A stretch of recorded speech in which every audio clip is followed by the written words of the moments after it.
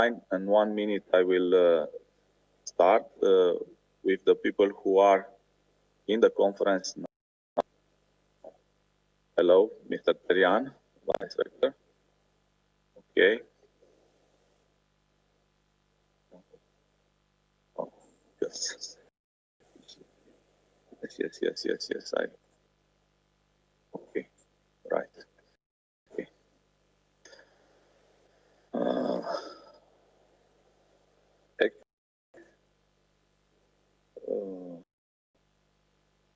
Is missing Mr. State Secretary and Stelian Brad. I hope they will join. Okay. Good morning, everyone. Dear guests, dear participants, dear dear Mr. Rector Sorin Radu, dear Mr. Vice Rector Andrei Terian, dear Mr. President of Senate Mr. Ioan Bondrea, dear Mrs. Manuela Catrina, and dear Mr. Radu Hasan, the personalities who are will discuss in the opening speech in this morning. We have also other two guests, but hope they will join. Thank you very much that you are joining this our conference. Welcome to Sibiu Innovation Days. Is a first edition of this conference, and hopefully will be an added value for our community. Just to present a little bit, few slides about the event that I prepared. Okay.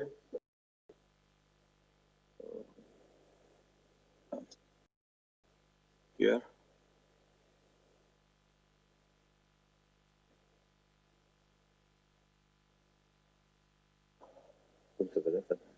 Yes. Maybe not.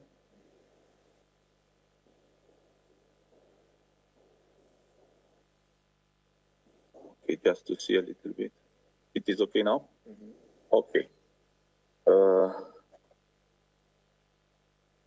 Welcome everybody to Sibiu Innovation Days, the first edition, which has the theme Digital Transformation, a Roadmap Towards a Smarter Society. I'm Adrian Floria, the host of this event, together my organizational team. I'm professor in computer science and engineering in Lucian Blaga University of Sibiu, and also director of Knowledge Transfer Center, Hasso-Plattner Institute in the Lucian Blaga University. And also I'm the member of the board of directors in Cluj IT cluster. Why Sibiu Innovation Days? Because it is a necessity for us. It's a joint initiative between Cluj IT cluster and Knowledge Transfer Center that want to bring together academia, academic environment, business, municipalities, and administration, the decision makers. We want to debate and shape the future of research, innovation, and knowledge transfer in many aspects of activities, especially in this crucial year. This event is closely related and follow the successful model of Cluj Innovation Days, and also is a crucial year, as I said, due to the unprecedented global crisis caused by this virus, COVID-19. But it is the moment to adapt and to follow the challenges, because during January 2021, that after 1 month more, the European Commission will launch the Horizon Europe, which want to strengthen the European research area. Our event was structured on 9 topics and more than 51 speakers that will discuss about autonomous driving, about digitalization, artificial intelligence, innovative partnership, smart health application, European challenges from research design and innovation, about future of work, smart city, and cybersecurity. We consider all these topics up to date and hot for this moment. As I said, we have main or the backbone of the conference is the section 1 of Sibiu Innovation Days, where will participate around 51 speakers from HASO Partner Institute, Professor Meinl, from European Commission, from Germany, UK, Belgium, Spain, and Romania, of course, from different cities from Romania, and of course from administration, if it is possible, from as we will see, from National Council of Digital Transformation or from the government of Romania. But beside the conference, we have also organized a hackathon that will start after 1 hour. Will be around 8 teams participated from different cities of Romania. We also invite you to see, to take a look to the innovative projects from our webpage, the section 3. And together with the partner Continental, we organize a workshop for programming cobots and AGVs. Our event we promote with the help of Cluj IT and colleagues from European Union to different channels and of course local channels, but especially professional from LinkedIn and the European Commission. Now I will only present briefly the people who wanted to or agreed to say a few words in the opening speeches. The State Secretary, Mr. Dragoș Preda, in the Ministry of Transport, Infrastructure and Communication. Professor Dr. Christoph Meinl, the Director and CEO from HASO Partner Institute in Potsdam, our supporter from many sides, let's say. Professor Dr. Habilitated Sorin Radu, Director of ULBS. Professor Dr. Andrei Terian, who is the Vice Rector and in charge with research and development and innovation in Lucian Blaga University. President of the Senate of Lucian Blaga University, Professor Ioan Bondrea. Professor Stelian Brad, which is the President of Cluj IT Cluster. Mr. Radu Hasan, who is the CEO of Smart Bill and board member of National Council for Digital Transformation in Romania, and Mrs. Manuela Catrina, who is the director of the Ovidiu Șincai European School. In the end of my brief introduction, I only want to say something for the speakers and for the participants. The first panel will start at 10 o'clock. Anyone who wants to ask a question after each presentation should send an email to the following address, event.sid@ulbscbu.ro, and we will forward this question to the panel, to the moderator of the panel. Also, the event is live. On the webpage, we have the live button, which is recording on the YouTube and sent it there. Please open the microphone only when you are invited to talk to have a smooth transmission. And now, thank you very much for this introduction. I will close my presentation. And I see, and I'm very happy that this Mr. State Secretary Dragoș Preda would like to say a few words for our conference. Please, Mr. State Secretary. Good morning, everybody. I didn't know whether it was going to be in English or in Romanian, so I'll switch on both of them regarding this brief presentation. I'm very glad to see Manuela Catrina among us, and I salute her. She's like a predecessor of mine, and also Professor Ioan Bondrea, but we just met. And he's a dear friend of my father, and I'm glad to see him here today. I know that he did remarkable things in the university in Sibiu, and hats off. I will be glad to the other counterparts for today's meeting. I also have among my team members representatives of IT class.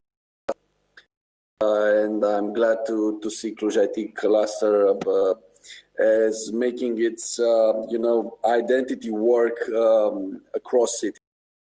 And hats off once again.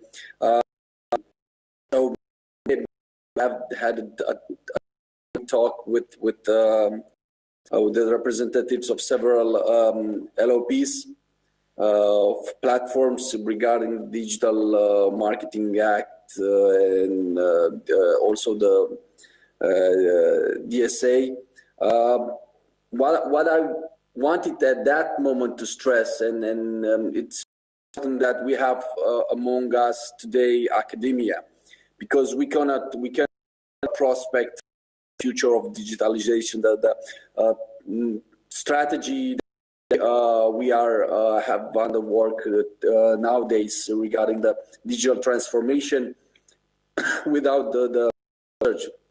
I even had a nice talk this morning with Adrian Curaj.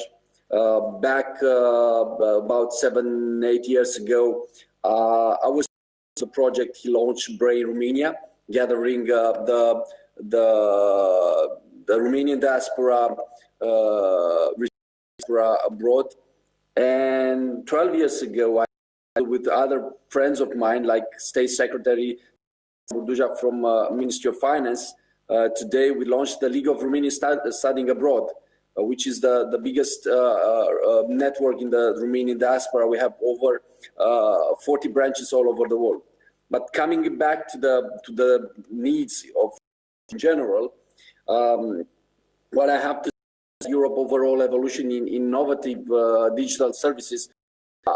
I guess there will be comments upon what I'm going to say, but this research done a few years ago by Romanian experts and Brussels experts. I just 2 days ago had a talk with Daria Tataj. Perhaps many of you already know Daria and the work she did, and she continues to do across Europe and globally.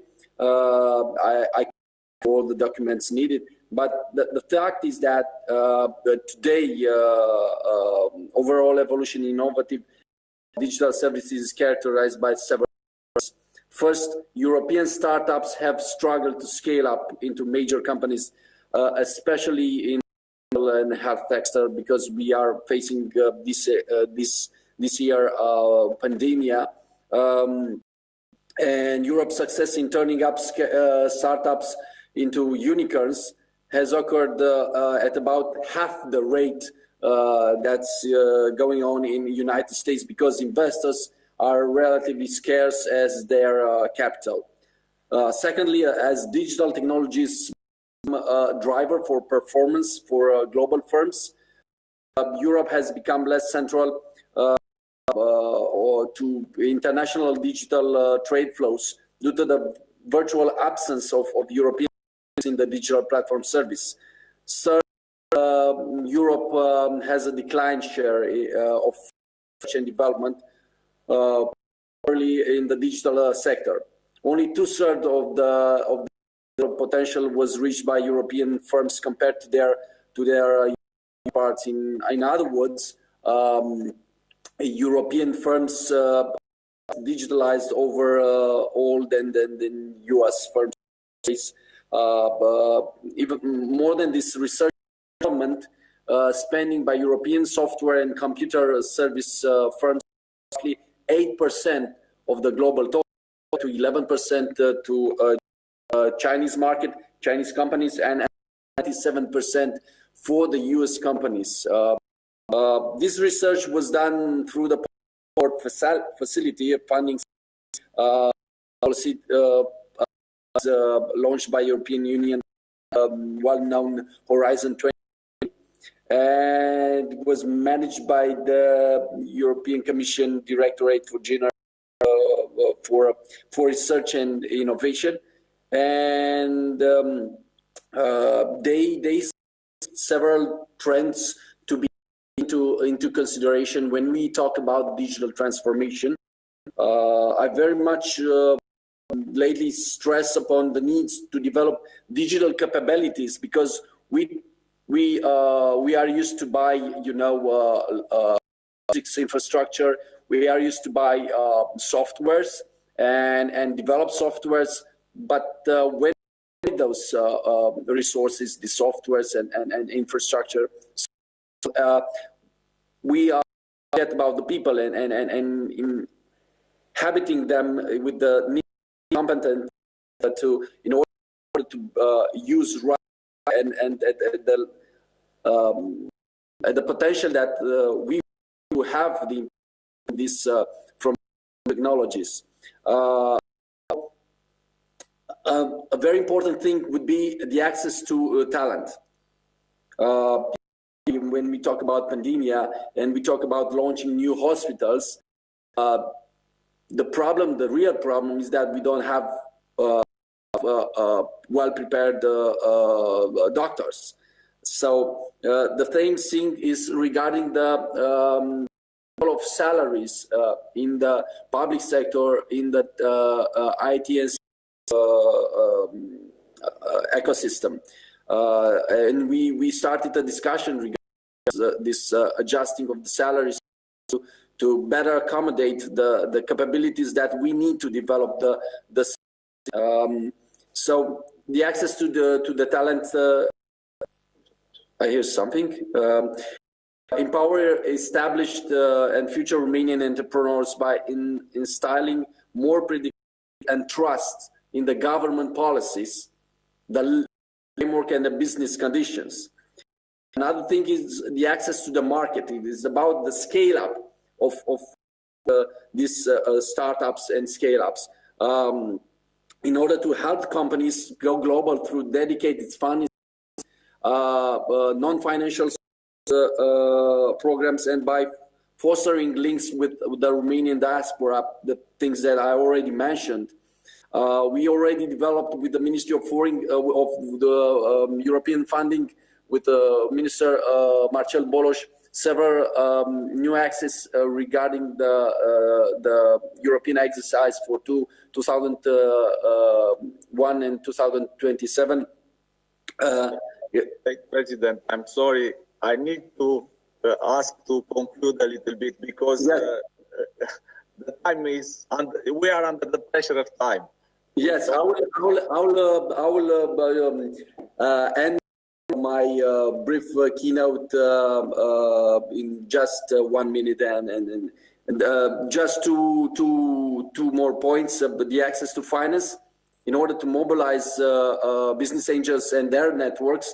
We are talking here also about the development of a law regarding the business angels and attract venture capitals and investors to help Romanian startups. And another one to catalyze this change in order to establish a Romanian entrepreneurship agency dedicated to the responsible for funding and of innovation and entrepreneurship and empower to induce the entrepreneurial culture in the ecosystem level. I already discussed with CONAF to launch a section regarding the women in tech to stimulate this trend among women, getting them involved in tech companies and in tech startups. And I already helped them connect them with the global networks in this respect. I thank you very much. Hats off for what you are doing, and I'm glad anytime to help and to. I need also your help because you are the market, you are the developers. We need to see all the aspects of this comprehensive ecosystem in order to better accommodate it with the right legal framework. Thank you once again, and hats off for what you are doing. Thank you very much, Mr. State President. Now I invite Professor Meinl to address his keynote, but also after that in a cybersecurity panel, Mr. Meinl will be our guest speaker. Please, Mr. Meinl. I want to show some. Yes. You can see? Yeah, for the moment, no. Present acum, it's in the right. Remember? Sorry, I try again.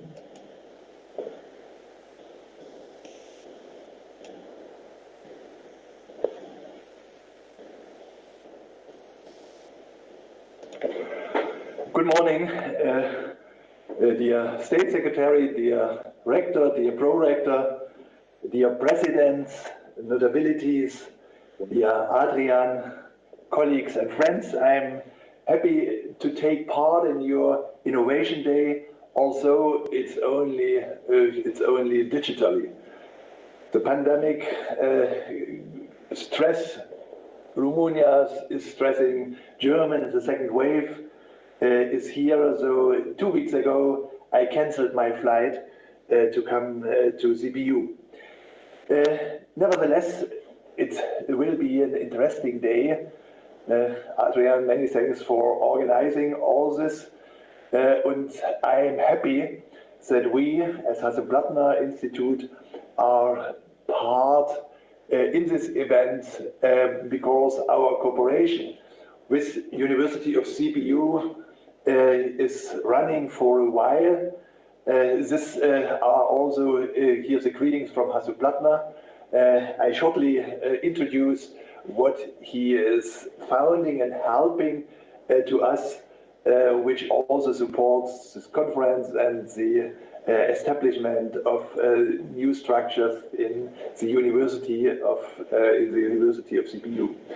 The Hasse-Plattner Institute in Germany was founded by Hasse-Plattner. It was his first activity in the educational area 21 years ago. It is a private finance institute which is connected to the state university. So we have about 700 students, so a small number of very well-selected students, compared to this big number of PhD students, 200 PhD students, not only here in Potsdam, but also in our HPI research schools in the US, in China, in South Africa, and in Israel. There is the School of Design Thinking. There are annually 240 students, and a big number of events and conferences. In this year, all things need to happen digitally.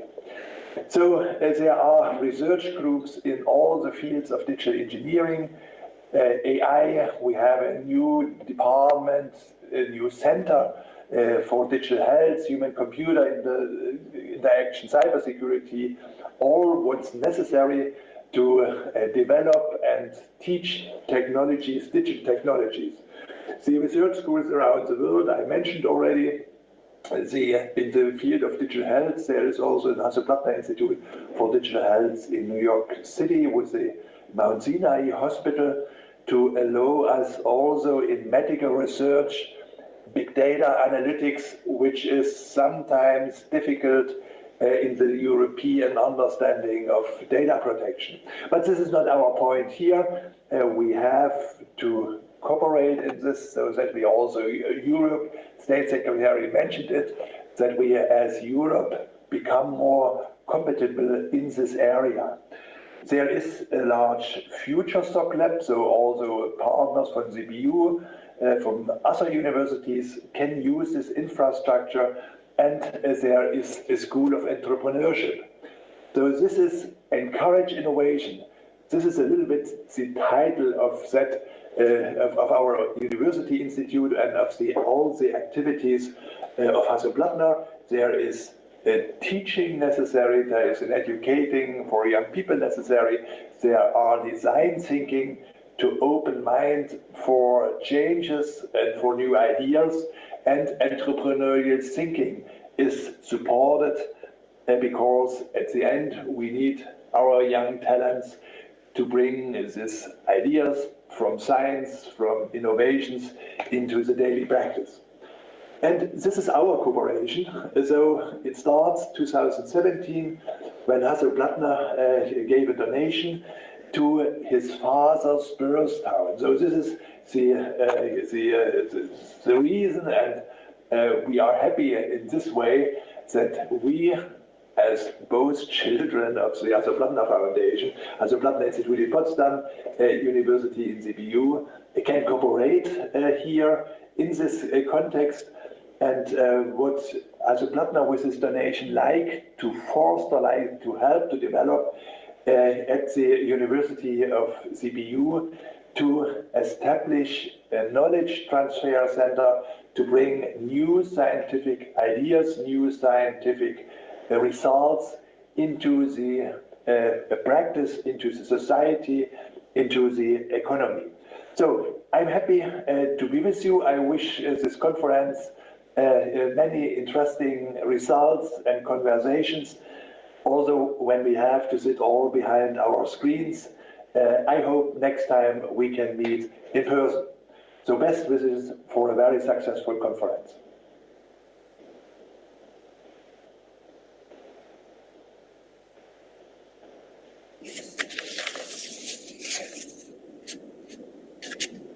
Thank you very much, Professor Meinl. Just close your present acum from the height of the... Okay. Now I invite Mr. Rector of Lucian Blaga University, Professor Sorin Radu, to address a few words. Adrian, thank you for your kind invitation. I'm not engineer, I'm historian, but I want to say a few words about this event. Sibiu Innovation Days is part of the series of scientific events organized by Lucian Blaga University of Sibiu with the direct financial support of Hasso-Plattner Foundation. I would like to convey my gratitude to Professor Christoph Meinl, Director of Hasso-Plattner Institute Potsdam, for participating in this event and especially for the trust he shows in the University of Sibiu. This event aims to bring together academia, business environment, and stakeholders at local, regional, and national level. The event closely follows the successful model of Cluj Innovation Days, which has proven over the years to be a collaboration platform designed to create a space for debate and collaboration between actors interested in bringing innovation in various fields. We consider that this event represents a necessity for Sibiu, for the university, for the companies in the area. We welcome the idea of bringing together all stakeholders working around the concept of digitalization, innovation, and knowledge transfer to a smart society and a better life. Challenges in society through emergence of digitalization in all sectors of activity, from industry, medicine, smart city management, smart and autonomous mobility, to change in the workplace due to the pandemic generated by COVID-19. The advancement in digital technologies, in artificial intelligence and cybersecurity, all these are current challenges faced by all members of Sibiu community, and which we believe will be approached at Sibiu Innovation Days. But this first edition of Sibiu Innovation Days, organized by Hasso-Plattner Knowledge Transfer Center within Lucian Blaga University and by Cluj IT Cluster, over 50 speakers, specialists from industry, administration, and from the European Union Commission for Research and Innovation, will be followed online by at least 300 specialists interested in the phenomenon of innovation. Specifically, the target group of the event are managers and employees of small and medium-sized companies from Transylvania, but not exclusively, interested in the process of digital transformation, entrepreneurs who want to discover new models of innovation and opportunities for collaboration, students who want to complete their studies with experience from the business environment, teachers and researchers who want to better understand the development trends of the IT fields, its impact on the factories of the future, as well as the requirements for new skills of employers in companies. I would like to emphasize the fact, known by most participants, that Hasso-Plattner Knowledge Transfer Institute within Lucian Blaga University of Sibiu is a non-profit organization with financial autonomy, which aims to develop and promote activities of education, scientific research, know-how transfer, innovation, technology transfer, and innovation entrepreneurship, as well as the promotion of values of science, culture, and civilization for the development of the Romanian society integrate in the European and international area, for the consolidation of knowledge-based society.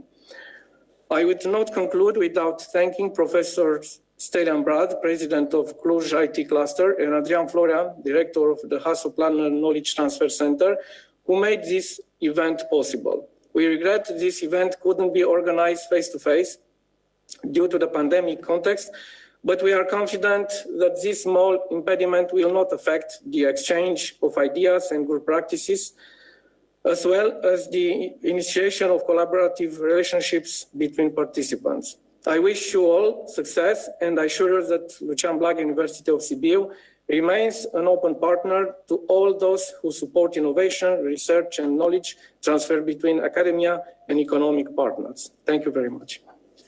Thank you. Thank you very much, Mr. Rector.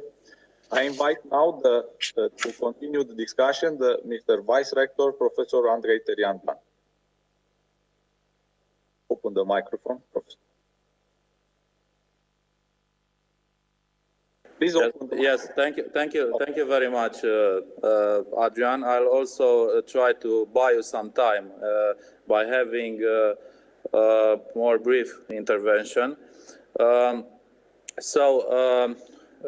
Ladies and gentlemen, I don't know if are there ladies here. I hope they are. Distinguished guests and colleagues. It is my pleasure to welcome you to our event, and I would like to start by congratulating Adrian and his team for organizing this event. I was impressed by the list of guests and participants, and I would also like to say that innovation is very important for us, is a key point in the management program of Mr. Rector Sorin Radu, precisely because, and I hope I won't offend anyone by saying this, it was a less developed sector in our university. But although we come from the area of humanities, Mr. Rector and I, we acknowledge the crucial importance of innovation in the development of a university, and we are committed to constantly support this side of our university. And I think a significant step was made in this direction with the foundation of the Knowledge Transfer Center, supported by the Hasso-Plattner Foundation. And I would also like to thank Professor Meinl both for the support he constantly gives us and for his actual participation to our event. But as I was saying, over the last years, and especially with the help of the Hasso-Plattner donation, I noted some significant developments in the activity of innovation at the Lucian Blaga University of Sibiu, and I am sure that this event is only the peak of the iceberg. What is actually significant will change in the next years. Precisely because through the Knowledge Transfer Center, we also started to fund 6 excellence research grants, which do not include only the activity of research and innovation, but also the formation of human resource. And I think it is fair for us to acknowledge that in this process of developing innovation, significant part has played also the former rector and current president of the Senate of our university, Professor Ioan Bondrea, not only by his management position, but also as a leader and as a researcher in one of our most dynamic research centers, which gained access to several funds of research from the European Commission. Last but not least, I'm also glad, and I would like to thank to the members of the state administration, the state secretary of the companies, and at the same time to the president of the Cluj IT cluster, Professor Stelian Brat, also for the confidence he has in Adrian by supporting him becoming a member of the board of directors of Cluj IT. And I'd like to see in this a sign of appreciation, of indirect appreciation towards the Lucian Blaga University of Sibiu too. So thank you all, and I wish you good luck in the development in your event. Thank you. Thank you very much, Mr. Vice Rector. And I invite now the President of the Senate, Professor Jan Bondrea, to address your words. Thank you, Adrian. And I want to congratulate you for your well-done job in organizing this event. Good morning, everybody, dear colleagues, dear friends. I'm very glad to be here together in difficult and tough period. But first and foremost, I would like to welcome all participants and wish the best of luck to the proceeding of conference, as I say, particularly under these special circumstances. Sibiu Innovation Days is an understanding scientific event organized by our university in view of identify the most appropriate means and processes of organizational digitization. Innovation is the prerequisite for the academic community as higher education institutions generate knowledge and act as drivers of development for present and future societies. A research interest in the field of high-end and state-of-art technology at the Faculty of Engineering has been acknowledged nationally and worldwide due to the research project and poles of competence represented by the university teaching staff and researcher. Quite recently, the center set up of our university, leveraging administration and business for the smart community, Lab4Com, an ecosystem made up of 27 organizations, has been included in the national selection for the European Network of Digital Innovation Centers.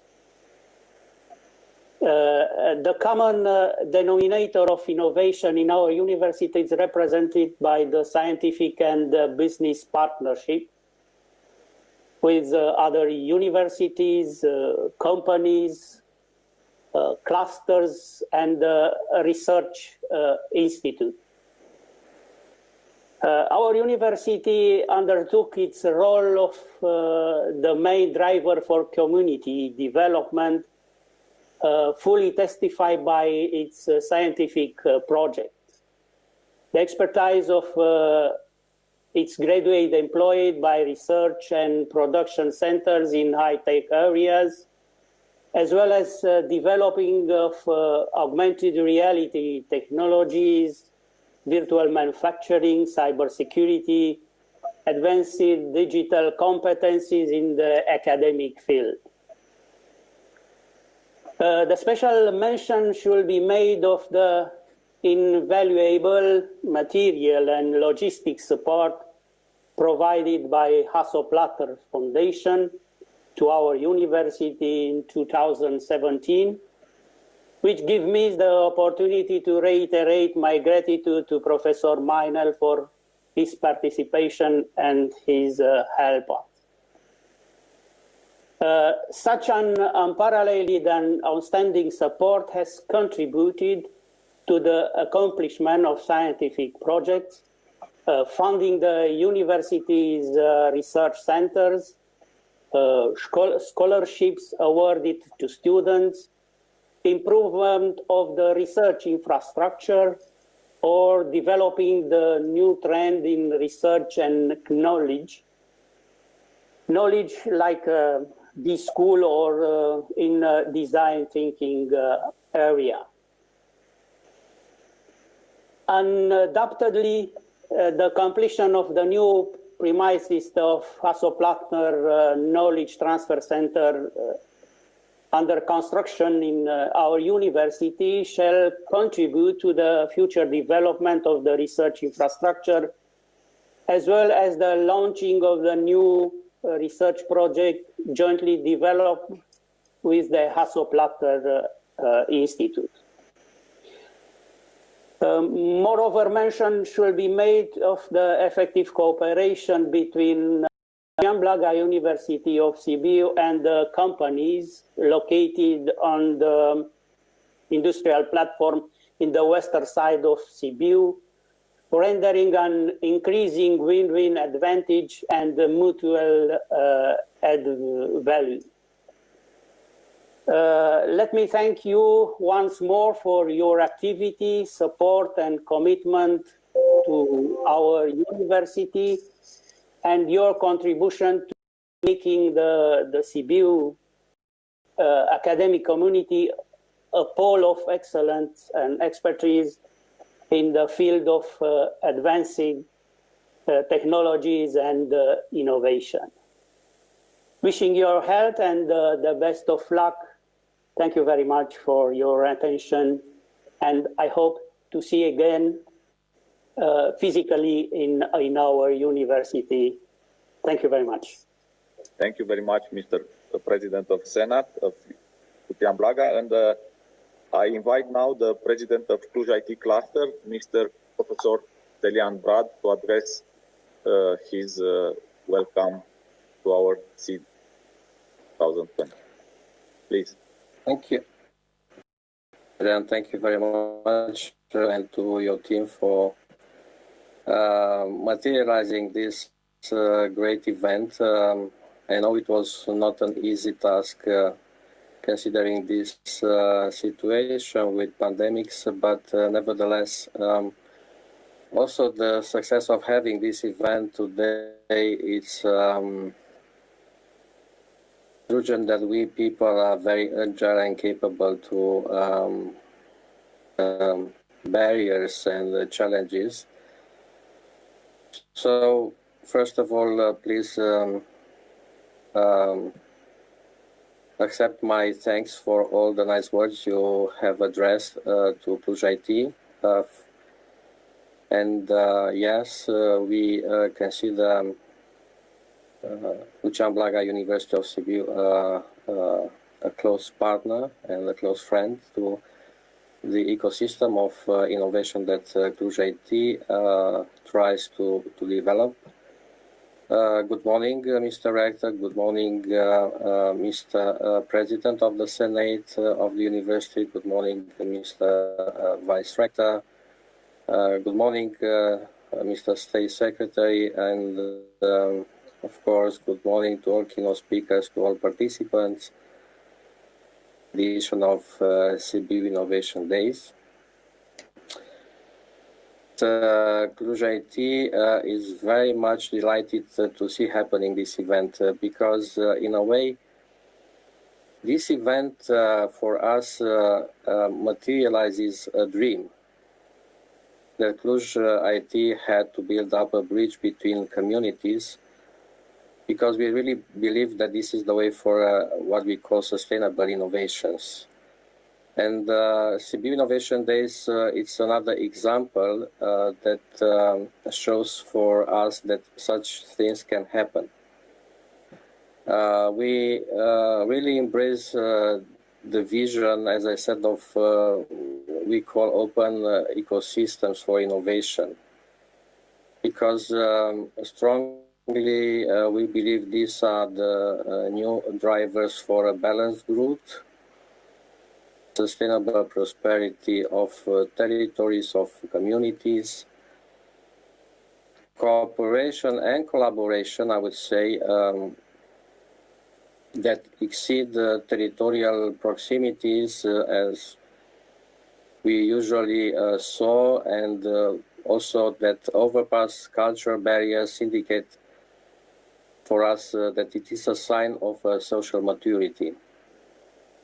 Of course, smart strategy based on open innovation and connectivity between ecosystems that evolve in different contexts and in different situations can open doors for, I would say, unexpected possibilities. Can lead to, say, a multi-layer progress in a more resilient and in a more sustainable way. IT as co-organizer of this event, but also I'd like to add the presence of Lucian Blaga, University of Sibiu, as member of Cluj IT, shows more than an affinity of values of these two institutions. I like to say that it shows that the model of functional and synergy cooperation is much more competitive than the model of competition, because it brings value added for all partners. And in fact, this is one of the most important ideas we Cluj IT want to share here with you with this occasion. Of course, beyond the fact that Sibiu Innovation Days is an event about innovation, and more specifically about innovation with the support of digital technology, it is by itself an example of institutional innovation. Remote ecosystems for delivering a better solution for the local need. Happy to see in this event a mix of speakers that will share with us both, I would say, international perspective, but also the perspective which comes from Cluj-Napoca and from Sibiu about digital transformation. We know that transformation is a marathon.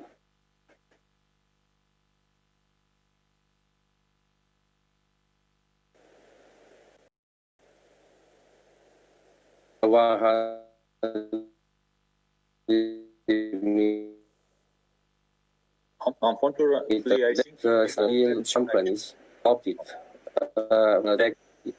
Sorry? It is a bad connection. Is it bad now? We hear you, but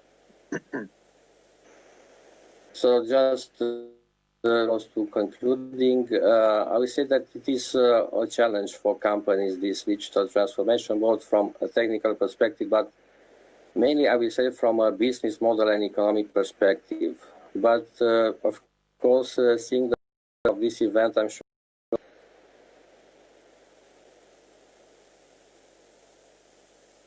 the presentation of this event. Thank you very much, Professor Brad. Unfortunately, the last words we didn't hear you well. The debates and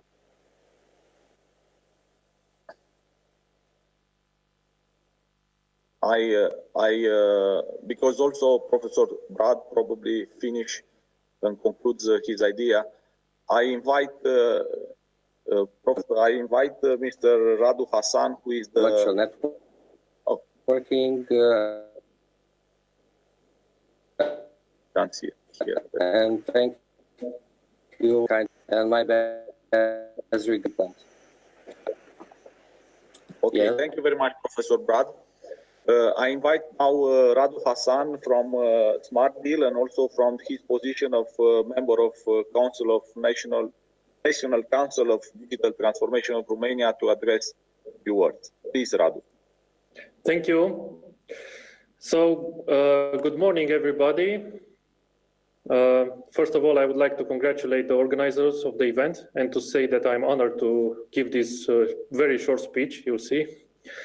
So 14 years ago, I graduated computer science at the Lucian Blaga University. I actually had Mr. Florea and Mr. Brad as professors. And I started my own company together with Ioana, who was still a student at the moment, and with a good friend from high school, Mircea. And I believe we know a thing or two about digitalization because we were pioneers in digitalizing the Romanian small and medium enterprises. We started with the basic invoicing solutions many years ago, but we kept innovating and evolving. And at the moment, I can say we have an entire cloud ecosystem that helps more than 10% of the Romanian SMBs optimize their processes. So our customers issue and deliver tens of millions of documents yearly and generate over 5% of the Romanian GDP. I mentioned this so that you see that we have a bit of experience in the process of digitalization. Now back on the main topic, the digitalization of Romania. I strongly believe it is not a choice, but a must. And we must do it now. We have a huge opportunity and we cannot miss it. I would say that the digitalization of Romania is at least as important as building highways. So I think everybody agrees that Romania needs highways, but the return on investment would be higher in the case of digitalization. We need less money, we have the resources, and the return would be huge. It can be a giant leap forward for Romania, and it can transform a weakness in a strength. Because we have to be honest, at the moment, many of the government institutions are in the Stone Age regarding digitalization. I would give example just of the National Gazette. Basically, all the laws get published there and all the main changes in the companies, and you have to use OCR to parse it because it's just a scanned PDF. So it was just an example of there are so many things that can be improved, and I heard the concept of a digital highway that would unite all the government and the public institutions and transfer the data between them, and I think we need that ASAP. So I guess my message is an actual call to action, because there's been a lot of talking in the last years about digitalization, but few steps have been made in the right direction. So now is the time to do it. We need to move 10 times faster than we did until now. We need to build together a strategy and act now. So that is my message. Let's get to work. Thank you. Thank you very much, Radu. And now I invite Mrs. Manuela Catrina, which is a former colleague of mine and Lucian Blaga product, let's say, and now is the director of Ovidiu Șincai European High School. Please, Manuela. Good morning. Thank you, Adrian. Good morning, everybody. And I'm glad to be here as an alumni of Lucian Blaga and as a Sibiu citizen. Speaking about digital transformation from the viewpoint of the government. So I will try to do in the very short time that we still have, touching 2 points. Why Sibiu and why the government? I would start with the government. Sibiu is, I think, more easy. Speaking about digital transformation, steps were done. I was listening to Radu, and we all know how the ecosystem of the government works. But rather to look on it in the right side, we look on it very schematic. And usually when we speak about digital transformation, most of them speak about platforms. Rather speak of all the other three components of the digital transformation that we touch, or we touch less. I must get to the Ministry of Communication. My experience was to be the only person that has a computer science background there. And I'm looking to Dragos, and I know that they still have the same deficit of people who don't have a background. I mean, I don't speak as a only dignitary, only elected person there, but I also speak about don't having an IT person in the ministry that was dealing with communication and digital transformation and so on. So getting to the digital transformation, we need four things. We need people. Before, we don't have them, mainly because we also outsourced during the time everything we had. We need people. We don't want them. Usually, new procedures, almost every I think, okay, it's good what we have. It's hard to redo procedures. We need policies. Here we wrote some strategies. If you open every ministry in Romania a closet, you will be crowded with fall out of the closet, but never applied. So, and we got to the platforms. Usually that's the first, we start with it. And usually we have platforms that are over expensive and if they work, people don't use them. So this is the framing that we work, and we want to do digital transformation. But because we are in an academic format, I would want to raise a few questions about, because the government as we know it, the government now is designed, I'm looking around, we have so many people that have the background in history. It was designed 200 years ago in an industrial area. The government is not designed for this technology. And this hinders everything we want to do in order to change it, because digital transformation, it's not about digital, it's about transformation and change. And change management, and here the companies are than the government has. So if you look on the government, if you want to redesign it, what do you want to keep? What's a vision? What is within the vision and the that it is in place now? What the capacities we need to build? What structure we need to destroy? What institutional we need to reconstruct?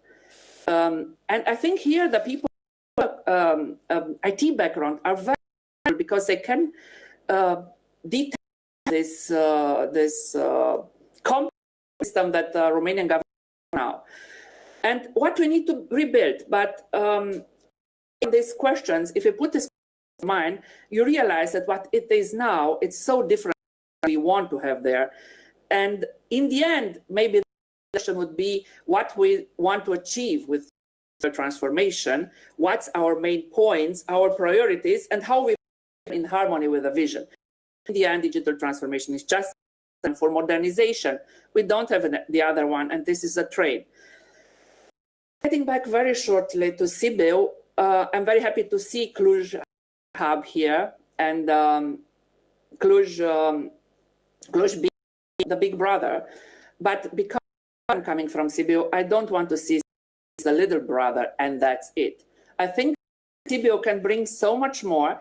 And if I say Cluj, I say innovation, startups, it's very easy because they let their Transylvanian walls down and learn that they have to do it together and open up. If I say Iași, I say creative industries, I say creativity, it's easy. If Bucharest is a different liga, but Sibiu needs to look on the cities that are similar to it and create its new profile. And I think it has to get back to his industry background, because Sibiu and Mediaș historically are industrial cities. So if we speak about 5G, for example, the new buzzword in the room, I think Sibiu can bring that use cases that we need in order to get 5G more than watching faster movies on the phones. It can bring the IoT. It can bring the industrial use cases. And I think I would bet on agriculture, even if it sounds odd in a technology conference, because I think that would generate very fast use cases. And also, I want to end saying something that I didn't hear mentioning today, but I think it's important. Romania is, 3 years ago, Romania said we are going to host the European Cybersecurity Competence Center in Romania. It was out of the blue, in a conference, we say we want it. After 3 years, Romania has put their candidacy in a couple of days. In fact, next week, the technical decision will take place in Brussels, and in another week, the political one. And I would want to ask everybody around, be it from Sibiu or outside Sibiu, to support this candidacy, because I think for the Romanian ecosystem, innovation ecosystem, academic ecosystem, it's so important to have a competence center in cybersecurity in Romania. We missed the Galileo Competence Center, but I think, and we had the best technical plans, but we lose it politically because some smart people decided to do some stupid thing before the political decision. But I think now with cyber, we have the chance to get it. So thank you very much. Wish you a lot of success and looking forward to listen to the new Sibiu innovation. Thank you very much, Manuela. Thank you very much for all keynote speakers indeed this morning. Thank you, Professor Meinel. Thank you, State Secretary, Mr. Dragoș Preda. Thank you, Mr. State President and the Vice Rector and Radu. And we meet together with some of you. If you have time, please follow the whole days and tomorrow until the lunch, the meeting. And now I will close this part of meeting with the registration. Please don't leave the people from artificial intelligence, because you will be here in this moment. But I invite to close the camera for the opening speech participants and open the camera for the artificial intelligence banners. Thank you very much, and see you later a little bit with some of you. Thank you. Bye. Okay. Bye. So I invite now Mr. Viorel Bota to be in charge with the rest of the speakers. I thank you, Paul, that you open your camera also, and I leave you 2-3 minutes with my colleague Remus Brand, because I need to open the hackathon, the section 2 of our conference. Mr. Viorel Bota, please, you are in charge. Please take care of the time. Don't spend much.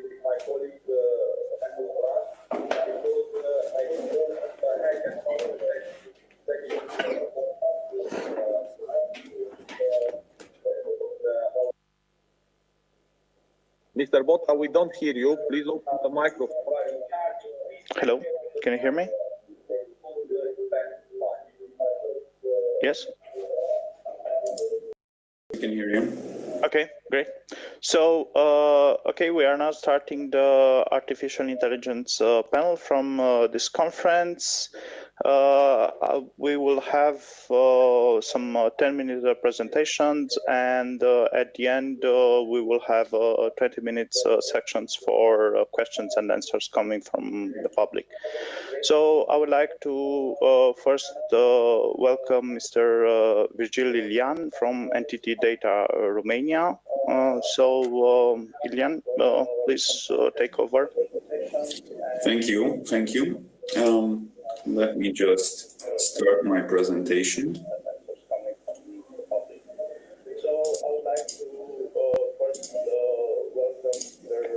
Virgil Ilian from Entity Data Romania. So, again, please. Okay. I hope everything is working correctly. Thank you for the introduction. My name is Virgil Ilian. I'm here to talk about AI, especially AI for organizations, and how we can live with it and how organizations can live with it. It's a topic I'm quite passionate about, and it's also a topic that's very relevant to today's world, especially in Romania. The truth is that AI is now going mainstream. It's no longer a question if I need AI in my organization, but of how AI will change my business model. It is undoubtedly a part of any digital transformation effort. And as we know, Romania is right now going through a whole digital transformation process. Entity Data conducted a study that highlights this in collaboration with Oxford Economics. It's called AI Accelerated, the Great Shift to Artificial Intelligence and Automation. I actually invite you to read the study in full. It's freely available online. And what this study highlighted was that even before the pandemic, the pressure was, there was increasing pressure to accelerate the adoption of artificial intelligence and automation. The pandemic actually hasn't slowed this trend down. If anything, the pressure on companies has increased. We've seen that 2020 has been a year of overall trend acceleration. But what are we really talking about when we say AI, artificial intelligence? When you hear someone talk about AI, are you thinking of the Terminator? Some people are actually afraid it will terminate their career, but really AI is just another form of software. Like any software, it's a tool that enables us to work more efficiently. And we already use it every day. Most of you personally use AI applications in the form of digital assistants, smart features in cars, and especially in phones. And I say it's a form of software because the way AI is developed is fundamentally different from the traditional ways of software development. To build an AI, we need data. There is no AI without large amounts of data to train it on. That means that good data is a valuable resource. I say good data because humanity generates enormous amounts of information every day, but not all of it is useful. AI solutions are best suited for focused problems, so sourcing enough data that's relevant to a specific problem might be actually a difficult task. The common question is that I get when I introduce this topic is how much data? But if you look at data as a resource, is that really the question you need to be asking? If you run an electricity generator, do you ask how much fuel will you need for it to run? Or do you ask how much power it can make? So how much data do you need? Really, as much as you can source. You can imagine that data is the fuel for your AI generator. Fortunately, there are already wells that produce data in organizations, especially established ones. They just need to be tapped. Failing to tap these resources means lost opportunities. But the process of unlocking the value in your data with AI is not a straight shot to productivity that many of us would like to see. Adopting AI is an exploratory process, and ultimately it yields returns, especially in terms of competitiveness and innovation. The way to do this is to analyze where people inside an established organizations already interact with data, and then work to collect, curate, and then explore the possibilities of that data. Ultimately, leaders and people inside the organizations have to be aware that AI will speed up innovations, but in the medium to long term. And speaking of organizations, just like in the common life examples, there are examples of existing AI usage in organizations too. For example, common office tools implement AI to some degree. You can see a few examples on your screen right now. Of course, these are third-party solutions. They're AI products that other companies are offering to other organizations. So the idea is that we already coexist with AI. So let's take advantage of its full potential. Any organization can really leverage its own data to create AI. Does that mean, though, that we are replacing humans with robots? This is a controversial topic. It's been a controversial topic for the last decade, at least. Of course, we can trace it back even further than that, the start of the Industrial Revolution, when workers were destroying machines for taking their jobs. It seems every generation somehow revisits this argument, but thankfully, this means we already have quite a lot of data about it. So if we look at it, if we look at generational data, is that the truth is that it's always been, technology has always been a job creator in the medium and long term. So far, it seems AI follows similar trends. So artificial intelligence doesn't really replace the human. It just makes humans much, much more efficient. It is an extraordinary force multiplier. And since it is such an extraordinary technology, it also comes with some extraordinary caveats. As mentioned, AI is built using large quantities of data. We say it is trained using data. So the end result is often a black box. We can evaluate its inputs and outputs and tune the performance until we are satisfied, but it's not immediately apparent how the mechanism functions. As such, it's hard, or very hard even, to precisely predict how a program will act. Strange outputs are often observed by human operators. This was a significant part of the entity data analysis report. And as you can see, not only were the employees noticing weird data in our research, weird behavior, but also executives were noticing weird behavior in their AI.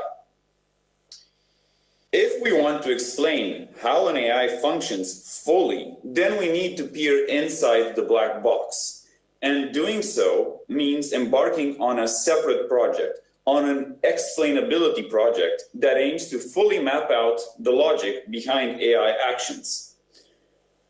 This is actually resource intensive. It's a resource intensive endeavor overall, but it's sometimes necessary for some applications.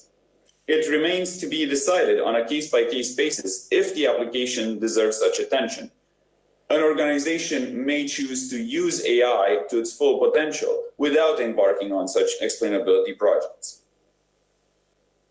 So I want to end this by asking a more philosophical question. Where does it stop? What's the limit of AI evolution? Are we creating these complex programs that just increase in complexity forever? And does that risk leaving us as humans behind? While that's an easy conclusion to draw, the reality is far more mundane. Both from a business and a technical perspective, developing AI requires a lot of dedication and ingenuity.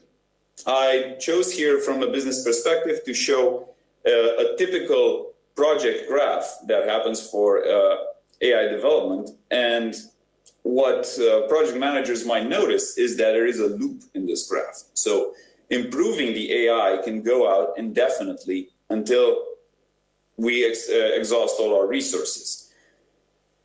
So really, it's created AI, it doesn't just appear. AI is something that's created on purpose by organizations of people that work iteratively. They create better and better tools to tackle bigger and bigger problems. Where that ends and how we manage that is up to us. I think that's all the time I have, so I will end here. Yes, thank you, Mr. Ilian, for your presentation. I will continue with my presentation now.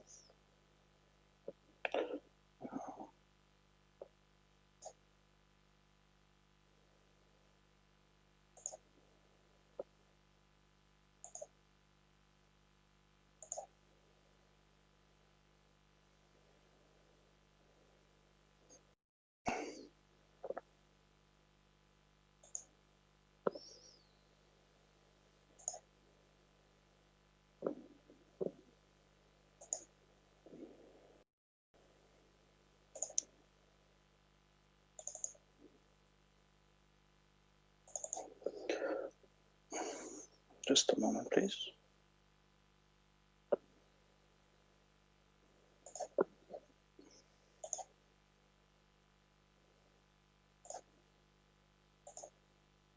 Okay, so my name is Virar Bota. I am working for R&D in Continental since 2007. And as you probably already know, Continental develops automotive system control units that are used by the car manufacturers to implement various car functionalities. Since the location in Sibiu has both R&D and production facilities, there are a lot of use cases where we can use AI to improve our work products. So for today, I would like to present you one of these use cases, meaning how we can use big data evaluation to improve the quality of testing in automated environments. Okay, so I will start with the reason we need this. So one way to test control units we are developing is by simulating input data and checking that output data generated by our control units match what the customer is expecting. However, a control unit can receive thousands of input signals each second. For example, a control unit that we are developing today could handle up to 9 gigabits of data each second. And these control units are expected to run for several years without a power reset. Even more than this, the input signals that the control unit is receiving while it is mounted in the vehicle are correlated to each other because these values represent the state of the vehicle. So it is very difficult to simulate in the laboratory the real world conditions that the control unit can encounter once it is mounted in the vehicle. In this context, validation algorithms running in a laboratory would miss most of the sporadic errors caused by complex interactions after long periods of time. That is why we also deploy validation algorithms while the control unit is mounted in the vehicle.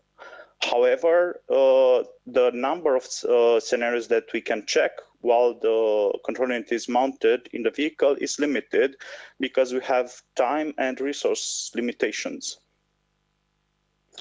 So to tackle these challenges, we deployed a system where we lag all the network communication of control unit, and we then store all this data in a database. Because the data is stored in the database, we can deploy multiple analysis algorithms in parallel while verifying real-world scenarios that span for long periods of time. So at first, we started by deploying some of the classical algorithms that we already developed in laboratory conditions. Here are two examples of functionalities that we check. So for example, here the control unit is receiving free input data signals and is using part of those data signals to assemble an output data signal. But it can happen that a certain data signal that is required at the input arrives multiple times before one output is generated, or it can happen that some of the input data is missing. And these are cases we already cover with our classical validation algorithms. Another typical use case would be the functionality implemented by using a state machine design. And here we would check that every transition would lead to a desired state. So there are no phantom states that are unexpected. And we could also check that invalid transitions do not occur. I would like to highlight that all functionalities in the control unit are designed to implement simple, predictable behaviors. The complexity is generated by the fact that all these functionalities interact with each other in real-world scenarios. And validating the control unit for all possible input data combinations would take so long that we would never finish. This is reflected by this graph here. So at one point, implementing additional tests would become so expensive, and it would drive the price of our products to levels that are unacceptable by the market. Another basic testing principle is defect clustering.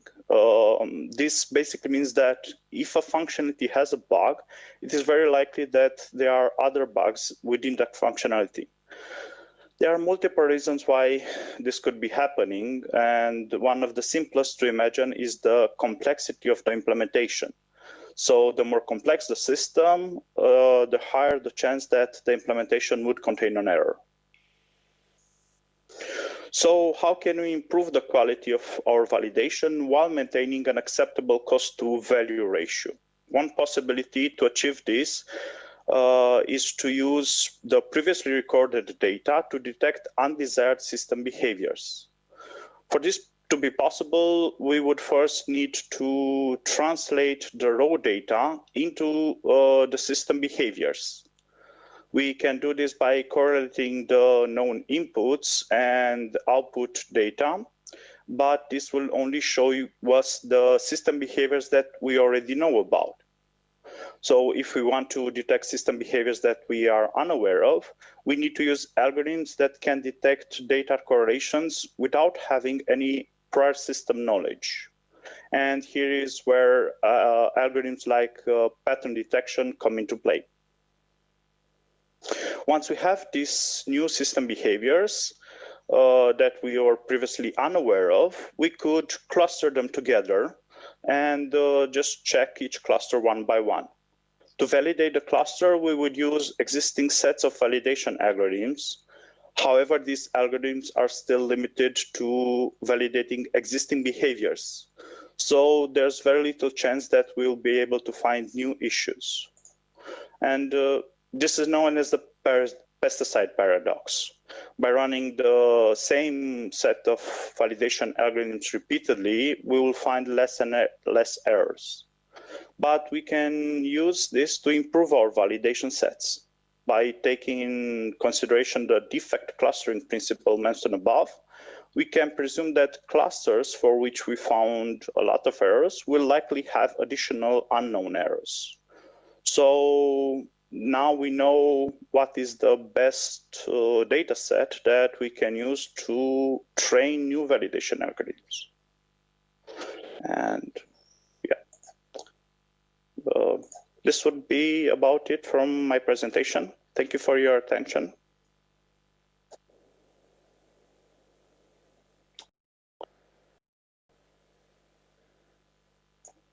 And now I would like to give the word to Mr. Ciprian Cândea from Ropardo for his presentation.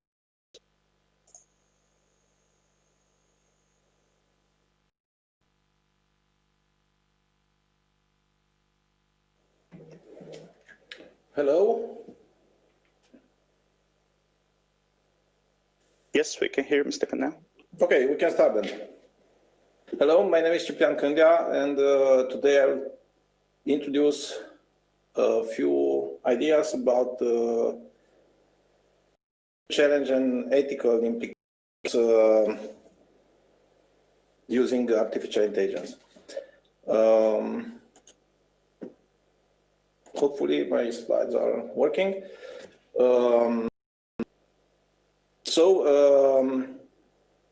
I'm graduated at University Lucian Blaga, and many years ago I started as an entrepreneur. My journey started with artificial intelligence, where I obtained also a PhD degree some years ago. I had a slide here about artificial intelligence timeline. that I consider that it's interesting to be analyzed. Maybe some of you want to check over the internet.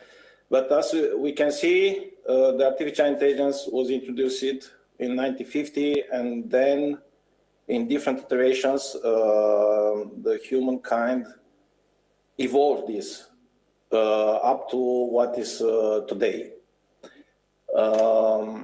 My personal journey, as I mentioned, started very early in past, and then we made several steps here in Sibiu with university, and then with my own company.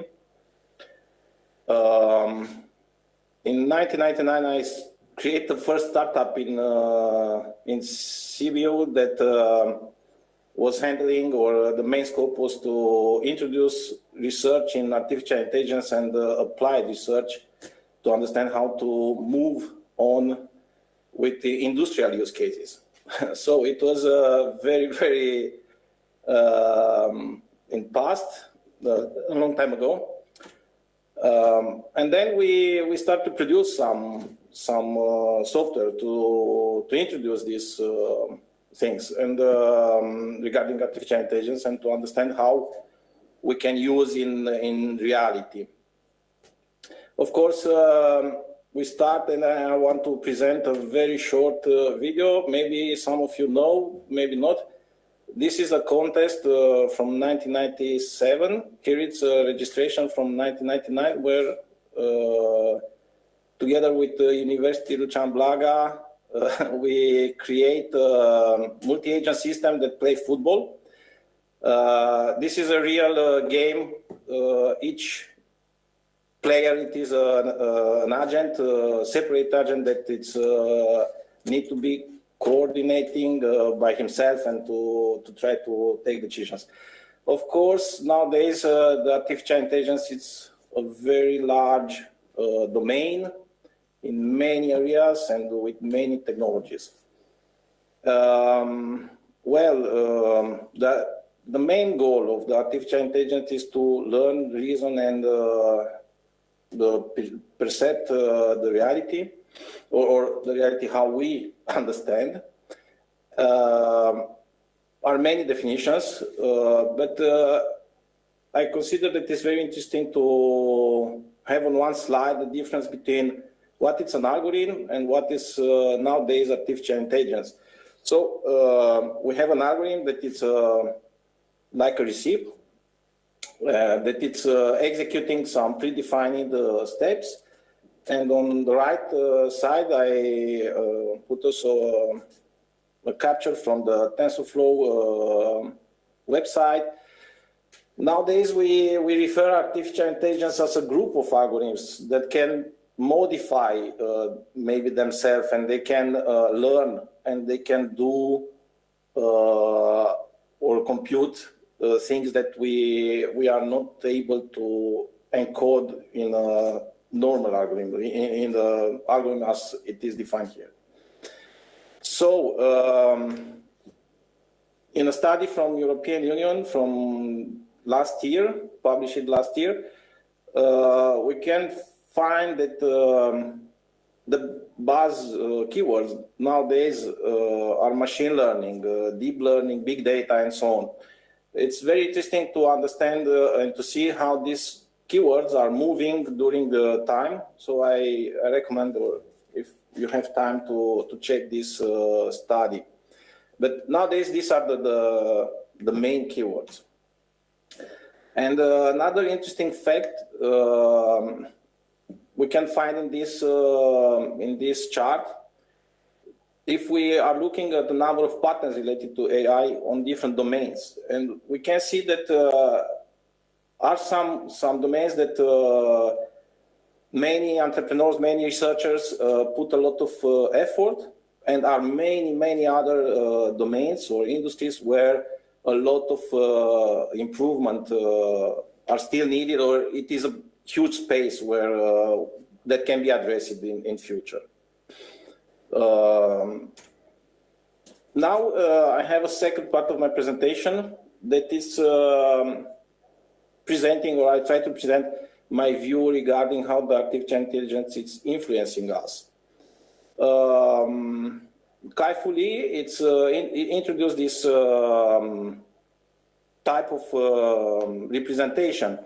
On the left side, we can see that we have different jobs or activities, human activities, that can be optimized in his view. And on the right are jobs that can or need more creativity and strategy.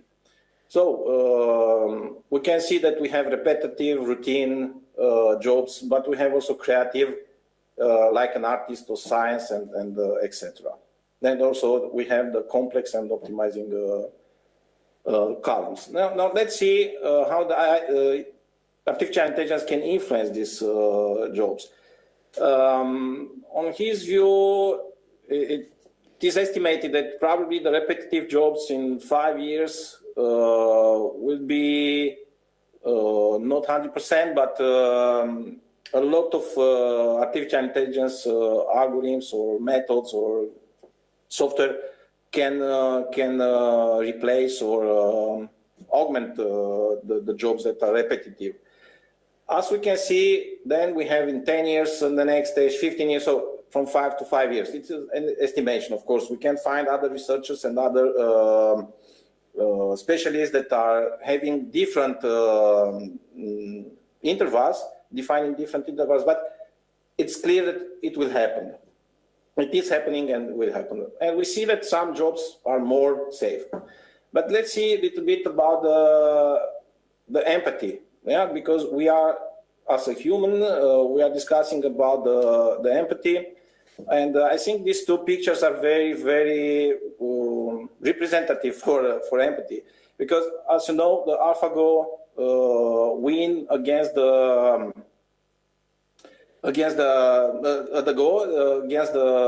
world champion, but it was not able to see that AlphaGo it was happy. Instead, we see the human participant to this contest that was really, really affected. Let's see another chart where we can that represent the compassion needed, and what jobs are not. Maybe you don't need so much compassion, but anyway, all the jobs will be influenced by the artificial intelligence in a degree, and also in the time zone. So we can see that some jobs can be replaced maybe 100% automatically by the AI, but some parts need to work with the human. And this is the chart after we apply this methodology. So we can see that probably we will have activities where human and AI will work together in a very high degree, or also also parts where AI is the core and human is assisting the AI. So probably this will be the future, as we can see now. But I have also 2 slides about the ethics in this joint venture, let's say, between AI and the humans. Ethics is very difficult task also for us as a human. We have different opinion, different statement, and different interpretations. But for sure, we are some layers that we need to address when we are programming our AI, like the bias. The AI must be able to explain the decision, to be harmless, to understand what is the economic impact and who is the responsible of the actions. On this slide, I have more details, but of course, we all know the bias related to gender and race. It is a top concern in using the AI. But if we remember 2 slides before, we need to understand where we put the AI. Should be autonomous, should be assisted by human, or should work with the human. and so on. We can pass through all these 5 elements that are on my slide here. Of course, one interesting aspect is the harmlessness that could be the idea to implement somehow inside of our AI tools the Isaac Asimov, the 3 law of robotics. But all these are somehow in the theory, and we need to understand that the ethics of AI and the ethical AI, it's a very complicated topic, and we need to address it with responsibility, because we can damage our society or in different ways. As you can see here in my slide, we need to understand probably this or many other layers in our life. Of course, the AI at the end of the day, it will work with us. We need to adapt to these tools. We as a humankind, we adapt to different technologies that we invent and we introduce.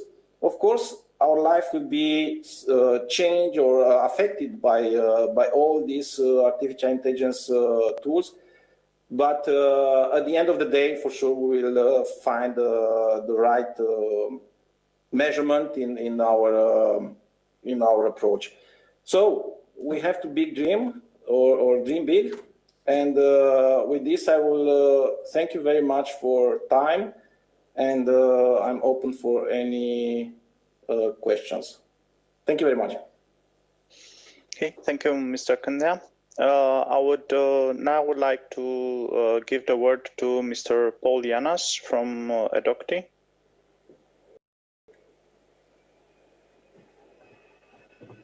Hello, everyone. Hello. Can you hear me well? Yes. Okay, so my name is Paul Yanas. I am and I would like to present a topic for advanced computer vision. It's use deep learning to solve complex computer vision problems, and it will be pretty technical, I think. So just a few words about us. We are doing autonomous driving since 2016, and we are working with basically autonomous driving and V2X, vehicle to everything. And in this presentation, I would like to give you an overview about some of the computer vision tasks. And I will concentrate only on 4 of them. So basically, classification is the most classical one. You want to classify a single object inside an image, but I'd like just to give a short overview over the 4 other ones: semantic segmentation, classification and localization, object detection, and instance segmentation. Because these are topics that are pretty important in all sorts of projects, including autonomous driving, because of course perception is about 60 to 70% of the problem. Okay, so I will start with the first one, with the semantic segmentation. In semantic segmentation, you basically don't perform actual object detection, but you actually want to classify each pixel of a certain image into its class, right? So, for instance, you have pixels of cars, pixels of trees, pixels of roads, and stuff like that. So that's the problem. And of course, semantic segmentation helps you to do that. And there are certain ways to do it, and I will present some of them from historical perspective. So the first approach was to classify each pixel of the image. So you have one class per pixel. That's what we know, right? And the initial method was to build a classifier for each pixel. So the input is a small neighbor for each pixel.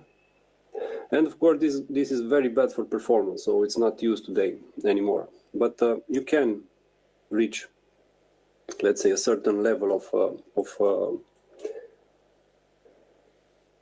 of good classification for every pixel. The second method, it's means running the image through convolutions, right, that increase the feature depth.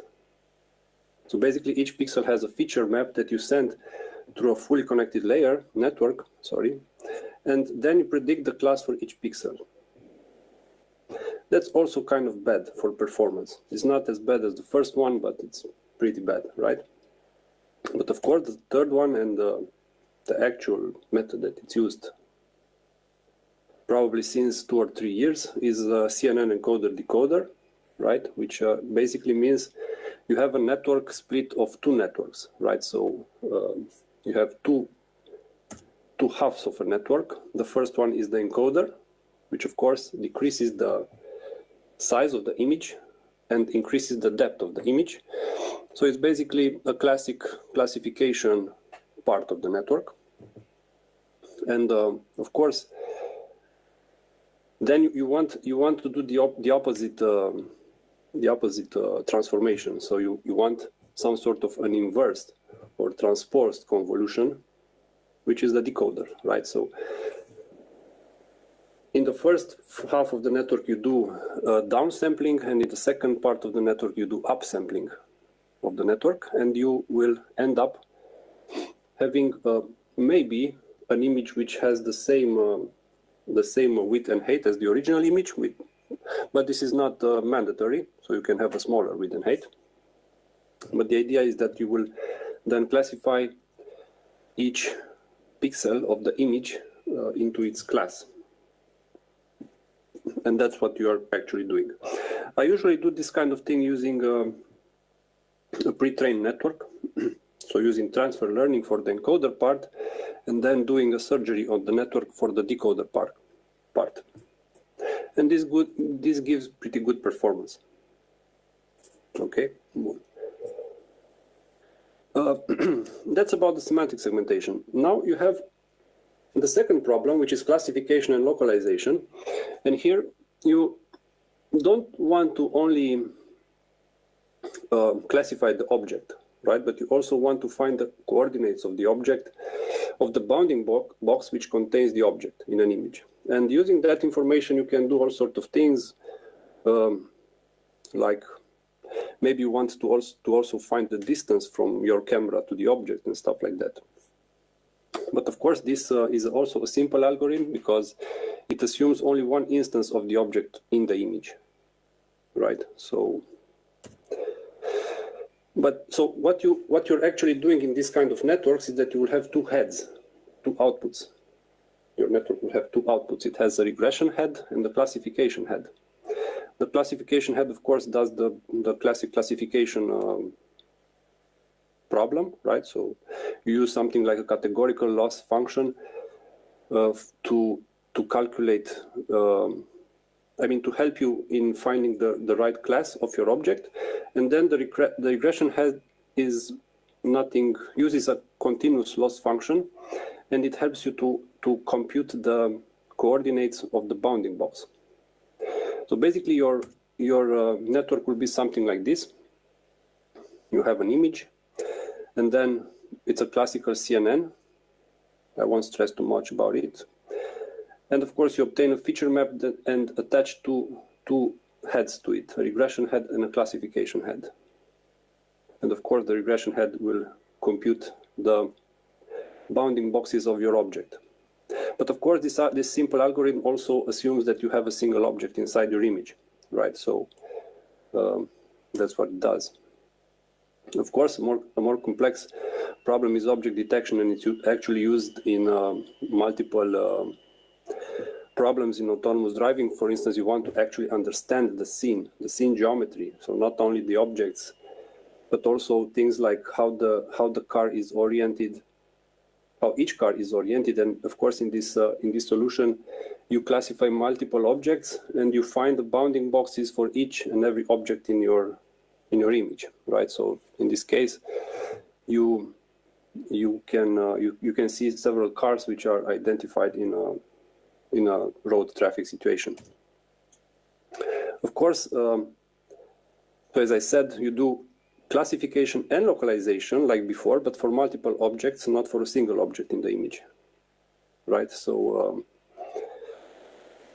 here are also multiple methods. The first one was using multiple random crops. So you want to crop the image randomly, and for each crop you do classification and localization like we saw before.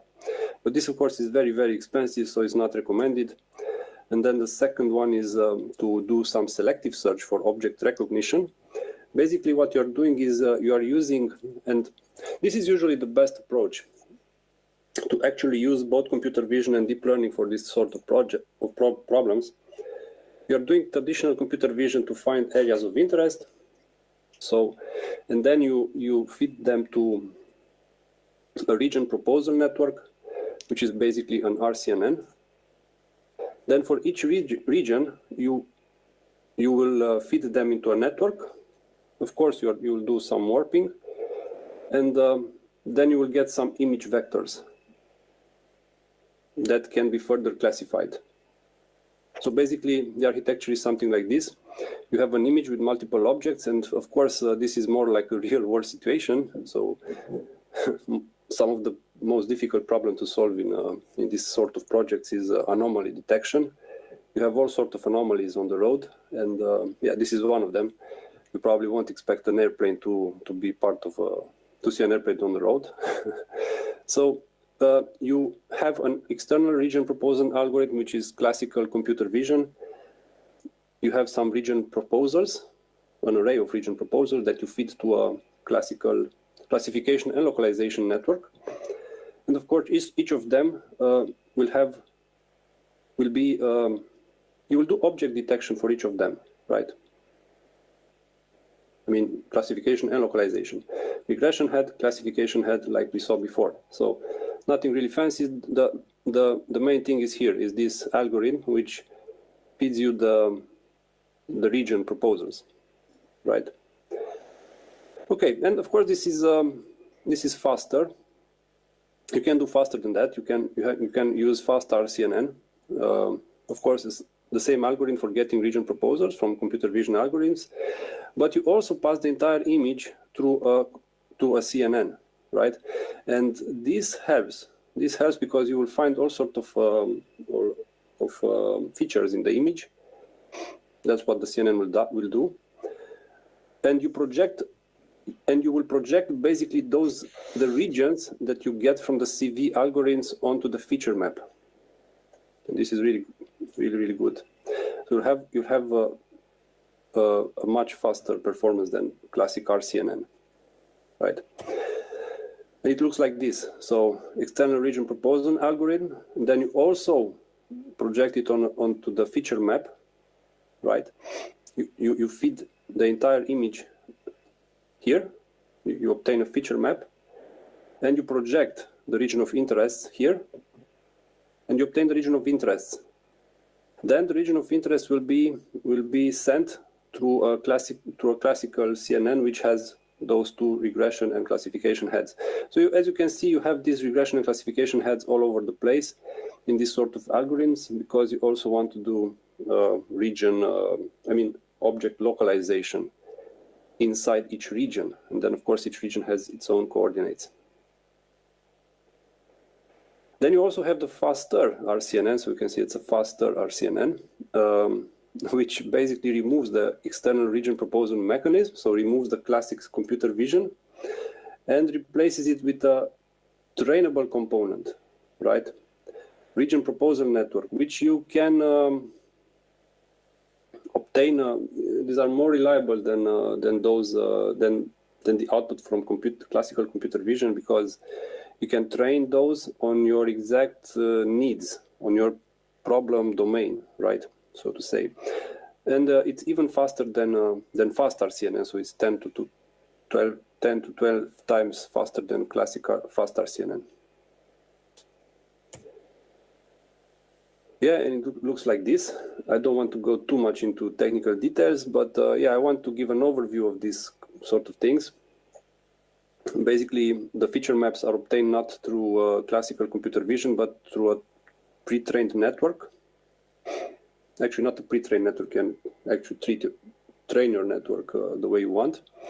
Feature maps, region proposals, region of interest poolings, and from here is the same, right? And of course, nowadays you also have the single shot detectors or SSDs for algorithms like YOLO and the like. You basically, yeah, these algorithms are pretty fast and are pretty good. They might have some, they might not detect small objects, but otherwise they are pretty good. So you split each image into a fixed number of parts using a grid, which for YOLO is 7x7 pixels. And for each you apply a predetermined set of crops with different aspect ratios. Of course, this helps for warping the image is usually a good idea, right? So this is also what it does. And you have a certain amount of bounding boxes, and each of them has a confidence level and a set of coordinates attached to it, right? So this is what it does. Now, instance segmentation is the most powerful one. I left it at the end, and I will be brief with it. Basically, what it does, it detects all the objects in your image, but it doesn't provide you bounding boxes for it, but instead provides you binary maps for each object. So basically, you are doing pixel-wise object detection on the image, and of course, this is the best thing. So if you have 10 cars, 10 vehicles in your image, you will detect all 10 of them. So that's the difference between instance segmentation and semantic segmentation. Basically, you have multiple how to say, instances of the same object that you detect. And you create a binary mask, and it, of course, gives you the right amount of pixels for each object. Okay, that was it. I hope you enjoyed it. I wanted to keep it a bit technical. If you have any question, please. Mr. János, I would like to give the floor to Mr. Justinian Chofra from JPart Solution. One request, please try, if possible, to speed up a little, or at least to fit in those 10 minutes, because the speakers that will follow you will not get a chance to present their presentation if we keep going like this. So, thank you. Thank you. Hi, I hope you all see my screen now.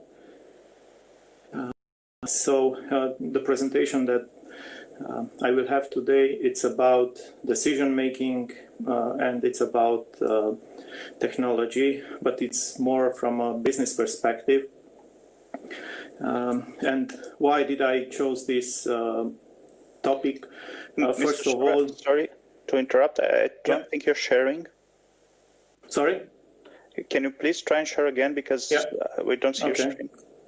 1 second. Okay. I hope now it's started. Okay.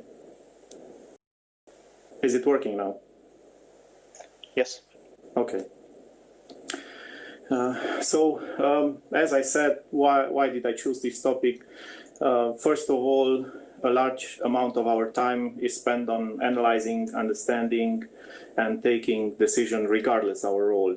Good or bad decision must be taken for success or failure. There is no business in which things are working without decision. Then we have an unthinkable volumes of data that are collected today. For example, transaction, conversation, reaction, information about clients, decisions, and other types of data are the fuel for analytics and support for the decision making. And of course, there is a third reason, that is technology. And in this case is AI that promises new shores for better competitive advantages. So to resume, we have 3 ingredients for this presentation: the decision-making process, large amount of data, and the new innovative technologies. So the first ingredient, the decision. Decision-making is a fundamental human process at the center of our interaction with the world. In psychology, decision-making is regarded as a cognitive process. It is when from several possible alternatives, options, we choose a course of action. And this decision could be either rational or irrational. Not all the decisions are perfect. Without the process of decision-making, we would remain in a state of inertia. So decision-making process is based on assumption, on values, on preferences, and beliefs. But in business, that is not enough because we strive for good decisions. Good decisions are characterized generally by reasoning. But there is a problem. Our brains are inflicted with many cognitive biases that impair our judgment in predictable ways. It's already been mentioned in this event that we have cognitive bias when we speak about personal decisions. So the second ingredient comes on the plate, and that is the data. The total amount of data that was created, captured, copied, and consumed is increased rapidly, reaching, according to Statista, 59 zettabytes by the end of the year, which in comparison with 2010 is 30 times more. And this trend is going in this direction. So, as Clive Hambly said in 2006, the data is the new oil. And of course, we might ask ourselves if this data is valuable and how can be relevant for us, how can we manage it in our businesses, and how can it give us competitive advantage, and of course, help us make better decisions. And then is the third ingredient, the AI. Artificial intelligence has been in the existence for over 6 decades and has experienced ups and downs, winters or springs. But in the recent years, it is the supercomputing power and big data technologies that empowered AI. We have now on the market different applications of AI with specific tasks. Narrow AI, as is it called, is programmed to perform a single task, whether it's checking the weather, drive a car, analyzing data, assist doctors, or predict trend. There is still no general AI if we are taking this into consideration. So how do we mix all these ingredients in order to improve our businesses and mainly the decisions we take? Data is already used in business decision, even though the amount of data used 8 years ago, for example, was not so prominent. We haven't had the capacity to collect and to process this data. So the flow starts with the raw data collected, then the data is structured based on our perspective and aggregated to segments that we feel that are representative for us. Then we use different tools like database, distributed file system to reduce the volumes of data down to a summarized for human consumption. Usually these summaries come in different visual forms, again, to match the human cognitive capacities. Basically, in the process, the data is curated and summarized for the humans to process.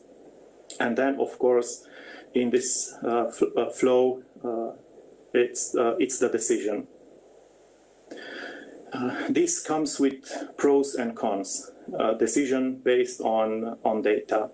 Our decision, of course, will take into consideration large amount of data. It will enhance our capacity for taking the right decision. It will enlarge our business perspective, bringing on the table different kind of information inaccessible for humans to process. And of course, it will foster better decision. But there are some cons, as I mentioned.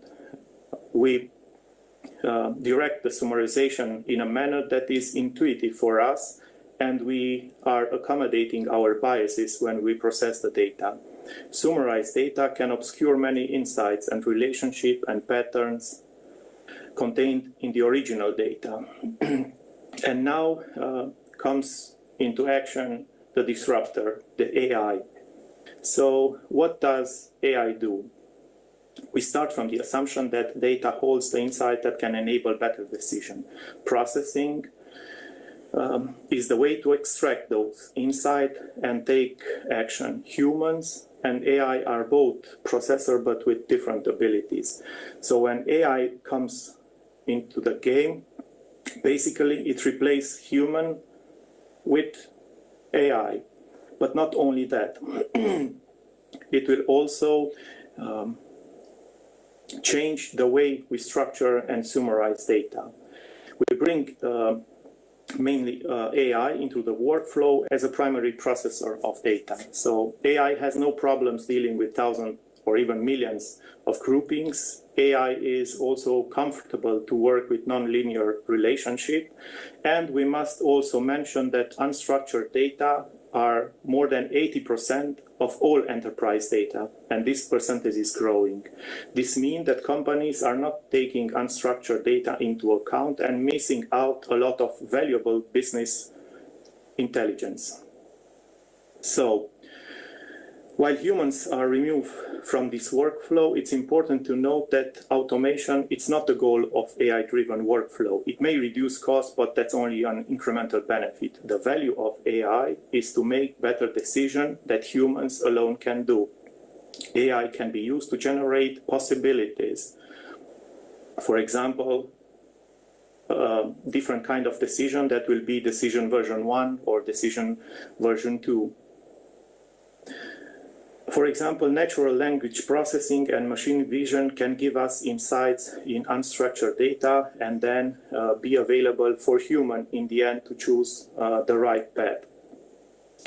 Product repositories, ERP and CRM systems are dealing with structured data, but a new game changes comes when AI is here. Of course, also in AI-driven decision, there are pros and cons. It will improve efficiency.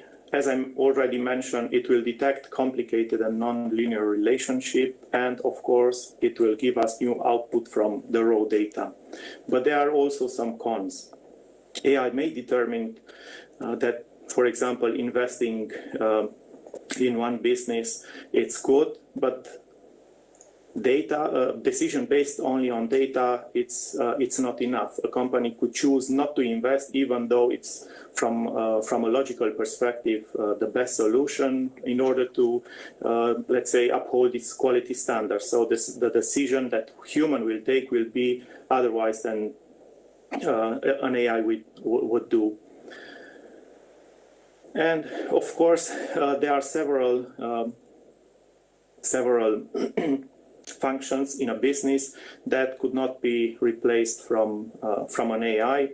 For example, understanding the whole context or the reasoning or leading an organization. And of course, creating a strategy, motivating people, creating an ethical environment or to set a tone. So, thank you for my presentation. That was it. My goal was to raise the attention mainly on the decision makers, that new possibilities come through technology, and we have a huge chance nowadays to, let's say, make better decisions. Thank you.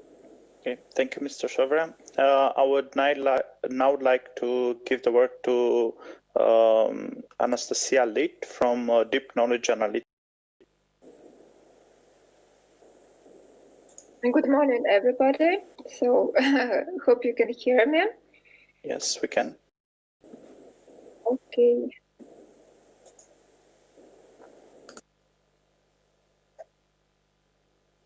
So, do you see right now? It's loading. Yes.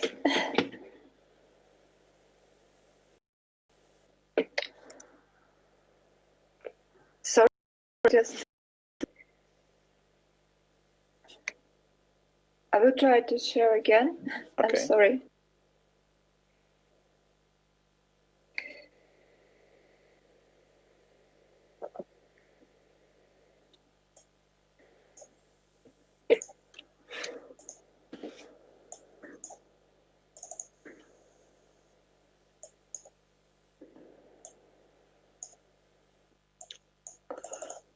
Sorry for this pause, just some technical issue. Okay, so would you like for me to share your presentation if you cannot? Yes, that would be okay. Okay. So sorry, just stop panic. Okay. Okay, and you should be able to see the. Yes. Yes, you can start. Thank you. Okay. Good morning again, everybody. My name is Anastasia Litvinova. I'm Business Development Manager of Technology Analytics. And in this presentation, I would like to provide the artificial intelligence industry in the European Union, just to show you our overview and how we present the landscape and contribute the region. Could you please? Yes, sure.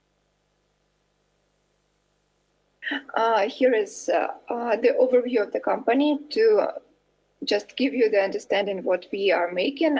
We also make different mind maps and dashboards on GovTech, Pharma Division, Neurotech, and in different fields. Could you proceed?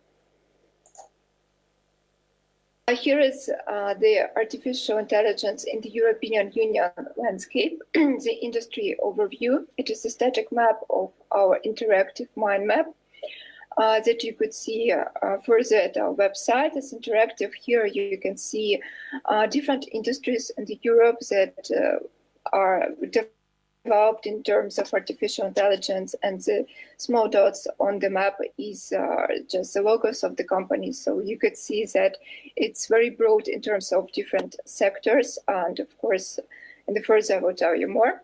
Could you please proceed? Also, here you can see the landscape by region. So you could see also that it's not only focused on the most developed countries, but some other countries are also developing, and we can see the whole industry at this static mind map. And of course, also you can go to our website to see it's interactive, to see the interconnections between the companies and countries. Could you proceed? Also, we are showing the key influencers of the artificial intelligence in the European Union, and hope that in the future we will see all the participants of the conference here as well. Could you proceed? To sum up, like for the conclusion of the landscape or the artificial intelligence in Europe, that we can say that the most developed sector is, of course, developers and informational services, and also fintech and data analytics. But we can see that manufacturing, healthcare, marketing and advertising, and other sectors like e-commerce, entertainment, and consulting, they are developing. And as well as for the countries, we can say that Germany, France, Spain, and some other major countries are the most developed. Also, at this map, we do not show the the United Kingdom, because they are separated, like we have separated mind map for them. And in this way, we can see that the AI in Europe is growing and developing. And could you proceed? Also, at our website, you can see some more reports of AI in UK and in other countries. So hope that you will enjoy. Also, we encourage everybody to register at our landscape. So if you could show that the companies are growing, they are developing, and how they are interconnected in the different countries, and how they develop in the future. So thank you for your attention.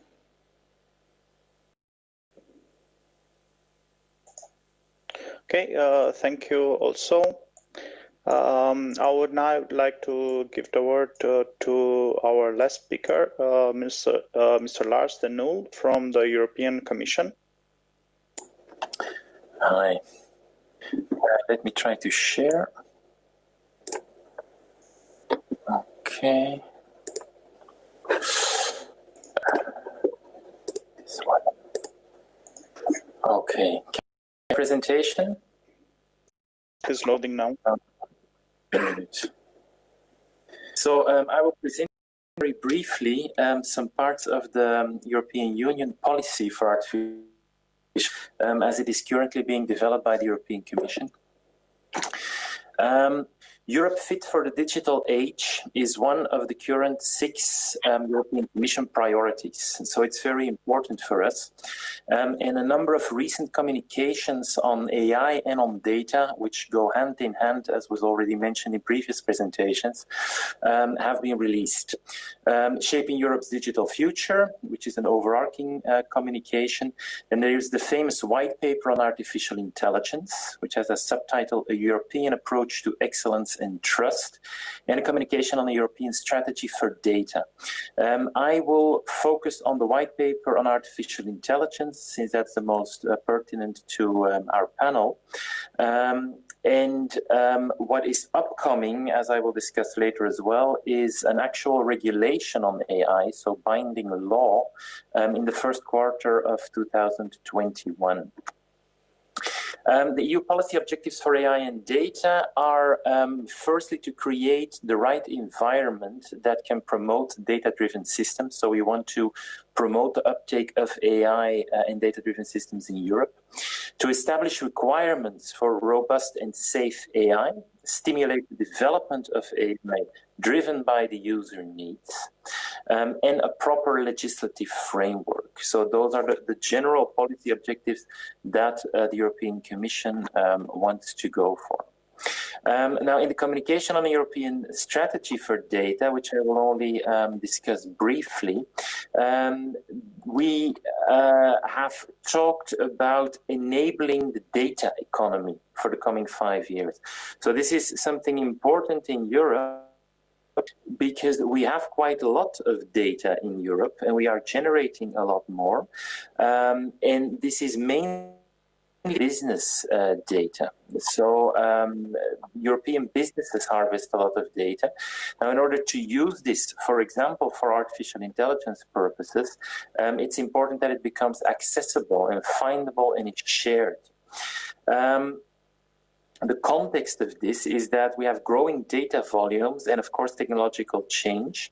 As was mentioned in emissions already, we would move from 33 zettabytes in 2018 of data to 175 zettabytes in 2025. And there would also be a sort of inversion of the amount of data stored in data centers. So at the moment, around 80% of these zettabytes are stored in data centers and only 20% at the edge. So in local devices, data is being and an inversion of that is expected by 2025. So there would be a lot more data, and a lot of that data would be kept at the edge and not necessarily sent over the network, over the internet to data centers and back. Data is very important for the economy and for society. It's the fuel for artificial intelligence, as was discussed before, and it's an enabler for many other aspects of our societal and economic life. Energy consumption, healthier lives, personalized medicine, products and services. As for the EU, is that future data could be used for industrial and professional applications, areas of public interest and Internet of Things applications, and other opportunities that arise from technological change, notably this cloud at the edge, so this inversion of data storage more at the edge rather than in the cloud. European data spaces are being proposed. And a first objective there is to have a governance framework for data access and use. So an actual legislative framework for the governance of common European data spaces. A number of actions you can cite are foreseen. I will not go into detail to all of them. One of the enablers for these common European data spaces would be a high impact project. 2 billion investment from the EU combined with private investment would lead up to 4 to 6 billion from 2022 onwards. And various other initiatives would be taken in this regard. An important one is also dedicated capacity building for SMEs, because SMEs, the small and medium enterprises, make up the vast majority, up to 99% actually, of the European businesses.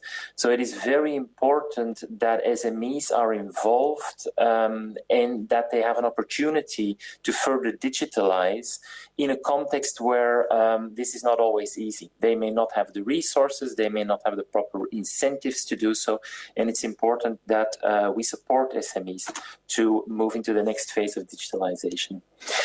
These common European data spaces would be positioned in strategic sectors and in domains of public interest. You can see a list there of the initially proposed European data spaces, which includes health, industry, mostly manufacturing, deal. Also, for example, for public administration, which would include e-justice, with the aim of pooling data, bringing European data together, and having these data available for all sorts of uses, including research and innovation, and including artificial intelligence. This is a European approach, but we continue to have an open international approach. Who wants to work with us in like-minded countries would be very welcome to do so.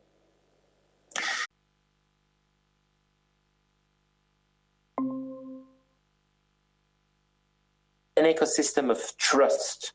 And the idea there is that a regulation that we would put forward would be a legal framework in order to increase trust and acceptance of the technology.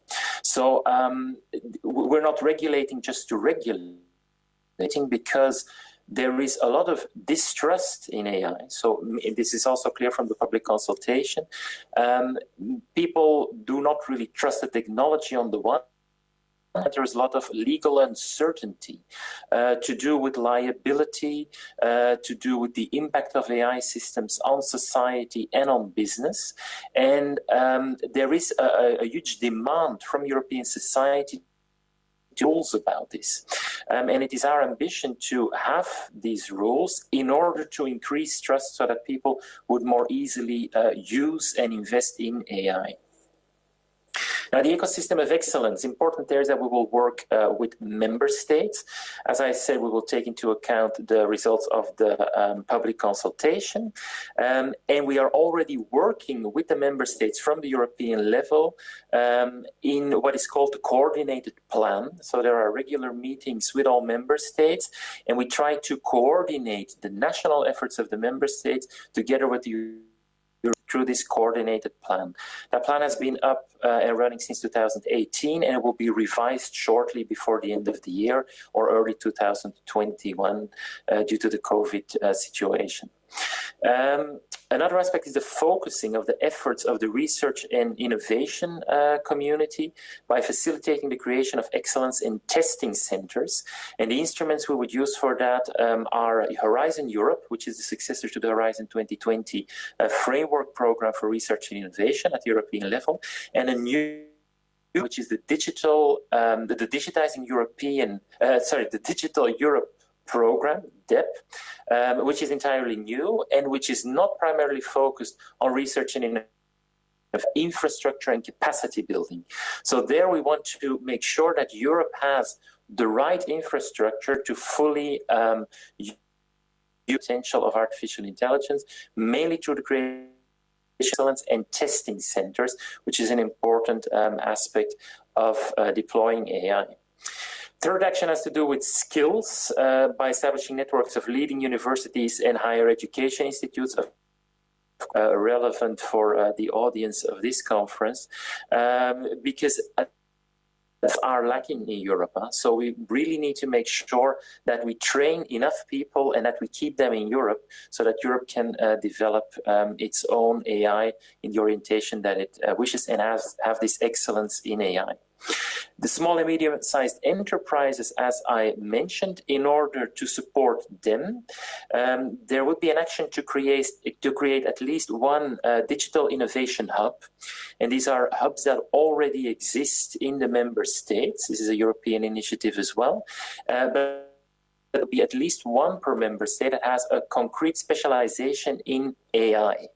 And those digital innovation hubs can be, let's say, one-stop shops for SMEs to go to and to discuss how they can invest with AI and how they can be supported in those efforts, because often they are not aware of AI, they are not informed about it, they don't have the proper skills in-house to develop it, and the digital innovation hubs can help with that. Other action is a partnership with the private sector through what we call the PPP, so the public-private partnerships. Very important that the public sector to build AI initiatives. Then the promotion of the adoption of AI by the public sector. So the public sector itself, starting with the European level, but also in the member states, should be encouraged to take up AI in its procedures and in its administration. And for that, an important focus will be on public procurement.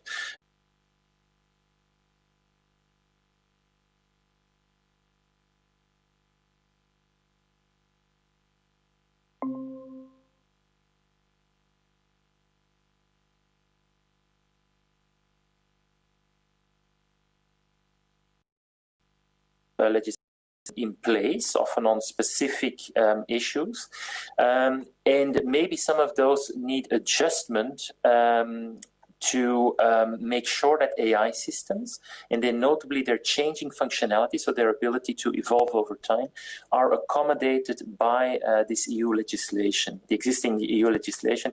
An example is expanding EU safety legislation to cover services, including AI services, and not just products. So this is a possibility that has been put forward in the white paper. Another possibility, and one that will materialize for sure, is the horizontal, so all-encompassing EU regulatory framework for artificial intelligence. And essential aspects of what the white paper puts forward are a risk-based approach to ensure that the regulatory intervention is proportionate, considering both the sector and the intended use. So depending on how an AI system will be used and in what sector, the combination of both will determine the kind of regulatory stringency, so the severity of the regulation that is applied. There would be a specific and an exhaustive list of sectors, for example, healthcare, transport, etc. So there is a number of sectors where the risks are considerably higher, and the intended use can increase or diminish the risk of the sector. For example, healthcare, if this system controlling patients' medical status, of course, it is high risk because there's a big risk and big consequences of errors. If it's an administration system for a hospital, maybe these risks are lower. Then there are possible types of requirements. They would apply to high-risk AI applications only. Aspects there are requirements for the training data, for keeping records, provision of information, robustness and accuracy, human oversight, and specific recall remote biometric identification, which is largely facial recognition. So this is a particularly sensitive application of AI, and specific requirements may apply there. This how is concerned is wrong. It should be who is concerned. So we have to make sure that the regulation applies to the correct operators in the development cycle and the economic chain. And there can also be a geographic scoping of the legislative intervention. For example, is the company based in the EU? Is it not, etc.? These are aspects that have to be in an actual regulation. Then compliance and enforcement, again, these are proposals, but it may be that not all requirements that are thought of are suitable for ex-ante conformity assessment. So before an AI product is brought to the market, ex-ante, there could be a conformity will not be possible to check all of the requirements at this ex-ante stage. There is also, as I already mentioned, the possibility of AI systems to evolve and learn after they're being introduced to the market, and this is something to keep in mind. There's a need to verify data and methodologies for training AI systems, and then a very contentious aspect could be that there could be a need to retrain systems that will be used in the EU with European data. So data that we control ourselves. Now, what if this will end up in the eventual regulation remains to be seen, and will largely depend on the feedback that we received from the public through this public consultation. This is for high-risk applications. For low-risk or no high-risk applications, there could be a voluntary labeling scheme that companies could embrace. They could say, we want our AI, even if it's not high-risk, to be certain, create trust, and have even commercial advantages of applying that. Now, the governance framework to put this in place would depend on cooperation between competent national authorities, because there are already national authorities in place more or less covering this scope, and we will need to see how they can cooperate. We need to maximize the stakeholder participation. There should be no duplication of existing sectorial structures. So as I said, the structures already in place, we will not try to duplicate them on the European level. There should be collaboration. Conformity assessment should be done by entrusted notified bodies that can be designated by the member states. Should be provision of information, robustness and accuracy should be monitored, should be human oversight. And as I said, there may be specific requirements for what is mostly facial recognition. That was an overview of the AI white paper. We are all looking forward to the actual AI regulation that is coming up, and I hope I have provided you with some insight in European Commission's thinking and what can be expected at the European level in this regard. Thank you very much. Thank you very much for the presentation. So according to the schedule, we are late. We wouldn't have any time for questions. But there's a break schedule, a coffee break scheduled right now. So yeah, I propose very shortly to address one question, or not too much, but we can stay 10 minutes in the Q&A session. Okay. Yeah, so to all of the participants, I would encourage you, if you have any question, to start addressing them. Until we get maybe some questions from the audience, I would like to have an open question to any of the presenters who would like to take up the challenge. So we noticed that the AI maybe is not 100% right all the time. Not really train a neural network to 100% accuracy. So in case we have a failure system that is based on AI algorithm, who should be responsible? Who should take up the responsibility of that failure?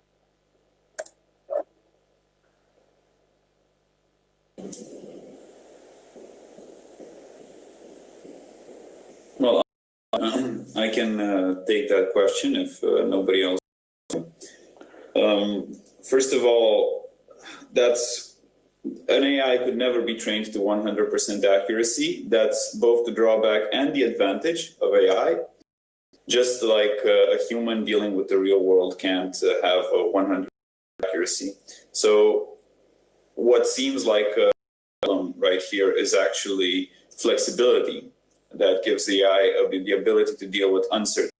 And if a failure arises, it can. The question of blame is very hard to assign here, because the AI is a tool. Who is operating that tool? Who is implementing that tool? So the question of who takes the blame for an industrial accident is similar to who takes the blame for an AI failure. It's not like we live in a world where even traditional software is 100% failure proof. Rather than focusing on what will happen, who takes the blame if an AI fails, AI systems should be designed to fail safely. We need, as AI creators, we need to keep in mind that failure is a possibility, and the rest of the system needs to be designed in such a way either to make the failure as safe as possible, the failure case, or maybe even to take advantage of the failure, record it, and learn from it. Okay. Thank you very much. I saw a lot of the ideas today presented about AI that not go in the direction we want, and what are the ethical implications of using these AI technologies. But is there any way for us to protect against AI that is used with malicious intent? So there are some very powerful techniques in training AI networks, like adversarial training, which could possibly be used as in different attack vectors.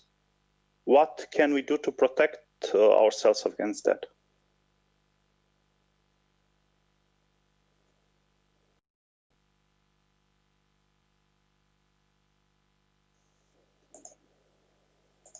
So again, it's a question.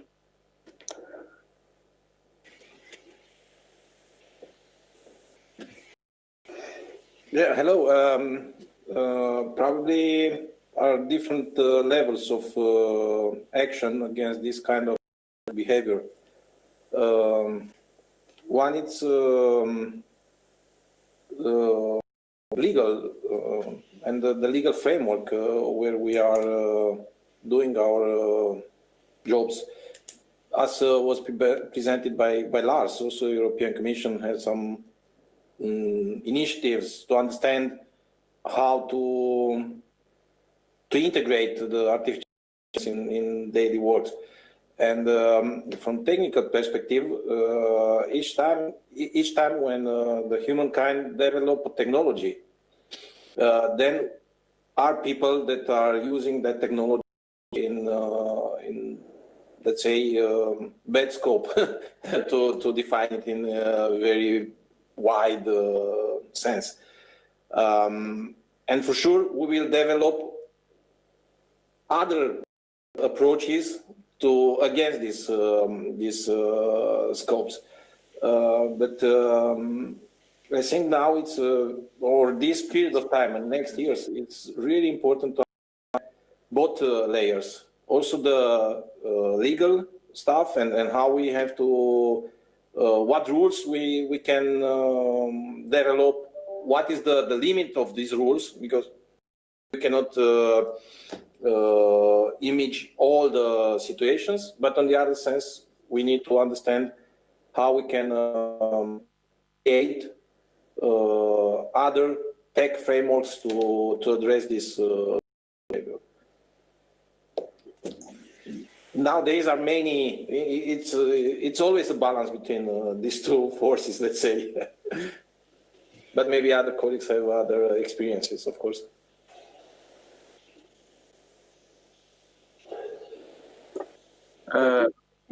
Maybe if I can come in, I think that's absolutely right. So, I mean, that's why the European Commission, and it's something very clear also from the public consultation, there is a need for a legal framework. So we come from an era in which a new development in AI is more or less permissible. And we have some consequences of that as well. I mean, the harvesting of personal data by big American and Chinese companies, etc., which, I mean, initially seems harmless, but may have bad consequences. And not, framed sufficiently. And in order to make sure that we have such a framework, there will be a general framework for AI, the Commission is proposing such a framework. And then, of course, some malicious users, even under current legislation, may already be illegal. So stopping people from doing illegal things is easy in practice, but of course, if they are caught, there is the law in place to make sure that they don't get away with it. So that for me is the legal aspect. And on the other hand, as the colleague already said, there is the technical aspect of developing countermeasures, potentially using AI or other new techniques to defend against this or to track down criminal activity through malicious use of artificial intelligence.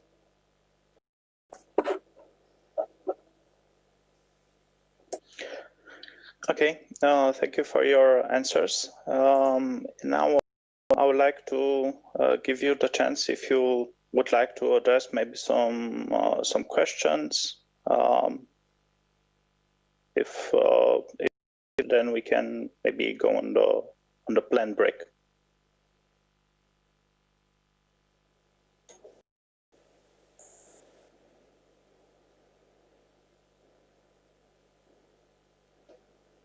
I would like to thank you all for very good presentations, and I hope that others enjoy the information that we share. And I know that it's very difficult to get from our audience, let's say from our virtual audience. Yet I'm sure that they by emails, because all of us we had contacts on our presentations. I would like to thank you to organizers and to you all. Thank you. Ciprian, just a moment to ask a question also for Paul Ianaș. Question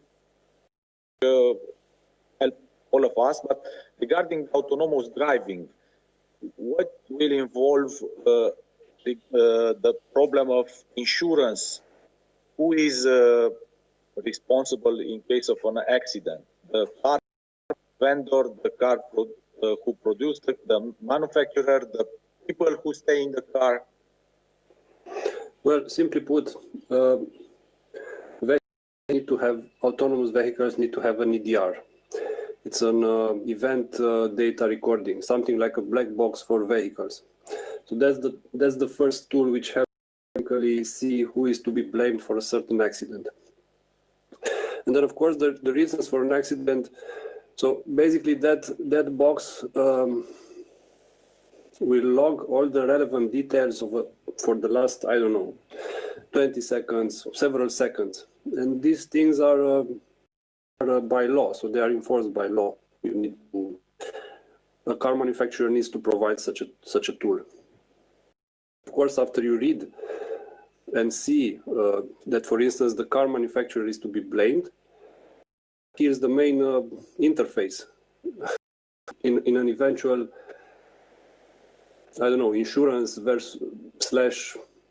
legal action, so to say.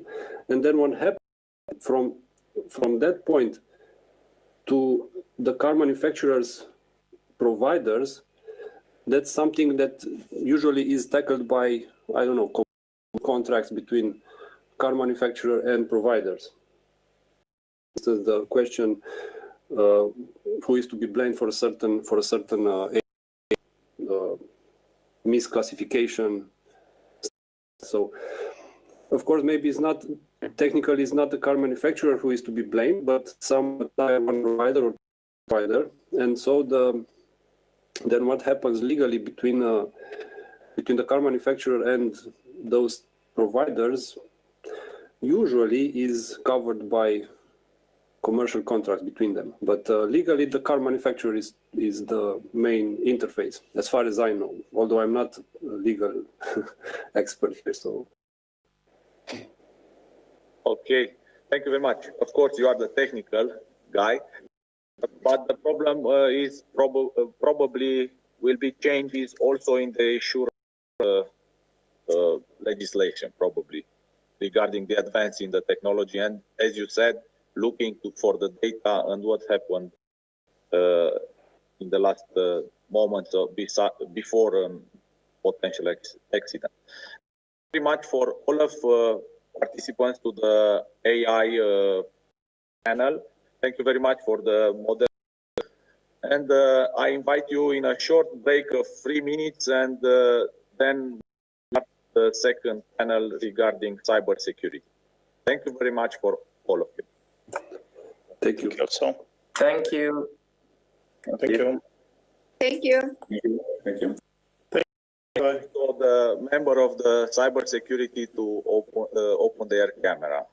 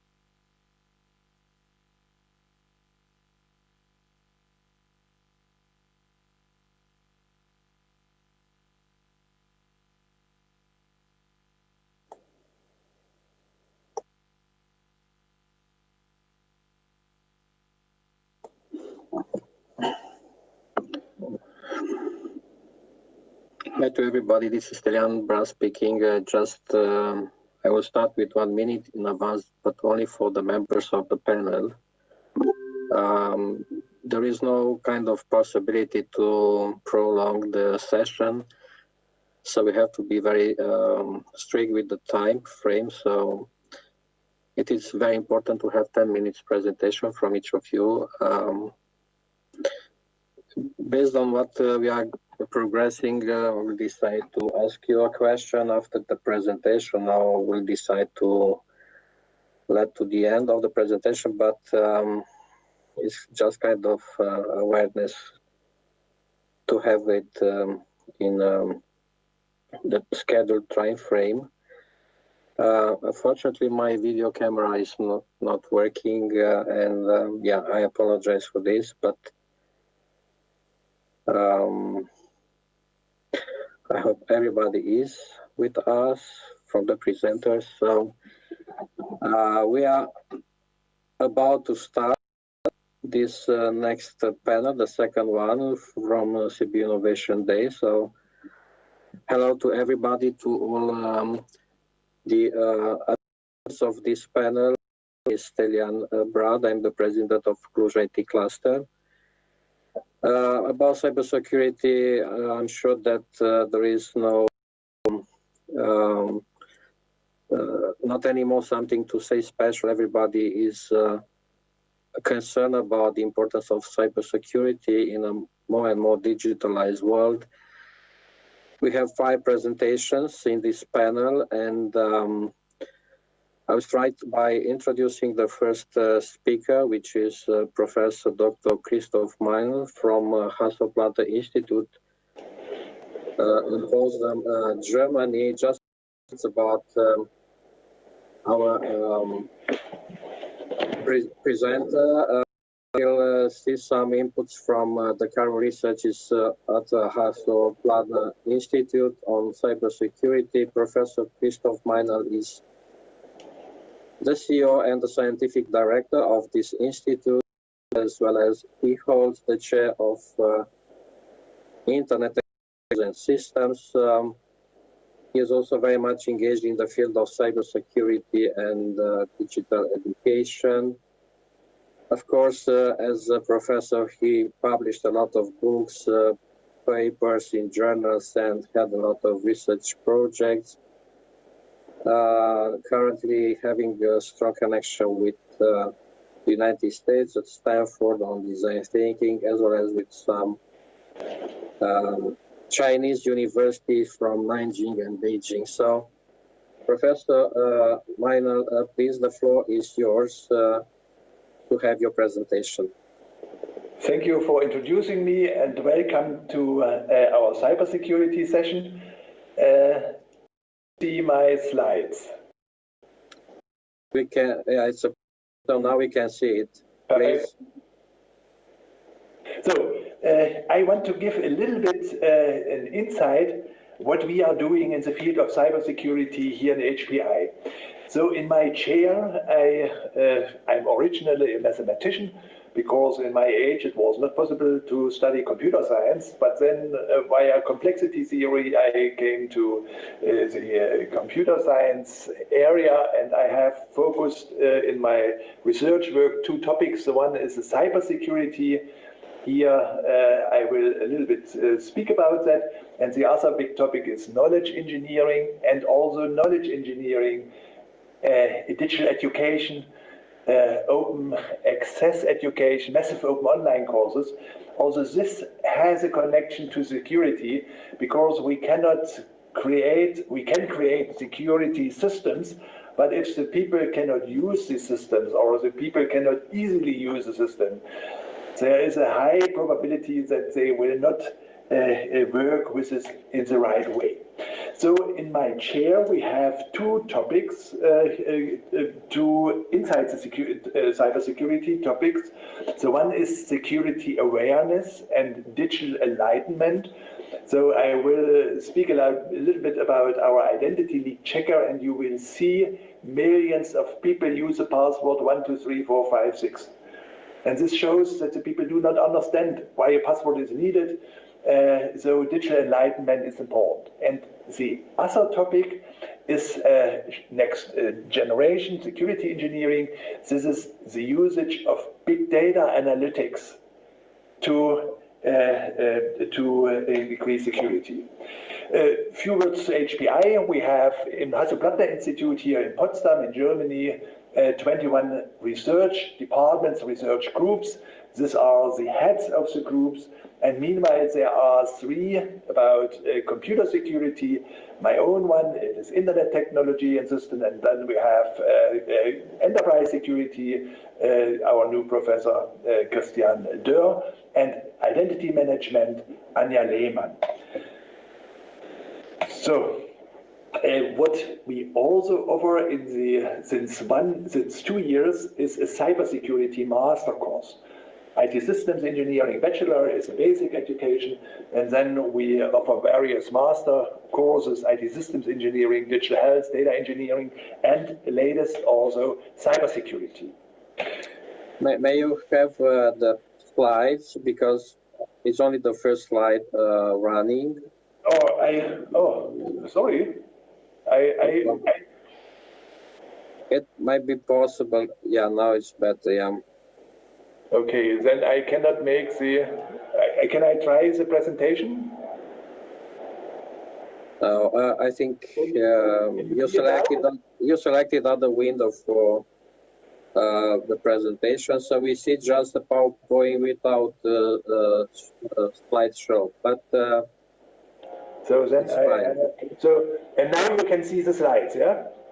Yeah, we can see the slides, of course, but not in the PowerPoint show. It's fine. Yeah. Yeah. Okay. Then if you can work this, then it's easy. I try to make it as big as possible. Yeah. We can continue, please, Professor. Okay. So these are the 2 areas: security awareness, digital enlightenment, next gen security. Here are the names of the research departments, the research groups. 21 are in the moment here in Hasso-Plattner Institute in Potsdam, and 3 of these chairs deal with cybersecurity. This was a slide for the study courses: IT systems engineering bachelor, IT systems engineering, digital health, data engineering, and latest also a master course in cybersecurity. Now let's start a little bit to speak about some of the research projects. This is a very popular one. Years ago there was this Adobe leak of identity data, and we like to warn our students, our researchers, whether their identity was stolen. And from this we get the idea that there are so many identity leaks over the years that we should provide a service to warn the public, also the people outside of HPI. So identity theft is a really big issue. And here are, you can see each month there are new leaks of about 10 to 100 million identity data, name, address, bank account, password, email address, and what is needed if you register with a service. So we collected, meanwhile, more than 12 billion such leaks, and here is the screenshot of the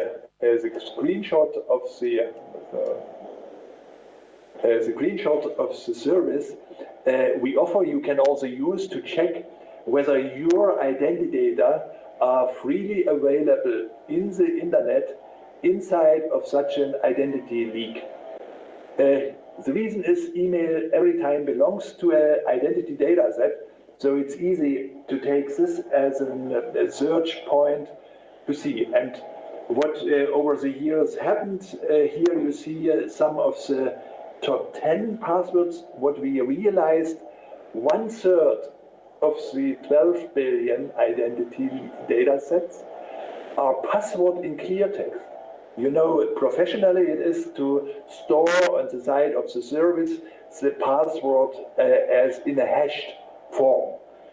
So we see 1/3 which store the passwords in clear text, 1/3 that use hash functions that are outdated, and only 1/3 of this 12 billion leaked data sets, identity data sets, are passwords, hash passwords in the right way.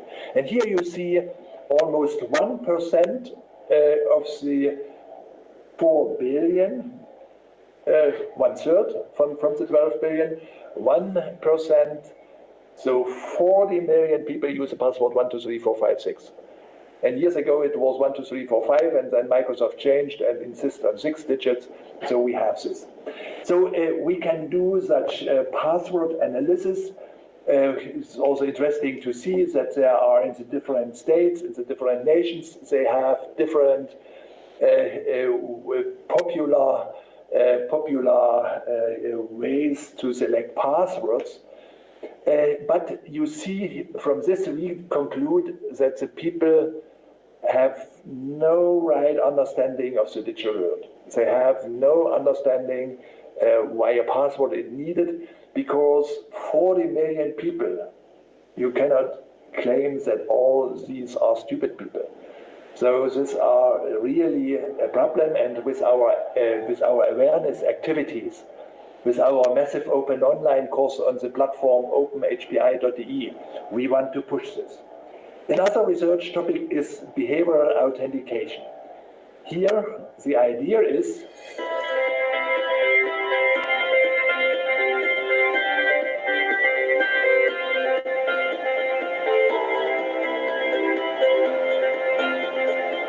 Nexenio is an HPI startup which has marketing our solution, and this is the topic. The authentication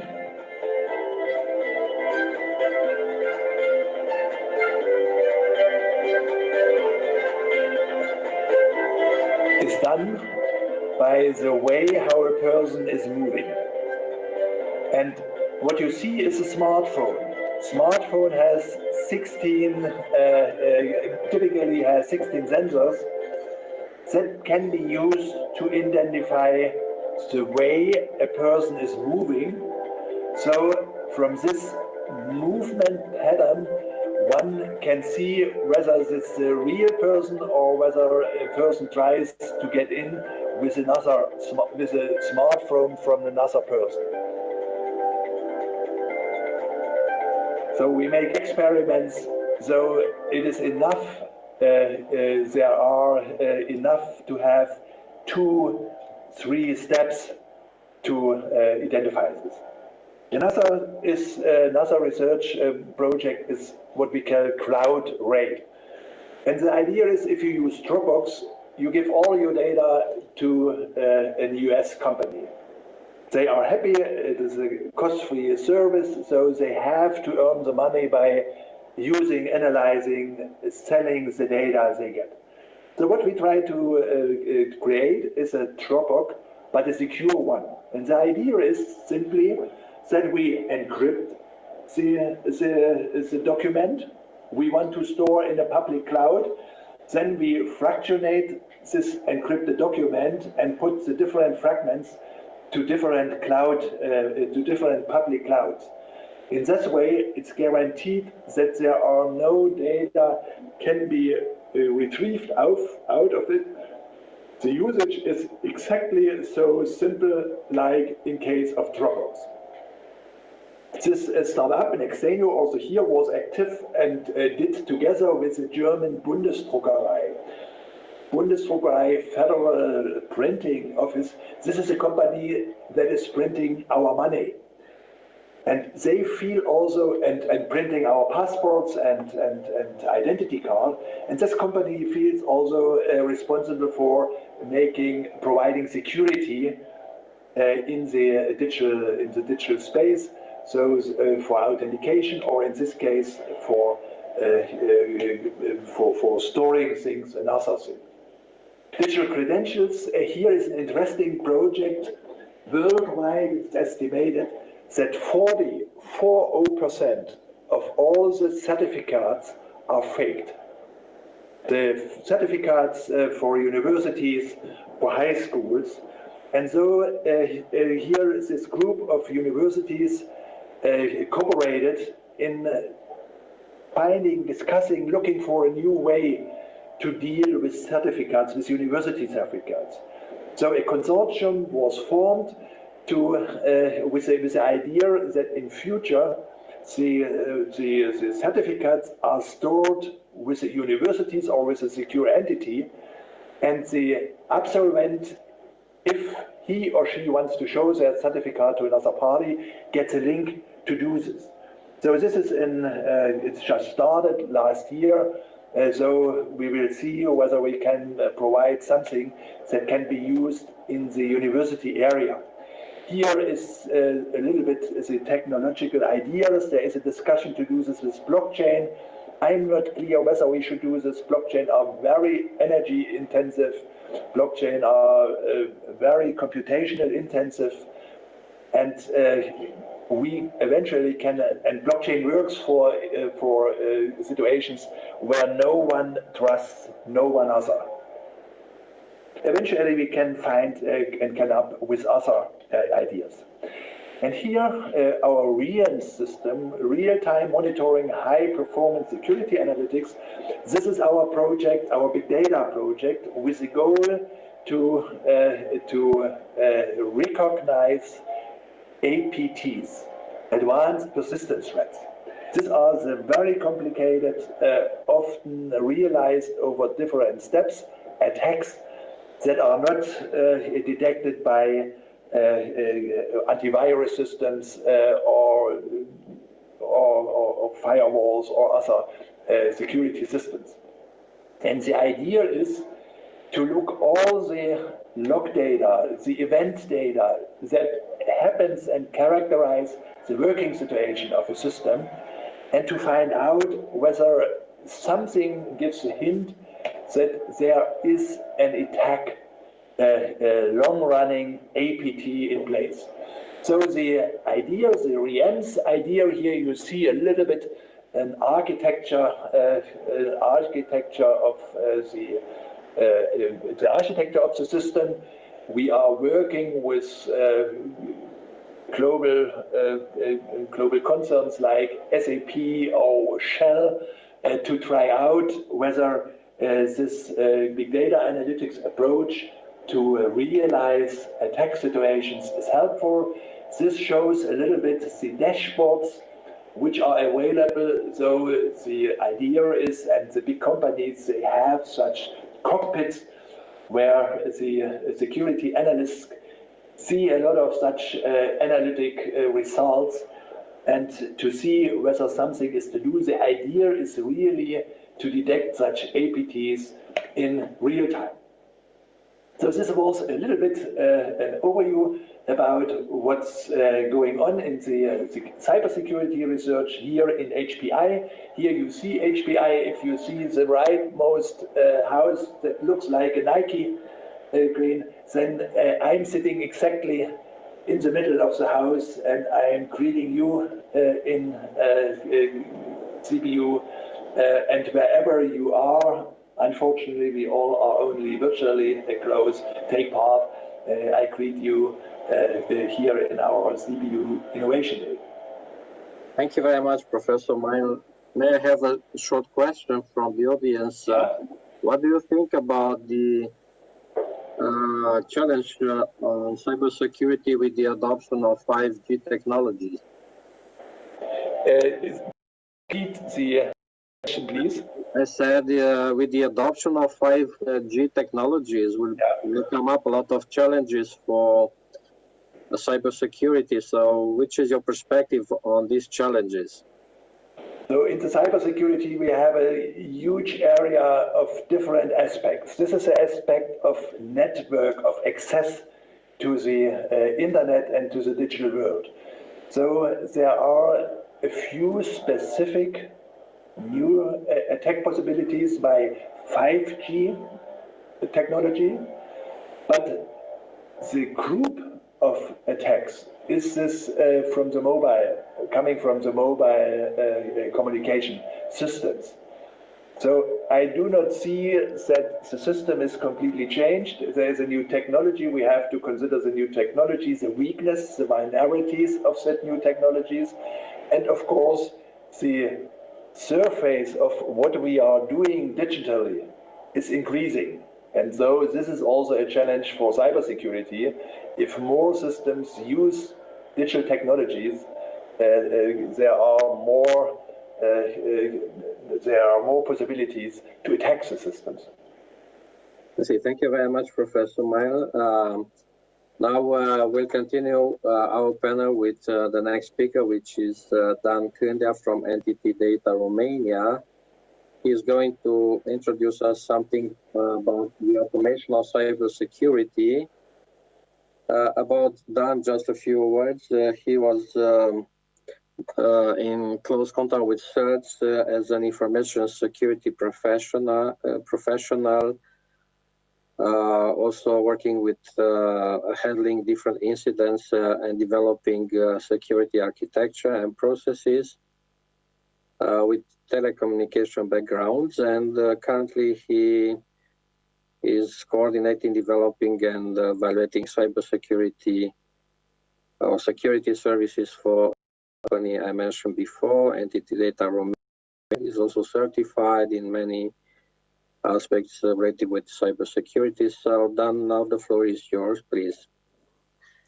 Thank you very much for the introduction. Hi, everybody.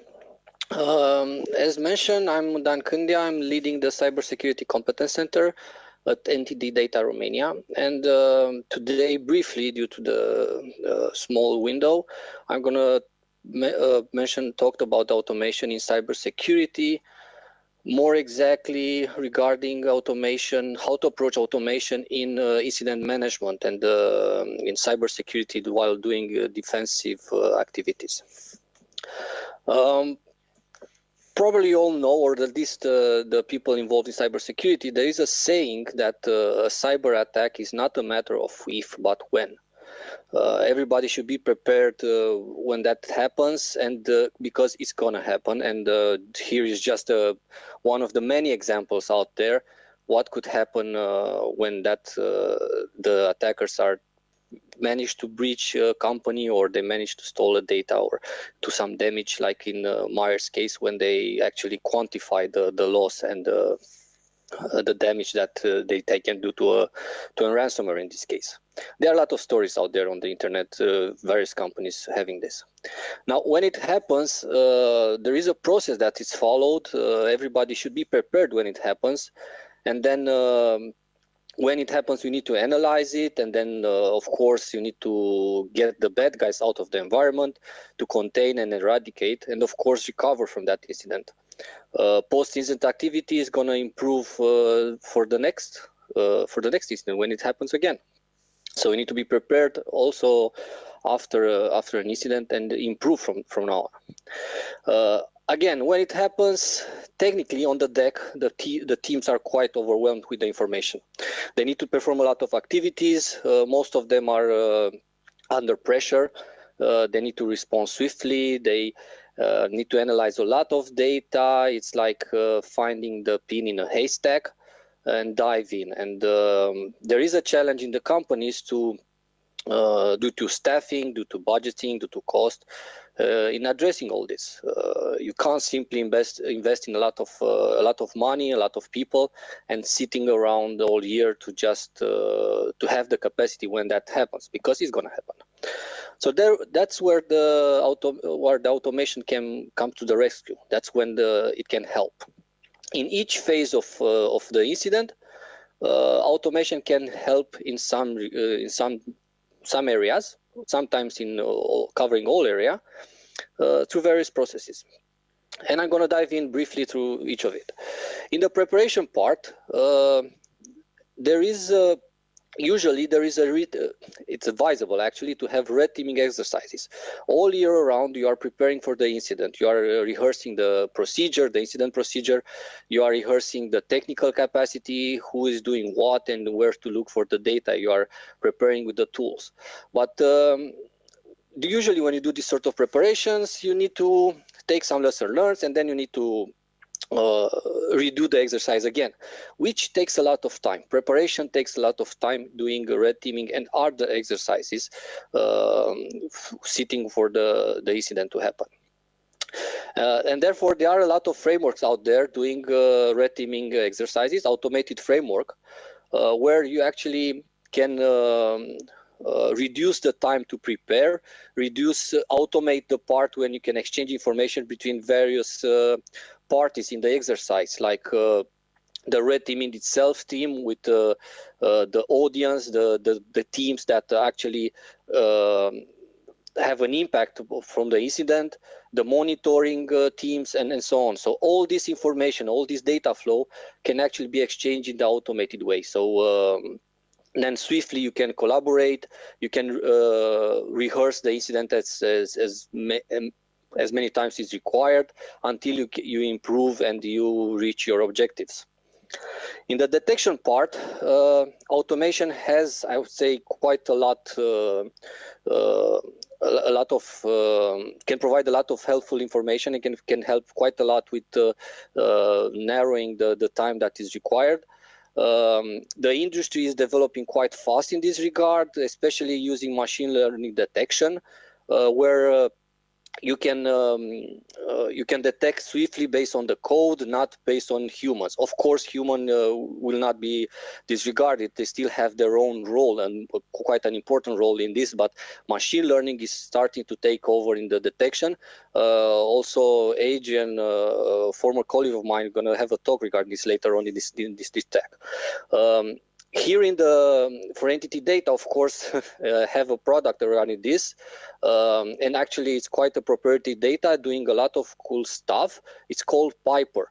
Entity data, due to its global widespan, is covering almost 40% of the global traffic, to which proprietary code is applied, doing processing the data, all the internet data, and then unified it in the platform, in the Piper platform, where it applies machine learning, behavior analytics code, behavior analytics algorithms, to detect bootlegs and actors doing unusual activity on this internet. Then the Piper platform, it's holistically presenting the information in a visual way, correlating all the structure, and then also providing a capability for comprehensive search and narrowing down to pinpointing to where's the bad guy, what he's doing and what it's attacking. Besides this, I wouldn't disregard the triage and data gathering. Machine learning and automation processes can actually help a lot by doing alarm triage, getting all the unnecessary information out of the way, so that at the end the human factor, the security analyst, can actually see what is relevant, what is the most important alarm here. And also, of course, data gathering should be done mostly through automated processes. Manual work in the big environments is simply impossible or close to impossible. Then in the containment and eradication phase, getting the bad guys out of the company networks, automation is quite helpful through playbooks, if you want to call it, pinpointed automated actions. What we need when you have an incident, you can prepare in advance with this kind of playbooks to actually take action, automated action to eradicate or stop the bad guy. A simple example would be running a playbook which automatically blocks an IP, for example, on a firewall. That's quite a simple thing to implement through playbooks because the information is straightforward. And but these playbooks could become quite complex. They can actually help you with data gathering during an incident, like you have 10,000 computers. You need you know you have an incident. You know you have something to look for. You have a clue that that pin in the haystack. But then where you should look when you have 10,000 computers and servers to search for. So then automation can, and this playbook can actually search that quite safely in at least in an hour, under an hour maybe, to reduce the time. So this is quite helpful.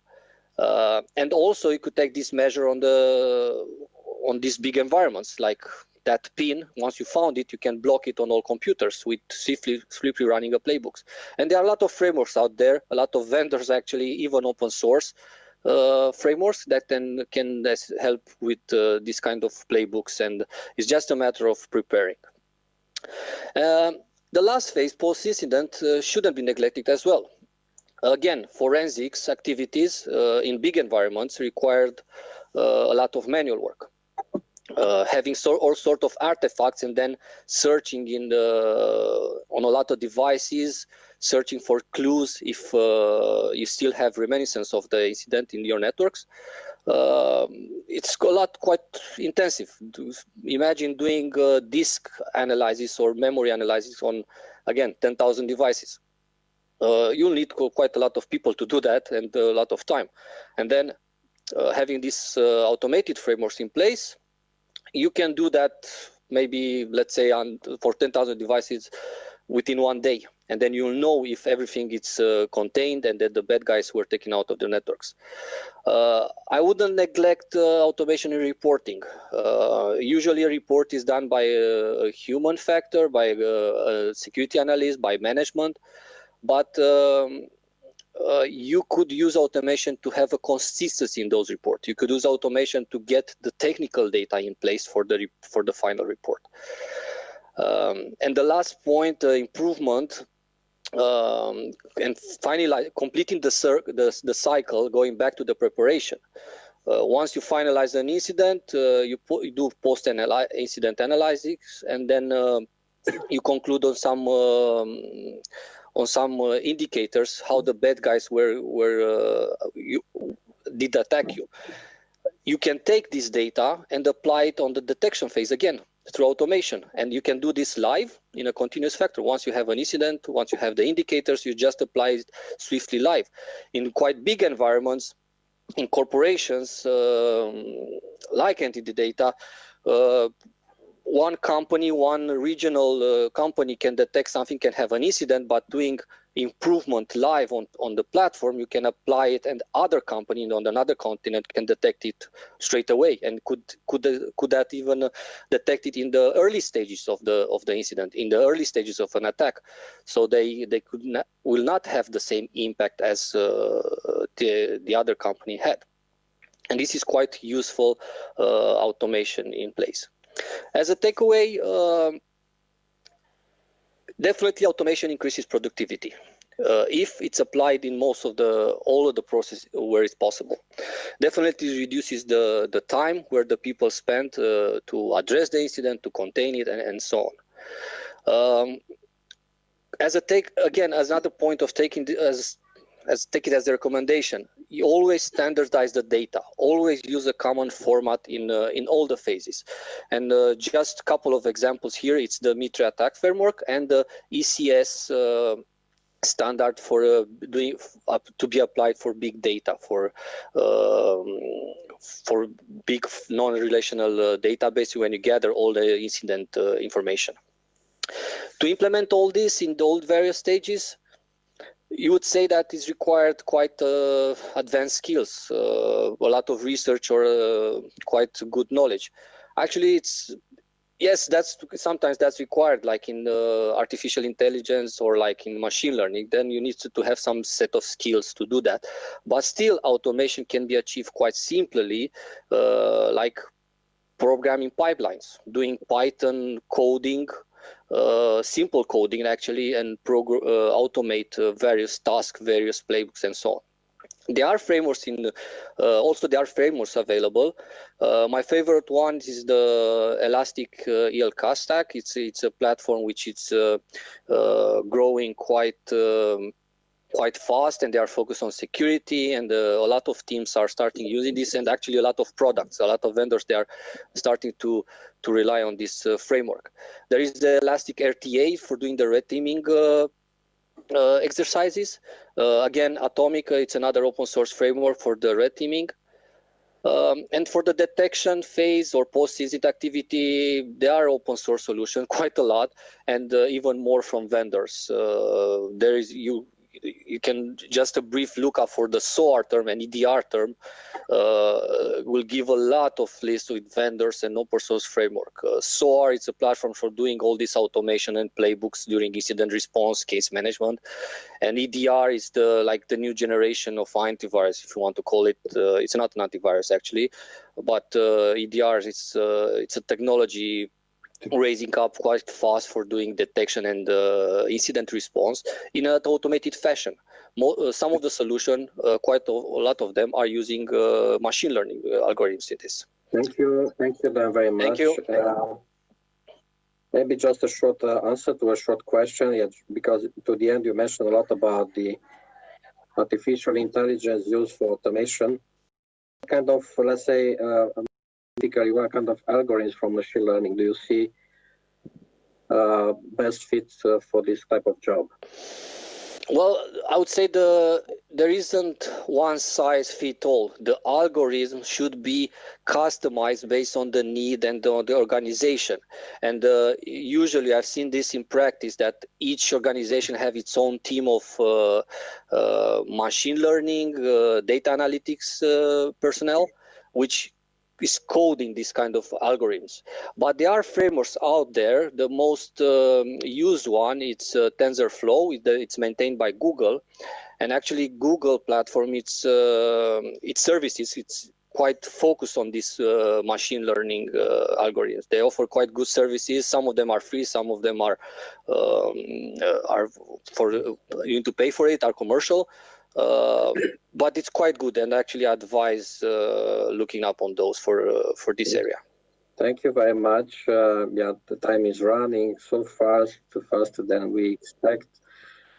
We'll pass to the next presentation, which is going to be delivered by our colleague Benjamin Minku from Elrond.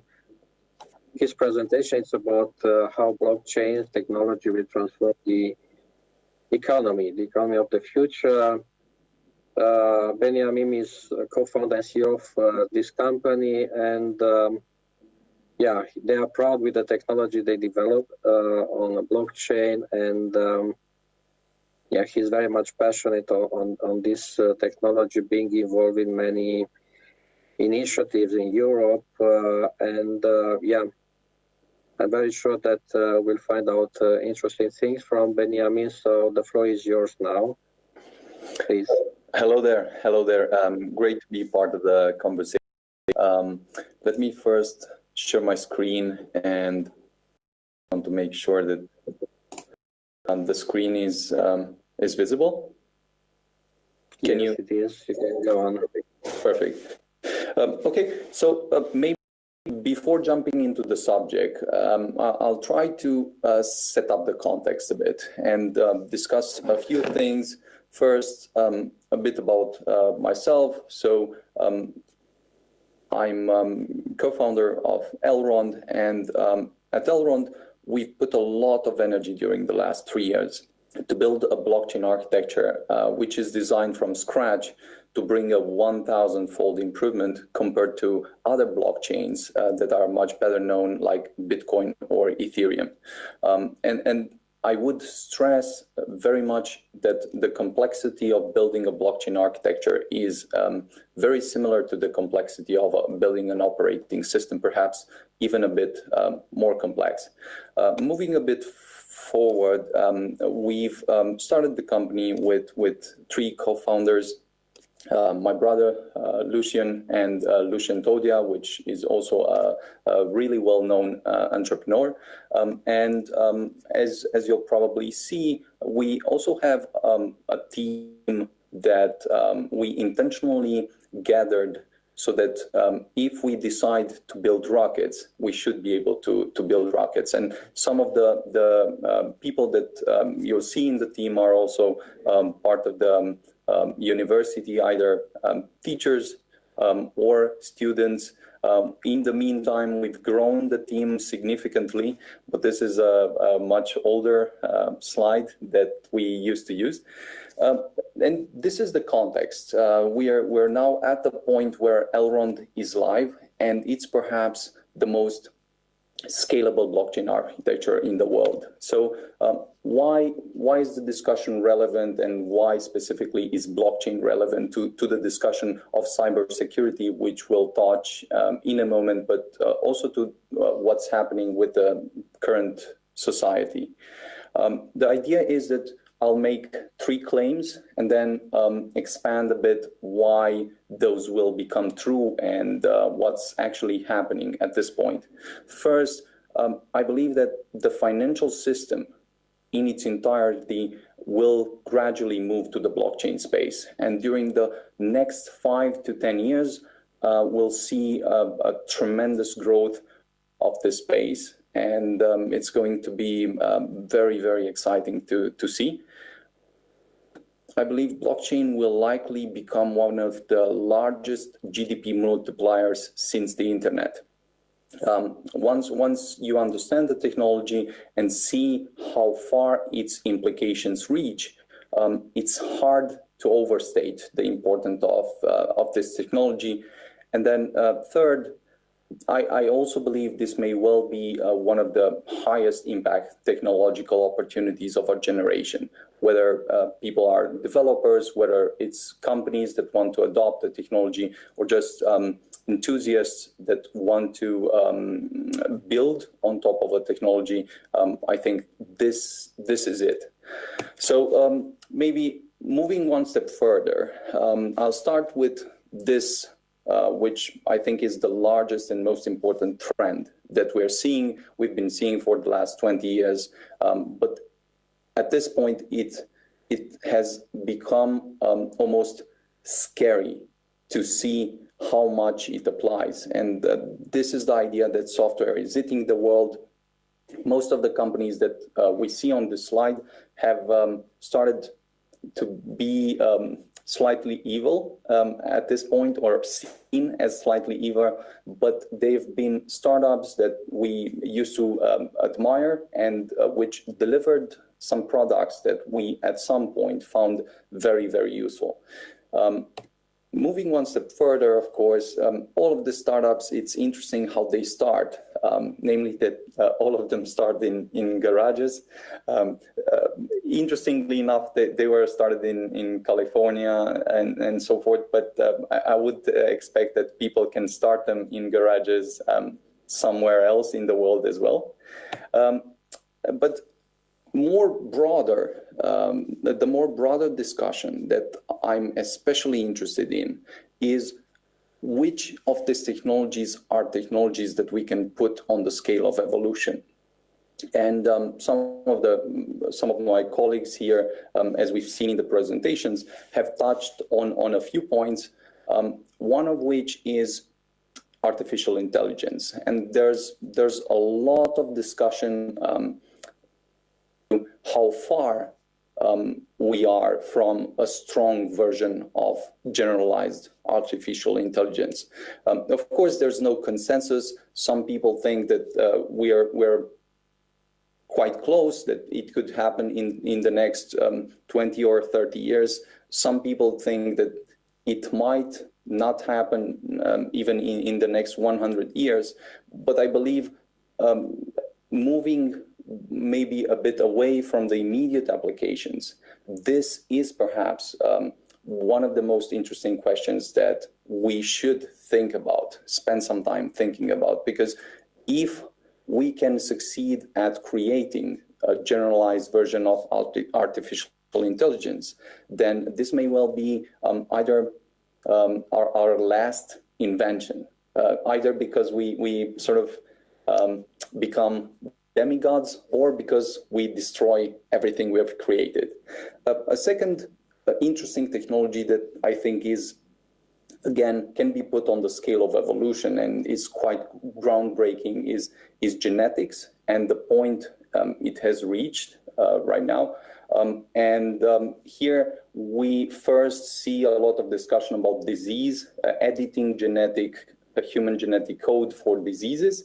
But then, of course, the discussion progresses very, very rapidly to designer babies, where people in China and other parts of the world are not only editing diseases out before the child is born, but they're also choosing the colors of the eyes, the color of the hair, some physical fitness optimizations, and then even moving one step further to, of course, genetic enhancements. Because when you can edit stuff in such a way, and there's no way to measure what is being done, there are, of course, many tests or experiments that we don't find out until a lot of time has passed. Observation of the possibility of what we have with genetics is basically the life extension and health extension part that we're, I believe, very, very close to unlocking. Now, we have, like I said, artificial intelligence with a lot of discussion about AGI, and genetics with a lot of interesting discussion about what we could do for the human body to improve things. Then we have this field of economics, which, interestingly enough, is still stuck in the past. It's like we are still using technology that is 50 or 100 years old at best, whether it's credit cards, bank terminals, or paper money. It sort of looks like this sector has been left behind. So now we're coming to the blockchain part. And I believe blockchain is usually very, very misunderstood, just because it combines the technological part, the technical part, with the economics part. It's really, really misunderstood, and people have found it hard to understand the technology and then understand its implications or utility. So blockchains, very simply, are an immutable database that is transparent and then operated in a decentralized fashion. And incidentally, the operation that happens in a decentralized fashion is done via an incentive that is paid through a cryptocurrency. How this all is done? Well, it's blockchains are this technology that is using state-of-the-art computer science, math, cryptography, and game theory to solve the double spending problem, or the simultaneity paradox. The idea with the simultaneity paradox is just that in the physical world, you don't have an object that can be present in several places at the same time. Whereas in the digital world, you have this kind of problem. And then blockchain finds a way to solve this problem where you cannot have the same money in several places at the same time and then spend it so that it becomes worthless. And moving to the third part, the implications of this technology, once understood, are that just as we had with the internet, a kind of transition to communication just on top of the internet that beat everything we had before, we'll have a transition to blockchain where the cost of any kind of transfer, whether it's digital ownership or just ownership of different rights or value transfer in the form of money, will become basically instant, global, and trivial as a cost. So the problem is then, if blockchain is so cool and interesting, what's happening? Why is it not progressing very fast, and where is the space? The idea is that we've had blockchains for 10 years, but we kind of got stuck in the dial-up era. Just as with the internet, we only built a lot of the interesting applications that we have today once we moved to the broadband era. And whereas Bitcoin and Ethereum are built on a blockchain that can only scale to 7 transactions per second in the case of Bitcoin and 15 transactions per second in the case of Ethereum, Elrond, the company that we've built and the blockchain that we've built, can scale 1,000 times better. And it can do this right now. This is the problem that our colleague from the Hasso-Plattner Institute was mentioning, but that does not apply anymore. Namely, that you don't necessarily have to have blockchains that are hugely inefficient, hugely unscalable. This was the case, but with Elrond, we can process more than 15,000 transactions per second. We have a consensus mechanism that is very, very efficient, fast, and secure. Then, of course, the system is interoperable. Again, a summary of the important points. The idea with Elrond is to finally have a blockchain that can accommodate internet scale performance, because it's of no good at all if blockchain exists, but its utility is bound to the dial-up era. So this is why we built Elrond. It took more than 3 years. We have some very important breakthroughs that we brought to life. This allows us to scale significantly better than the most well-known architecture. And then moving one step further, there are 2 important problems that we think need to be addressed. First, it's scalability. This has been done with Elrond. And then second, we believe that it's also important to address user experience, because until users have to learn rocket science to use the blockchain features or utility, will not see any kind of adoption. So not only have we built the blockchain part that is the substrate, but we've also built Maiar, which is an application that will offer very, very simple, intuitive experience around blockchains. Thank you. I think, Benjamin, we are just with an issue with the time. So if you like to conclude, please. Sure. The idea, as I've mentioned, is that I do believe that this is the kind of technology that will reshape the economy, and it will also be extremely, extremely useful for cybersecurity reasons, meaning that in a scenario where you have artificial intelligence that can gradually manipulate any kind of data or edit any kind of data, you'll want to have an immutable database that cannot be erased by any kind of force, and can always provide you a secure environment for the most important information that you want to keep. Then the final thought is, I do believe that the next Amazons and Googles are perhaps one smart contract away. So it's just time to build the technology. Thank you very much. Just if you can have a short answer, I'm just curious to see your perspective about the blockchain technology for storing internet networks, where you use a lot of sensors, smart sensors, smart actuators, but where there is no, let's say, capacity in terms of memory and power to handle these things. How do you see this perspective? I don't think that most of the data will, in any case, be stored on the blockchain.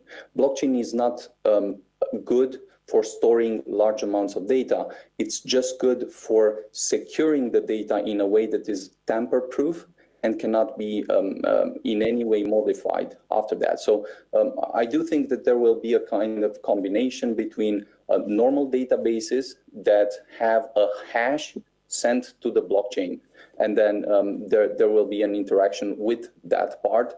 The most important thing that the blockchain will provide for the Internet of Things economy is a uniquely identifiable version of ecosystem that allows all the devices to transfer value in an automated way without the need for any kind of trusted third party. Thank you. Thank you very much. Yeah, we have a next presentation. I'm happy to introduce to you Jose Francisco Ruiz. He is coming from Spain, from Atos, a well-known company in cybersecurity. I'm happy also to say that he is going to introduce us development done by Atos and a consortium of other partners related with cybersecurity for small businesses, which is an issue today in Europe. Jose is a senior cybersecurity consultant and technical project manager at Atos, and he has a huge experience in many research projects at European level. I'm not insisting on this, as well as being member of a lot of communities and boards in Europe in relation with cybersecurity. So I'm now just jumping into inviting Jose to share with us his thoughts about cybersecurity and small business. Please, Jose. Hi. Well, hello. Good morning, everyone. First of all, thank you for the introduction. I think this is a very interesting topic, and as we have been discussing about a lot of different actions of how Europe is working for the top cybersecurity. One of the, I will say, more important. I'm going to share my screen, by the way, to the presentation.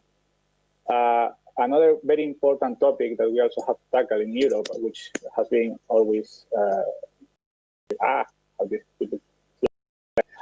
something that we have to tackle always in Europe, how to do the training, how to do cybersecurity for the companies. That is something that the European Commission, I think that you can see my screen. I hope that you can, and also I hope that you can hear me correctly. In Europe, let's say for the terms of cybersecurity, as you know, it has been always like an art working in cybersecurity. So there is no real, career. We have computer science and etc., but there is no specific options or topics for cybersecurity, for learning about cybersecurity, for working with cybersecurity. Actually, it's a topic that you learn mostly in your company when you are working in there. And this is something that, in the end, is a problem in general. I will say not only Europe, because in the United States and etc., it's also happening the same. So if we want to increase the level of cybersecurity in Europe, then we have to go to the basics. We have to go to see how we can help people to know about cybersecurity, and also more importantly, how we can help the companies, the small companies that they don't have the options for having cybersecurity experts for working in their company. So in these terms, I want to talk a bit about the Project Geiger, which aims for trying to fulfill this need in Europe. So as I was commenting, cybersecurity, as you have been all talking, is a key pillar for Europe, for the digital Europe, both in the past, in the present, and in the future. Probably you know all about the different initiatives that the European Commission is pushing for cybersecurity now, with the digital communities and with the European Central Network, etc. So they are pushing on this topic not only for the big companies, which, as you can imagine, they have their own, batch of experts that work in cybersecurity at different levels, both at network, architecture, implementation. They have them. But what is happening with the small, medium, and micro enterprises, which also has a lot of them in Europe, and is one of the top basic pillars, I would say, for Europe. Cybersecurity is not easy to understand. Let's be honest. It's ugly. It's not something that everyone likes, and it's very difficult to understand. So if you start working with it or you try to understand when you have your business already created, it becomes very difficult to how to integrate cybersecurity there naturally in your organization. So this is just one small representation. I think it's from this year, from the 2020, about the number of SMEs representing the business in the European Union. So as you can see, the micro enterprises are extremely high. The smaller are a bit less, and medium is even less. So you can imagine that the bigger companies are even less. But so we will say that for the small and medium enterprises, they represent 99% of all business in the European Union. Now imagine that like 50, 60% of them may have absolutely no knowledge and no understanding about cybersecurity. So just imagine how fragile this area is. Why is so fragile? Because cyber attacks is very simple to do. Almost anyone can do it. And the impact that can have in a company is extremely big. Small and medium companies, for to say, they are a very, very attractive target for attackers. Because for big companies, the small and medium companies, they don't have as many assets for cybersecurity protection as the big companies. And they have much more data or assets that can be stolen or that could produce beneficial from the financial point of view than, let's say, a normal person. So they are in the middle, and they are perfect for them. And the cyber attacks, as you can probably know, for a lot of news in Europe and in China, USA, etc., it can have an impact for how to steal the data or can destroy the data of the consumers, of the users, of the clients of the companies. It can also affect the services that they offer. So if they cannot offer the services to the clients, these companies will go to the bankrupt. It can also affect the productivity. So if they have a denial of service attack, or they have an attack that can impact or steal, for example, for the ransomware of the data that they are using, so they cannot work anymore in there. Of course, the reputation is very, very important also for them. You know that if your company to which you trust, giving your data for anything like, I don't know, electricity or whatever, they have a cyber attack and all their data is stolen, come on, you are not going to trust on them probably as much as you were trusting before. And this is a very, very big impact for these companies. And of course, all of this in the end has an impact in the revenue, in the financial aspect of the company. That means that usually if a small and medium enterprise in Europe is a target of cyber attack, very probably it will not survive. It will be destroyed, basically.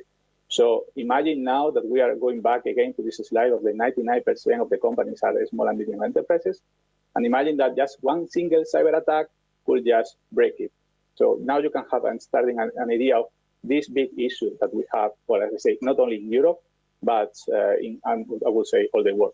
So if companies say, hey, I want protection, I want to be protected against these attacks, I want my company to survive, to be able to survive at least one of attacks, how can I be protected? Well, this is not as simple as I'm going to install an antivirus and then I am protected. This is much more complex, as I was commenting before. From the technical point of view, what do you need? What is your area of application? How many users are you working with? What are your clients? Are you offering your business as a service, or are you working with data of the companies? Very complex. There's a lot of different attacks of a lot of different services that can affect the company.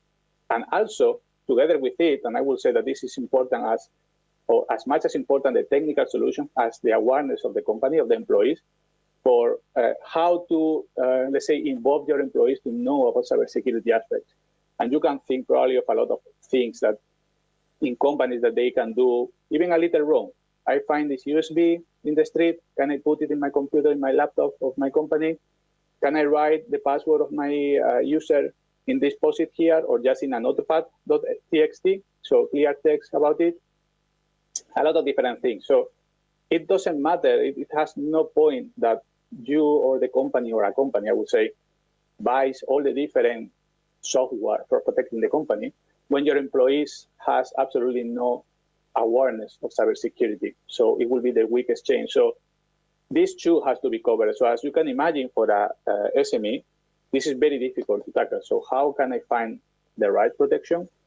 How can I teach my employees in a continuous way? Because also, unfortunately for cybersecurity, the same as medicine, you cannot just learn something one day and just it will be useful all the time. It continues evolving and changing. So you always have to be up to date. So in this sense, the Giga project, which is the one that I am participating as the technical coordinator, it started this year and is funded by the European Commission, aims for, let's say, helping, supporting small, medium, and micro enterprises for cybersecurity protection. So on the one hand, to provide awareness of the status of your company in terms of cybersecurity, vulnerabilities that may be found, risks that could target your system or that could be in your system that in the end will be a path for having a cyber attack in your organization.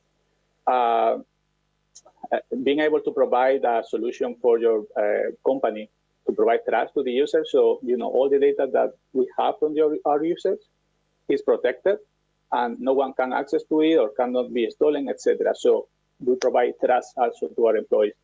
And on the other hand, it also aims to be used as an education ecosystem, so we're having here, that can be used for training not only the employees of the small and medium enterprises, but also can be used for training in the educational area, so universities, institutes, whatever, about cybersecurity. And this expert then later could be used or employed by these small and medium enterprises. So the idea is not only to train the current users that companies have, but also to be able to provide new experts that are very full aware of what are the needs of the small and medium enterprises, which is usually very, very different from large companies. And finally, as a very small description of it, the idea of the project is to provide access to very clear information. This is something very important. As I say, cybersecurity is very complex. It's not very nice to see. And you really need to have a minimum level of expertise in order to understand what is happening in your company and understand what the solutions give you. So you may be thinking, but I have an antivirus and I have this pop-up saying you are clear. Yes. And this is exactly what we want to give. But we are not only talking about one antivirus. We are talking about having a set of different solutions that can be working in your organization, protecting your organization. And how can we provide all of this information, which is complex, in a unified and simplified way to the user. So let's say for users that have no expertise on cybersecurity, and this is for us, is very important. Also access to tools for support in the companies. So for example, a chatbot, I have a question about, I found this risk, I found this threat, or I received this email for malware, for whatever, something that the employees of the SMEs can have direct access for consulting, for asking elements about cybersecurity. In this terms, also ask for the risk assessment. And of course, another element that we think is very important is to be able to access information coming from thirds and facilities. So as you know, they are, let's say, the ones that distribute information for cybersecurity. So when an attack is happening in one country, one company, or whatever, and they are able to obtain this information, they can share it with other companies, so they can be preemptively protected against these attacks. And of course, as I say, and for me it's very important, access to training and awareness tools. So the same that we can protect the physical assets or the digital assets of the company, we can also protect the employees and inform better the employees for protecting the company. So that way the employees in this way will be like an asset, a direct asset that also could protect the company. Okay, so, and I think that was everything from my side. I think I'm 1 minute ahead of the schedule, but thank you very much. It was a great presentation and in time. Just a very short question. Yeah, a lot of micro enterprises. What do you think we have to do more to make them more aware about the importance of enhancing the cybersecurity ecosystem to protect them? Because many of these companies are not very much aware about this. I will say, in general, from my experience, that it is not a problem of, let's say, a specific type of company, but it's a problem that we have in general in Europe, I will say, about the importance of cybersecurity for everyone. As I say, if it is very well, from my point of view, I have been working in universities also, and etc., and have been studying, of course, in there. And cybersecurity was only one small topic in the whole career, So when the engineers finish studying and they start working, they know about development, they know about user interface, they know about databases, etc., but they have almost nothing about cybersecurity. So they, of course, they want to make money, so they focus on the things that give them money, which is the applications in itself. Cybersecurity doesn't give money; it prevents you from losing money, I would say. So yeah, it will be a change of mentality, I would say, in general, from the more basic parts. So in the future, the companies also, integrate cybersecurity naturally for them. Will be the same as we have to design a nice user interface. They think also we have to also have cybersecurity in line with the solution, from my point of view. Thank you very much. We'll now go on to have a presentation in our panel. It will be delivered by Mr. Constantin Stanila from Visma. And yeah, it's somehow linked with some previous presentation because we'll find out something about the use of the state of the art, actually, of machine learning application in cybersecurity. About Constantin, he is information security researcher, the senior information security researcher, and a leader in this company. And as far as I know, he started to touch this subject some time ago, but in the recent years, let's say the last 7 years, he is much more focused on using machine learning in cybersecurity. So please, Constantin, the floor is yours. Yeah, hello. Do you see my screen?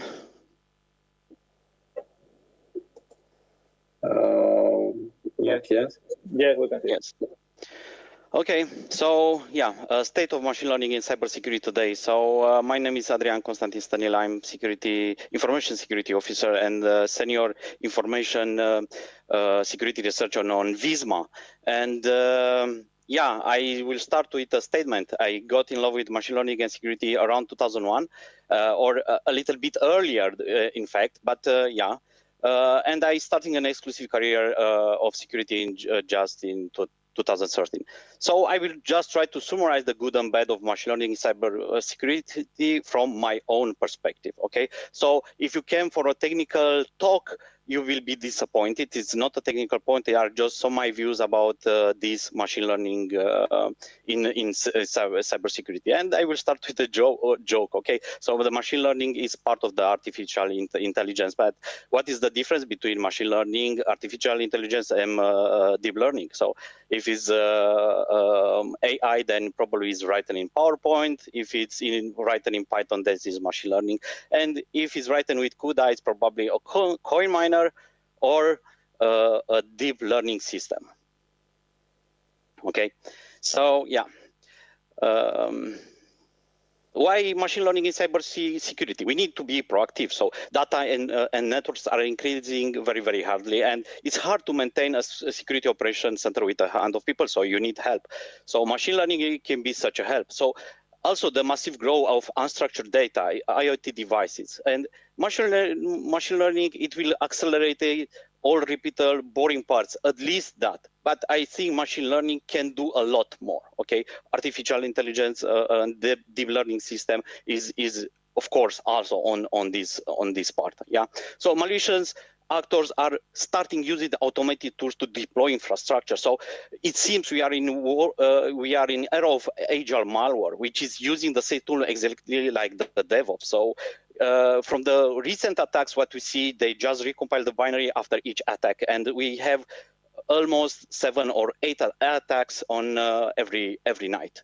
Okay, at the moment in time.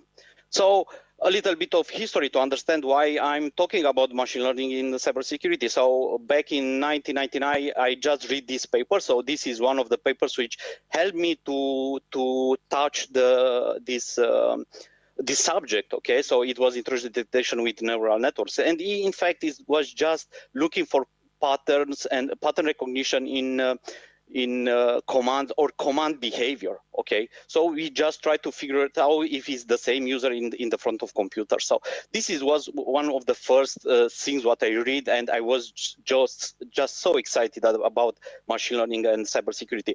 And based on that, I started my degree thesis under the supervision of the Remus Brad, our colleague from here, it was on that time my professor, and I cannot say more than thank you for helping me with that network intrusion detection system as degree thesis.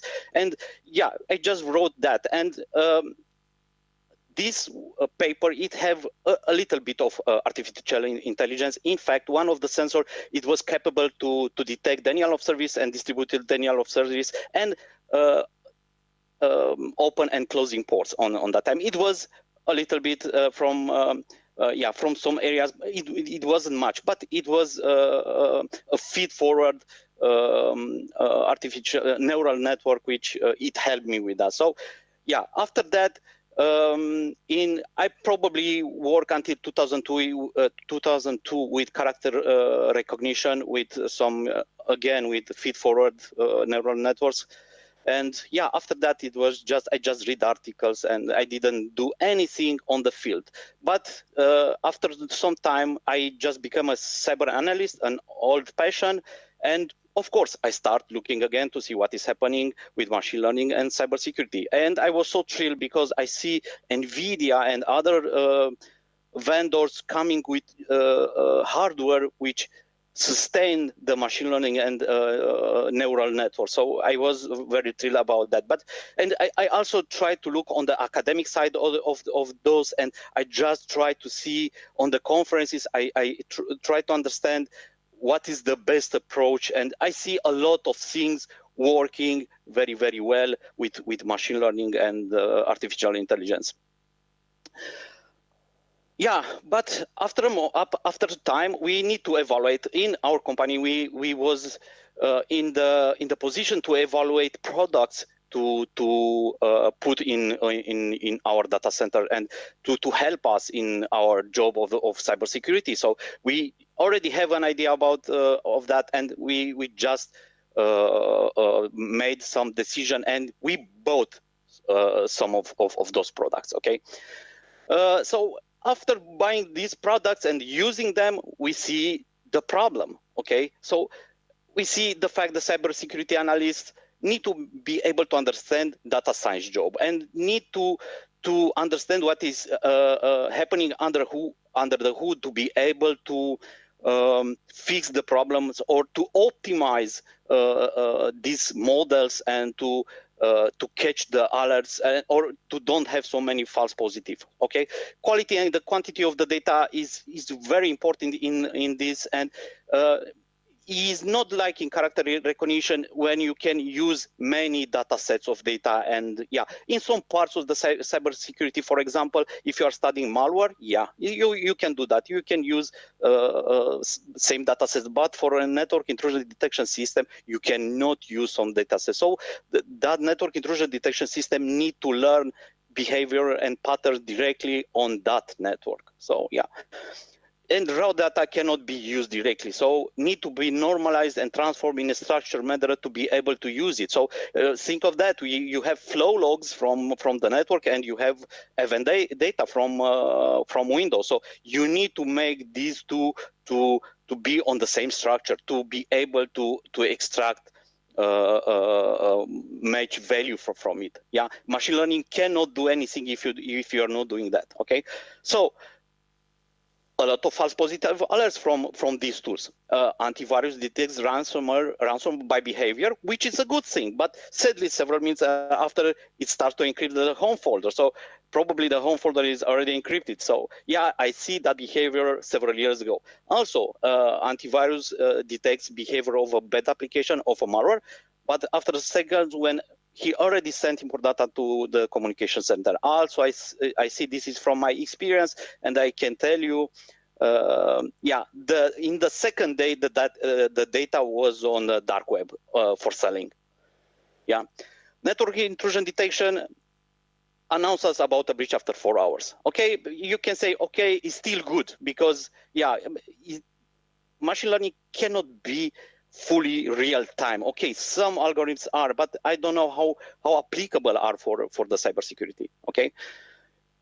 Yeah, and I think machine learning is still good for small and medium company, which is very static. Okay, if it's nothing happening or those patterns are not broken very often, then yeah, these tools are perfect. But not for an IT development company, which thousands of deployed per month and which is growing in every day. So to achieve some results with that, we start working on some products. This Colombo is one product of our colleagues or colleagues of mine from product security, and it's a forensic tool. It's a forensic tool which is based on machine learning. It's under the hood. It has volatility, and it extracts the data. It's doing pattern recognition, and it's very quickly identify processes or files which doesn't belong to that file system. And I love it because I just use it in an incident, and it's point you directly on the right direction when you don't have time. As my colleague Dan said, when you need to do forensic for tens of computers, it's very hard with volatility and other tools. And if you have an automated tools which only starts to show you the right path, it's more than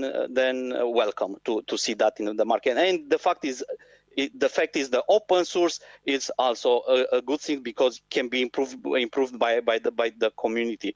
So it supports Windows environments, and it can do malware analyzing on the system actively running. He knows how to look over the Windows hard disk file, memory image of those, and yeah, it's a good tool. Please check it out. Elasticsearch machine. Yeah. Elasticsearch. Yeah, if you can conclude. Yeah. So yeah, we have a lot of tools, and we just made a lot of things nice on the Visma. And yeah, we are doing machine learning security alerts triage with that, which is machine learning over the other tools which are doing machine learning. So it's not so easy to find the right balance between people skills and technology. Technology here being machine learning, people skills being from the cybersecurity. So machine learning give us some new tools, but the tools are not plug and play. We need to have some expertise on that, and are working very good for specific problem, but a lot of false positive with a bigger scope. So today, machine learning is not the cyber bullet for the cybersecurity, and I cannot achieve that without my colleagues. And I think that the best thank you for them for this presentation and yeah, everything what I learned. Thank you. Thank you very much, Adrian, about this information you have provided to us. Maybe a short question. Yeah, machine learning, it's a nice tool, but it has some limitations, as you mentioned, as we know. Even hackers could use machine learning to cheat the system. So how do you see this kind of game between those that try to protect using this system and those that try to attack by using the systems? It's exactly they will have the same problems, and to be able to do some machine learning, I think for them it's very possible to be harder because they need to have the insights from that company or from that tool, okay, to know how to work. But let's suppose they know that, but it's very hard to collect the data. As I said, quantity and the quality of the data is primordial on these things. And yeah, of course, it can be a war between these two sides, but yeah, we just improve and we just go further. We will see something on the market regarding that, or on the dark market. Yeah, we'll just take action and we'll try to see how their tools are working, and we just try to apply. As you see, is the era of the agile malware, and they are using DevOps tools to reproduce their infrastructure over and over again. So yeah, they from other points they are like a virus. Okay. Yeah. Thank you because very they much. have those tools. Okay. Thank you. Thank you very much. Yeah, we are a little bit delayed, so very short. I will thank you to all speakers, to all attendees of this panel, and I wish you having a nice day and yeah, to enjoy the next panels of our conference. So goodbye. Best. Thank you. Thank you to all of participants.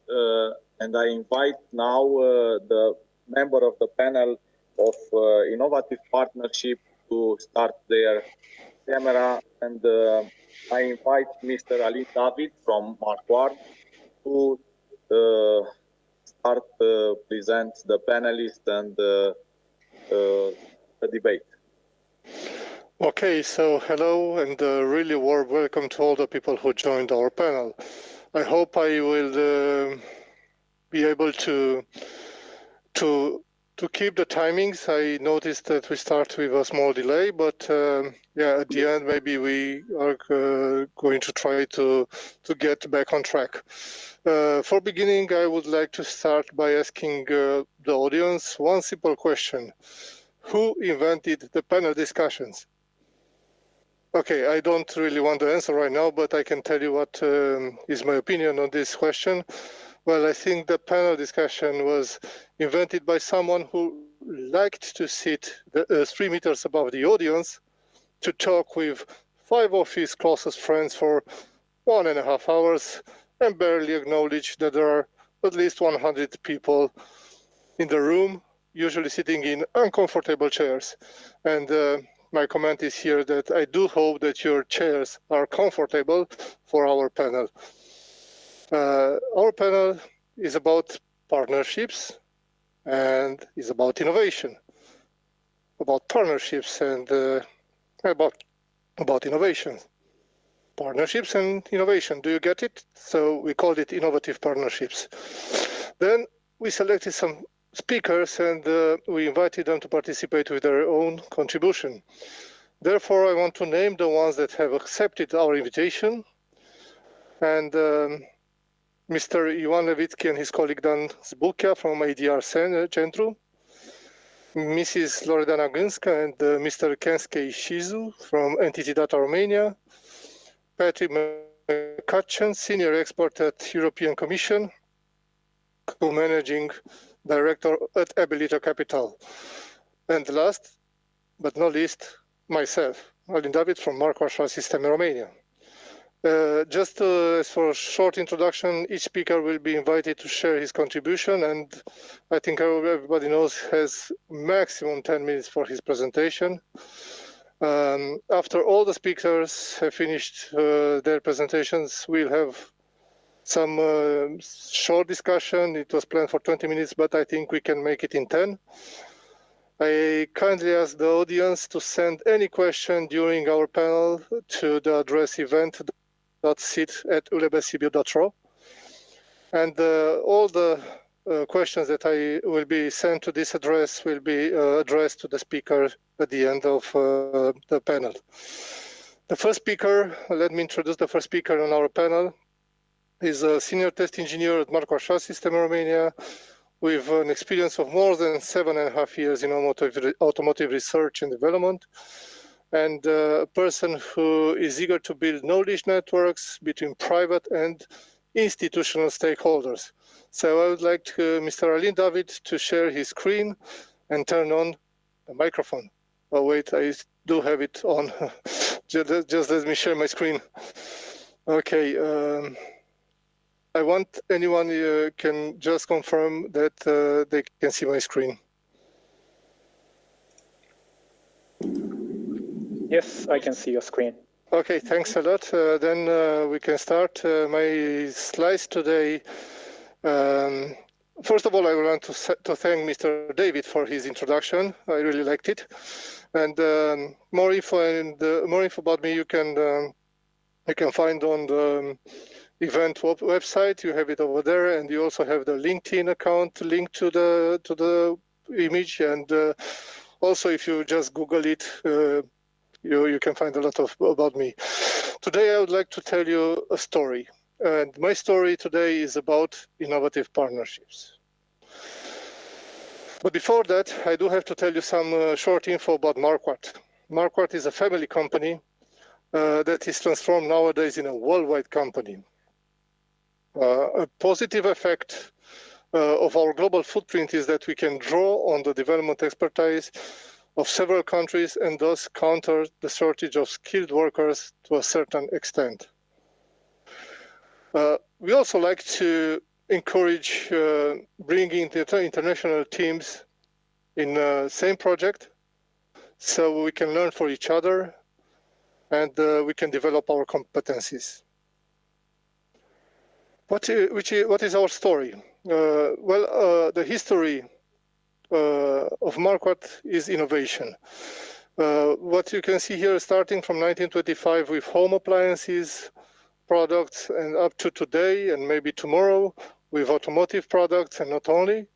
I can tell you that one of the most interesting fact in our history is that Marquardt developed and produced a PC keyboard that was used in almost all Russian space missions. Unfortunately, in 1990, this was stopped, withdrawn from the production.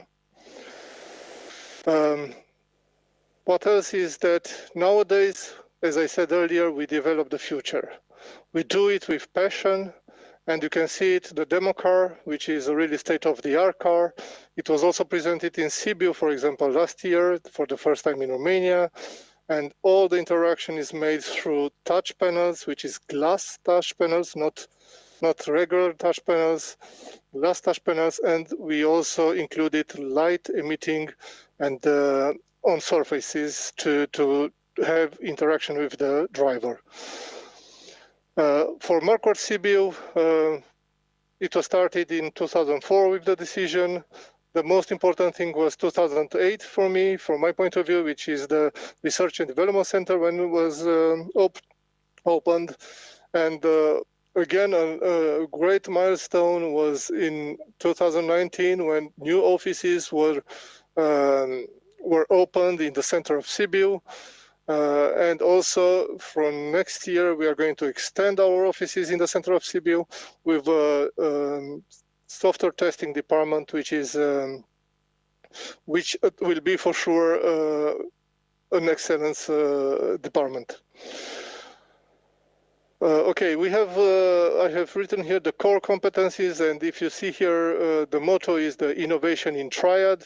Why? Because we do think that it's a perfect synergy of mechanics, electronics, and software. And you can see on the right the departments of the R&D Sibiu. What do I think about the partnerships? I want to go to the partnerships and how they are driving innovation. Well, I do think that strategic partnerships are one of the best ways to overcome the challenges of the current global economy. And what is important to everybody is to bring innovative solutions to the market. What we believe here in Marquardt, in R&D Sibiu, is that the importance of finding the best partners to develop the state-of-the-art technologies. And why to develop state-of-the-art technologies? Because these are the only technologies that enables new experience in the vehicle. That's why we also created the demo car, and we also have a lot of other interesting projects ongoing, and we are working for next years. But we do want to include in our projects the partners, and not only the private companies, but also the institutions. And to give you a clear example, a strategic partner in science and education we found, and we also have in the Lucian Blaga University of Sibiu, and we had a lot of events and a lot of actions together with the university, and like student internships, extracurricular courses held by our specialists in the university. We are attending the conferences, as you see, invest in research infrastructure. and also prizes for various competitions. But this is not the only thing. The partnership is not enough. I do think that the sustainable development is going to be done, or to be achieved through knowledge transfer. And I created a short graphic here, and what do I want to say here is that, as you see, knowledge is obtained through training by the human resource, but knowledge also is going to be generating ideas, and the ideas are good for innovation. And who is going to do the innovation? It's exactly the human resource, which has to have passion. As that's why we call it in Marquardt, as I said on a previous slide, passionate developers of futures. So to show you also an example internally from Marquardt, and based on the partnership with the Lucian Blaga University of Sibiu, we did have a project Dynamic, it is called, which was implemented and is still ongoing.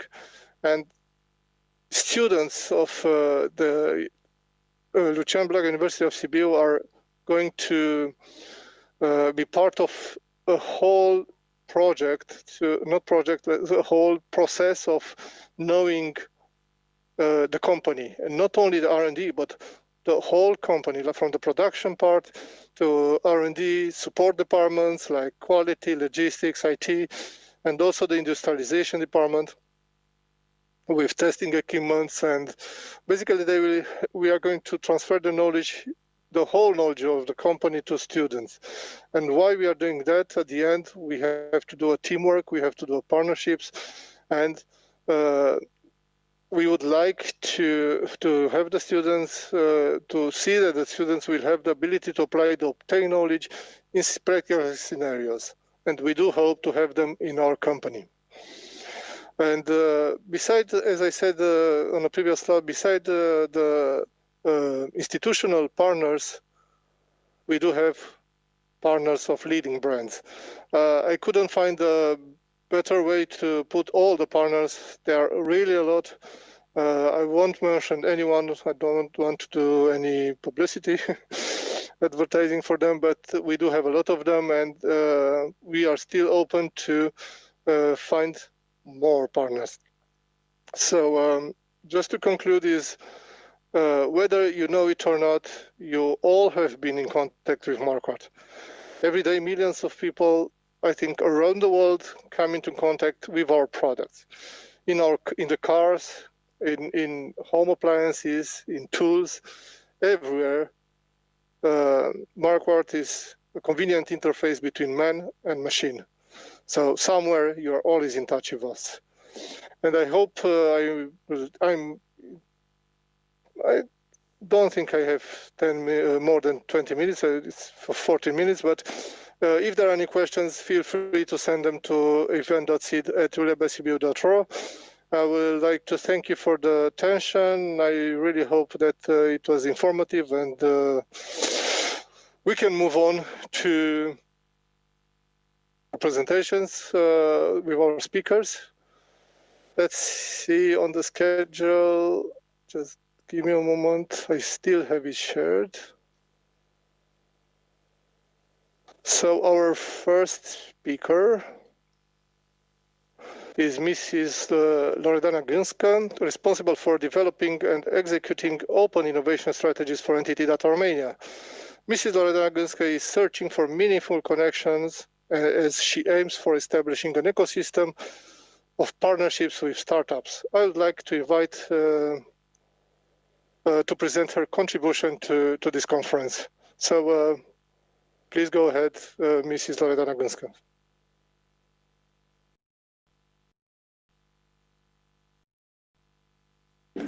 Hello everyone. Sorry, I had a bit of problem with turning on all these apps. Just a second to, I guess you see my screen, but you see only the presenters, right?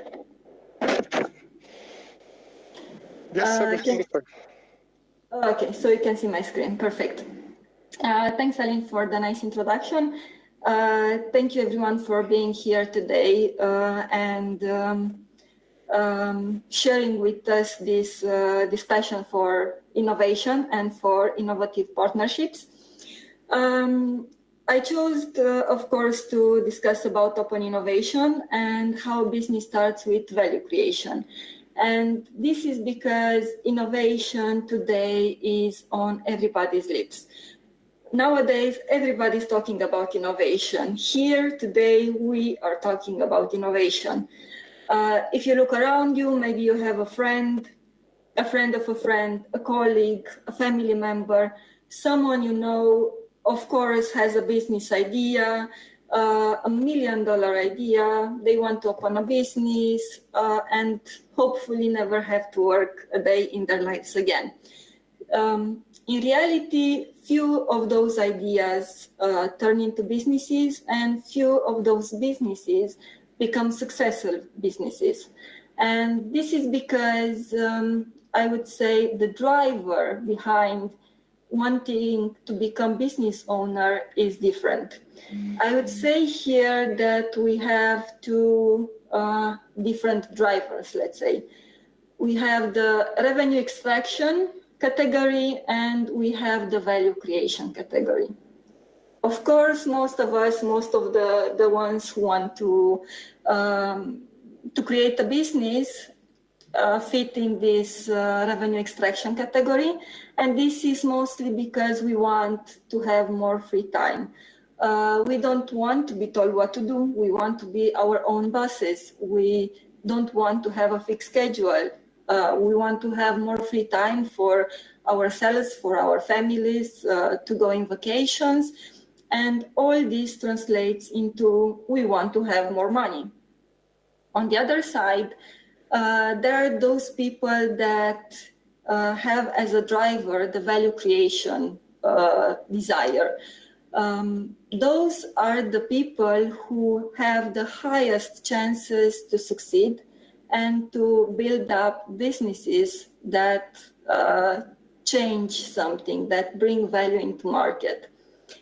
I'm a big fan of stand-up comedy, and a few days ago, our CEO shared an article where Jerry Seinfeld was sharing his point of view about innovation, and he was saying that open innovation starts, or innovation starts, when you start to ask yourself, what am I really sick of? And you actually try to do something to change that situation. And this is why I believe that people whose desire is to create value, is to change something, are those people that have the highest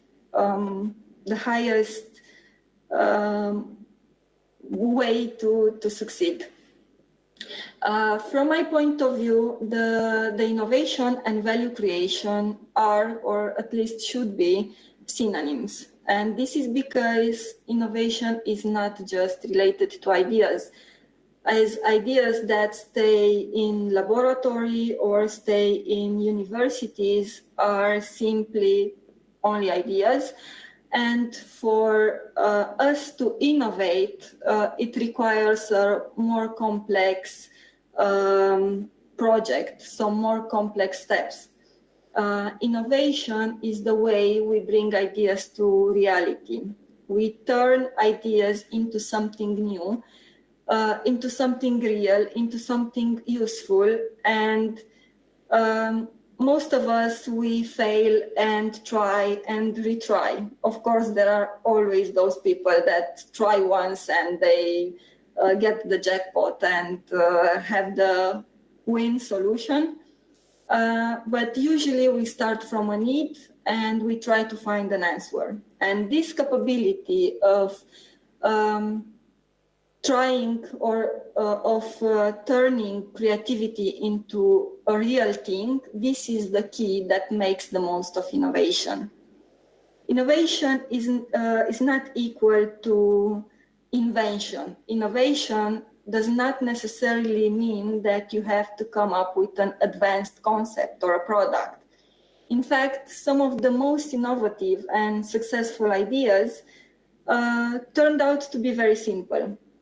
Remember High Five? It was one of the most popular social networks before Facebook, and this happened even before social network was a concept. Then Facebook was born and High Five died. Why? Simply because Facebook came up with something better. They came with a standard framework, with an easier way to use the platform, and of course with an app that you can access from your smartphone. So they did not reinvent the wheel, but they did something smarter. We could say that at the time, Facebook was a startup. Why do the startups succeed in value creation and in innovation? Well, because they have dreams. They have those dreams on which they bet their lives, which are rooted in their passion, which stimulate their ambition and make them want to become number one. And this is perfect. This is actually the fuel that makes you want to continue, the fuel that makes you want to move on. This is why we believe that ideas coming from the startup ecosystem are often the most brilliant and the most visionary. Here at Entity Data, as you know, we are part of a Japanese group, and Japanese companies are always supporting innovation and are always supporting and adopting R&D topics. This is why we, being part of a Japanese group, we are constantly looking for innovative solutions, not just ideas. We are looking for solutions, and solutions that are changing things in better. Why? Simply because we have many demands from our clients. It happens that our clients have specific needs. They have specific requirements for which we do not have an out-of-the-box solution. And usually, as you might know, the need is for yesterday. So if we partner with a startup that already has a solution which answers to the client need, then we can respond to this, to our clients' need of innovation in a faster way and in a more professional way. We act as let's say, as a bridge between the client and the startup, because we come with the experience in looking at the projects from a pragmatic point of view, and with the experience of implementing and working with complex projects. As you might know, companies are often reluctant in working with startups, but if the startup has behind a brand as Entity Data that can give credibility, then we can have a win-win-win situation. Basically, the client has a solution for his need, the startup has a new project and a new name on their client's database, and we have another satisfied client, and we come up with our experience of conducting complex projects. This is why we are looking for, we want to create a startup ecosystem, so an ecosystem of startup companies. And those startups have to have a business-to-business solution, their own IP, that is somehow complementary to what we are doing here in Entity Data. They have to show that they can bring value to the market, and they can show this by having their solution implemented to one or two clients. And they need to have a growth strategy, which means that they have a long-term plan. and they are here to stay basically and to change something in their community, in their ecosystem. So if you know a startup or you have a startup and you think that what I presented here and this type of collaboration would be interesting for you, let's talk, and who knows, we might have a really successful partnership. Thank you. Okay, thanks a lot, Mrs. Gęska. I do hope that a 30-second question will be allowed, and I want to ask Mrs. Gęska, why do you think it's better for a stakeholder that has the know-how to partner with a startup to validate a solution for a client's need? Why don't the know-how that the know-how owner will find a solution? Isn't it faster, more efficient for the client? Because, you know, client is always demanding, as you said yesterday. So let me see if I understood correctly. Your question It's about slide number 6, where you are saying that the solution comes from the startup and you're just, the entity data is just the interface. Why not the entity data who holds the know-how provide directly the solution, which will be, I think, faster for the need to fulfill the need of the client? I understand the question now. We have many requests from our clients, and in the last period of time, we have requests for some innovative solutions. Of course, we at Entity Data, we have our own out-of-the-box solution, which we developed along the time. But our clients usually need a fast response, and they need a solution which they know that is actually working, and they have the proof that another company is using it and it solves the need, right? So for us to start and develop the solution from scratch, this would mean time. As you know, it goes from analyzing the client requirements to actually developing the solution, testing it, doing the quality assurance, all this process that developing a solution implies. And if we partner with a startup that already has the solution and already went through all these steps, the time frame is much shorter, and the value that we bring to the market is, I would say, much better, even for the client. Thanks a lot, Mrs. Gęska. It's a good idea, and looking forward to maybe discuss on the startups.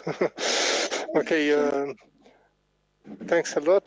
Then I will move to the next speaker.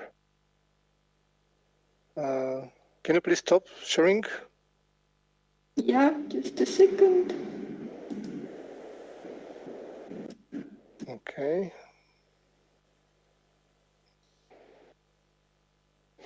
So our next speaker today, I think I shared the screen, and I want everyone to see our next speaker. It's digital technology like blockchain, Internet of Things, and even artificial intelligence are a perfect match for a cloud platform engineer that is also the head of innovation at Entity Data Romania. Currently working on the expansion of knowledge and solutions for Entity Data, Mr. Kensuke Shizu tries to find time to promote digital tech business in Europe. Therefore, I invite Mr. Kensuke Shizu to present his slides and to share his... Thank you. Okay, thank you for your introduction, Alain. I will share my screen. So,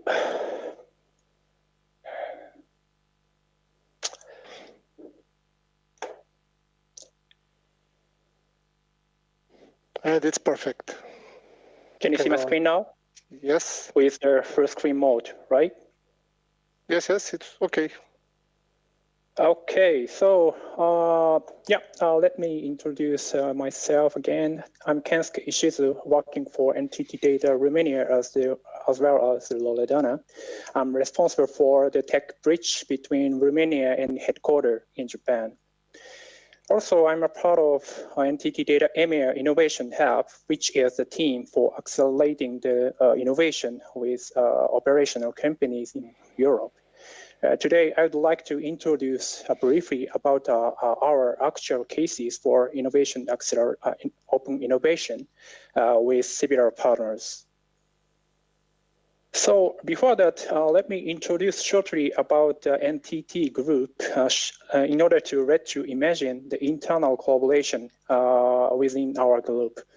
NTT is one of the telecom company group in Japan. We have the 300,000 employees globally, and we have several companies for individual services like internet service, telephone service, and the IT platform and hosting service. And NTT Data is the one of the NTT group company which is the providing the consulting, integration and the development of IT system. And we have the 120,000 employees all over the world. And what I'd like to mention in this slide is that we as NTT Data have lots of innovative collaboration within our NTT group, especially with the R&D lab owned by NTT Holding. And actually, now I'm in charge of the EMEA Innovation Hub, which is the team for accelerating the open innovation with internal and external partners for leading the next business of NTT Data. And in the past, IT technology is just a factor for optimizing the existing work. But currently, as you know, business and new experience are driven and generated by IT technology. And to accelerate the innovation, of course, the advanced technology is very important. Then we have lots of collaboration with our R&D team in our group. On the other hand, the development speed of the new technology became quicker, faster, and the range of the technology became wider than in the past. So we cannot follow all advanced technology in a wider range by only ourselves. Hence, the partnership with the university and the startups is really important for us to apply top-notch technology for innovation. Also, as a company, of course, the client is very important. R&D can be done by themselves, but generating the new experience for the customer, we have to bring it with the client to apply it for the new business and the services. The cycle of the trial and the feedback in the actual field is quite important for making innovation real. So we collaborate with the client, university, and startup, and also internal R&D team for the open innovation. And now I'm showing one of our initiative in Innovation Hub named Innovation Acceleration. NTT Data headquarters funds to the POC with client, startup, and university. At the beginning of the year, firstly, we defined a tech strategy for 6 digital technology areas like AI and the customer experience.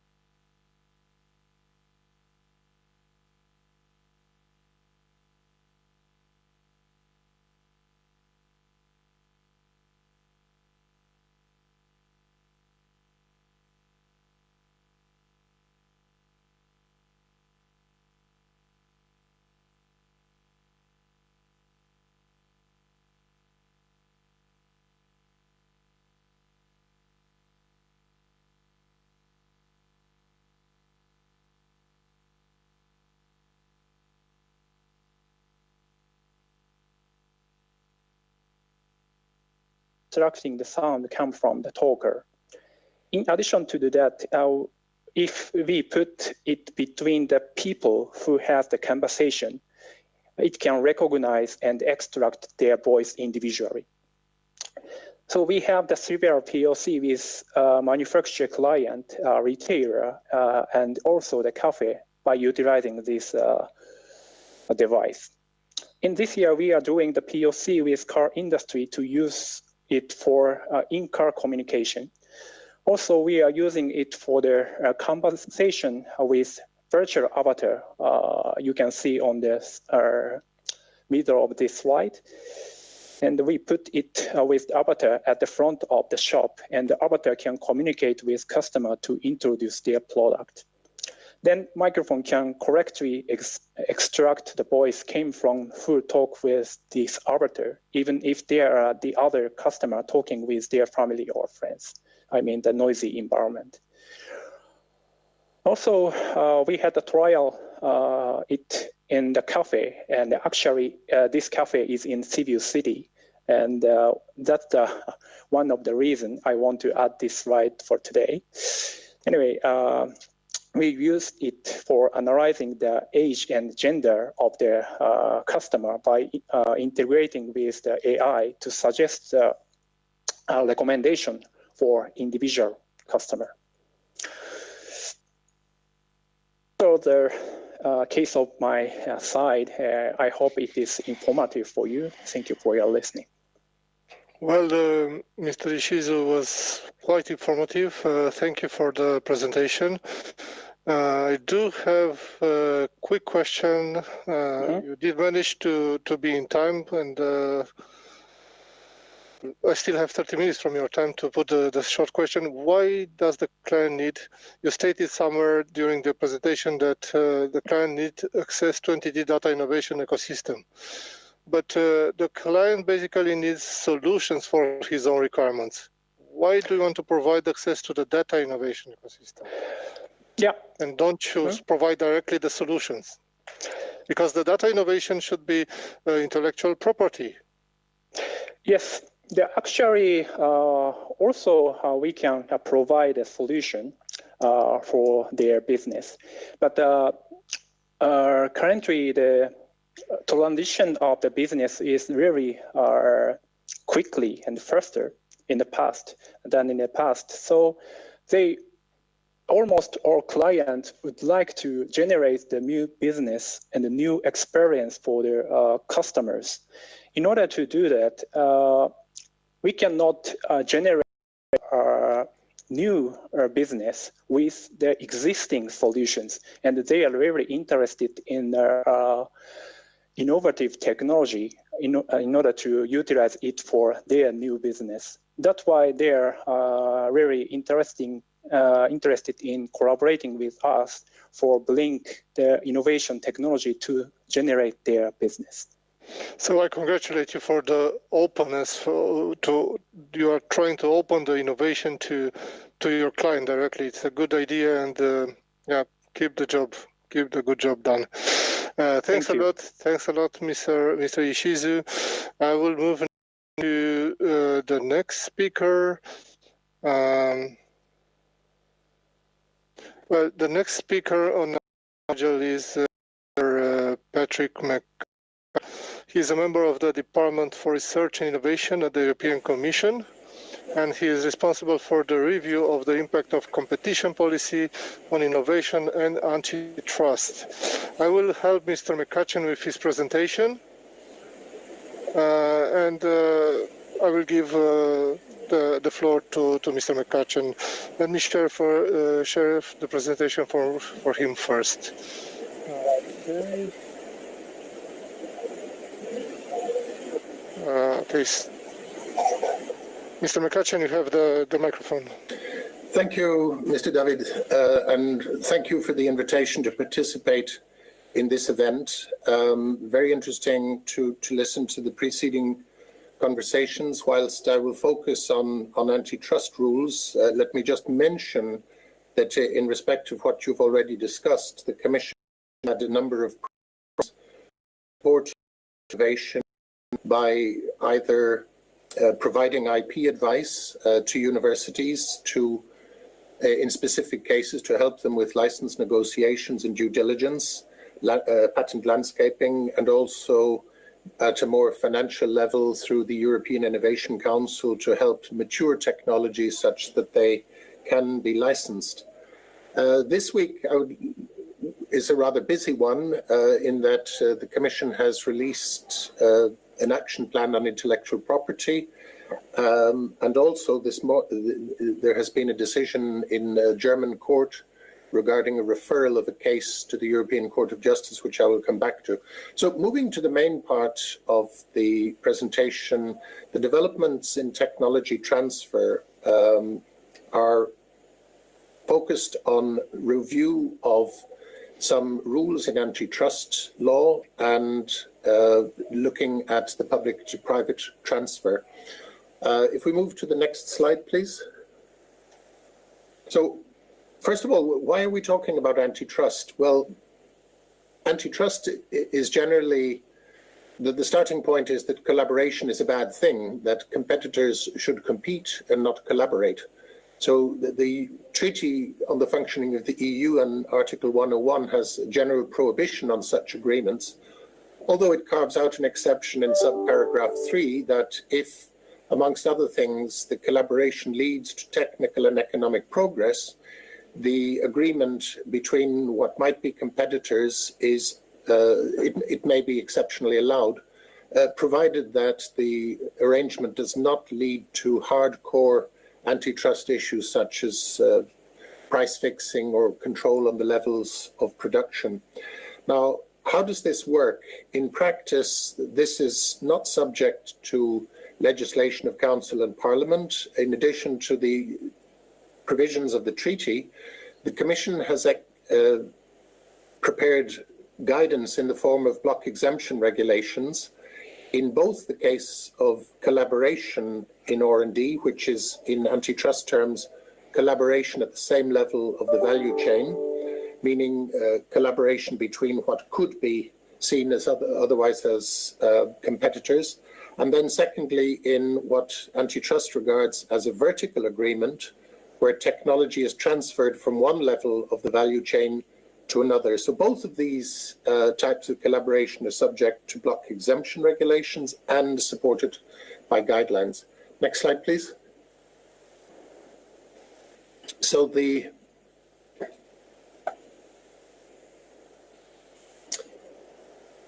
first one, the regulation on R&D collaboration, is currently subject to a review process which started about a year ago with a public consultation of stakeholders and then a consultation of the national competition authorities.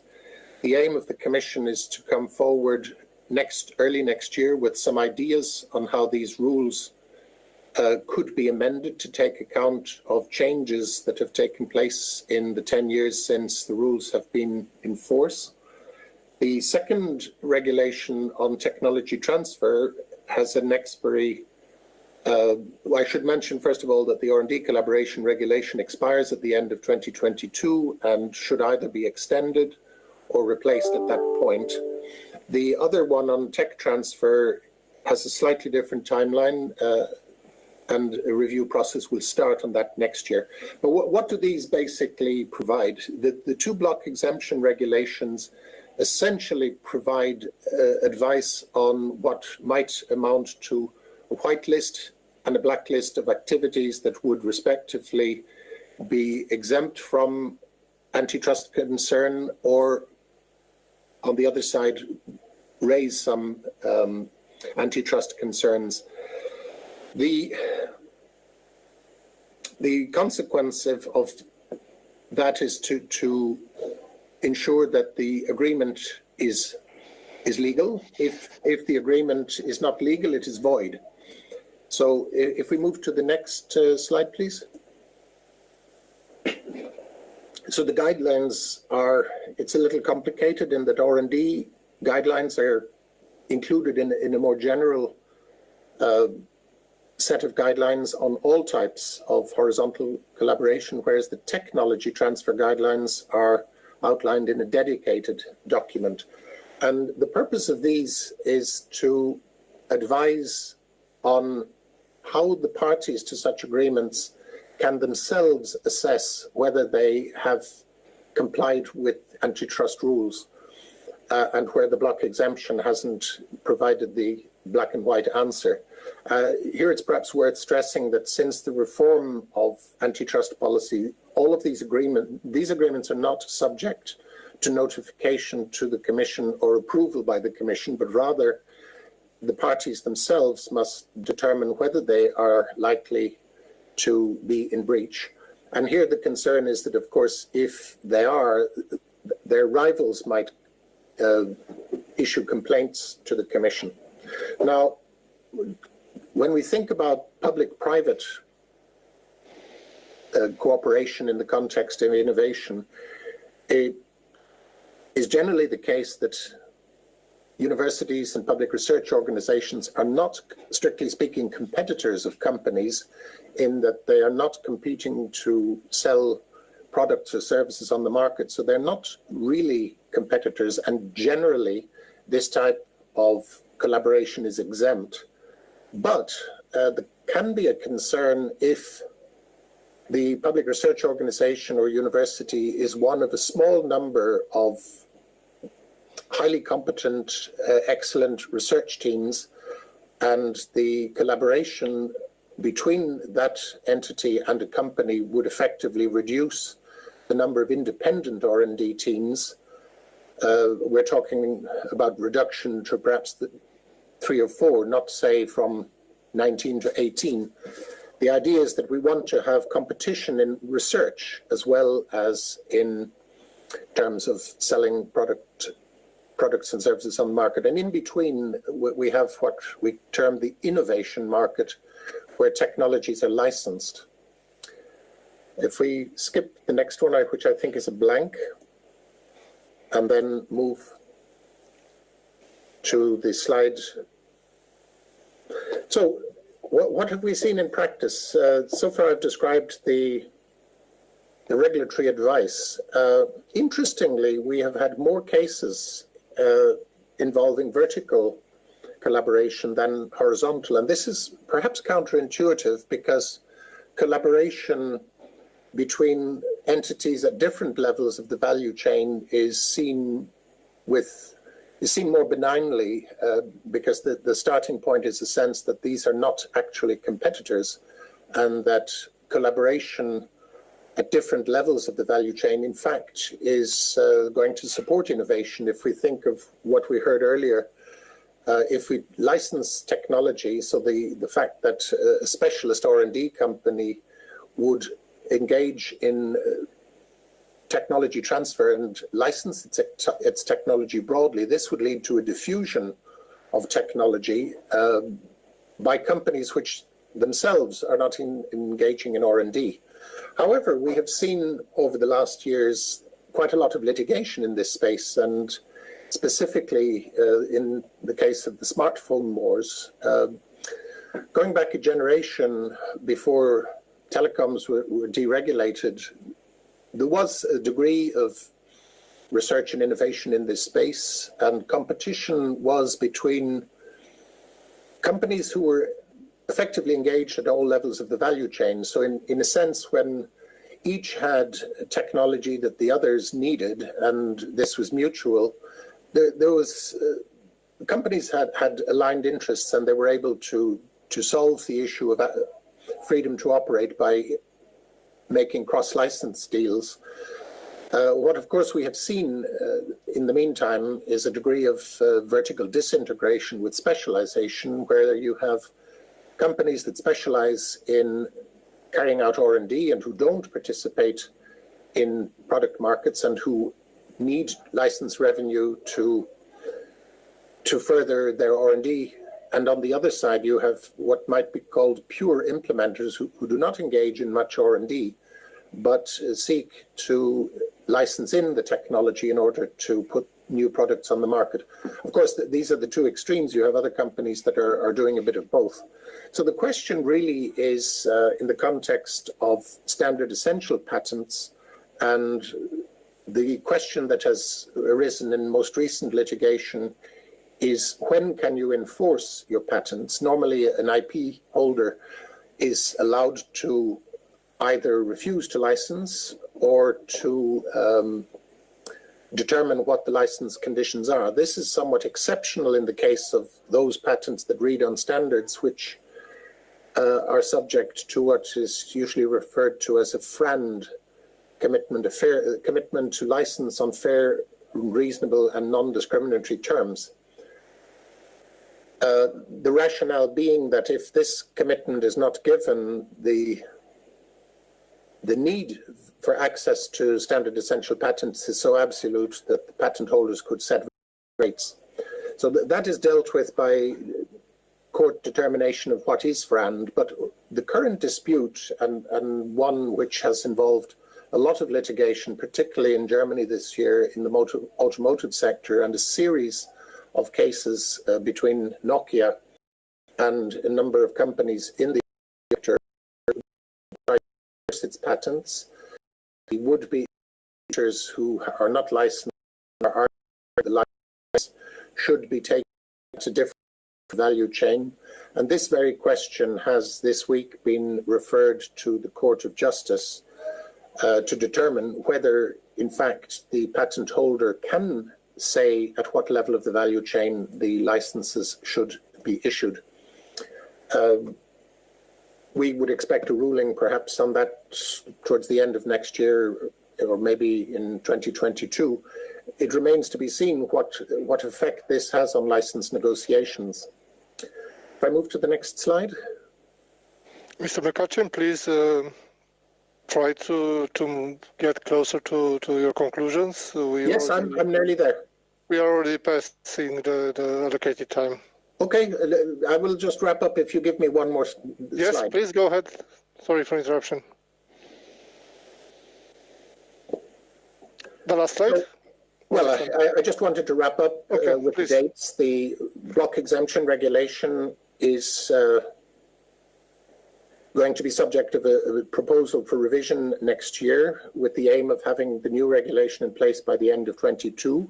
So that is a fairly generous timeline, allowing for lots of consultation. And towards the end of next year, we will start the review on the other one. And as already indicated, the IP action plan was presented this week. Thank you. I'll leave it at that. Okay, Mr. McCutcheon, thanks a lot for your presentation and for your information. Unfortunately, we don't have time for questions. Maybe at the end of all the presentations, if anyone will send any questions via the already presented email. I will move to our next speaker, which is in collaboration between colleagues in ADR Centru. So Mr. Dan Zbuka, I think he has ADR Centru has a strategic role in the heart of Romania, and is also a key player in the sustainable development in the central region of Romania. So, Mr. Dan Zbuka, please go ahead, share your presentation and the contribution to this Sibiu Innovation Days. Okay, thank you very much. Just a second.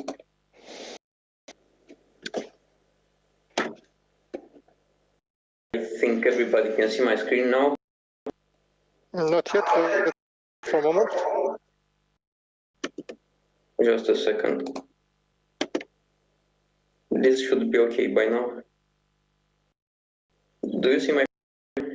Not yet. Okay, something.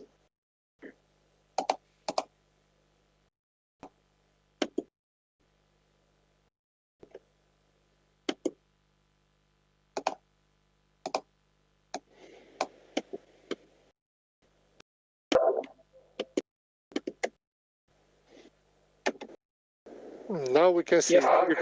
Okay, I'm glad we overcome this technical problem. I'll just give you a short presentation. I hope to be as briefly as possible. on partnership for innovation as foreseen in the next regional operation program in the Central region, beginning with the next year, 2021 till 2027. Also to be said, this is the new programming period set out by the European Commission. Few words about our Regional Development Agency, RDA. It is a public utility NGO with over 20 years of activity. Over this period of time, it served as an implementing agency for fire programs before the accession of Romania in the EU. It also served as an intermediate body for ROP 2007 till 2014, and in the current period it is an intermediate body for the present regional operational program. In the future, it will have the authority of managing the next regional operational program, the next ROP. It is also part of the Enterprise Europe network, which assures business support for SMEs. Over the lifespan of our agency, we helped to implement over 2,000 projects with a budget of more than 2 billion euros. Speaking of the Central region, a few words about it. It is spread above the counties of Alba, Mureș, Sibiu, Arghita, Brașov, and Covasna. It has more than 2 million people inhabiting it. We have a 2.6% unemployment rate and almost 60,000 active companies within. Few more words about it. We are proud to have 2 emerging digital innovation hubs in our region. For possible investors which might be interested of the state aid intensity, it is to be said that here in our region it is of 50%. Our total foreign investment sum at the present time overcomes 7 billion euros. I will briefly take a look into our smart specialization strategy. It is a concept recently developed by academics and sustained by the European Commission. It encourages collaboration between private sector, the business sector, and the research and development public sector. Through this smart specialization strategy at the regional level, in our case, there were marked 9 excellence economic sectors, namely food industry, wood processing and furniture, sustainable built environment, automotive industry, in which Sibiu and Alba are leaders, IT&C and creative industries, textile and leather industry, health and pharmaceutical industry, aerospace, sustained by the activity in Brașov, and last but not least, tourism, in which every county has its own valuable input. Checking the reality of partnership for innovation in our region, we are not proud to say that the indicators are not at all let's say are not something to take in front and be proud of. So the innovative collaborating SMEs in our region are at only 20% of the national average, and it barely comes to 1% of the European average. In a more pessimistic view, we might also say that is it percent comparing to the European average. These indicators are extracted from the Regional Innovation Scoreboard report taken out by the European Commission yearly. There is hope for us, let's say, taking a look at the number of scientific publications having at least one author outside the border. We have a percent of 80 of the national average, but comparing it to the European average, we barely take it to 38%. The cooperation between public and private sector in releasing research results goes to 86% of the national average, and a modest percent of 26 compared to the EU average. The European Commission, through its European semester, draws attention about the fact that cooperation between business sector and university in Romania is seldomly taken into reality, and the main factors which prevent this cooperation to take place is especially the administrative and legislative barriers. A recent report coming in supporting the next European policies being developed nowadays recommend that open innovation in cooperation with all sectors, with all actors, should be accessed by companies regardless to their size. Developing the idea, big-sized companies are encouraged to take steps towards cooperation with startups, with small and medium enterprises, which most of the times are more adapted to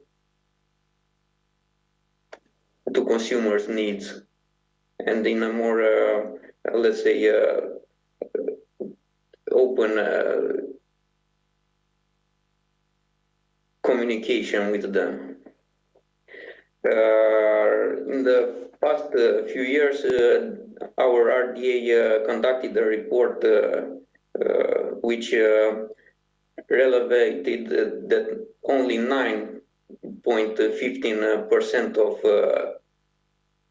small-sized enterprises in our region conduct cooperation with university or research institutes for innovating their products and activities. Coming back to the smart specialization strategy, I'll point out that it has 5 main objectives, among which the support of innovation in regional economic sectors of excellence as they were presented, creation of stronger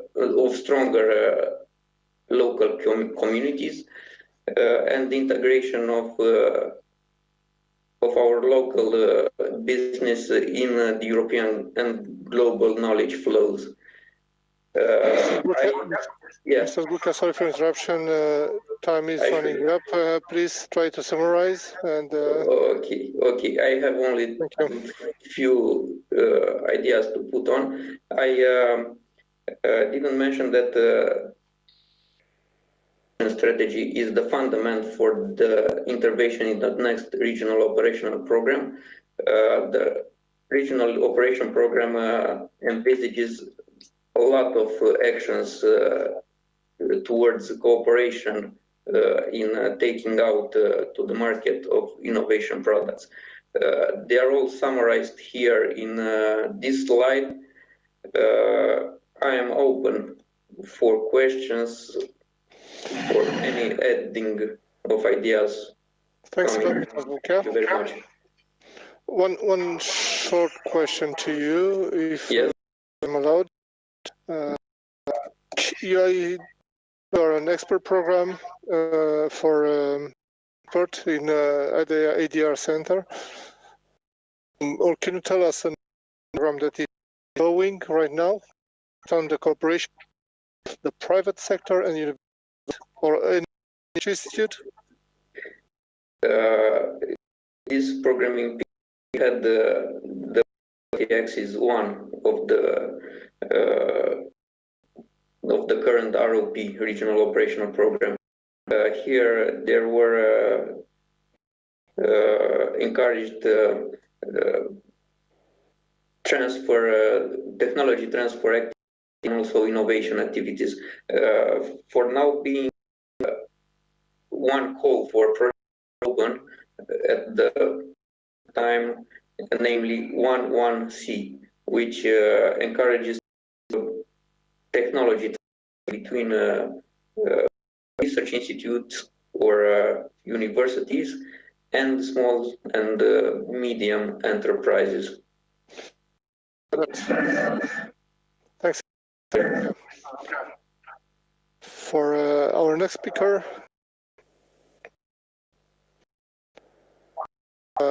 he's a jury member of the European Innovation Council.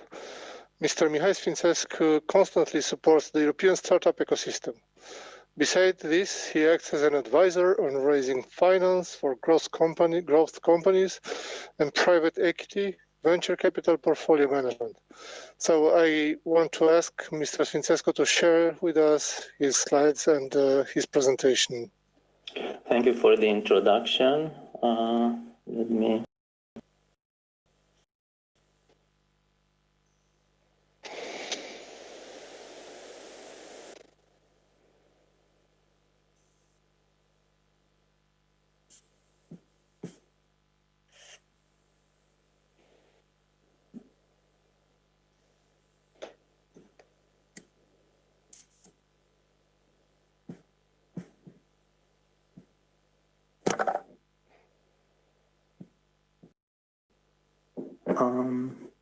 I'm not sure if I have the share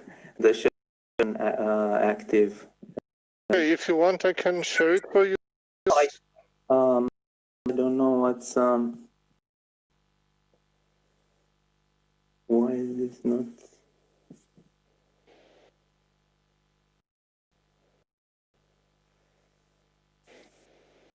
Yeah.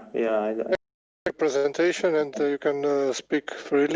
And help you okay, so let's start with the cover for now. So thank you for this opportunity to present the innovative startup funding public financing sources. We have seen so far in this very interesting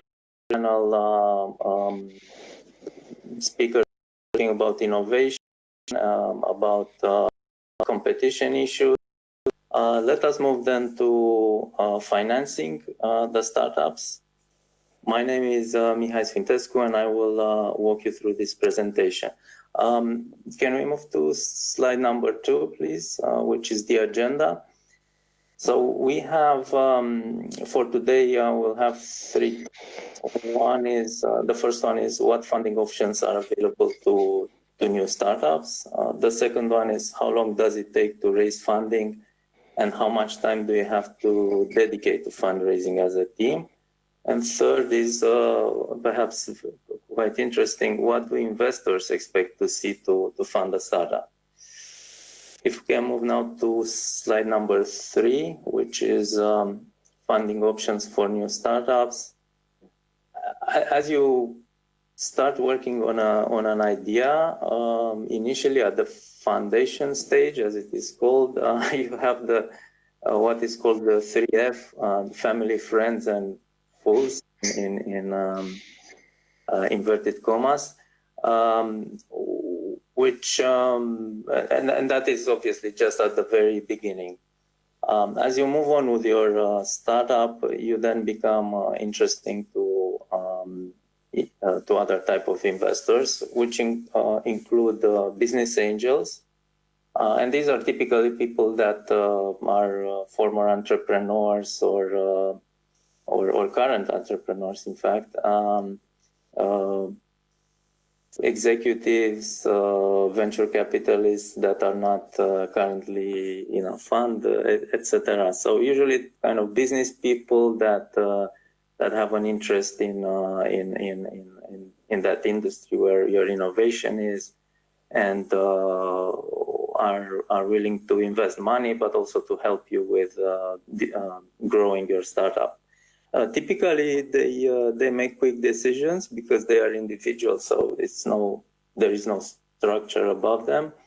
But at least in Romania or in Central and Eastern Europe, the tickets, the investment tickets, tend to be small. So in Romania, I think typically they invest maybe 20,000-30,000 euros in a startup.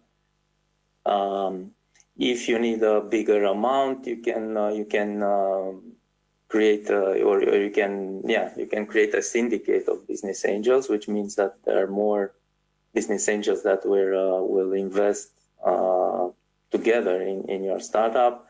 Obviously, then the amount can be higher. Maybe it can go up to 150 to 200,000 euros, but it will surely take longer because it takes more time to convince more people, and then some are having second thoughts, etc. The next category is venture capital funds, which is one of the, let's say, the core investors in the innovation space. Here, the process takes a bit more time, as with the business angels, because they have procedures, investment committees, and so on. So you need to keep in mind that you need to approach them in advance. But then the advantage is that the investment ticket may be quite large, and there is a follow-on possibility. So they can, for instance, either invest in tranches or they put some money, but they can also put more money when the next funding round happens. In terms of size, I mean, it really depends on what type of fund. The early stage funds tend to invest amounts of, let's say, 500,000 to 1.5 million euros. And then for SID Plus and Series A, the amount goes into millions, and then can go actually quite high. I mean, in the US, we have even like Series D venture capital funds, which can invest like 100 million in a company. But in the region, I think you need to think about 500,000 to millions, depending on the size and on the orientation of the fund. The next category is what is called corporate venture capital. And that is, in fact, that within a corporation or a financial institution, they create something like a venture capital department, which is funded by that corporation or institution, and they tend to be, let's say, similar to a certain extent to venture capital funds, but there are some differences. One is that usually these CVCs, corporate venture capital, are looking at a strategic fit for the organization, so they will not invest in something that has nothing to do with what their parent company does. Also, the due diligence that they do tends to be more detailed than what a venture capital fund does, because they, being part of a large corporation, especially if it's listed on a stock exchange, they want to make sure that they don't get some unknown risks within their corporate structure. Another option that has been developed lately is crowdfunding, and you'll see also local but also international options for that. And the benefit is that it gives you a marketing boost because the crowdfunding campaign also acts as increases awareness about the product and about the company. So and that is a plus. On the other side, you have to be careful to intellectual property rights risks. In that, for instance, if you invented something and you haven't patented it or it's not protected legally, once you publish that as part of the crowdfunding, you may not be able to protect it legally anymore, because if you have distributed publicly the information, then that's part of the public domain, and so you need to, if your startup has a significant IP, you need to talk to an IP lawyer before to understand those issues. Also, another issue is that pricing may be wrong, and that may cause the crowdfunding campaign to fail, because here you don't have like a negotiation with somebody. You set a price, and if people don't like the price, that's then too bad, because you can't raise the funds. Then I also have this non-dilutive funding, or with another, also known as grants. And obviously, it's always good to get free money, so to speak, especially at the beginning when the dilution in a round is quite important. What you need to do, though, is to study thoroughly the program, and here I put a link to European Innovation Council Accelerator, where I'm a jury member, and I think that's you may find this program quite interesting. We give grants up to 2.5 million euros, and starting with late last year, we also introduced an equity component that it's separate. I will have another panel, in fact, the last panel of today. So for those who are interested, I will present there all the programs of the European Innovation Council. And then finally, there is this structure with loans, which typically have a public funding warranty. So because the startup is too risky to receive loans, there is this warranty that it's sponsored by public money. And there are a few local programs, but here you need to be wary of cash flow constraints, because it's good to take a loan that you don't get diluted, but the issue with a loan is that on a certain date you have to give back a certain amount of money, and if you don't, you might be put in bankruptcy, right? So you need to understand that, because typically for a startup, it's hard to generate money in the initial period. So be very careful with cash flow planning. Factors to consider on those issues. Combining some of these may be a good idea. And for instance, you can take money from a venture capital and also get money from the EIC accelerator. Or for instance, you can take a business angel and then run a crowdfunding campaign. So that's usually a very good idea. Or you can have a business angel and a venture capital and so on. Other factors are you need to look at the compatibility with the investor at the level of expertise, support it can help you with, and also follow-on capabilities. So if you need more money, can they come up with those money? And finally, price is not everything. So you need to look at the whole package. Non-monetary, for instance, non-monetary benefits, in that you get help to, access some markets or recruit some people. And also asymmetrical returns, because sometimes if you ask for a very high price, the reverse of that would be that the investor will then get a preferred return, so that it is sure that it can make some money. Can we move to the next slide, please? Slide number 4. which is about how long does it take to fundraise and how much time you have to dedicate for it. And Mr. Sfintescu, sorry for interruption. If it's about time, how long does it take to fundraise? Please try to summarize it because time is running up. And, we need to. Okay, so you typically need 3 to 6 months to fundraise. It may take longer if you're new to the market or the business is more complex. On average, you need to dedicate a couple of hours per day collectively for the team, but it also varies considerably throughout the process. Factors to consider, so that's very important that you need to keep cash at minimum 6 months of operation. So you need to start fundraising 7 to 9 months before you run out of cash. And also to consider if you need a dedicated resource.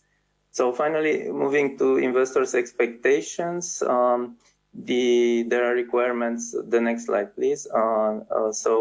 Are they capable to execute the business plan, skill set and complementarity of the team, compatibility of the team, if they can work together, and also bear in mind that the investors want to see a team ready for the next stage of development, not for the past. On the product, you have to demonstrate a need for it. You need to look at competitive advantages, unique selling points, IPR protection, and also the roadmap of the product from trials to working prototype to MVP and marketable product. The market is total addressable market big enough to allow the startup to reach the desired size. If it's growing, also competitive landscape and barriers to entry. And finally, there are some other elements like on the last slide, technological and business scalability, sensible business plan. And finally, factors to consider. So investors need to have a different, investors have different stage positioning from pre-seed to seed plus to Series A and so on. Rapid growth typically causes large cash burn. So you need to understand this, that if you grow fast, you'll need a lot of cash to support that. And finally, as startup progresses, the investment risk goes down, share price goes up, and dilution investment round goes down. Thank you. I'm done with the presentation.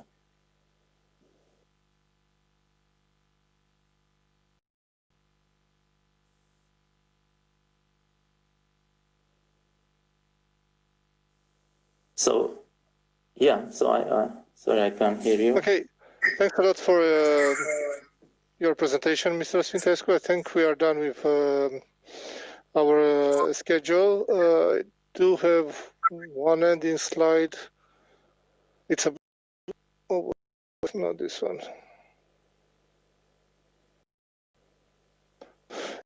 The questions, we should have 20 minutes of discussion, but now we are in a big delay. I did receive one question on the event.sid@ulebesibiu.ro, and the question is about if, from Mr. Schmidt, if I can present a picture of Marquardt keyboard that was sent to space on several Russian space missions, and yes, I can show it to you. Let me move to the other screen. Basically, this is the label of it. It's a military keyboard, and you see it's a bit different than we know the keyboard today. And the number of it, and this is how it was looking. It's a military keyboard. It was, the production of the keyboard stopped in, I think, 1990s, 1990. Okay, I would like to thank all if there are no other questions from the audience or for the other speakers, I would like to thank everybody for their contribution to Sibiu Innovation Days. Yeah, I think it was a great panel. I do hope everybody enjoyed the time spent here and the information that was shared between the speakers and also with the audience. hope it's the best information that can anyone acquire during this Sibiu Innovation Days. And I'm looking forward to the other panels. Therefore, I want to pass the floor to Mr. Florea with the next panels. Thanks a lot again, and I wish you a wonderful day. Thank you. Thank you very much, Mr. David, moderating this panel. Thank you very much for the contributors. And I invite to a break, a virtual lunch break, but hopefully everybody could find something in their fridge. And I propose to meet around 15 and 20 minutes, with 10 minutes before, only to with the speaker of the panel of Future of Work, moderated by Mr. Cristi Câmpineanu and Mihai Etscu. And thank you very much for all. I wish you, if you have time, to follow the rest of the conference today and tomorrow, and stay healthy, think positively, stay negatively. Good one. Okay, have a nice day. Bye. Thank you. Bye. Bye.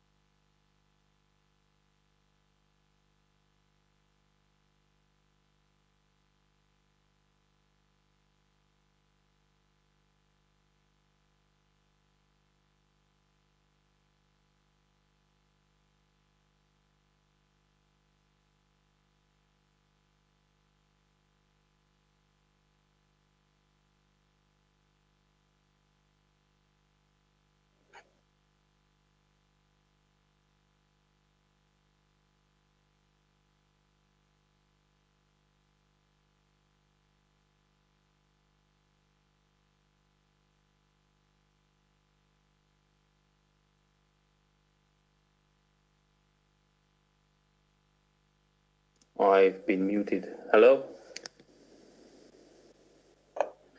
Hello. Hi, Christine. Hi, everyone. Hi, everyone. Hi, everyone. Hi.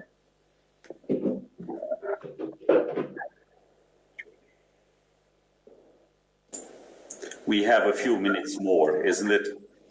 Yes, yes.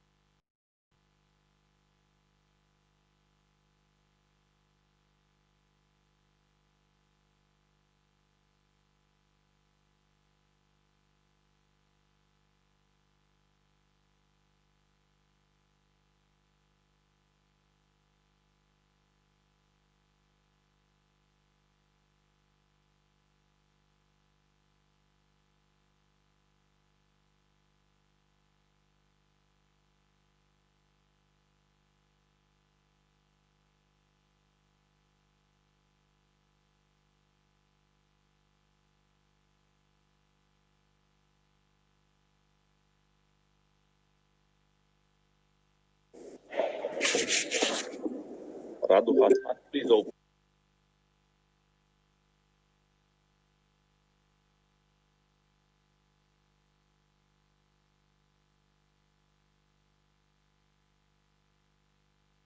But yeah, at the end, maybe we are going to try.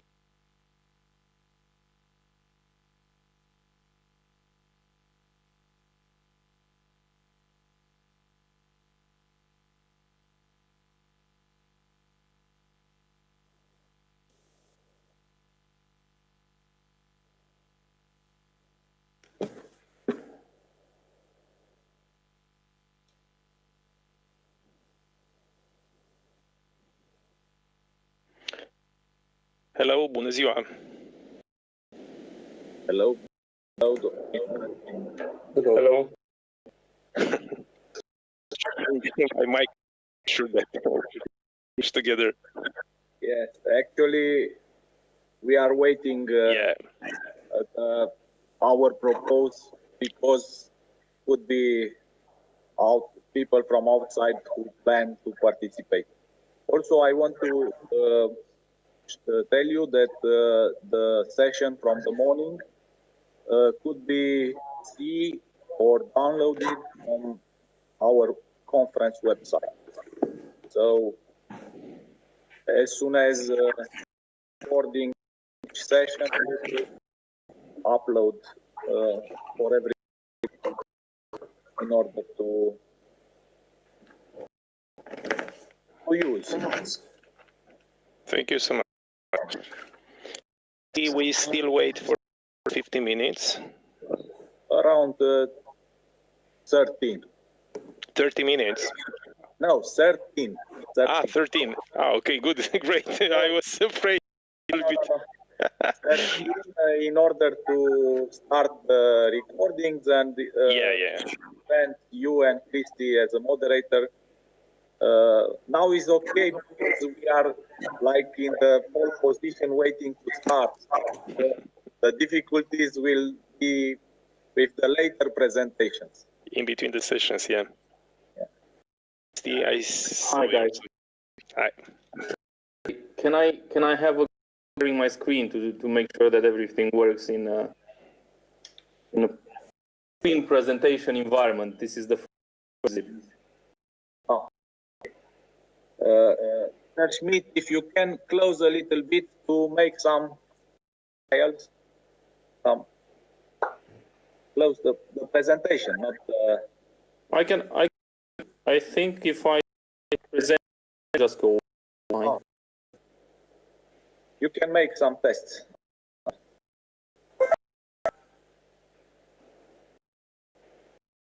I guess you see. Yes. Presentation, because I don't see what you see. Trust me that it is okay. If you see yourself presentation, we will, but you won't see yourself. Exactly. That's the out. I invite to make some classes students to see how it is. Hey. Hi. Thank you. When talking to our students, it is the same situation sometimes. Yeah, it's hard not to see. It's hard to just talk to an empty screen because I see myself and the presentation. You have to know it by heart. We academic professors get used to speak only with the monitor, with the walls. Yes. Knowing some of your students, it's the same in live environment as well.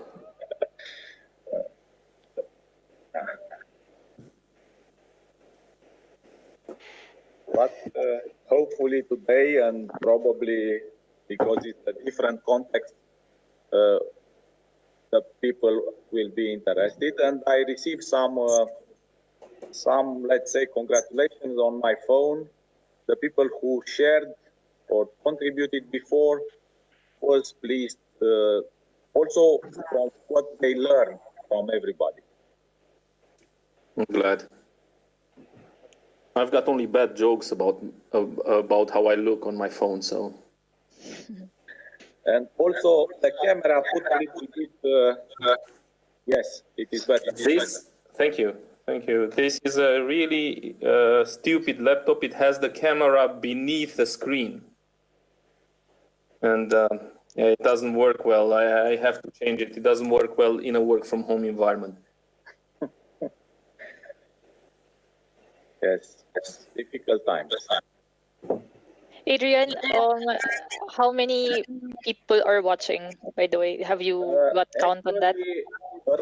We don't see, we don't know exactly. We can count when the conference will be ended to see on YouTube channel how many looking to the channel, but registered are more than 300 people. And also other 300 liked on LinkedIn conference event.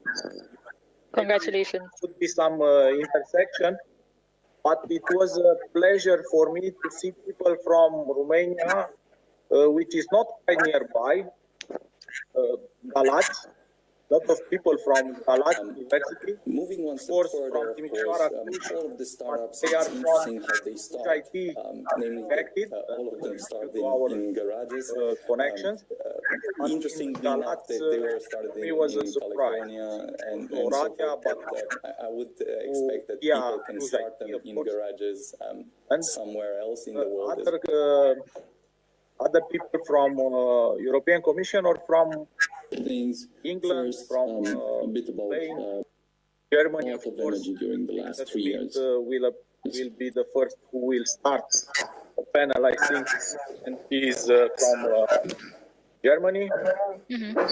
Of course, Romanian, his origin, but he's from Germany. So I think for the first edition, good audience. Okay. Sounds good, yeah. Are there many questions coming online? Actually, not too much. Like in a course of professors, very shy people. For this reason, I asked the moderator to take a look to the presentation and prepare a little bit. But yesterday I was the chairman to a conference in Valencia, of course online conference, and also nobody asked. A lot of people participated, but finally I put 2 questions for, was only 3 or 4 papers. But in this situation, we need to adapt to time, to the schedule. Also, nobody. Mihai and me have decided on a few questions or discussion topics that we will just openly discuss. So they are not really questions about anybody's presentation, but rather generic questions about the future of work, because obviously COVID-19 has showed us that the future is not going to look like the past in this working environment. People are open to work from home. They are more safe at their home. They feel better at their home sometimes, sometimes not.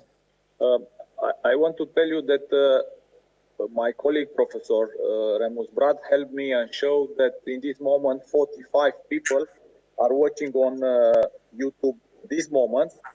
But I want to tell you that in this moment also between 3 and 4 colleagues from Continental will make a workshop for AGVs, for especially for students, but not only. So we overlap a little bit in half an hour. But besides this, we are around 15 or maybe more in this meeting. And I'm definitely that the number of people would come more. And companies also ask for send the link for YouTube or for recordings to share in their network.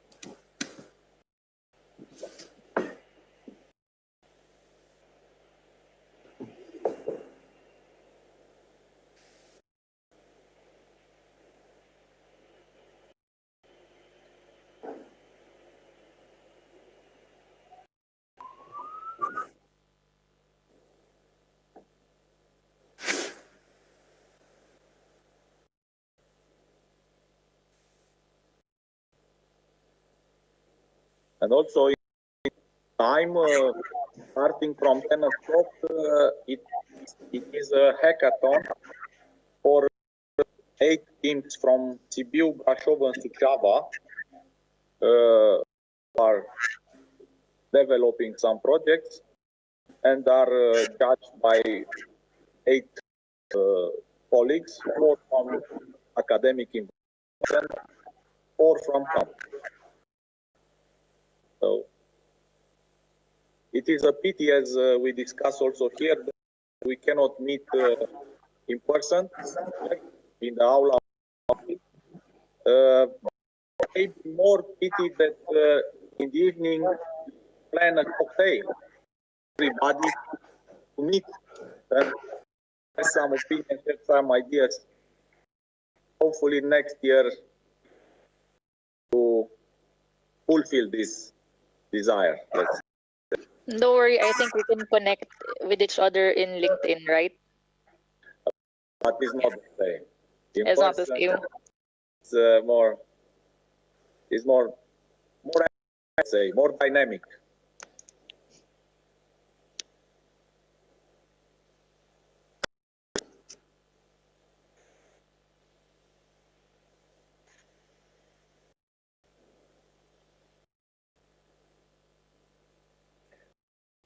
Beside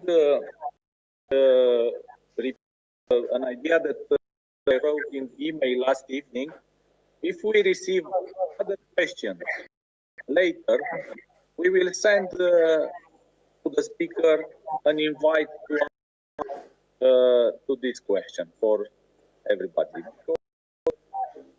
People see presentation later or in weekend and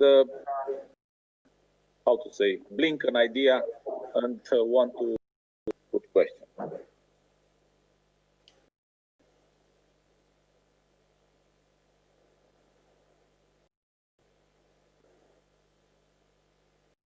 I also feel a certain regret that I don't get to meet everybody in person. And again, the cocktails would have been nice. Yeah. Yes, and the problem is there are a lot of people, not necessarily for me, but each of you probably time when you met, and I think everybody could learn or find something interesting from the colleague. Mr. Câmpineanu, I am pleased to see you. We had a long phone call. I enjoyed, but now for the first time I see you. Yeah, I was also to have a chat with you when you were here to meet, but yeah, not this time. Unfortunately, this COVID thing seems to be for another while. Yes, yes. I promised to visit the company together with a customer, but we didn't get to the end. We hope that next year things will be better. Hopefully, yes. Hopefully. 4 minutes to go.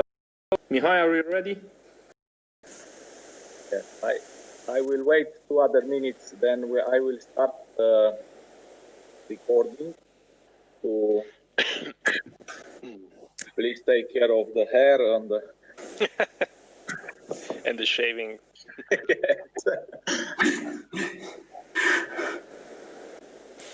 Adrian, regarding the presentations, we inform our speakers that they need to share their presentation. We remain in the same scenario, eh? Yes, and in case they cannot do this or it happens something, please help from your side. Yeah, we need the presentation, of course. Some presentation all a few minutes, not in this panel.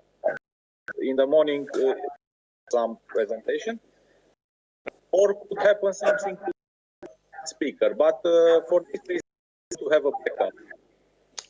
We have all the presentations once, and in case of any technical issues, we are here. Exactly. My personal ask is to take care and in case the minutes of the please only word to to bring to a conclusion.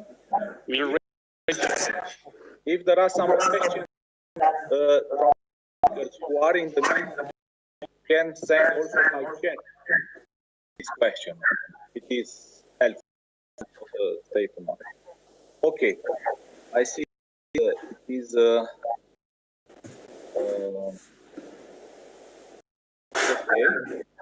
I will start recording and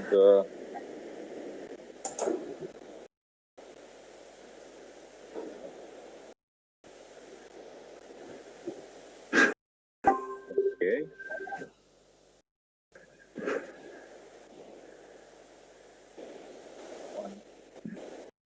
I guess Mr. Born is missing from the list.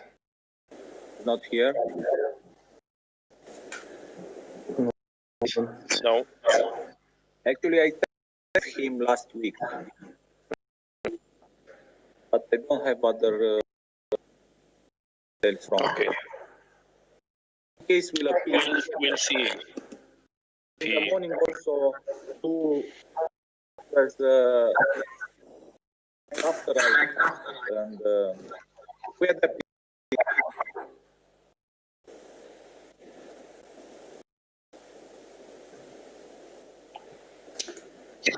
say they're fed very well with information.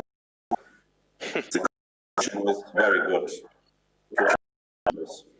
Yeah, we tried and try better next time if it is something. Well, your organization did answer questions we didn't put. Very much. So, thank you very much for participating in the second part of our Sibiu Innovation Days conference. We are now in the fourth panel, and I moderate the panel Future of Work, Mr. and Mr. Campignano be your host for the next 6 presentations. Please. Okay, to our panel about the future of. I think it's a very hot topic at the moment. Everybody is asking how the work environment will be in COVID and after COVID. The plan is to. I am Cristi Campignano. I'm a local entrepreneur. I have been running my own software for almost 18 years. I'm a Scrum and Agile enthusiast. I apply at work and also in some NGOs at the moment. Mihai, can you please introduce yourself? Hello to everyone. My name is Mihai Etscu. I'm also a co-host here with Chris.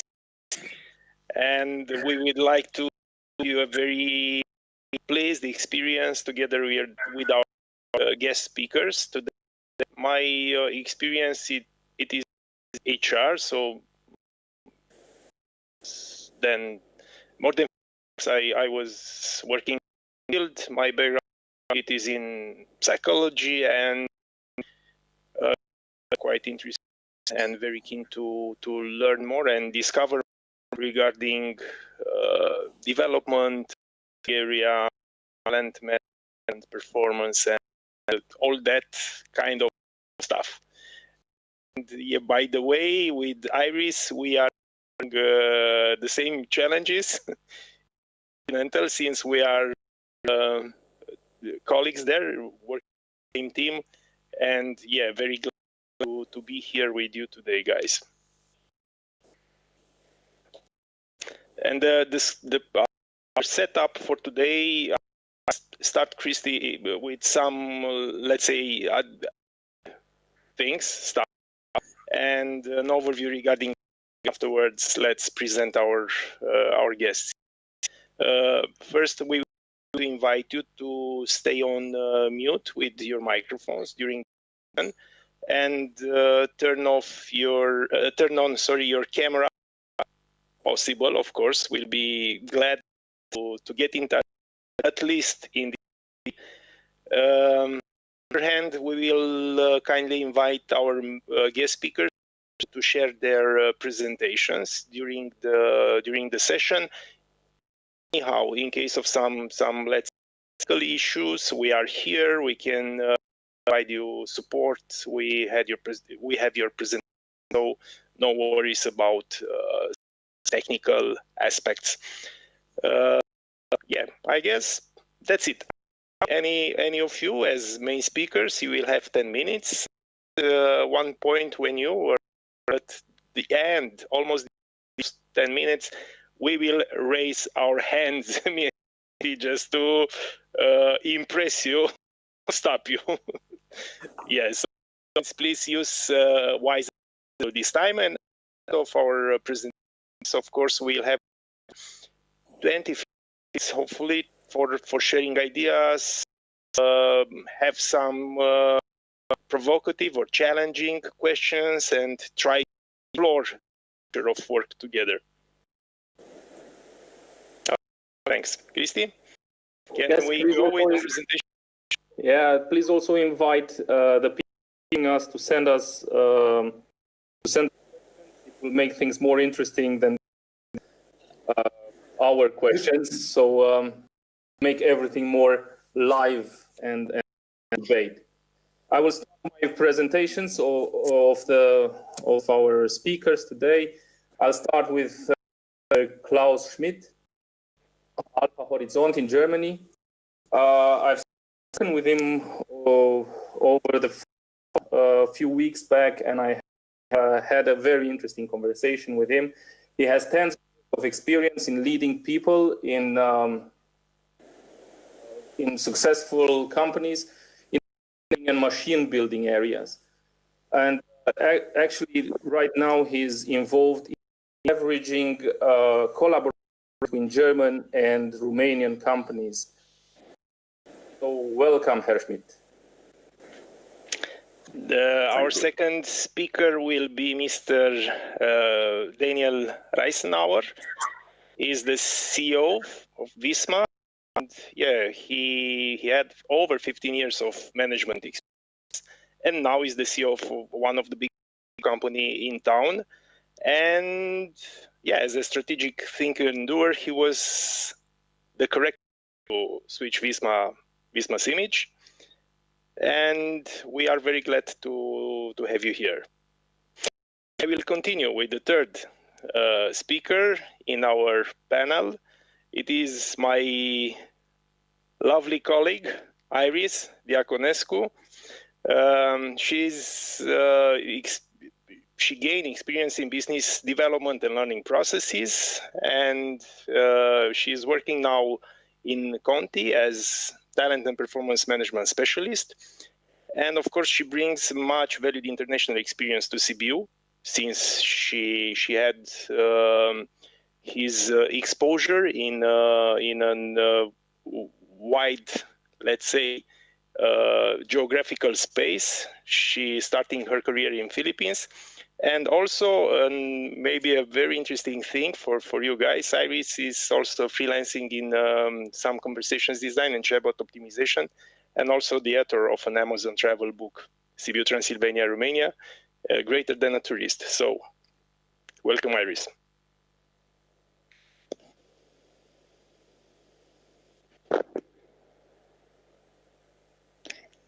Christy's on mute. Christy, we cannot hear you. I am. No worries, no worries. Okay. Now it's good. I'll start over. I've just seen Lukas Porunski joining us. He has almost 6 years of experience in the Directorate of Industrial Technologies of the EU Commission. I've done some research on the internet to know more about him, and I found one of his published papers about inclusiveness and inequality issues in a rapid digitalizing society. And this is a very, very important point in the future of work. I can see this, but not only in work, but also in education, of course. And I'd like to have his view, or more of his view on that. Also, he has a large experience in the largest application-oriented research organization, the Fraunhofer Gesellschaft, doing evaluation of applications for R&D centers and technology transfer. So welcome, Lucas. Yeah, and the sixth speaker in our panel today will be Mr. Sergiu Dilimot, and he has 5 years of experience as process manager in Visma Sibiu. And beside the fact that he's a Linux enthusiast, also he is specialized in audits, and he is a certified auditor. And he will share with us his knowledge about business resilience best practice. So these are our main guest speakers in the panel. So hopefully you will enjoy the session. And let's start now, yeah? So we'll have first presentation, Mr. Klaus Schmidt. Please, thank you. Only a kindly ask for everybody to keep the microphone off due to the echo on the transmission and leave only the speaker to be on.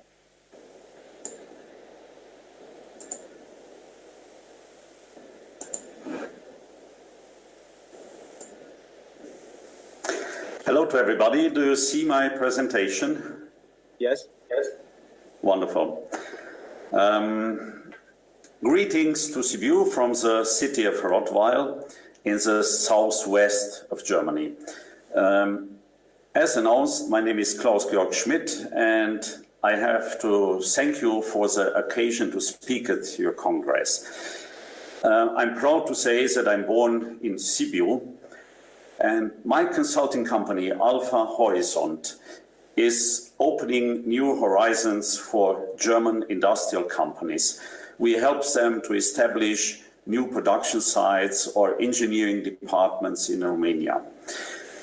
Today, I have the occasion to speak about technical innovation as a development in time during all the historical periods, trying to get to the core of the term innovation. The term and the definition of innovation goes back to Joseph Schumpeter. And innovation starts from an idea, is implemented in new products, services, and is penetrating the market. That is what he left to the world. The analysis of Professor Clayton got deeper to the core of the innovation process. He made the clear distinction between the disruptive and the incremental innovation. He also found the name of revolutionary and evolutionary innovation. A picture is saying more than 1,000 words. Here we see the whole model line of Volkswagen Golf. I say wonderful car. From the beginning till Model 7. A good example for an evolutionary innovation. From one model to the next were made small steps in design and function. And now the first example for a disruptive innovation. We used in the past and do it also today to print books as a platform for information transfer. So revolutionary innovation is an e-reader trying to replace paper books. The e-reader is made of established components like LCD display, memory chips, computing unit. So this innovative product is using known techniques. Another example of innovation by known technique from one of the founders of Apple and the CEO, spent a year in India, where he also in Romanian, să scriem frumos. What for did he learn, we can ask. What for did he learn that? Well, that helped him to develop his aesthetic sense. We find the result of this approach in smooth and round forms of the casing of the products and the multitude of type fonts Apple has built into the software. All the new properties of the products helped Apple to be fit to survive. I didn't hear anything new about Nokia. Only the brand survived. A good example for disruptive innovation by known techniques is also the company ThyssenKrupp Elevators. The companies Thyssen and Krupp have each 200 years of history, being specialized on high-quality casted steel products. In 1999, they made a merger and the combined group ThyssenKrupp was born. Price of the steel was under pressure, so they decided to use their own quality steel to build elevators. The competition was still very hard, that pushed innovation forward. The top product is an elevator with the brand multi-system. This product is a revolution in the vertical and horizontal transport in building. The result was ThyssenKrupp Elevator is now a standalone company, completely separated from the hard-suffering steel business of the old ThyssenKrupp. The elevator branch is fit and it will survive. COVID-19 is bringing a new challenge. The multi-system is adapting very easy to the new situation, introducing more cabins into the circuit, so it is possible for passenger to stay at the safety distance. The basic idea of this wonderful product, the multi-elevator, is to recombine known components to a new innovative system. Linear motors, known since a lot of years, are combined to a new application for a paternoster similar system. Of course, there are a lot of examples of innovation by new techniques. Maria Sklodowska-Curie studied the basics and the properties of radioactivity. Having Polish roots, she gave the name polonium to one of the new discovered elements. And the mobile X-ray system for medical diagnosis is one of the direct applications of her research. Nowadays, it is possible to study design thinking, to study methods for the production of disruptive innovation. For example, at the Hasso-Plattner Institute in Potsdam, nearby Berlin. The Hasso-Plattner Institute is one of our hosts today. Thank you for a really great idea to offer this course of study. And now let us make a short historical view of disruptive innovations using a few examples.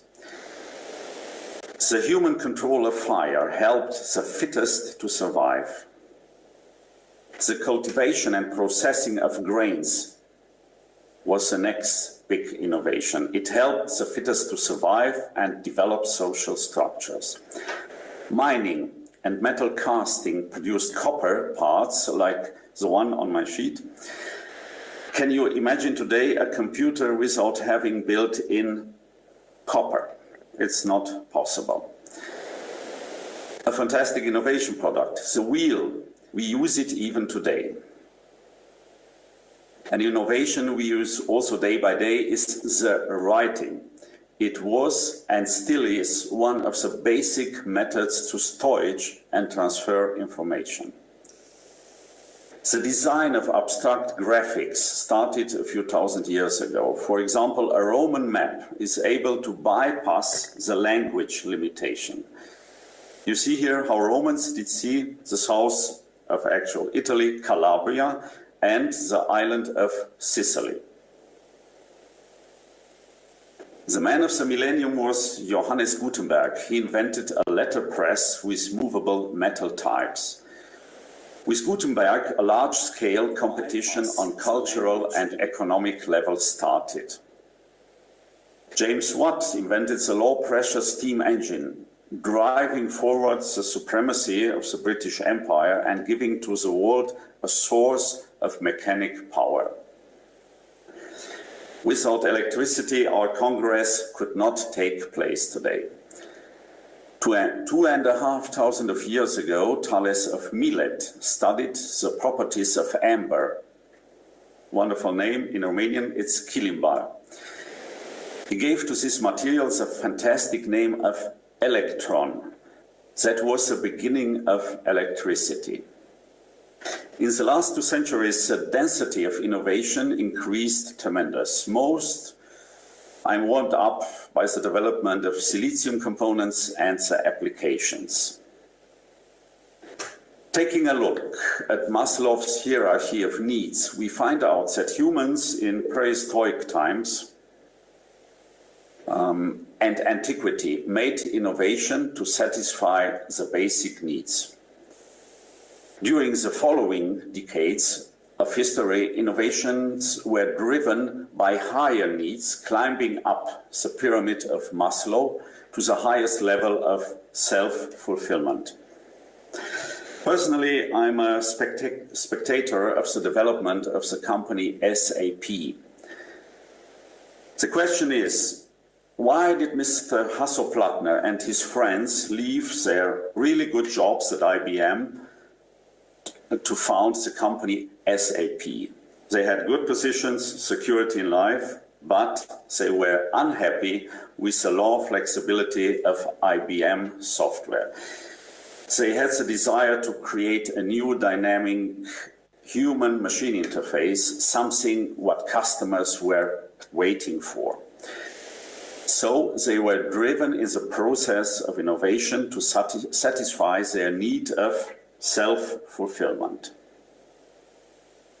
At the end, just one important conclusion. The innovation power of the country is setting the wealth level in the country. My personal opinion, Romania is well on the way in this process. Thank you very much for audience. Thank you very much. Thank you very much. And we also hope and share your optimism that Romania is on a path towards this.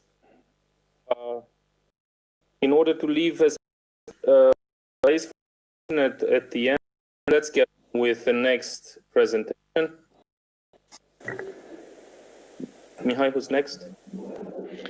Yeah, next will be Mr. Thank you. Hi, everyone. And again, also from my point of view, I'm honored and very happy to be here today and to share with you some thoughts. I know we all have these 10 minutes. We would probably, or we're all so passionate about what we talk that we would spend. But I will now briefly share thoughts about the topic that I will present. Also some latest insights, because I read a lot lately, and some best practices that we have applied in business. But maybe I will start with, and tell me when you can see my screen.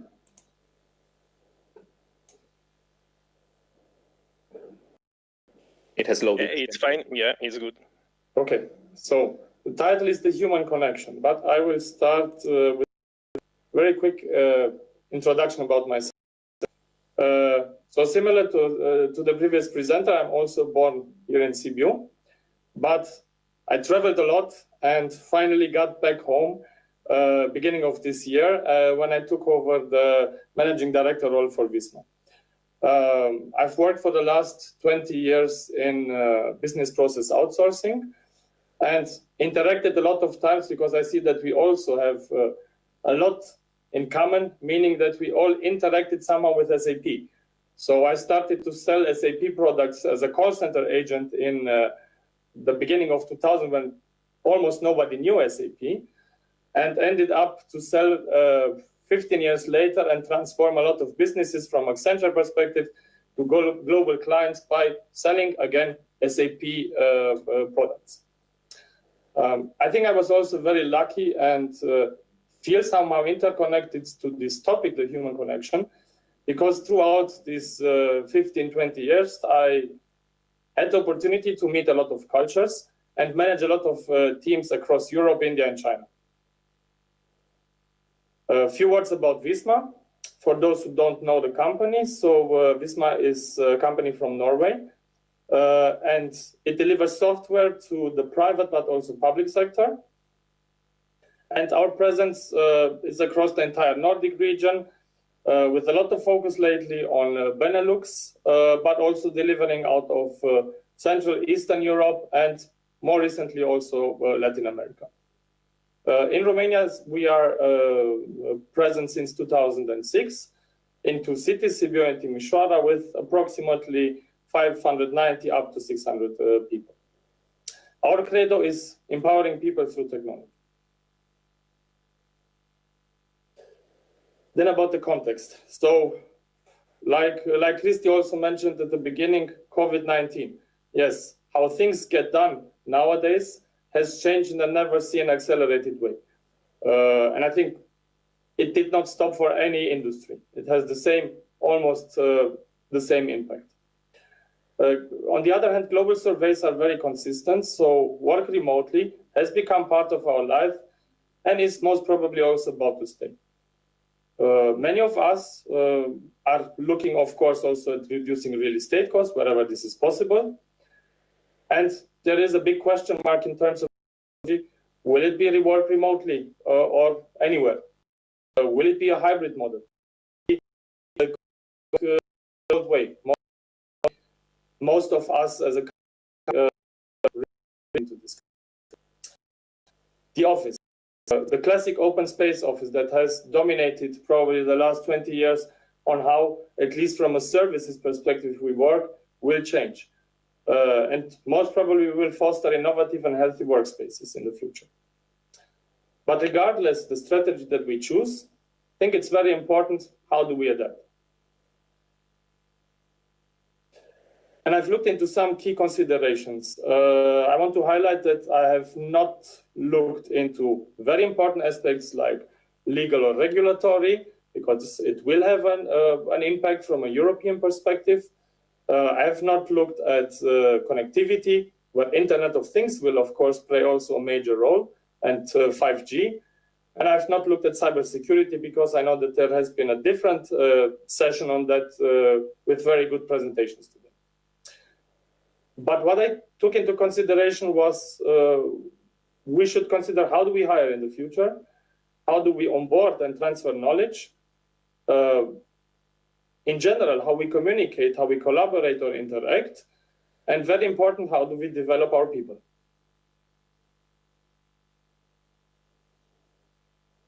Yes, from a recruitment point of view. So traditionally, companies have moved talent to where the work is. But technology enables us today to make an increased move of work where people are. So will jobs become location agnostic in the future? Now looking at a lot of companies, including us, that embrace also remote work, will countrywide or global recruitment focus really enable us to select the most suitable candidates, or even in a better way, and have the best teams for projects? There will be a mindset, a shift of mindset in terms for our recruiters. So I think for many roles, efficiency was key. But now I think it's going to be paired efficiency and very important resilience and flexibility, and how people understand to collaborate digitally. Then from a knowledge transfer point of view, I think the classic way of how we have done it, you can look over the shoulder of your colleague or shadow immediately somebody that is sitting next to you, will most probably for a long period not be the way of working. So I think what I've seen in other companies, and I strongly believe, is that we need to create mobile-friendly working handbooks and record videos, because we will have people that will work in different time zones, different geographies. They need to have access to this and view them asynchronously, not necessarily in the same time. Also, what I encourage, or what I've done also in the past, but encourage more and more also our colleagues, to really add and create content themselves. I mean, our people know best what is changing. So they need constantly to do that, and it needs to be a shift of mindset. Then coming maybe to the most important part, so communication and collaboration. Of course, I think all of us have now in mind, like we're doing it now on Hangouts, that we needed, through social and professional distancing, to embrace video conferencing. Some of us have done it in the past, but not in that pace and not with that speed like we do it today. But also from a collaboration point of view, it needs to change. So for example, in the past, we have connected in ways of setting up meetings on our calendar. We have met physically. That's not possible for the moment. So there are, for example, co-working times where some companies are already using this new technology. So even after a meeting ends, they are not closing the call. It stays there. They are not unmuting. And they try to simulate a situation like they would have done it in the past in the office. Is that working for the future? We don't know. There will be more and more tools that show us, for example, activity patterns. So if we have a shared document, I see that my colleague is working on that, so I cannot disturb him right now, but I can see later that I can call him. There are tools that, for example, let us set up ad hoc video calls. So even a step ahead of the Zoom calls or the team calls that you need to schedule currently. Of course, very important, that's nothing new, that has been also a challenge in the past. How do you make people actually participate in virtual meetings? Because you have your 2-3 speakers, but you have other people that are passive. So that's also going to be an interesting area where companies will need to look into. And I talked a lot about video conferencing. Is it always the best solution?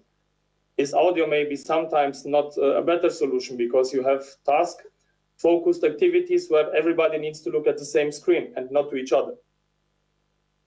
And then an aspect that I've learned through my various interactions with people and teams all over the planet, it's so important that we take into consideration the cultural and sometimes also language barrier aspects. And workplaces, I would think they become more and more diverse.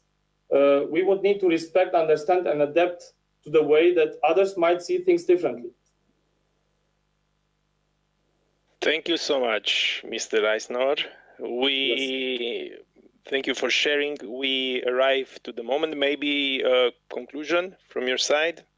Yeah, maybe a quick conclusion. Of course, there are skills that we would need to focus in a different way in the future.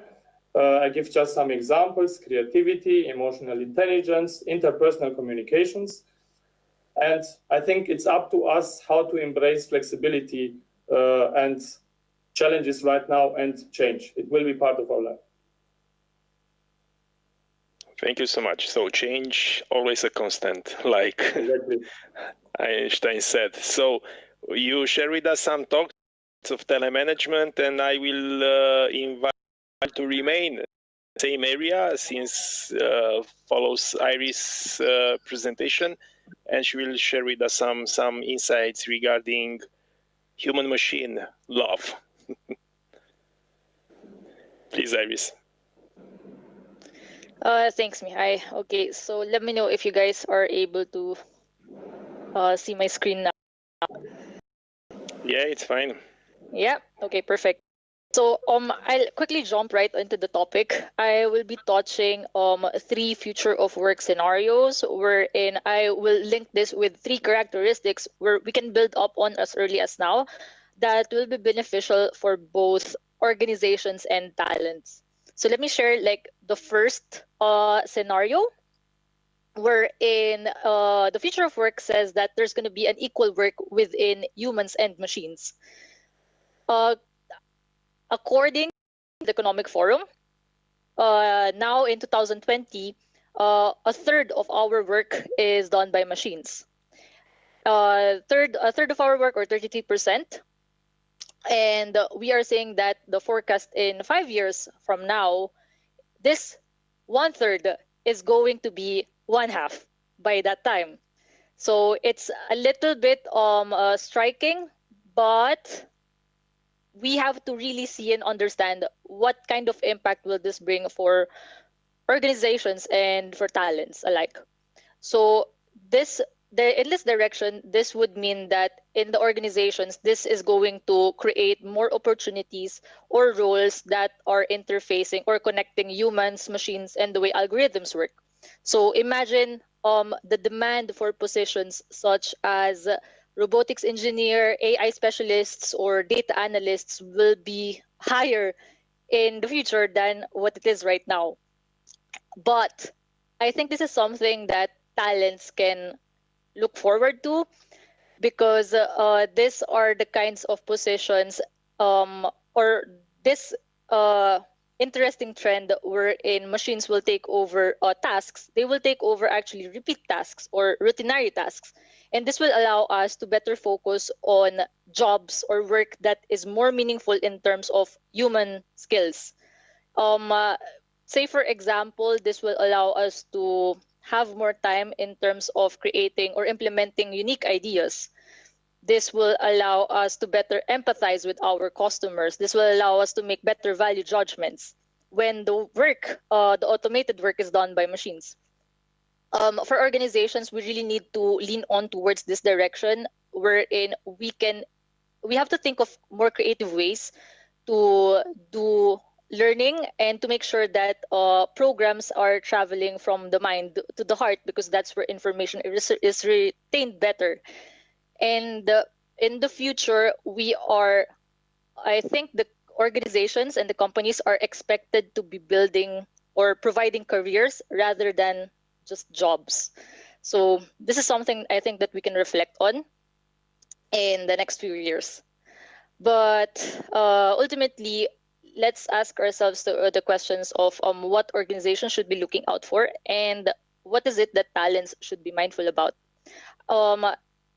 It's not something that is very extraordinary, but I think that it's worth repeating over and over again, that curiosity is something that we should really enlighten in our employees or people in the workplace. I think it's also, talents should be more informed, that they can ask questions. They can ask, why are we doing this? What's the decision behind this project? Why are we moving forward with this stuff? So why? Right? The more we ask the why, the more we are with our imagination and borders. We're acting, freedom. And actually, we see these kinds of projects as hitting our right on spot. They have interests. We did an IT and IE day. We talked about Industry 4.0, IoT, big data, artificial intelligence, machine learning. We handed over these topics for 30 sessions, and we saw a good interest. That's from our IE and IT department. And a week after that, we did passion-based learning called Learning Week. And this one is more extraordinary. We didn't just trigger technical curiosity, but as well as natural-based curiosity, wherein employees can learn how to play the guitar, or to learn how to cook a local food and stuff like this. So I think in the future, we're going to be more also focused with soft skills, as like how much we are focused with technical skills right now. The second scenario for the future of work is that we are going to see an immense rise in the hybrid workforce. I think this is something that Daniel already mentioned from earlier, but it's good to repeat the same information for retention. During the pandemic, actually before the pandemic, we already saw an interest in remote work. However, during the pandemic, it actually strengthened. And we saw that organizations, they saw that there's no significant drop in productivity or quality. People were still, producing the same output, the same quality of result, despite working from home. And we're going to see a lot of restrictions being pulled down, because we're going to be able to get talents in an open economy, meaning we can get a talent not exactly working in the same location as ours. Proximity is no longer an issue. Imagine that we can be working with freelancers, contractors, AIs in the future. So it's really like an open talent economy. However, we want to find the balance because at the same time, this is highly impacting our economy. Future of work is a topic that does not only concern HR per se. Future of work is also a topic that concerns society, the entire global situation, our economy. So it's more than that. And we saw that movement and foot traffic is really affecting a portion of our jobs in the market. Think about, I don't know, like those people from your local coffee shop when you pass by each day going to work. What's happening to them now? How are they doing with their jobs, and how are they surviving with the current situation right now when there's limited foot traffic? So it's a little bit let's say tricky at this point, and we really want to find a healthy balance. What would this mean for organizations and talents at the same time? We learned that we want to retain the best parts of office culture. We want to see that meetings can be translated into emails, if so, and we want to keep these kinds of advantages when it comes to the organizations. Technology is no longer a barricade in order to work better and with better output. We can, we have better collaboration tools and such as this. So it's really healthier for organization to build relationships across this kind of situation. As for talents, we can now, let's say, be working in another company regardless of where we are in the world. Distance is no longer an issue, and this is a great, let's say, advantage for talents. Opportunities are, I think, expanded at this point. And now organizations are going to be prioritizing trust and belongingness. We want to make sure that relationships are still the heart of the business, and they're, the people that you work with in the office and in the remote work, you have better, let's say, interpersonal bonds with them. And so what should organizations be promoting, and what should talents be investing on? This is a characteristic that is already common right now and working nowadays. Networking, I think, is really key into, when it comes to knowledge sharing and learning from each other. Also, when it comes to taking down that wall of isolation when we are in hybrid mode for future of work. Relationships are really important, and the way we build and maintain these relationships will be playing a big part. In Continental, we've seen some kind of programs that really worked and had a lot of interests when it comes to, speed mentoring. Our experts are also required to be networking and collaborating with each other, and our, let's say, regular mentoring programs. So I think that this is something that we should be really working on. Thank you, Aris. Maybe you can compile a little bit and go to the... Sure. Thanks. I will take 1 more minute for this one, yeah. Yeah. The third scenario would be about shifting to the careers of the future. Essentially, what this is probably a little bit hard for you to see, but I will try to sum it up. We are looking at current job families that we are in right now, the skills that they have, and what kinds of positions they can take over in the future, such as, from engineering to cloud computing, from engineering to data and AI, data and AI, what's for IT, and for what positions they can have according to the skills that they have right now. We are saying that these kinds of careers will,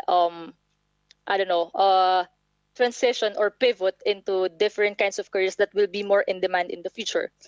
For organizations, we really need to focus on upskilling and reskilling. Yeah, I think this is like the way that the roles will evolve. So do people. They should do this. For talents, there's no better way to, let's say, put it in a better context, but to speak from experience about the T-shape. T-shape is where in the horizontal line, you are capable of doing a lot of things. These are more your general expertises. And then you want to go and have an in-depth expertise at one thing, but you want to combine this. So you want to be capable in a lot of things and expert in one of them.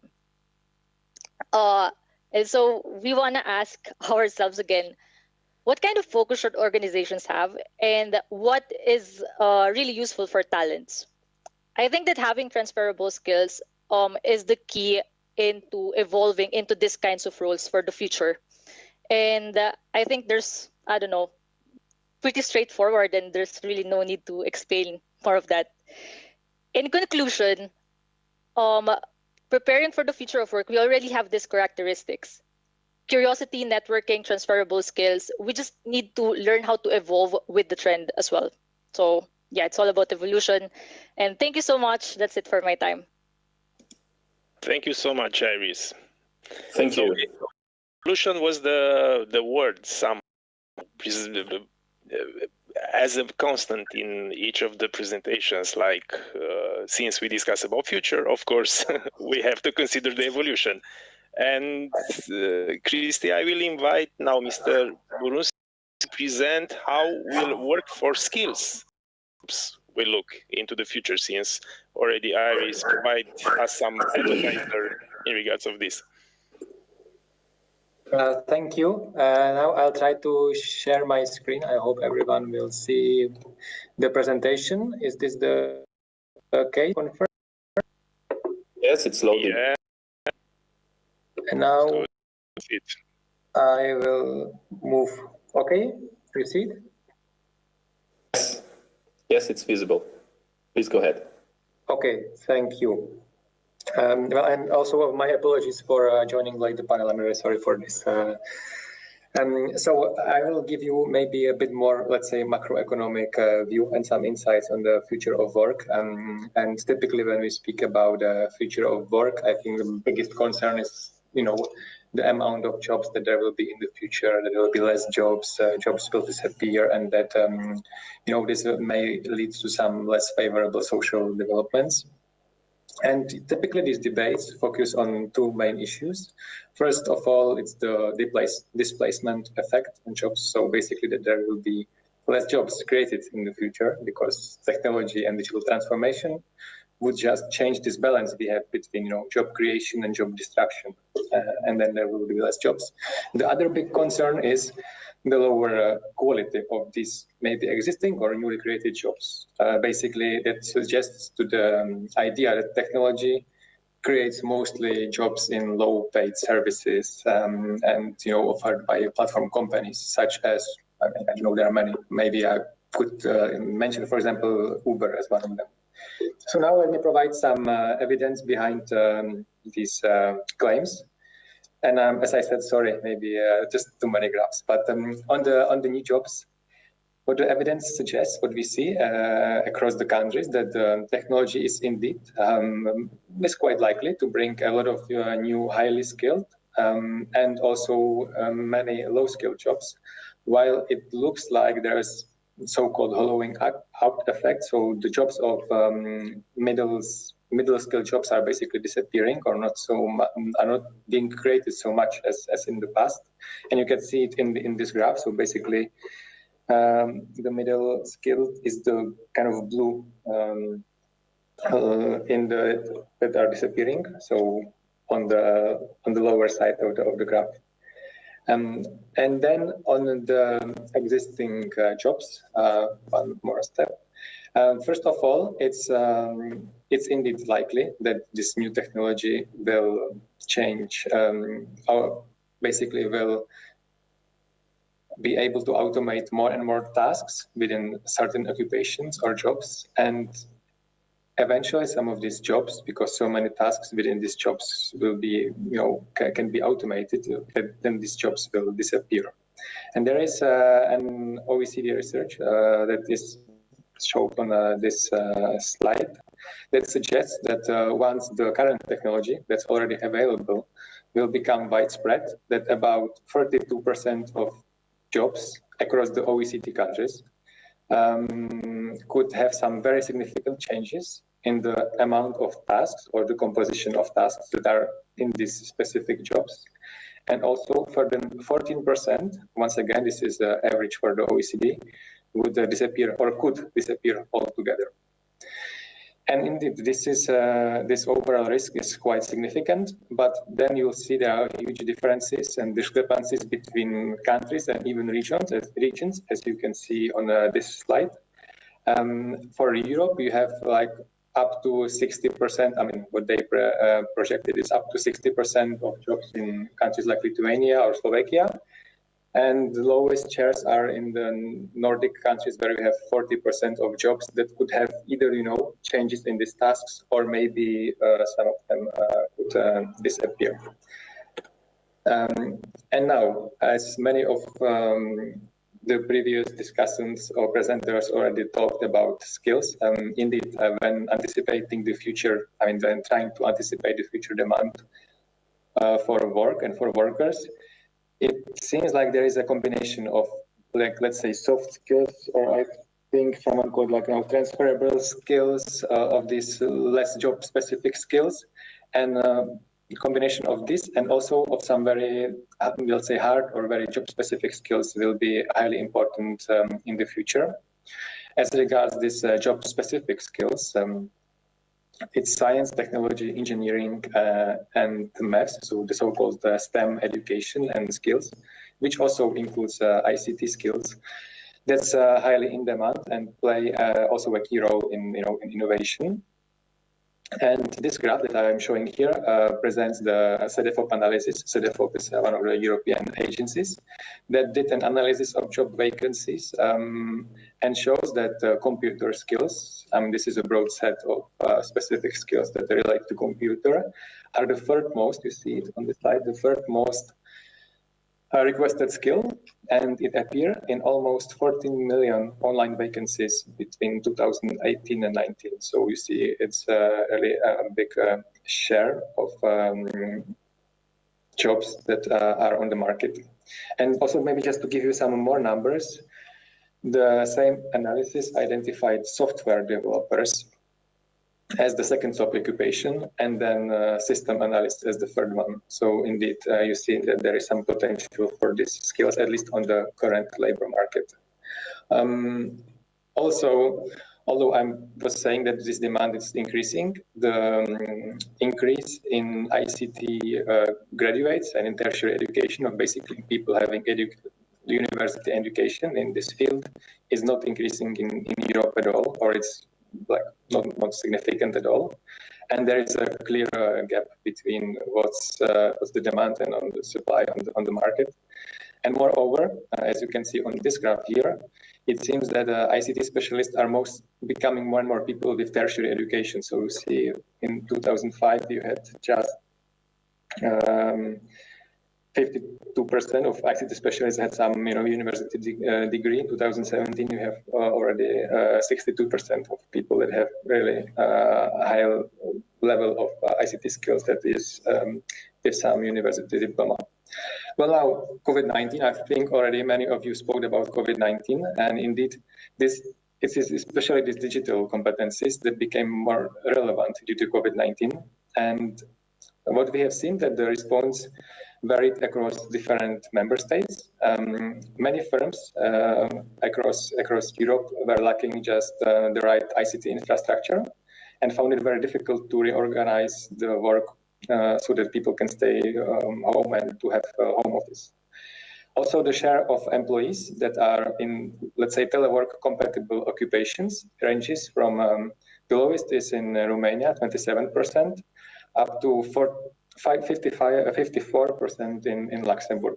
But also we have to say that the majority, so 2/3 of European countries, it's rather low. So it's between 35 to 40% of jobs that are somehow, that can be moved to telework. And it's also important to notice that in several member states, there is a significant share of workers that lack this ICT skills that they would need right now, and there's also lack of opportunities how to learn these skills, especially now, and maybe also a lack of time. And also, as you can see, sometimes it's even a combination of both on this graph. So we have also like a low level of internet access, or the speed is not good enough, and so on. So there are also many other issues that are related to this. Mr. Borowski, sorry for interrupt you. Maybe you can arrive to the conclusion, please, since we are running out of time. Yes, I'm sorry. Of course. So I was about to say. Yeah, thanks. Yeah, very briefly. All these points are showing basically that the skills are important for all workers, as you can see on this graph. So you see that 1/3 of current workforce, it's outlined in the graph, would require some reskilling. On the next slide, I just wanted to show you that you shouldn't be worried, because it's not just about ICT and STEM education. In the end, you will also in the future you will need some combination of these skills that are not only like job specific, but also some of these more soft skills. So basically, how to deal with your colleagues and with your customer. There's a very interesting report. I recommend you. You can see it here in the note. It's 25 jobs on the future, but I will not spend too much time on this. And then with my last slide, I also wanted to say that on the one side, the workers, they will definitely need skills to get better jobs and to get also better paid jobs. But on the other hand, also there is certain interdependence, and also the technologies, they will need skilled workers to diffuse and to underpin the economy. Because without it, without workers, the technologies, they also to a certain degree depend on them. So I will finish here. Thank you for your attention. And since I didn't have that much time to elaborate on the policies of the European Commission, here's just a link to the policies. Thank you. Thank you so much. And sorry for all of you regarding this speedy approach with the presentation. But yeah, there are too many constrictions. It feels like running. I'm already... It's like everybody's running in these 10 minutes, as Daniel already said. We're also passionate about what we're saying. Yeah, right. Blame on me. No. Yes, you're right. But everybody wants to share their thoughts, their ideas, and I wanted to don't refuse. Thank you.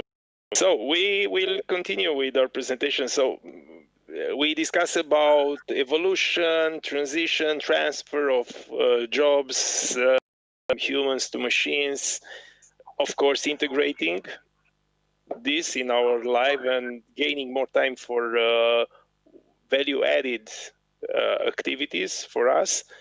But one point will help us in the future is this resilience that was already mentioned. Let's see how business reacts to these changes and how business is resilient in regards of these changes. So for that, we have Mr. Dilimot. He will present us how can we make the transfer from business to business resiliency. Hello, hope everyone can hear me well. Yes, just a few words about me. I'm a Linux enthusiast, as Mihai presented earlier. I'm working in Visma since 9 years, and in the last 5 years I was focusing on processes and incident management and business continuity as linked to the incident management. And I will have a speech today about future of work from business continuity to business resiliency and beyond. So what is business continuity? It's the moment when we are hit by an incident and ask for help to the others to support us and to be back on business? No. Business continuity is the planning, it's an advanced planning that need to be made by the organization to be able to deal with this kind of incidents and crisis events, to be able to get out of them and maybe to become more stronger. So I will present based on my history and what I need to deal with. Few events. First is from 2017. It starts on 12th of May. This event has been categorized as Black Swan. This is this kind of Black Swan events are events that has a big impact, but no one expects them or low expectations to happen. And this incident or this event is related to WannaCry. Probably all of you heard about WannaCry. This was an attack, a cyber attack that hit more than 230,000 computers over 150 countries. And big companies has been hit by this cyber attack. How we deal with this event in Visma? We make the assessment of the event. We make a business, we start a business recovery planning. We focus on the IT recovery and also establish or start the crisis management process. This was one of the tables that was working. And this plan has two areas. One was on the proactive part, and the second was on the reactive. On the proactive, what we need to do to ensure that we are not hit by this cyber attack. We create awareness. We check the latest news and the technologies, patches, contact the vendors, apply technical or firewall rules, a lot of things to prevent. What was also the second component? If we are not able to cover everything, what we are doing if we are hit by this incident. So that was the reactive plan. Do we have backups? Do we have enough people to deal? Are we able to isolate this incident? So we put all this in place and have the plan in case of something. And very important, monitoring to know if we are hit or not, to be able to react. So this was in 2017. This was the plan. Disaster recovery, this is more or less a usual business continuity and disaster recovery plan for services. What's happened in 2019? We start hearing about China, COVID, bats, pandemic, and isolation. This event, in the end of 2019, become a gray rhino. A gray rhino are the events that has a big impact. We are sure that has a high chance to happen, but in some cases are ignored, or by companies are ignored. So came 2020 when we need plans. We start hearing about work from home, employees, staff. Do we have a strategy? How we continue as our business? How we are affected by the corona situation and so on. So here comes the part of the business resilience, or the resilience part of the business continuity. What is this resilience? This is the moment when the company need to ensure that they have the plans, they have the people trained, know how to react. They have all the procedures in place on how to react on different type of situation and events that may appear.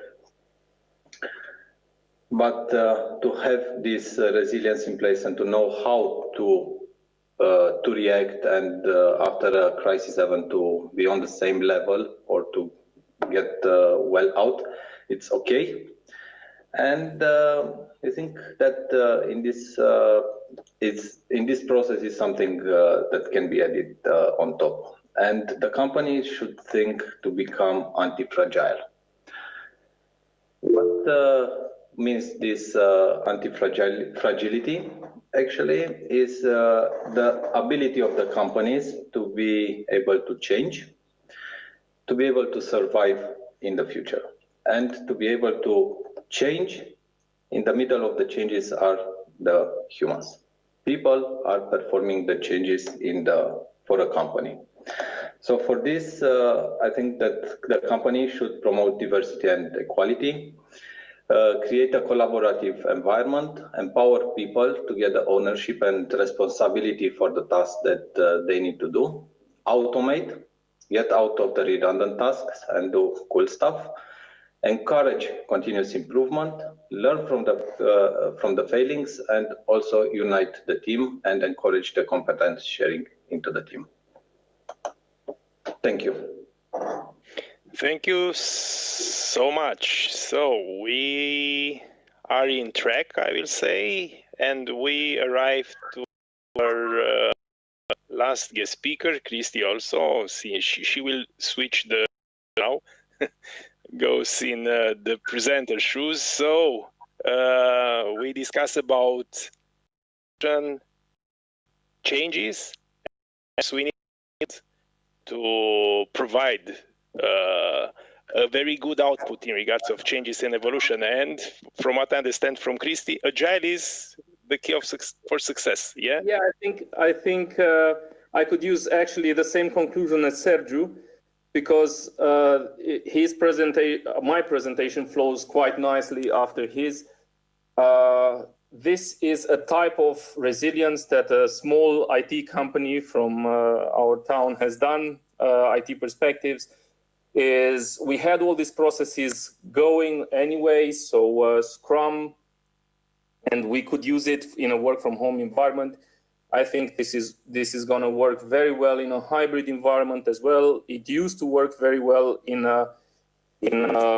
office only environment. I don't know how many of you know Scrum is a fast delivery of incremental value method. It's a project management method. It's very widely used in IT and software, very easy to use in software, but it can be applied in any type of projects that can show incremental value. So you don't have to wait until the end of the project to deliver something. We use small autonomous teams who understand the goal and commit to the goal. Therefore, they don't need much management. They are very autonomous. We also look more at people over the processes and the collaboration with our customers. The customers become partners in our and team members actually in our project. So this is how we do Scrum. And then at the beginning of this year, we had to take it to another level. We have always, Scrum was invented to deal with projects in a VUCA world. We have always tried to deal with the volatility, uncertainty, complexity, and ambiguity in a business world, because we are doing business process software at IT Perspectives. What COVID has done, it has increased everything, not only in business, but also in society. So this has made us trial Scrum and our development processes at a total unexpected level. But Scrum was designed to work with chaos, and it divides everything into shorter sprints, delivery sprints. And as you know, every curve can be seen as a series of straight lines. What this chaos makes us do is shorten those lines where the prediction can be done. And we can, yeah, that's it. So the challenges in a work from home environment, what we have seen in our projects, that there start to be collaboration issues. People start not to talk as much as people before me said. They become shy in an online environment. Therefore, instead of just going and talking to them, we decided to do a more detailed analysis and upfront design, which we have not done before. We use storytelling in order to get everybody on the same page, including the customer. We use more and better collaboration tools and everything. We moved everything to the cloud, so we don't have anything local anymore. We increased the documentation, and this is where I've got a very good idea from Daniel with the videos. Maybe we can video document what we're doing rather than write what we're doing. And we always had, but we increased our good software lifecycle processes. Other things that we have found is that it's hard to stay focused on over the goal. If you don't discuss the goal, if you're not member of the team, sometimes you forget what you're working on and why you're working on that. So what we do on some of the projects, or when this happens, we shorten the sprints, so the goal is much closer to, the business goal is much closer to the current time, and we have recurrent vision meetings. Remind the customer and also the development team what we're doing, why we're doing, what the vision is, where we're going. At ITP, we could easily be defined as a clan type of organization. We started small, we are growing very slowly. So this family approach that we have is one of our strengths, and it is quite hard to maintain that type of interaction in an online environment. But what we do is we encourage webcams on, we encourage group chats, questions and discussions. When we could, over the summer, we encourage face-to-face small meetings, face-to-face in the office yard, rather than going and sitting around the room. We moved all our team events, like the games and the parties we had, we moved them online. So now we play. I'm lousy at those games. I'm sorry. We transform office events into online events, like birthday events. We have a very cool going now. We do happy birthday videos for the birthday person, and some of them are hilarious. And we encourage our product owners and Scrum Masters to have a more proactive approach, to go closer to the developers, to go closer to the team members, to ask them how they are, to check on their status, to see that they understand what they're working on, to check their level of motivation, and so on. Another one that fits here comes from a University of Sibiu workshop on socializing during this crisis. They gave me a very good idea that we have missed ad hoc breaks. And ad hoc breaks means let's go ahead and have a cigarette, or let's go and have a coffee or a tea together. And now I'm thinking of how to implement this in an online environment. That was a very good design thinking effort of them, so thank you for them. Also, by keeping these Scrum events, doing them more often and more applied, we make sure that our projects stay on board, stay floating. So these are the Scrum events, yeah, the planning, what is the team committing to over the next sprint. If you're doing shorter sprints, to limit the chaos, to limit the uncertainty, you plan more often, they commit more often, they see the goal closer. If in a daily Scrum, every day meeting of what are we doing today, what am I doing to get closer to the goal, it ensures the daily meeting interaction. The review, where everybody, including the customer, takes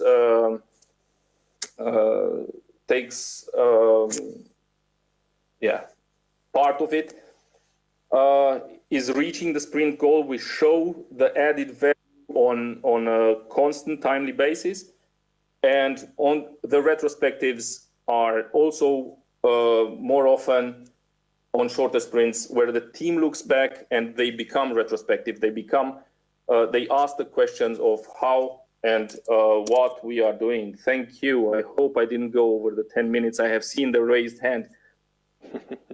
Thank you, Christy, just in time, so no worries.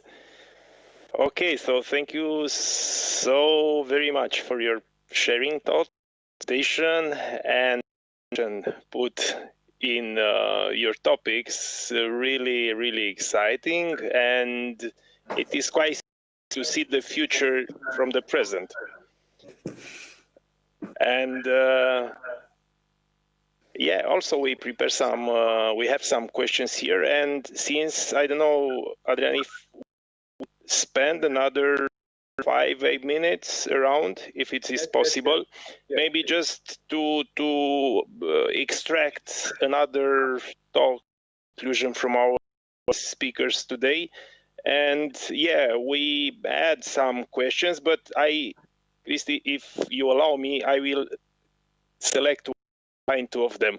So I will not asking you about the business environment and stuff like this, since you already presented in your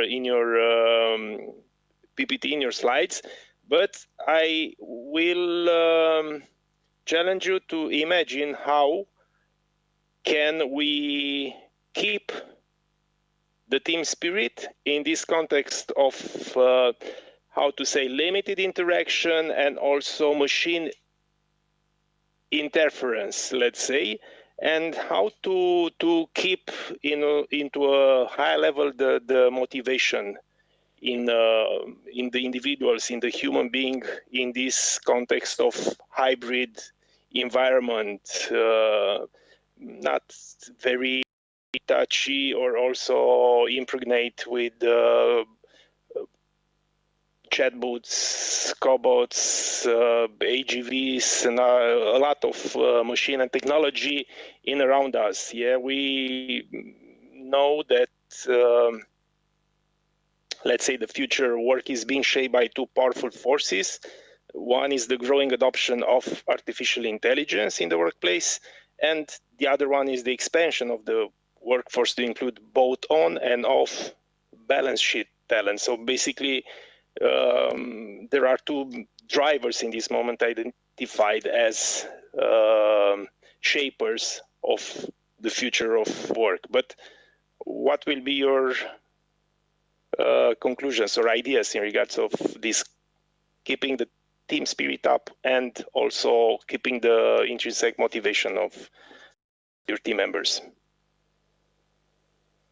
You can start as you wish.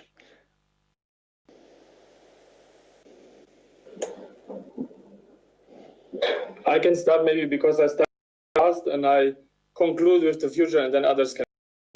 So in the past, as I mentioned to you, I've managed multiple teams all over the planet. It was important to do some combined meetings with them, especially when great success. So that's motivating people if they could share their success also with others. What was also helping a lot, so managers at the beginning, they have scheduled time to meet, discuss what was needed from a strategy, performance review. But at the beginning, nobody has set time for reflections.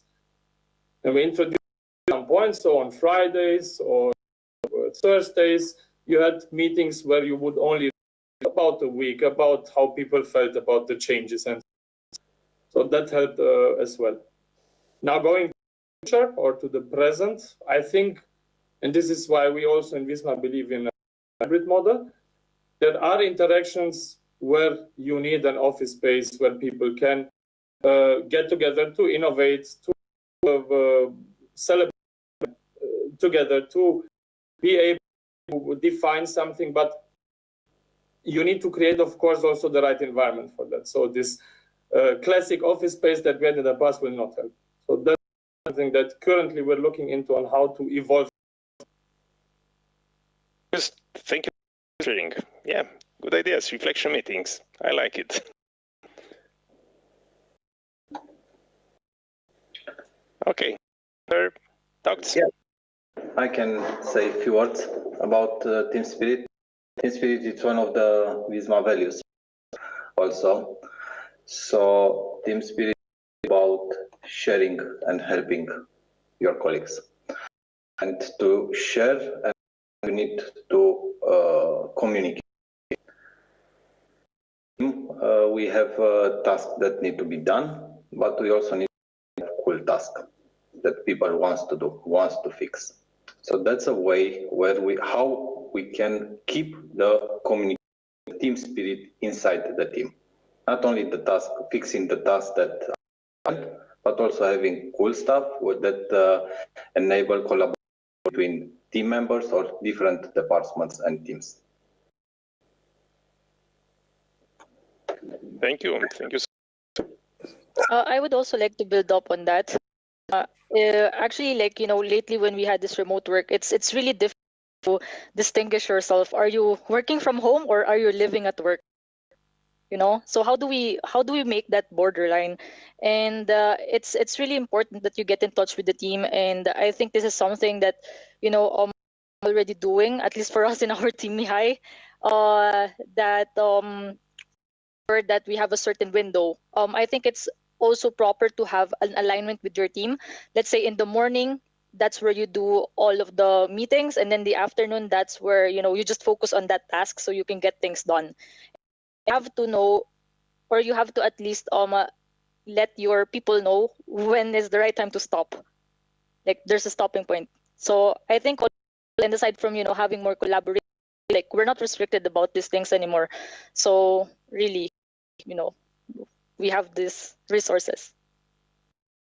Thank you. And more will come, of course, in terms of resources. Okay, thank you. Mr. Borucki?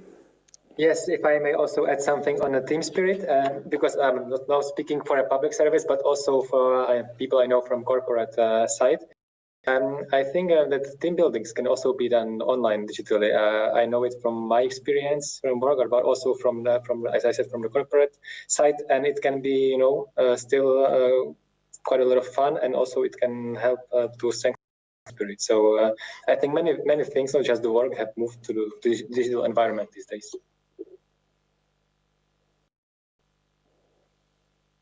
Thank you. Thank you for sharing. Conclusion about teams in this world. Actually, to complete that, we meet each other, but we create a big team which creates something good today, in my opinion. A teamwork. Of course. Of course. Okay, so we are at the end of our session. Thank you so much for watching our session and our session here.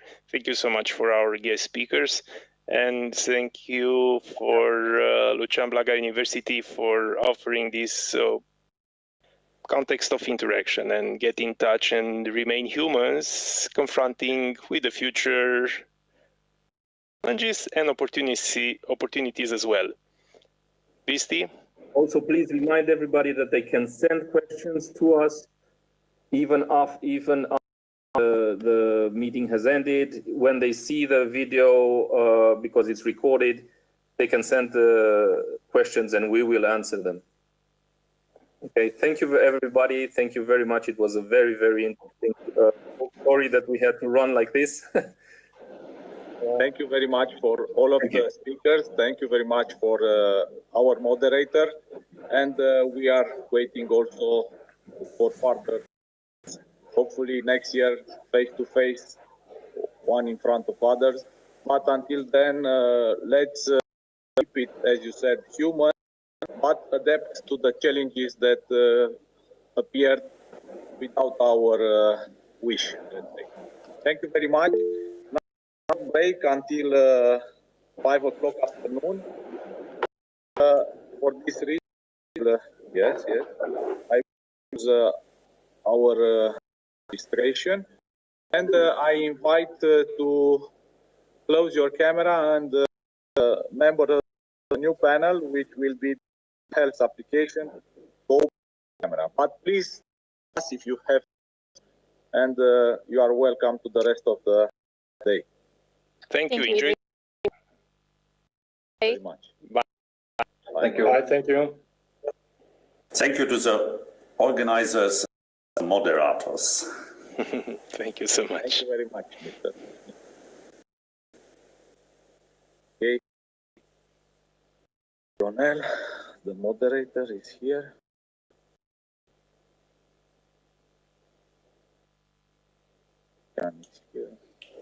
Hello, good evening. Hello, Ciprian. Hello, Ionel. Hello. Welcome back, Ciprian. Thank you.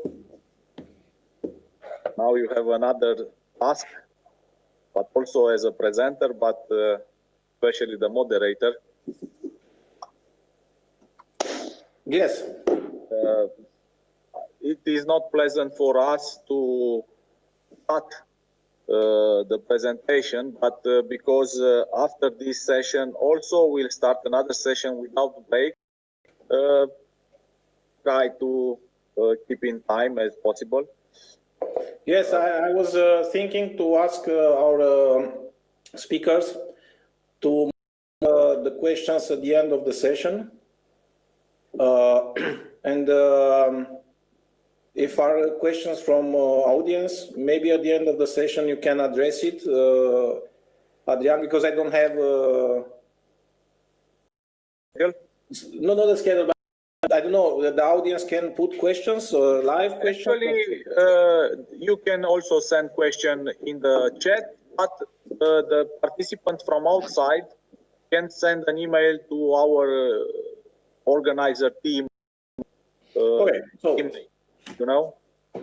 But, yeah. If somebody want to ask a colleague from the panel, it's free to do it and write in the chat, and you also keep on the chat or on your email, per email. Perfect. So we have, I think, 6 presentations. Yes. So a lot of content. Hello, Dario. Hi. Hello, everyone. Hello. Hello.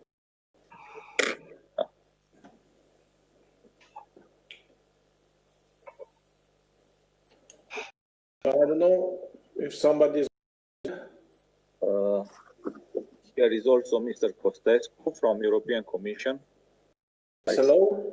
Hello.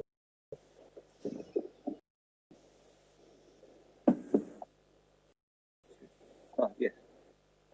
And Mrs. Dr. Borluci here.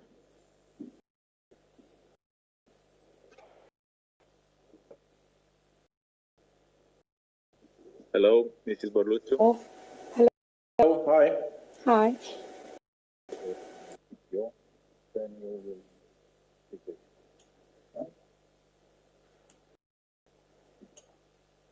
Ai, nu mă duc, doamne, că așa este că dacă terminăm.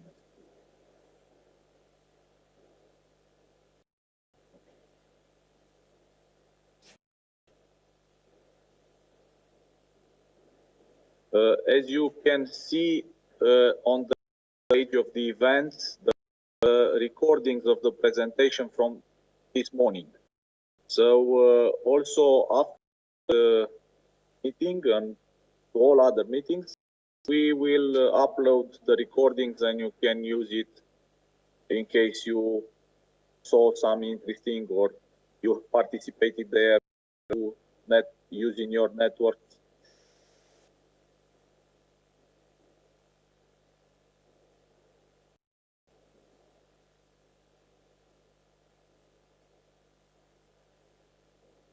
Christy, from time to time, you are like a saint with that light.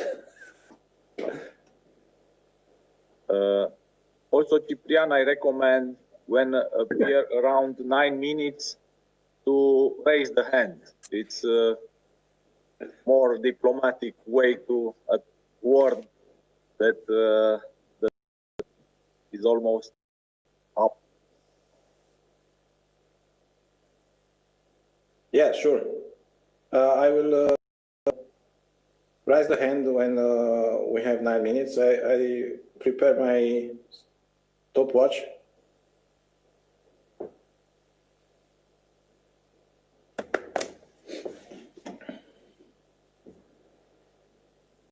So everybody, each of us will present his own presentation on his own computer.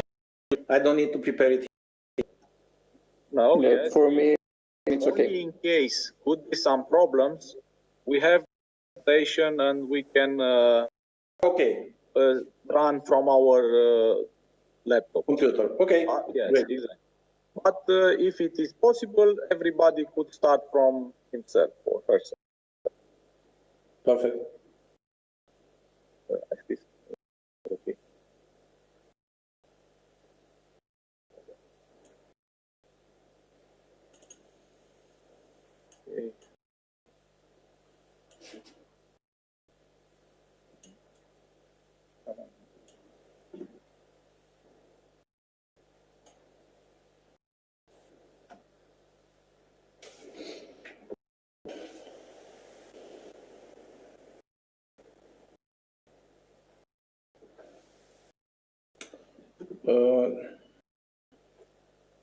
I think the first presentation is from Ionel Terra. Ionel Terra, yes. Yes. But you may do some tests, 2 minutes in case. Yeah, great. I understood. Okay. Because now we are waiting for 3 minutes to pass, and it seems a lot of time. And when you say raise, and everybody. And then the time will pass very fast when you start the presentation. One question from me. Can you hear me well? Yes, Ionel. Yes. It's perfect. We can see you also very well, and hopefully the whole day was the same, hopefully.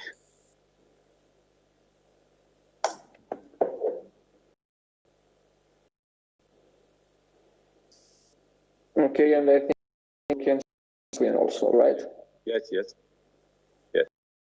Perfect. But Ionel, just a moment, commute back, because I to start to see most of our member of the panel here.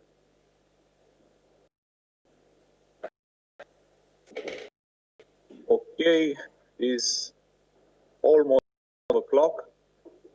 We will continue with the 5th panel of the Sibiu Innovation Days. Is a interesting panel because we'll bridge 2 domains, at least 2 domains, technical domain, the IT, the digital, so with the medical domain, which probably requires a lot of IT application. And I invite Mr. Ciprian Cândia to be your moderator of this session. And thank you very much for Mrs. Berluciu, who will participate from the medical point of view, Mr. Șofariu, which also is from the medical domain, the IT guys, Ciprian, Cristi, and also Mr. Alexandru Costescu from European Commission. So enjoy this part. Ciprian, you are in charge. Thank you very much. So in the next hour and a half, we are going to address a very interesting panel, smart health applications. And as I present, we have a broad presentations, also from the medical point of view, also from tech point of view, also from the, let's say, strategy point of view at the European level. Because it's a little bit late, I will invite my colleagues to move the questions at the end of the panel, so in the last 20 minutes. And then we will go one presentation after the other. I would like to thank you all that you are in this panel, and I'm sure that we will have a very, very big success after all with our presentations. So, presentation, it's held by Mr. Ionel Terra from Cryptics Decision, and the name of the presentation is Take Care. So, Ionel, please your screen and start. Thank you.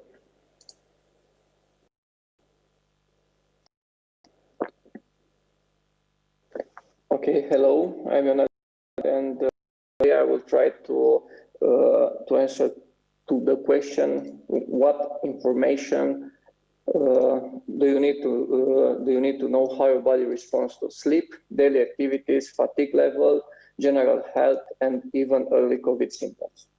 The answer is very simple: your heart rate, if it's taken for 100 times per minute. The device that is doing that is very simple. The only thing that it does is to take the heart rate 24/7, 2 times per second, and transfer the information to a smartphone via Bluetooth. Also, the charger is built in a way that you don't need to take it out from your hand when you charge it.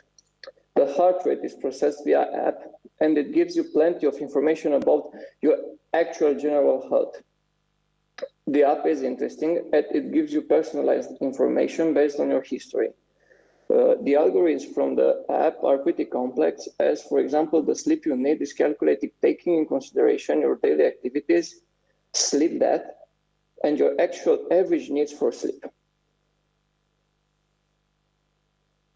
With this, you can see your respiratory rate, heart rate variability, resting heart rate, fatigue level, sleeping information. Due to lack of time, I will present today only heart rate variability, and resting heart rate. The respiratory rate is the number of breaths you take per minute. For most people, average breaths per minute typically range from 12 to 20, while in state of rest. This can be deduced from your heart rate by taking the advantage of the phenomenon called respiratory sinus arrhythmia. When you breathe in, your heart rate increases, and you breathe out, your heart rate decreases. This needs to be taken by night, because when sleeping, we don't have any other factors that might change the respiratory rate, as, for example, exercising. Why monitoring respiratory rate is so important? Well, it was not that important before the pandemic situation, as the respiratory rate in general is a stable metric, and usually you don't see changes from night to night. But when the metric changes, definitely is a sign of problem. The connection between COVID and respiratory rate. Well, COVID-19, in most moderate and severe cases, it presents as a lower respiratory tract infection, similar to bronchitis and some strains of the flu. In a viral lower respiratory tract infection, such as COVID-19, the virus enters the body through the nose, mouth, or eyes and travels down to the respiratory tract in search of a host cell. Viruses cannot reproduce on their own and therefore need a host to hijack, overriding the cell's normal function with a new command: reproduce the virus. Once the cell is full, the new virus, the cell will burst, and the newly formed virus will then set out in search of even more host cells. Symptoms vary depending on the function of the cells that were damaged. In COVID-19, the virus infects alveoli. Alveoli are the blood-lungs interface at which oxygen passes from the lungs to the blood and carbon dioxide passes from the blood to the lungs. Without functioning alveoli, each respiration does not remove as much carbon dioxide from the blood or provide as much oxygen to the blood as it used to. To make up for a loss of efficiency per breath, the body is forced to undergo more respiration to provide the same oxygen supply. Due to that, the respiratory rate during sleep increases. If, for example, you have an average respiratory rate of 17 breaths per minute and it increased to 19 breaths per minute, it's a sign of trouble. You might say that 2 breaths per minute is not much, but as a percentage, it's 10%, which is a lot.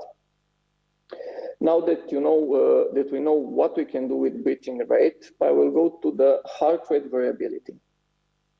Heart rate variability is literally the variance in time between the beats of your heart. So if your heart rate is, for example, 60 beats per minute, it's not actually beating once every second. Within that minutes, there may be 0.9 seconds between two beats, for example, and 1.10 seconds between other two. The greater is this variability, the more ready your body is to execute at high level. If you measure night by night your heart rate variability, you will notice that is a very sensitive metric and varies greatly from day to day. Also, this is very particularized. It's very difficult to compare it with other people because they vary from man to man. For you, it's a powerful metric as it can tell you how your body is prepared to take physical and mental activities. After you have an average heart rate variables on day when it is higher than your average, you know that you can put more stress on your body than in days when you are lower than your averages.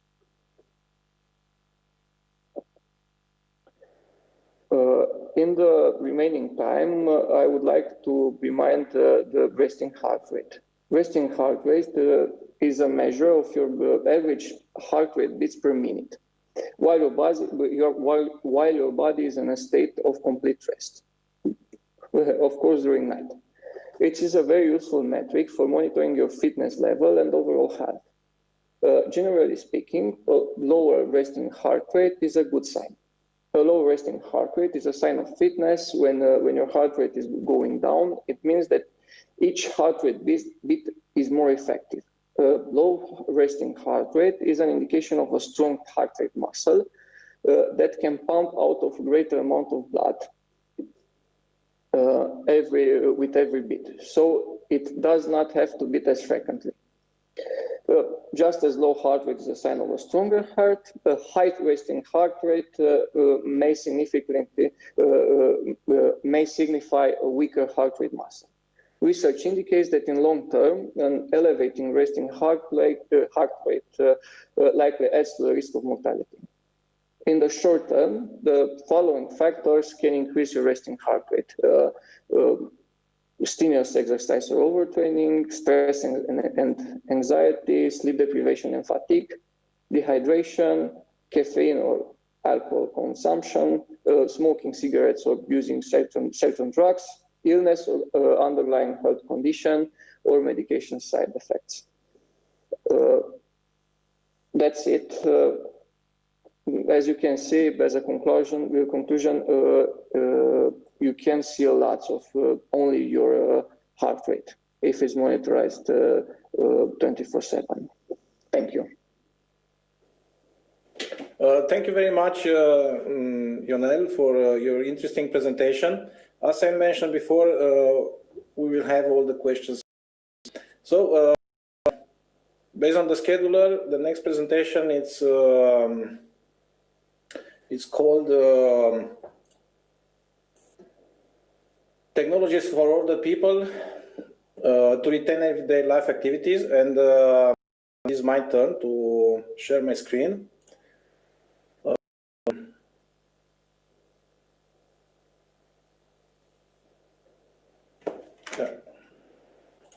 Sorry. Don't want to start, of course. Maybe now.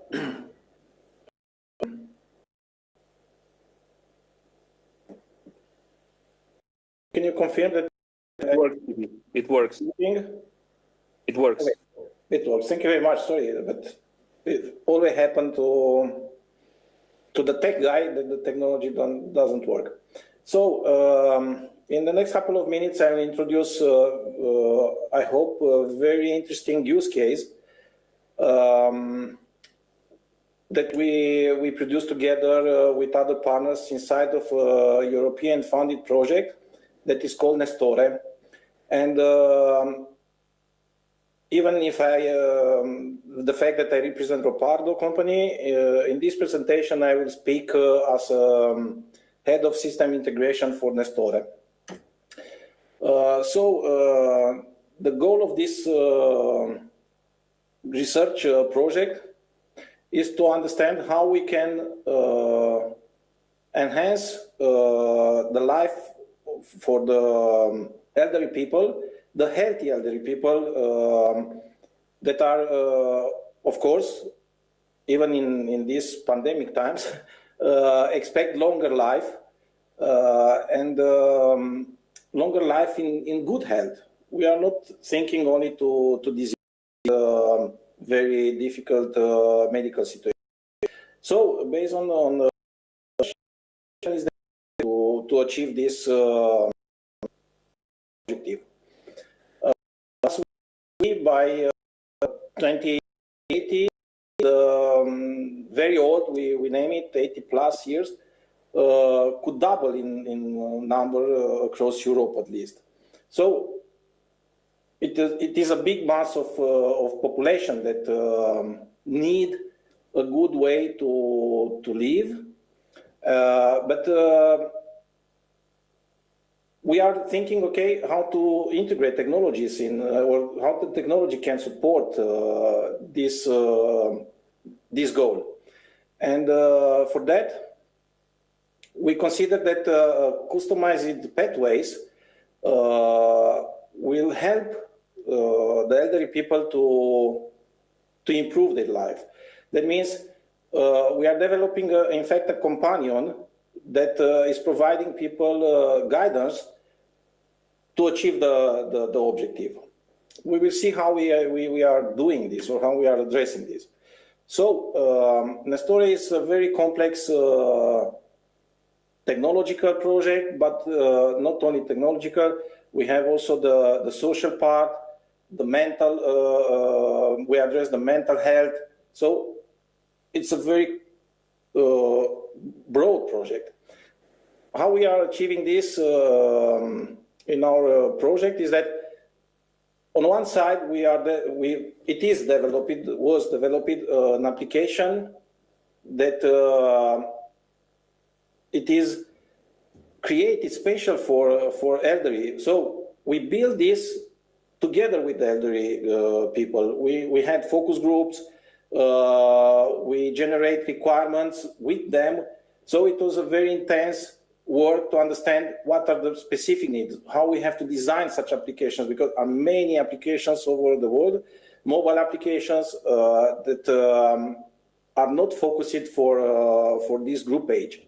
And then we realized that we need a very clear hardware kit, because when you want to address this age interval, you need to be clear what hardware it's best for them, how can be use it, and etc. So in our hardware kit, you will see later, we have a smart bracelet, we have environmental and social beacons, we have a sleep monitor, smart scale, and of course a tangible coach. And then we have, as I mentioned, different approaches, how we can be a companion. So we don't want to create a technical solution that tell somebody what to do tomorrow. So we have a serious games, we have a social platform, and etc. So in this way, we are covering a full user journey. We can see that we are addressing from websites to chatbots and wearable, IoT, and etc. What happens here is that now you need to use technology. You need to use a lot of technologies. So Gropardo in Astore play a very central role regarding the system integration and other tasks. The hidden complexity of the project and of the domain is that on one side you have the user and you have the connected devices, and that are very few, or you have a device. On the other side you have only a couple of assets like a chatbot, tangible interface, or web interface, but in the middle you have a lot of process, a lot of modules like a decision support system, you have the Internet of Things system, the pathway system, and etc. And all these generate a lot of data. So you have also the big data, the big data analysis, and etc. So we are addressing we are addressing this in a unique way. So we integrate all of this with the target to give the user the chance to interact with the companion. And I will play a very short video. Oh,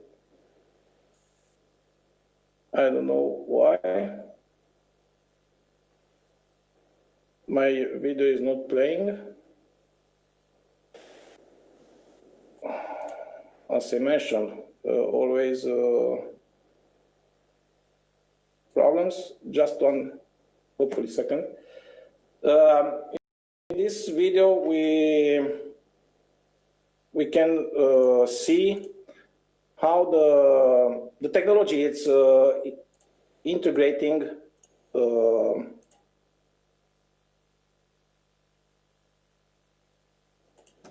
how the technology is integrating the. Okay, hopefully now it's working.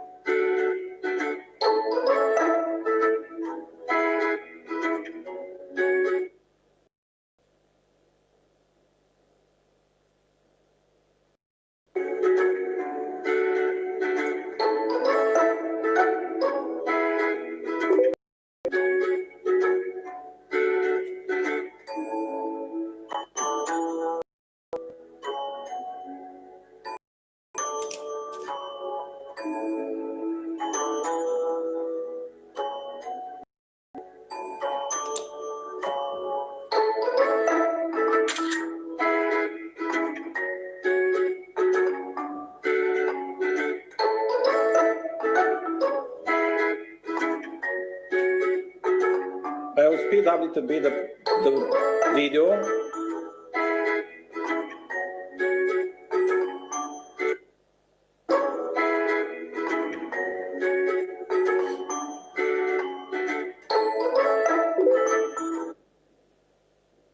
Are you ready for your run at 3 p.m.? Yes, yeah, that's okay. Confirm, I will be there. Thank you.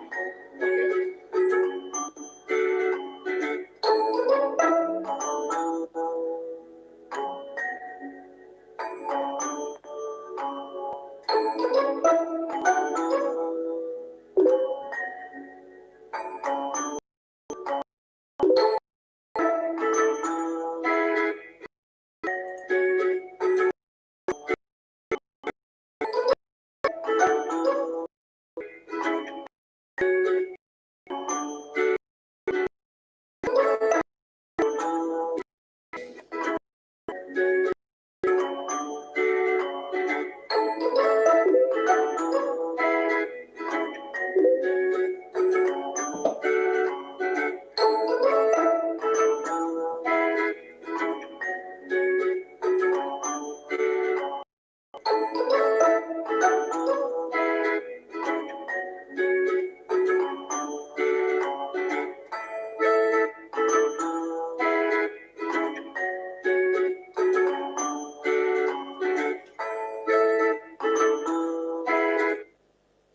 So I will post the video. It is the link on the presentation.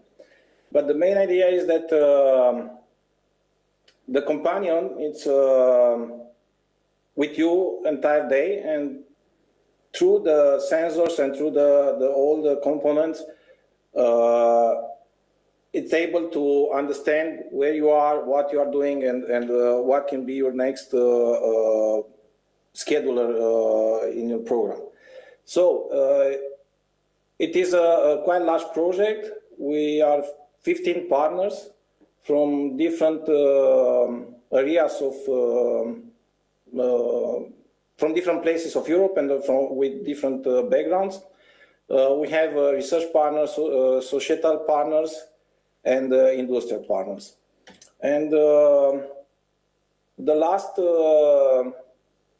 part is again a small video from Euronews, where we are introducing, it's from the last month, where we are introducing the status of the project, because now we are at the end and we are trying to implement this in different organizations.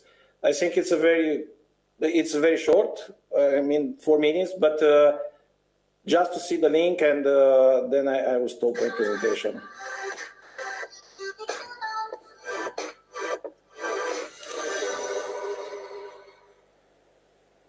We all all want to stay fit and well as we get older, and engineers and designers here in Milan are working on a new personalised coaching system that aims to keep us healthy in mind, body and soul. At least that's the theory.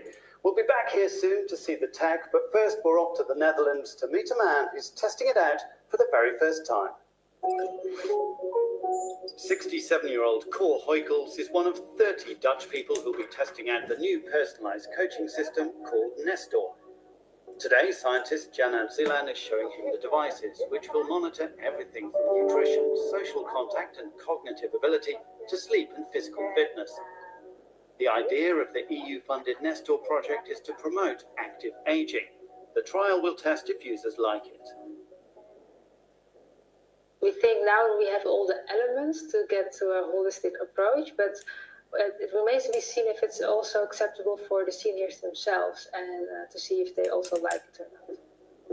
The system.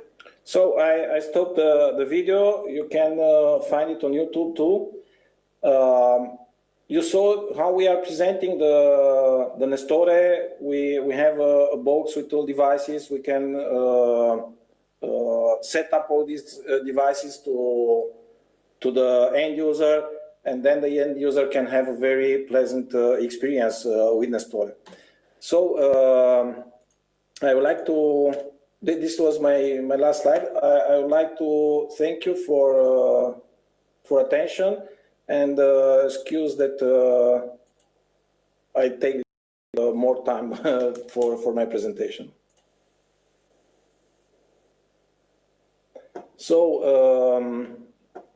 the next presentation in our panel, the next two presentations from our panel are coming from medical professional, and the first one is Smart Health, a step forward for hospital information system and a doctor for everybody at home, that will be presented by Dr. Șofaru.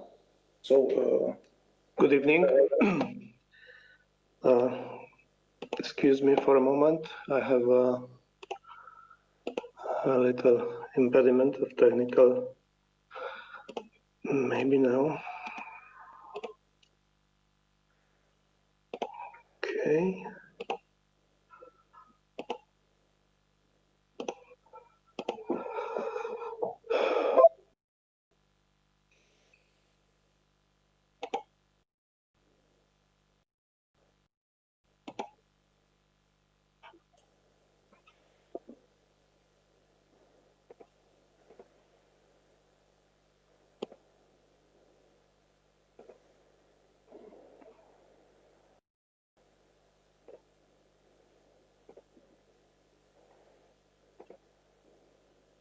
Was okay before.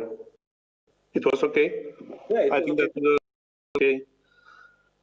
We didn't see in the full screen, but we presentation. I must repeat because I have some technical issue here. Yeah, at least I'm not the only one. Thank you very much. Yeah. Of course, I prepare everything, all the videos, everything, but of course something went wrong. Half an hour before it was perfect, of course. So you can see now or not? Now we cannot see it. Okay. Maybe we can open the presentation.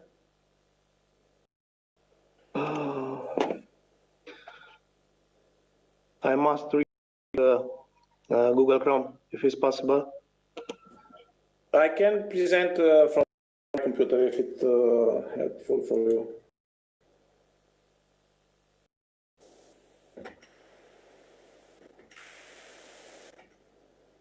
Should I start the presentation?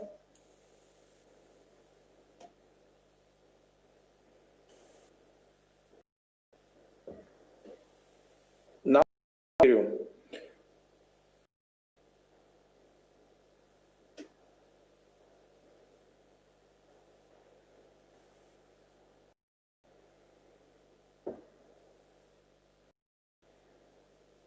Okay. Seems that we have technical problems. Maybe we can switch with Dr. Burluțiu if it's possible. And we come back to Mr. Șufariu.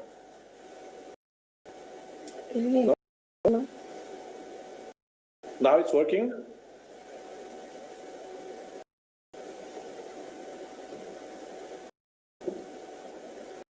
That's perfect. We can. Now we can see perfect. Yes.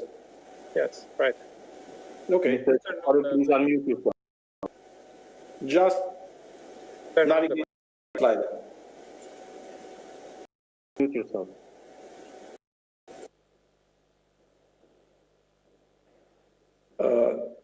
Ciprian, you are on mute.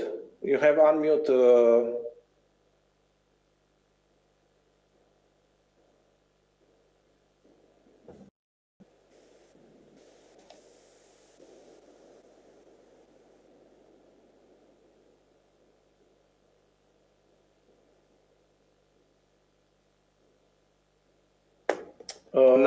Now we can hear. Okay, excuse me. Just start the presentation. Okay. Okay.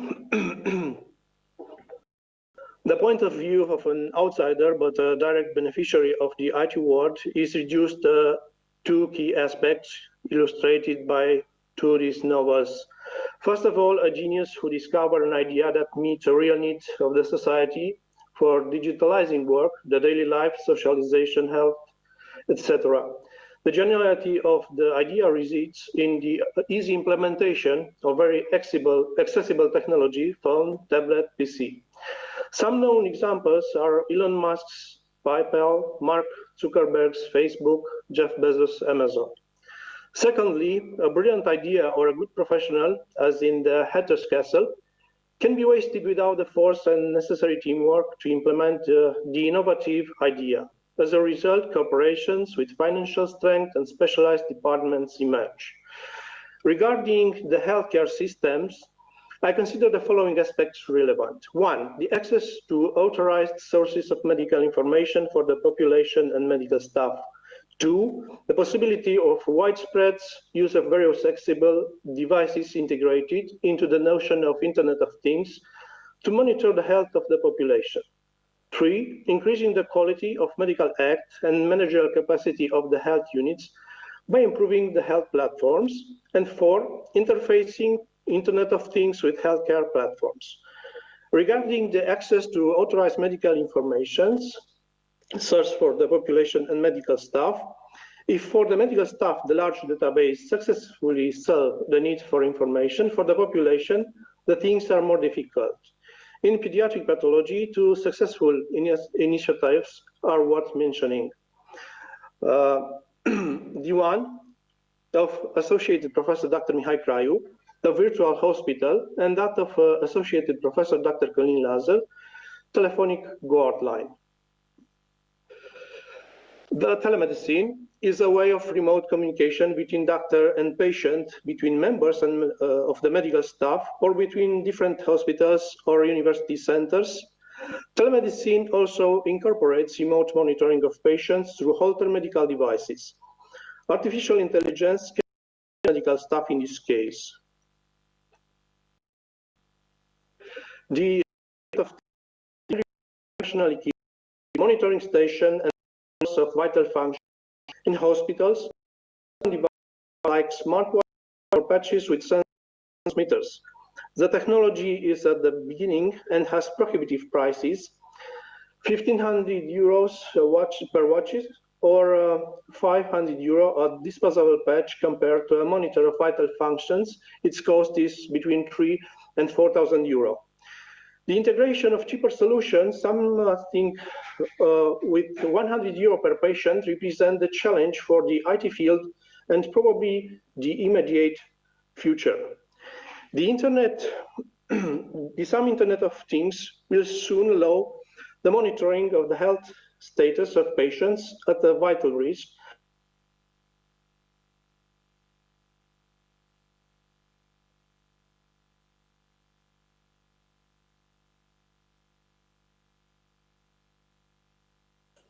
Through parameters allowing timely therapeutic actions. COVID-19 determined the implementation of monitoring technologies for medical staff inside the health units. Parameters of vital functions, heart rate, temperature, respiratory rate, traceability, correct wearing of the mask to prevent the spread of the infections.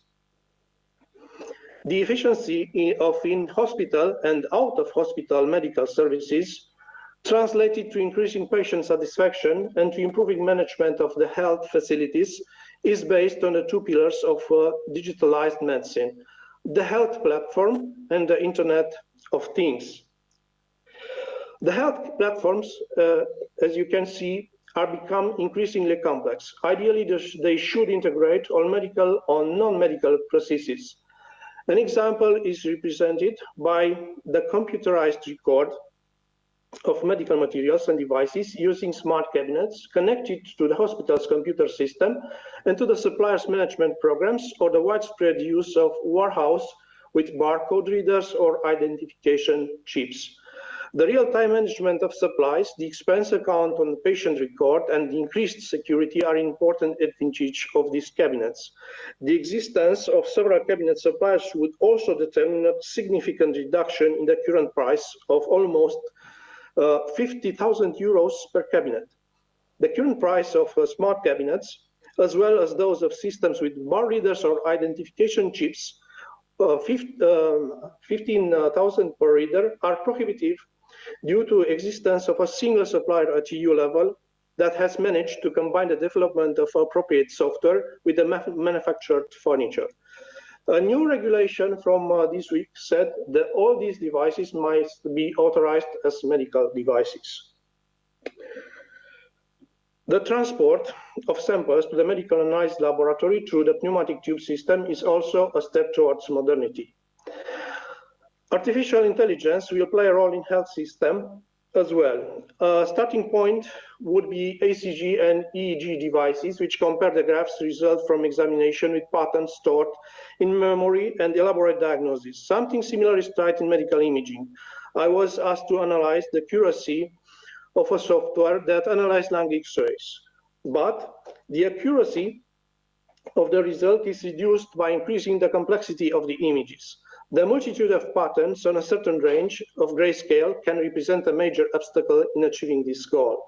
In contrast, the 3D reconstruction starting from 2D images obtained through sectional imaging, CT MRI, and automatic segmentation based on certain quantifiable intervals are of real use. This 3D reconstruction highlights complex renal malformation with bilateral calyx system and the compression of the left renal vein between aorta and vertebral column. Another example is the CT angiography, which is the first step in evaluating coronary arteries before therapeutic coronarography. It allows the mapping of coronary arteries or fibrocalcareous atheromatous plaques to quantify the degree of stenosis and decide if the patient needs stenting or an orthocoronary bypass. An example of collaboration between physics, IT, and medical imaging is represented by various segments obtained by MRI. The spectroscopy quantifies the level of different neurotransmitters existing in neurological lesion, with a pattern specific to a certain time of a histopathological lesion. The tractography, with his variant express the effect achieved by neurological injuries on nerve pathways. The complexity of facilities of a hospital was measured 5 or 10 years ago in the number of MRI or PET-CT devices. Currently, the number of the latest generation of Da Vinci robots represents the label of the respective medical unit. According to Wikipedia, HIS is a comprehensive integrated information system designed to manage all the aspects of hospitals' operations, such as medical, administrative, financial, and legal issues, and the corresponding processing of services. The images below illustrate the HIS of HIS of the Sibiu Pediatric Clinical Hospital. It's a perfectible one. A new hospital for the next 50 years will be probably built in Sibiu with European funding. It will be a challenge both for the builders and for those who will provide the IT platform of the new hospital, who will have to solve multiple requirements, as we saw in the previous schematic representation, of which we remember. It must integrate all medical and non-medical processes. General clinical observation file can be completely transposed into the HIS, starting from fields of symptoms and signs. Must integrate the patient care file. Must have links to PACS and laboratory investigation. All operations should start from a single patient registration number. It must have an interface for researcher. The utility of artificial intelligence consists in supply part of job of anesthesiologist, pharmacist, radiologist, neurologist, cardiologist, etc. The final image has several meanings. Can represent, I am the representative of a pediatric hospital, and it can represent the beginning of a direct meeting between the IT industry and needs of the medical staffs. Thank you for your attention. Thank you very much. Your presentation is very interesting and you very sharp in in timing, 10 minutes. So thank you very much for presentation. The next presentation is I think it's very actual because it comes from Dr. Burluciu. The medicine challenges generated by the SARS-2 pandemic. When it's please share the presentation. I'm here.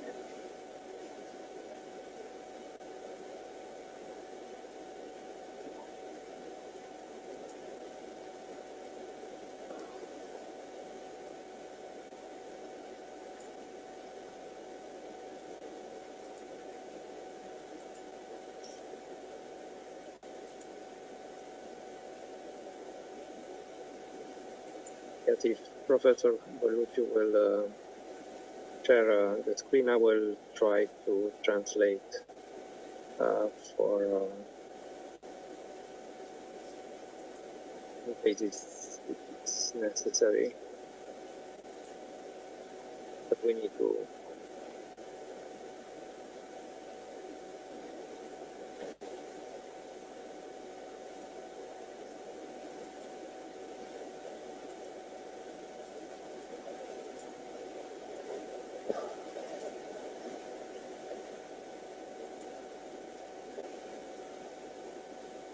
Should we start the presentation? Maybe Mr. Cândia can start the presentation instead of Professor Burluciu.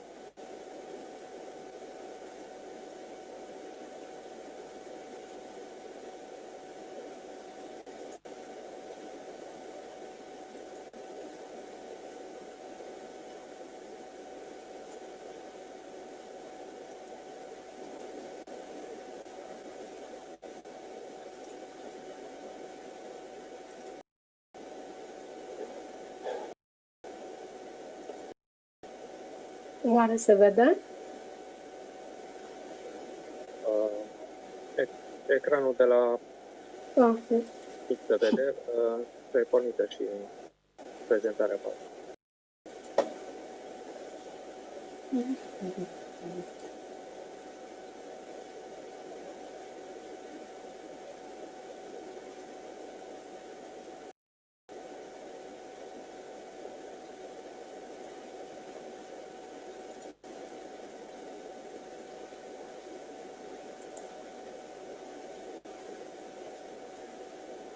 Nici acum?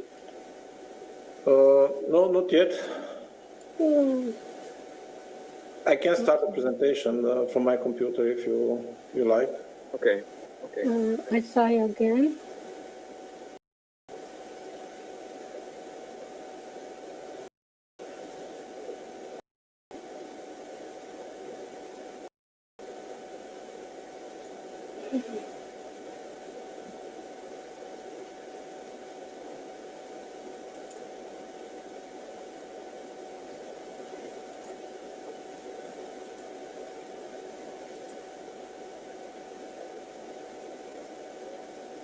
So maybe if you stop the presentation, I will start from my computer.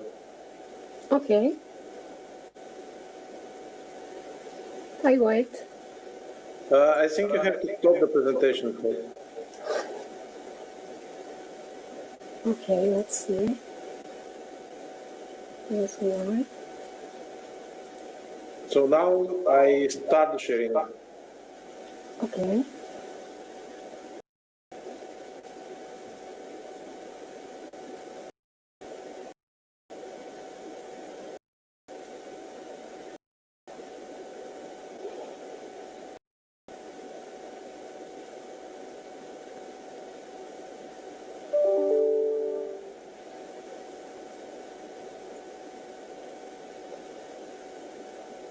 So I think we can start the presentation if you see my screen.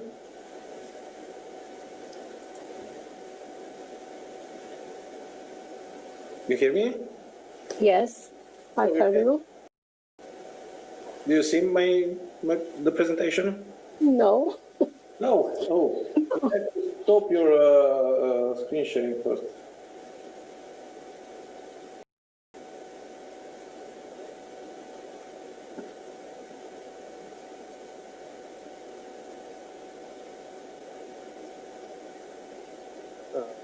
Yes, the screen sharing of Professor Berluțiu is on. This is why I think we have... Yeah, must be switch off first. Mr. Blunt, you can you stop the screen sharing?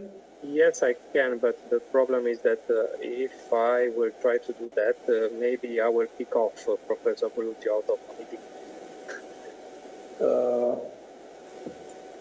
You can try, please. Okay.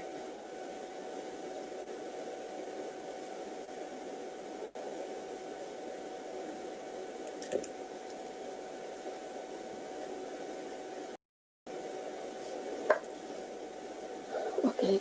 Now you can see the screen. I see. So you can start, and I will change the slides as. Next slide, please. Great. Okay. I'm sorry I speak better in Romanian, and this is my pleasure to be here, but please accept my apologize to speak in Romanian. Am pornit de la ideea că aceste timpuri, practic, ne-au găsit pe nepregătite și, de fapt, niciodată nu vom fi pregătiți pentru o astfel de normalitate. Orice pandemie înseamnă o distanțare socială pe care, în condiții obișnuite, lumea nu le acceptă și nu le înțelege. Următorul slide, vă rog.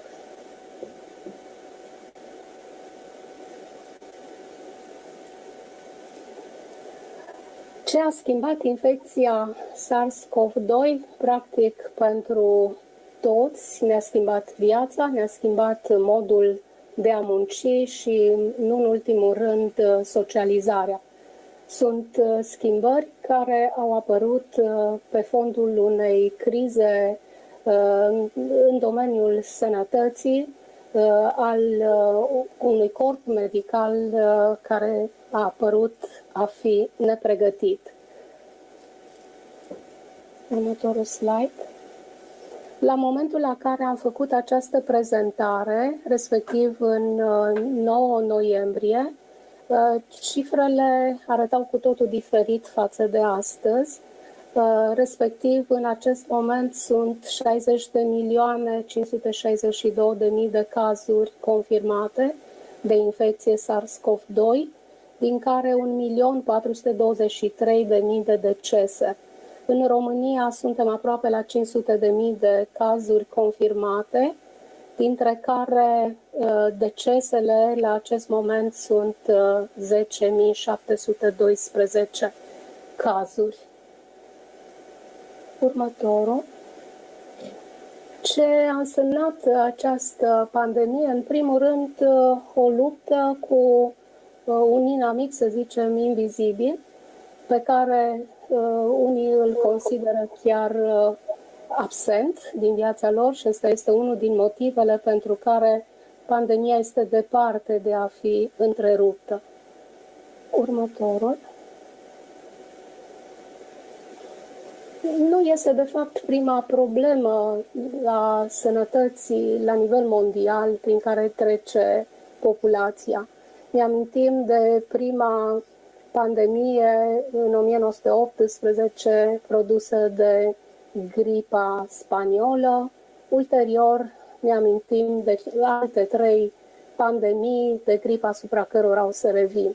E bine, primul caz a fost raportat anul trecut, la sfârșit de decembrie, în Wuhan, de unde s-au sesizat prezența unor afecțiuni respiratorii severe, pneumonii, care evoluau spre deces și care aveau un mod oarecum standardizat de prezentare, adică febră, stare de rău, duse iritativă și dispnee.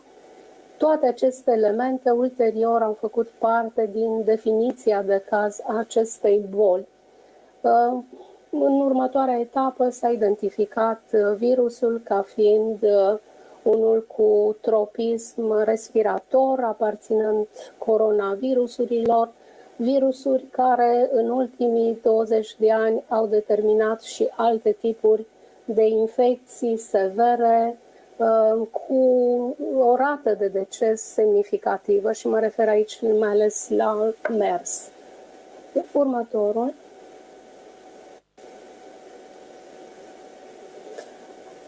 Nu o să revin asupra noțiunilor pur medicale, reamintesc doar că nu este prima pandemie, este a 5-a prin care trece populația în ultima 100 de ani.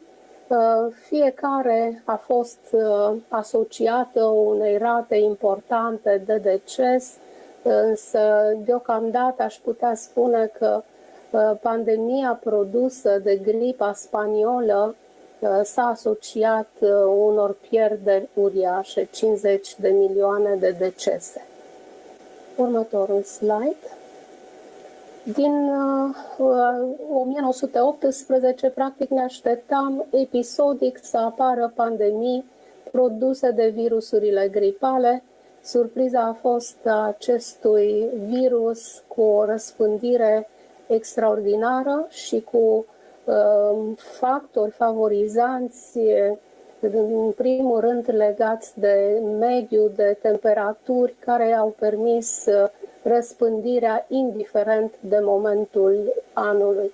Mi-am imaginat o vară mai ușoară, în realitate virusul a continuat să se înmulțească și să se răspândească la fel de rapid, indiferent de sezon. Următorul slide.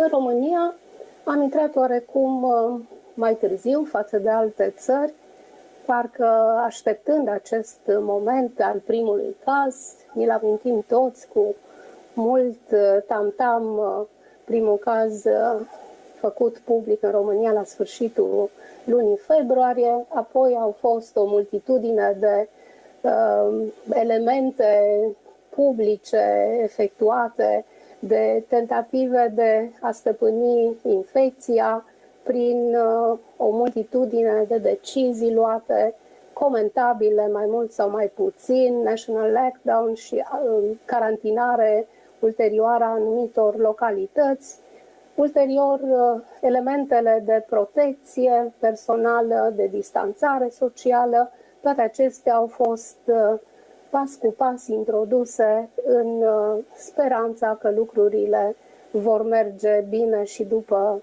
măsurile acestea mai drastice a urmat acea perioadă de relaxare prin care, de fapt, am intrat mult mai rapid față de cum ne-am fi așteptat în al doilea val. Deschiderea școlilor, a universităților au însemnat elementele care au favorizat răspândirea și mai importantă a acestui virus. La acest moment au apărut și problemele tehnice, tehnologice, lupta sau fuga după aparatură, după materialele de protecție. Știți foarte bine că toate aceste elemente au fost prezente la nivel internațional, nu numai la noi. Următorul slide, vă rog. În ce privește Sibiu, poate că am intrat ceva mai ușor în această pandemie, dar în momentul de față ne situăm printre județele cel mai mult afectate, ceea ce a însemnat un efort colectiv deosebit. Mai departe, o mică imagine de mulțumire a populației. Următorul. Sărbătorile făcute în spital. Următor. Și o tentativă, practic, generală de a asigura, pe de o parte, o modalitate de diagnostic, de terapie, într-o dinamică pe care nu am întâlnit-o niciodată, la nivel internațional, prin tentativele uriașe, efortul general de a găsi modalitățile cele mai eficiente de tratament. Următorul. Sigur că există încă tendința, o știți cu toții, de a fi uneori înlocuiți de doctor Google, există și în momentul de față. Există o concurență uneori neloială între medic și acest medic care știe tot.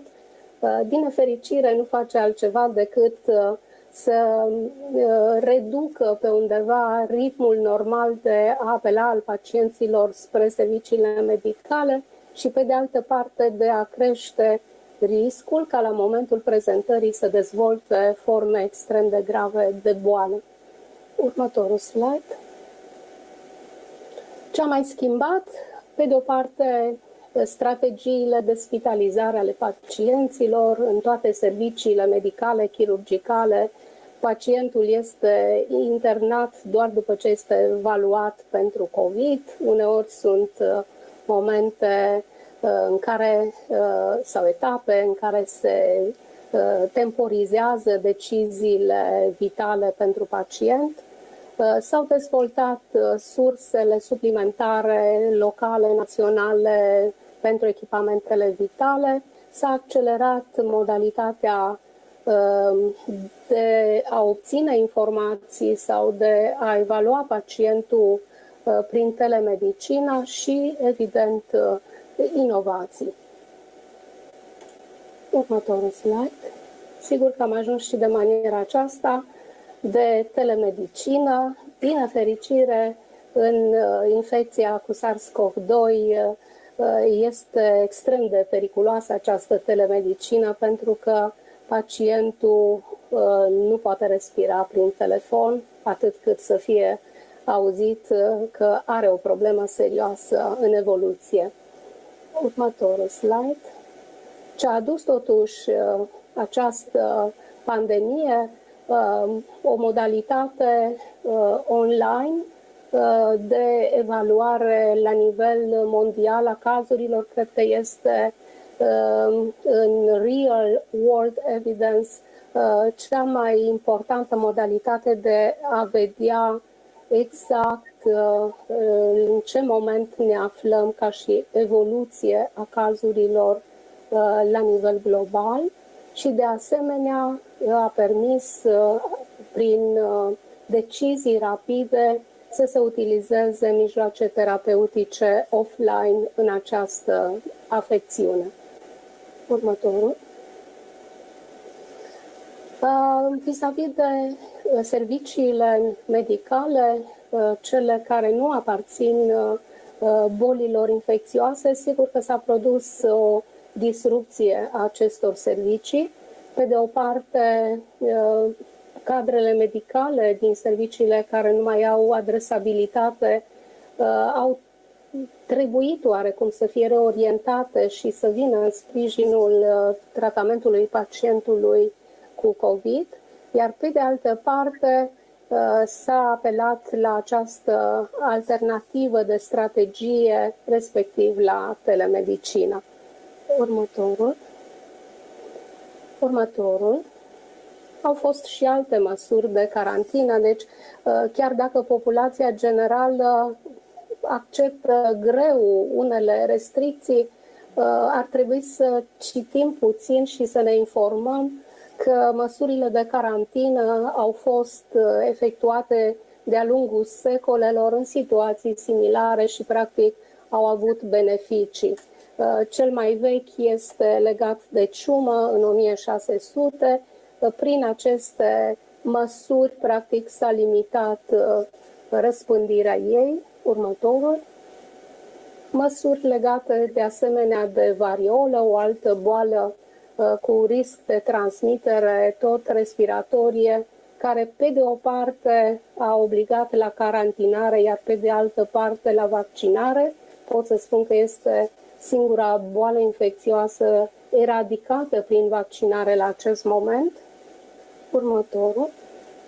De asemenea, poliomielita, dacă ne amintim de președintele Roosevelt care a prezentat o poliomielită, respectiv o paralizie legată de faptul că în 79 a notat într-o piscină. Ei bine, de la acest exemplu negativ a urmat campania pro-vaccinare pentru polio și o oarecare reținere a părinților în a-și duce copiii să înnoate în piscină. Practic, din toate aceste elemente, ar fi normal să învățăm astăzi. Următorul. Sigur că munca noastră este importantă, dar nu aș vrea să o privim ca o laudă, ci ca o profesie la acest moment extrem de implicată la nivel național și internațional în a reuși să facem față unei pandemii extrem de severe. Următorul. Am ieșit în presă, nu am avut timp de așa ceva, dar uneori trebuie să participi și să inspiri încredere sau să poți să motivezi de ce unele probleme țin de noi, altele țin de modul și momentul prezentării pacientului la medic. Din nefericire, ultimele săptămâni în care pandemia arată foarte rău, în Sibiu au însemnat momente în care populația generală poate nu a înțeles că problema cea mai importantă a fost legată de riscurile la care s-au expus ei și au considerat că serviciile sanitare sunt depășite din cu totul și cu totul alte rațiuni. Vă mulțumesc. Thank you very much. Important information you share with us today. Thank you. I'm sure that there are many questions regarding this topic.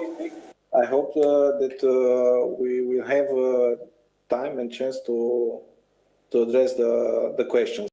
So the next presentation will be made by Mr. He will give us an update regarding the health research funding opportunities at the European level. Thank you, Mr. Kanda. Can you hear me, everybody? Yeah, we can hear you. Okay, great.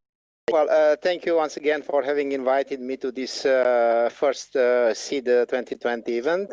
I'm very glad to be here with you. I have followed with a lot of previous presentations, especially those in this panel where to which I'm most linked to as a medical doctor myself. So it was very interesting to me to learn about e-health, smart health, and so on, and also to learn from the clinical experience of Dr. Biruțiu. Now I'm going to move and to present you quite quickly a set of slides on health research funding by the European Commission.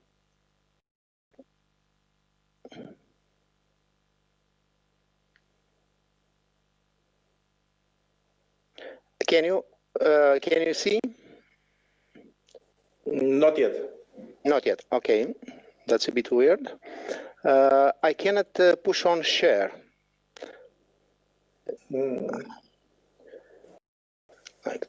Okay, yeah, sure. Yeah. I think I'm. Yes. Okay, I'm sure.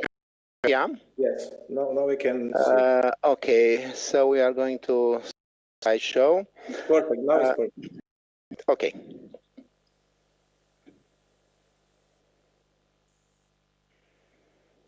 Good. I don't want this. Okay.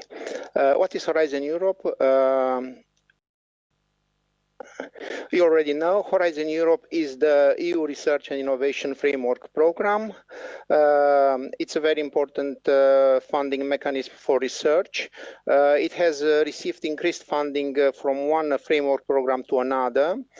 For the next framework program, which will last for the next 7 years, the Commission initially asked for an ambitious amount of 100 billion euro for Horizon Europe. Well, in the end, the Council agreed this July for a budget of about 75, close to 76 billion. More recently, now in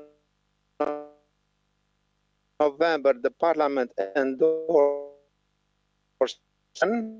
So this is the amount that we can count on for the next framework program, the Horizon Europe. So it should be about 79.9, close to 80 billion euros. We must be aware that Europe represents a weight in terms of international research. So with only 7% of the world population, Europe accounts for 20% of global research and development. However, if you look at the amount that is being invested in research, Europe still have to close the gap with other competing economies in terms of percentage of EU R&D from the GDP. This is an interesting slide. So you already know that on the 9th of May 2019, so it's on European Day, there has been an informal European Council in Sibiu. You can read the Sibiu Declaration, which is a list of 10 commitments by the 27 head of states. And the Sibiu European Council has been important because on this moment, the head of states from all Europe took the time to reflect for the next 5 years on the most important challenges. So they kind of established a strategy for the next 5 years. And here I have only spotted the most important aspects concerning the future of research and innovation. I will go quickly through the slides because there are many. The added value of Horizon Europe, of the research framework program, it's quite huge. So just to mention transnational collaboration, competitive funding, promoting excellence, transnational mobilities, creating new market opportunities, and so on. This is the preliminary structure of Horizon Europe. It has been built on the structure of Horizon 2020, which is the current framework program, which is ending this year. We just had this September the last evaluations. It was the largest call in health research for us.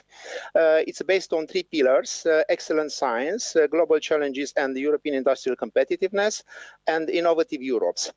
All the boxes here that you see are different programs, and you can apply for funding to all of them. So you need to look carefully because there are many possibilities for funding, and they are tailored to different needs. So for individual researchers, there may be Maria Sklodowska-Curie actions, while for the large health research project, for large consortia, you can look under pillar 2 health, for instance. We have learned from the lessons of Horizon 2020 and have tried to apply these novelties to the Horizon Europe. There are a number of new things. One of them is the creation of the European Innovation Council, and the second one would be the research and innovation missions. The European Innovation Council will have 70% of the budget earmarked for SMEs. So for SMEs owner, this would be an important source of funding. You'll have here two types of funding, grants under Pathfinder and grants only plus blended finance under the accelerator. The research innovation missions represent a large portfolio of actions across several disciplines, which aim to achieve a bold and measurable goal within a set time frame. And they should aim to deliver a strong impact for the society. There are 5 mission areas that have been proposed and have been approved, and for each of them there has been produced a report this September. They are regarding health, they are cancer, and the others represent food and soil health, climate, healthy oceans and seas, and climate change. I would have liked to delve more on the cancer, but because of the time limit, I had to cut those slides. But on different opportunities, possibly we can talk about cancer mission. International cooperation will remain important as always. Open science, that means we aim to reach a better dissemination and exploitation of research and innovation results. The issue is that all this funding money is public money, and it makes sense that the results of the research go back to the public and they are accessible to all researchers. Now, on the other hand, we also need to be aware that intellectual property rights are important, and we want to have them here in Europe, not to be stolen and registered somewhere else. So we need to strike a balance, which is called as open as possible, as close as necessary. I would like to mention here a special initiative. It's called Innovative Health Initiative. It's a European public-private partnership. In fact, it is at its third stage. It started with the Innovative Medicine Initiative 1, then continued with Innovative Medicine Initiative 2, and it will be enlarged to deal not only with medicines, but with the entire health sector. So this European public-private partnership, which is going to be called Innovative Health Initiative, will start. They also run their own calls, so you can apply for funding to this institution as well. I'm mentioning it because the smart health component will be important in their future calls. Yeah, you can find here the link where you can look for information. The progress that can be tracked has to be considered regarding the scientific impact, the societal impact, and the economic impact as well. Now, in Horizon Europe, regarding health, the importance of health cannot be denied by anybody. We face new emerging or continuous health challenges. The COVID-19 is a new threat, for instance, but also we should not forget about the increased burden on the health care systems in all the countries across Europe. What is important to know is that the healthcare expenditure is increasingly across all EU countries, and now it accounts for 10% of the GDP. Because of the prevalence of chronic diseases, and we also can expect that the life duration of people is going to increase, so the life expectancy is going to be bigger and bigger, so we can expect an accumulation of chronic disease across the life spectrum. There will be 6 main areas of intervention as concerns health research. Health throughout the life course, environmental and social health determinants, non-communicable and rare diseases, infectious diseases, tools, technologies, digital solutions, and healthcare systems. I will only mention in the next slide the tool, technologies, and digital solutions because they are more relevant to the Sibiu Innovation Days. We all acknowledge that the new technologies are vital for public health, and also for the European health-related industries. So here we'll have in mind the tools and technologies for medical indication, integrated solution for health, piloting and large-scale deployment of healthcare technologies, also processes for development, manufacturing, and rapid delivery, and so on. What is new? So the main idea is that in Horizon Europe, the next framework program, as concerns health, there will be a sort of red line concerning digitalization and personalization of health. The fact that health systems and health economics will be very important to uptake the results in order to achieve impact. So all that is going to be produced and all the innovation that will be brought to the market will have to be to find their places in hospitals and in health systems. And also is that we go towards more of a personalized medicine. So patient-centered solution and technologies for health and care, from medicines to medical devices.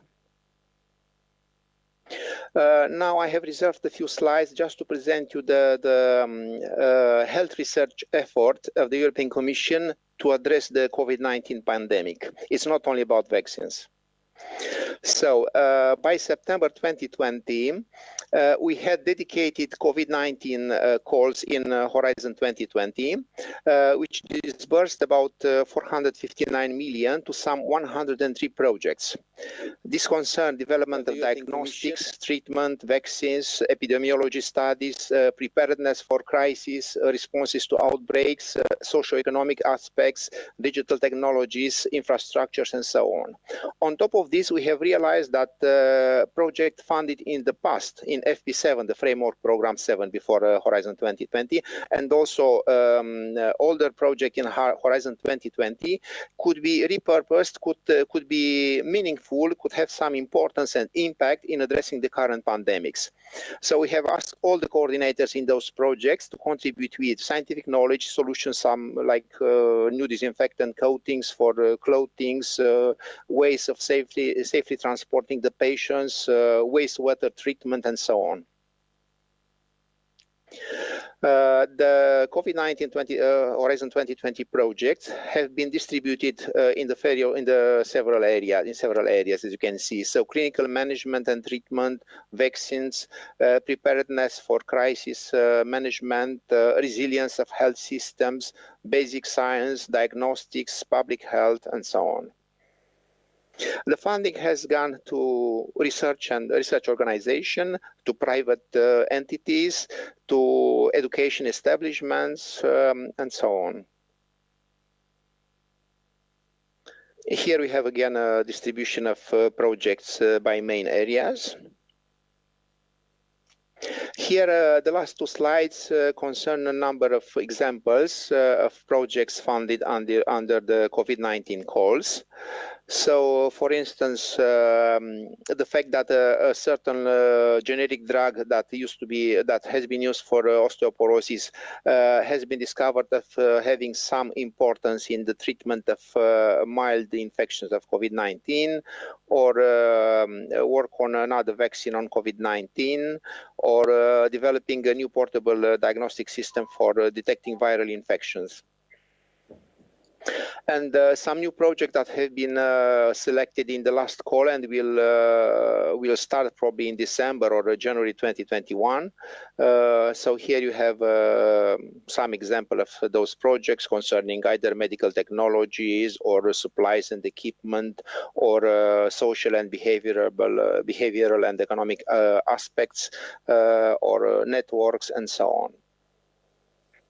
Now here the last slide is to give you a list of sites where you can find most of the information that you might need, either for funding or for contacting various consortia, for finding partners to apply for future calls, or as well to register yourself as an expert to become an evaluator to our calls. So thank you very much. I hope I managed to be within the time allocated.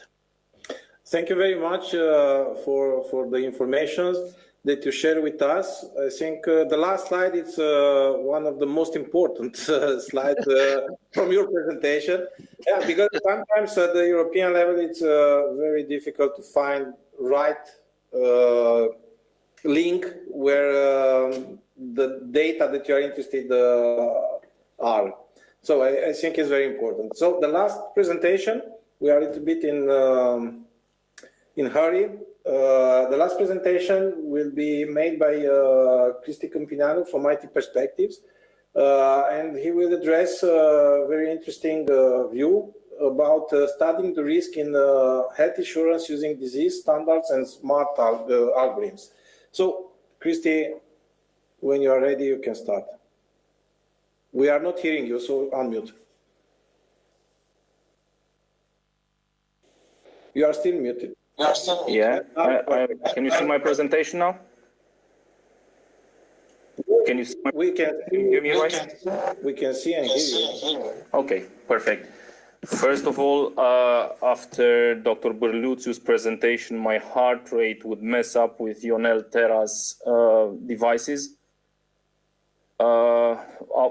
My heart and soul goes to the doctors out there today. Not everybody is ignoring your efforts. Please believe us.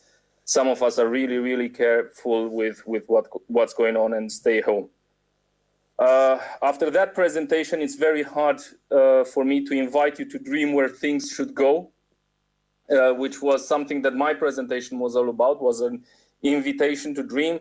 No country is there yet, but a lot of private are. IT Perspectives has almost 18 years of experience working in health insurance software. How does it work?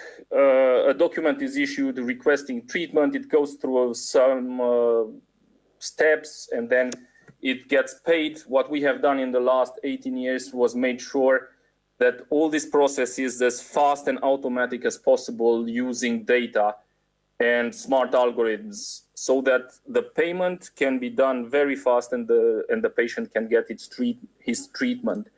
The players in this health environment are the patient, of course, or sometimes someone in the name of the patient if the patient cannot represent themselves. Then the general practitioner, the family doctor in Romania, the consultant or specialist who does the operation. We have therapists and labs doing the tests, and the insurer who is, of course, the most hated of them all.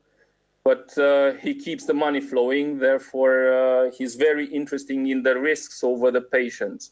So he invests a lot in studying those risks out of data.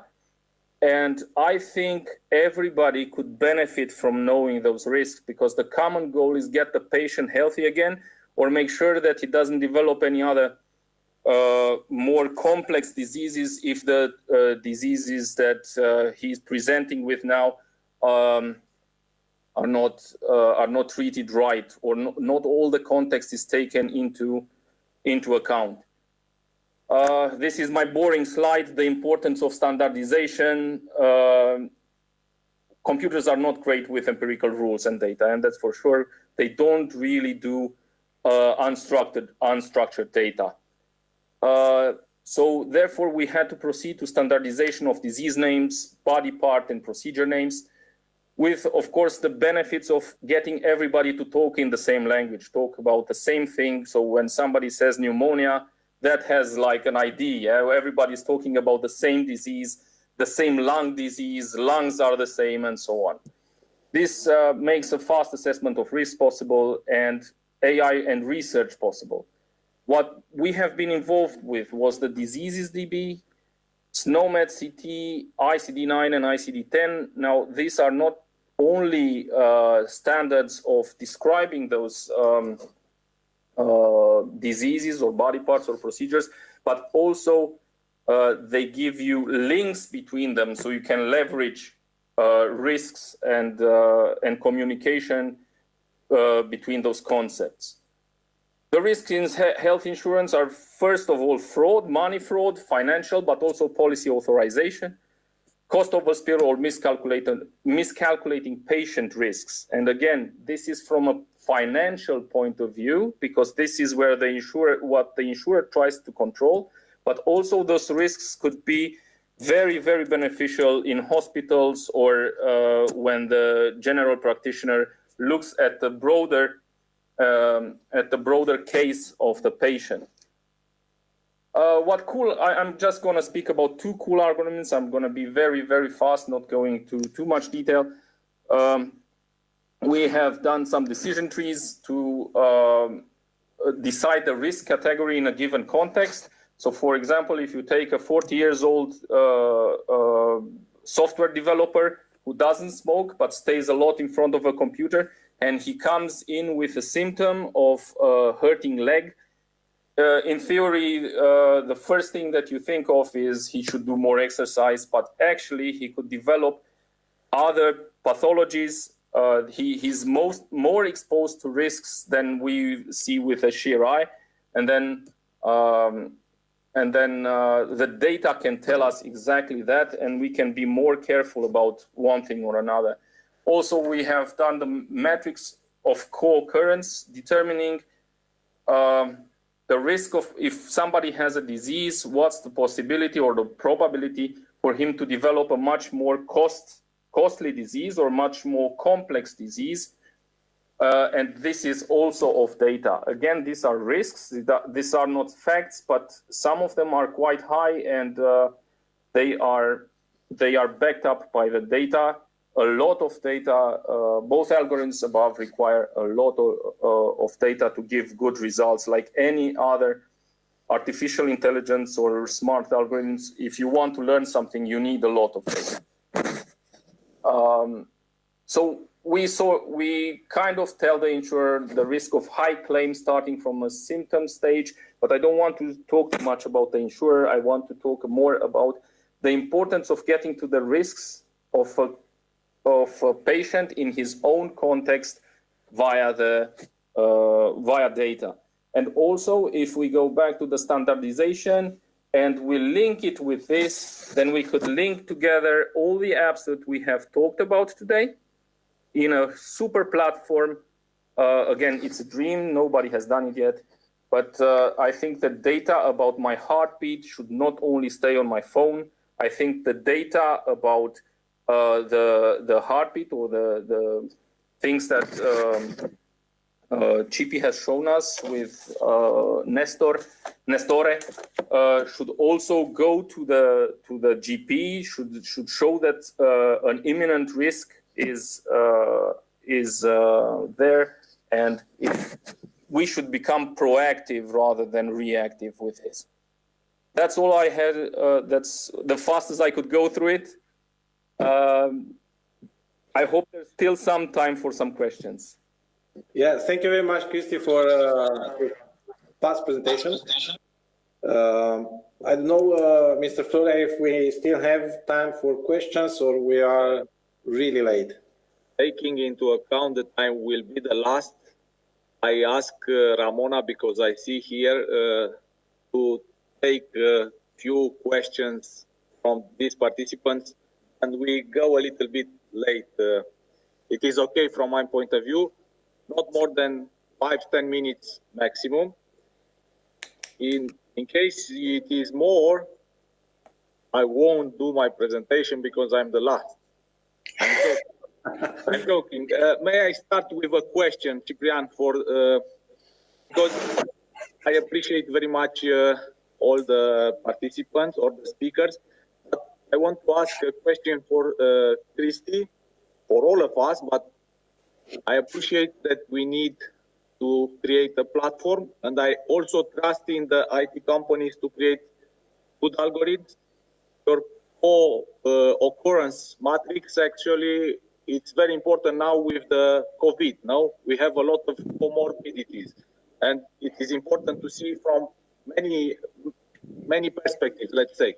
But in my opinion, do you have, or from where to take enough data, taking into account about GDPR or some restriction? Because as you said, you need a lot of data to have high accuracy, but I'm afraid that it is a problem with having this data. Yeah, GDPR is a problem. If the question was to me, can I answer? Yes, because I appreciate the last two algorithms, but it is also a general question. Yeah, every time you go into a hospital, you sign off that you agree for that for your data to be processed. Also, we have a nationwide health insurer in Romania, the national health insurer, can have or should have all this data. Of course, they don't really care about all this data, and the data is not structured at all, as far as I know. Their IT systems are far back from what it is, and again, it was an invitation to a dream, for a dream. At the moment, the hospitals have all the data in their diagnosis sheets, I think, or treatment sheets, or whatever, and that is not being, or it's kind of being processed, and you give it away anyway. So hospitals and insurers have the data they need, and it's GDPR regulated, and they can process it. Yeah, from other perspective, to add something, data belong to the patient, and neither or the national authority can process the data without his consent. And when we are speaking about the private insurance, it's also a third party or a private hospital. Then it's the ecosystem is very complex.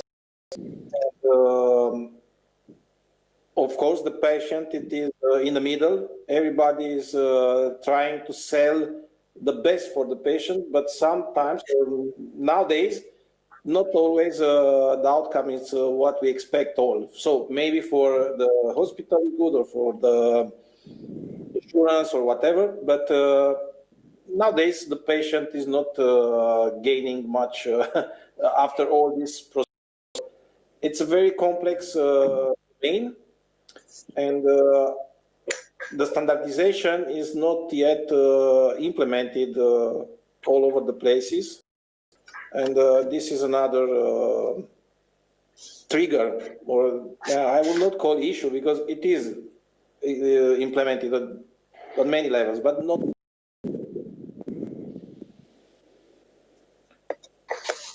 I also have a question, if we still have time. Mr. Sibiu, you mentioned several times the pricing level for tech. I did not understand very well if this price or the cost, it's a problem for the hospital or for the patient. The cost is for hospital, and the cost is very high because we have not enough seller. We have not many supplier in this domain. It's a challenge for your IT firms to make that cost become accessible. Yeah. Okay. 50,000 for a cabinet is more than I expect. The soft is a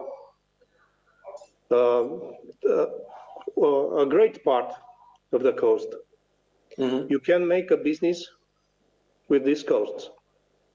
Yeah, probably because we need, of course, all the producers need to certify all devices as a medical grade, and at European level, I don't know in other parts of the world. I think it's everywhere good, but yeah, this increased the cost very, very fast. I have admit that also in past my company addressed at European levels letters that this could be an issue, but on the other side, for Europe, but on the other side, it is a normal situation. So maybe we need to work more to understand from where we can obtain funds to buy these devices. The high tech, usually it's expensive, but it is a challenge also for producers to decrease the price. Okay, now I understand. Thank you. Yeah, well, probably I think we need also to strike the right balance between using these gadgets and the real needs of the doctors, because as I can see from experience of doctors here in Belgium, for instance, quite often either you have software bugs which let's say prevent the interaction between the doctor and the patient, or prevent sending invoices or things like. Or on the other hand, you may have a sort of, let's say, noise, medical noise, because all this software collect a lot of information, heart rate, frequency of breathing, and so on, and they may send it to the doctor, but the doctor cannot look to all this data that is flooding them. So I think the producer of all this software and the devices need to work hand in hand with the doctor to see what is relevant and what is necessary for the doctors, because otherwise the doctor will have less time to actually see the patient and to treat the patient, and they will be busy sitting in front of the screens or trying to see why the software doesn't work and so on. So I think it's highly important for the engineers and software producer and artificial intelligence specialists to work hand in hand with the doctor to tailor the devices and the software to the real needs of the doctors. It's a very good point of view. Thank you. I think we consumed the time, and I think we can stay at least 30 to 60 minutes to discuss and debate this. I hope that the next meeting organized by Lucian Blaga University will give us more time for such panel. So I would like to thank you, all of you, for your time, for very, very interesting information and data that you share with us. And I would like to wish you a very good evening. And Mr. Flora, if you want to say something before to close the panel. Yes, I wanted just to close and relate the idea of Mr. Costescu with what I saw on the Christie slide, related feature selection. Actually, to extract the most important data from the whole data. It's important to have much data, but the most important data is relevant, not all the data, actually, from the patient. And a trade-off, as you said, between the request of the doctor and the software that you develop. Thank you very much for all of you that participate, hopefully to be from tomorrow at least more preventive, not necessarily health, but at least preventive. And we are waiting also to next edition, when I try to offer most time that you need for your presentation. Yeah, when you manage doctors with tech, sometimes you need more time because of different small technical problems usually. Okay, thank you very much for time, and yeah, see you next time. Have a good evening. Bye bye. Thank you, everybody, and hope to see you in physical presence in Sibiu. Thank you very much. Thank you very much, and I invite, if you can stay with us, but I want to present for this moment will be in a gender balance in the next panel, will be the last panel of the day, but this will be moderated by my colleague, Professor Raymond Pratt. But first, we are in the same room, and until we fit a little bit the noise, I want to present first, and thank you for Ramona Samson from European Commission, with not of his help, but also with take with her and help us with this event with colleagues like Alexandru Costescu and the rest of the colleagues from the European Commission. Thank you very much for Gabriela Cândea, who is joining with us, and also Mihai Sfintescu, who It's the second time today, and we wish welcome. Now I turn on the mute, and I invite my colleague to start moderating. Okay, thank you, Adrian, for the presentation. We are co-hosting today the Sibiu Innovation Days, as you already seen. Now we are approaching the end of a very long day, and we are talking about the challenges for research, development, and innovation, okay, in the European perspective. I will give the floor to Gabriela Cândea, of course, for a presentation regarding Horizon 2020 and other research program. It's called From a Small and Medium Enterprise Perspective. Of course, the presentation, I think, will include all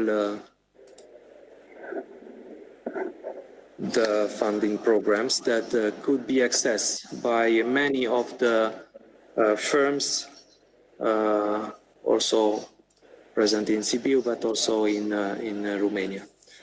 Okay, Ms. Gabriela Cândea, you have the floor. Hello, good evening. Can you see my screen?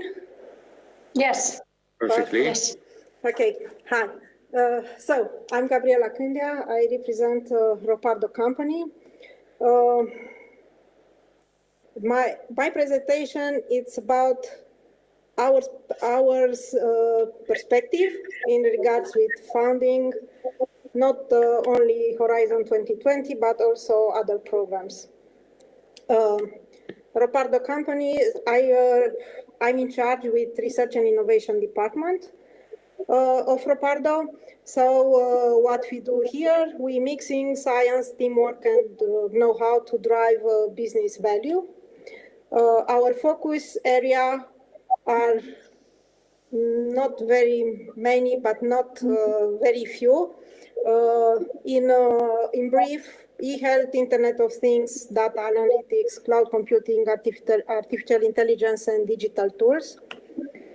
And now we arrive at Horizon 2020 that aimed to ensure that Europe produce world-class science, remove barriers to innovation, and make it easier for public and private sector to innovate together. These objectives are very clear from my point of view. I don't know if at the end of Horizon 2020, if the final evaluation will prove if these objectives were at least 90% achieved or not, or if or how they will be evaluated the achievement. The funding schemas that we also approach in Ropardo: research and innovation action, coordination and support action, SMEs instrument, pre-commercial procurement. This was not in our target. Public procurement of innovative solutions. This also was not in our target. Marie Curie action and the European Research Council grant. What I found, I put it in the bottom of the slide, the link from where I took all this data. What I found is that in HASH 2020, there were 254,000 eligible proposal, and the application, the companies or the organization that applied for this proposal were 898,000. For me was a great number. I know that there are a lot of years, it's not just for 1 year or just one schema funding, but anyway, They are a lot. This means that almost 1 million of organizations try to collaborate and put together an innovative solution or the product or service or something and try to achieve some finance for this. From the Romania, from this eligible proposal, from Romania were only 6,700 and something proposal and only 9,000 applicants. Very few, from my point of view. In regard, these were only the proposal eligible. From the point of view of proposal financed, there were, of course, fewer. And 31,000 proposal with 152,000 participants, and from Romania there were 898 proposal financed. This means that this 898 proposal were not were all coordinated but by a Romanian organization, but they had in the consortium Romanian organization. Horizon Europe, I will skip it because it was presented before by Mr. Costescu. Anyway, is just mentioned in my proposal, and also the structure. It's complex, so we will have something to work until we identify exact the call and exact the funding schema for all our ideas. And now we skip to the SME. What is an SME? And this is the definition from the European Commission. SMEs is small and medium enterprises. I will not read the table. It's very clear from my point of view. In regards with EU economy, what I found also on European Commission website, that SMEs employ 2 out of 3 employees. What is a lot from my point of view. And also we have that SMEs account 99.8% of all enterprises in European Union, but without non-financial business sector. And in Romania, we have 52.7% SMEs. In regards with the employment share per size, SMEs that have more than 10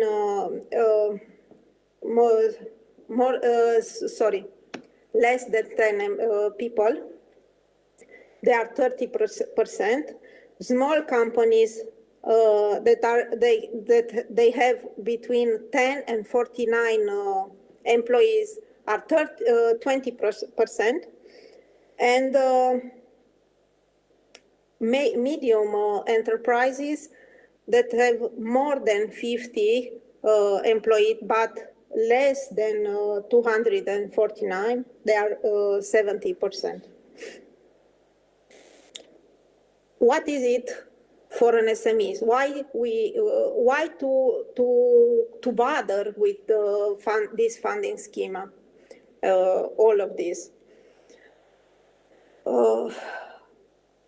It's an excellent opportunity for an SMEs to develop a new product or a new service, and can help the company or the organization to introduce new offers to the market, or make it more competitive and improve financial returns. Why? Because with this research project, you or the organization will work with research lab from all over the Europe. Also now there are some schema to work with Canada or Japan or Mexico or different other countries, not just from European Union. You share the risk. Is not only your own risk, so there are also others that help you. You have access to other markets from different countries, and of course you will develop your networks. What were the Ropardo benefits from all the activity in different research projects? We improved the existing skills in our team. We developed new technical skills. We increased we improved the research paper writing activity. We improved the communication. We improved the networking. We approach new domains. We develop prototypes like this one in the image. We acquire new knowledge. We were able to finance some of our own ideas. And one of the most beneficial for us was professional exchange between experts. Because we were talking about in previous panels about the future work and so on. It's each people has their own culture, how to work, how to speak, how to develop something. So this exchange with other experts from other institutions, other countries, other domain, it was beneficial for our colleagues and for me also. In regards, and more exactly, when I talk about develop new expertise, we talk in Ropardo about IoT and cloud technologies.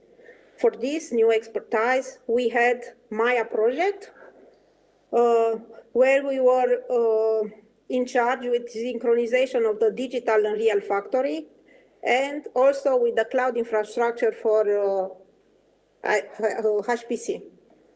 And also the Arrowhead tools, this is a project ongoing. We are in charge with integration of electronic design automation tools with product life cycles tools, and in system engineering of, IoT edge devices. When we talk about approach a new domain, the new domain that Ropardo approached was e-health, and we approach it through Nestore and Pegaso project. Nestore was presented before. Pegaso, in Pegaso, Ropardo was in charge with cloud infrastructure for health data from device and wearable, mobile, and web application. Acquire new knowledge. The Raw Health, it's a product that we develop, our own idea. And the new knowledge that we acquire was about intellectual property, about GDPR, about robotics, research papers and books. We participated in writing chapters of books, not just the whole book. Prototyping and standards and standardizations. If we need to talk, or if we want to talk in numbers, we can say that through research projects that we had and we participate until now, we had more than 420 partners. These partners are small and medium enterprise like us, or large industry, or university, not only from Romania, but also outside of Romania, and research institutes. In 90% of the case, we were task leader. In 70% of the projects, we were work package leaders. Through these projects, we had more than 23 new employees. We write more than 38 research projects, 2 books chapters. Until now, we write 136 research proposals, and we implement it still in progress, work project. It's we had 18. So, thank you. That was my presentation. I don't know if the questions will come now or at the end of the whole presentation. Just let me know. Okay. Thank you for your presentation, well-documented one with a lot of figures that shows us the magnitude, let's say, of the funding that we can access and use in the future. Now we are turning to Ramona Samson, who is Deputy Head of Unity Investments for Small and Medium Enterprises at the European Union. Of course, the post-COVID is something that all the European nations are discussing about. The fact that the European Union will have a large funding for all the countries, and the fact that also we need somehow to rethink the future of the European Union in the economic and also in the research, development and innovation perspective. Ramona, you have the floor. Microphone, please. Yes, hello everybody, can you hear me? Yes, very good. Okay, it's a great pleasure to virtually meet you. I hope next year we will meet physically in Sibiu. Let me see if you can see my presentation.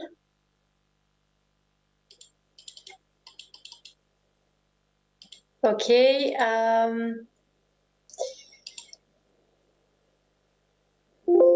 Okay, so I have prepared a few slides on the EU Research Innovation Strategy post-COVID-19.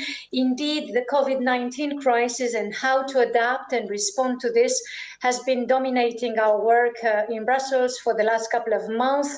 This has put research and innovation in the center of the discussions. Indeed, research innovation are best placed to accelerate the twin transition, to strengthen the resilience and prepare future crises, as well as support Europe's competitive edge. So this slide, if you want, summarizes the R&I strategy post-COVID. EU priorities are crystal clear. We want a sustainable, digital and resilient Europe. And there's absolutely no doubt that research innovation are at the core of the response to all these short and long-term challenges. Something that you also need to be aware of is the fact that indeed we have Horizon Europe as an instrument to deliver on these priorities, and my colleague Alexandru presented you the structure and the budget, but also that in May this year the Commission adopted a Next Generation EU, which is a large-scale recovery package anchored in the European Green Deal. You cannot talk about a research innovation strategy at European level without mentioning the European Green Deal, which is the EU's next growth strategy. And this strategy is really underpinned by massive national investments boosted through this recovery and resilience facility, okay? And that includes 672 billion euros in grants and loans for countries and regions that suffered the most during the crisis. And Romania, as well as the other member states, are currently in the process of preparing their national plans, which will be able to access these funds from the recovery funds. And in this recovery, 37% it's planned for green transition, and 20% of the funding is planned to support the digital transition. Okay, so you can imagine that our strategy for RNI is following very closely the priorities of the Commission and the priorities of the recovery and resilience facility. Now, how are we going to implement this strategy? Well, through Horizon Europe, which will become operational as of 2021.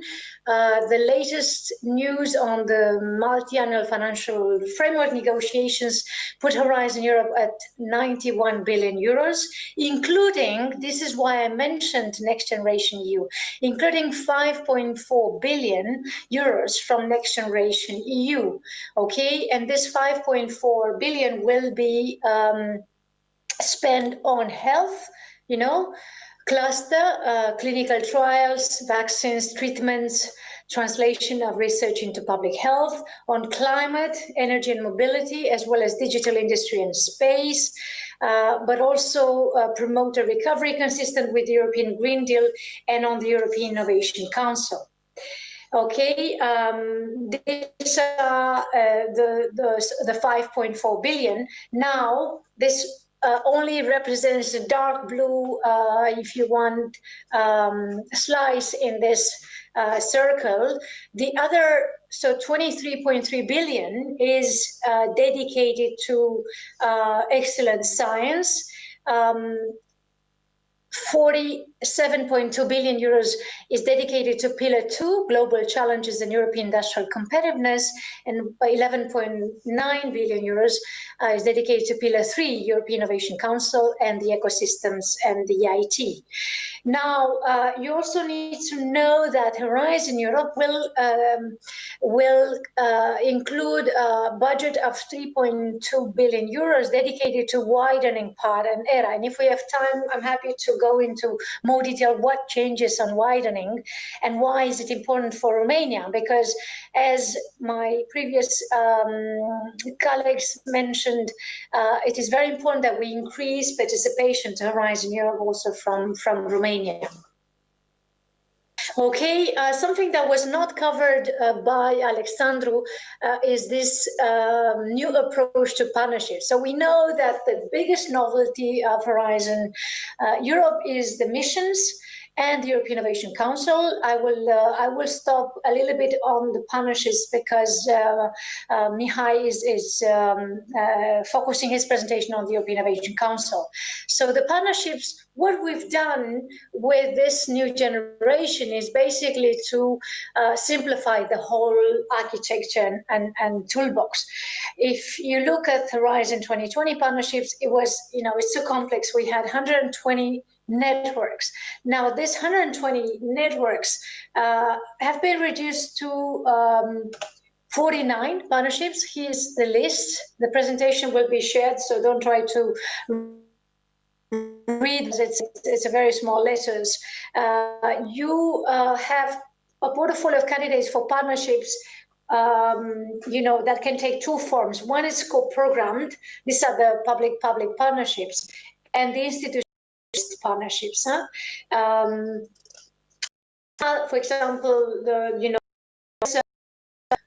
partnerships that we have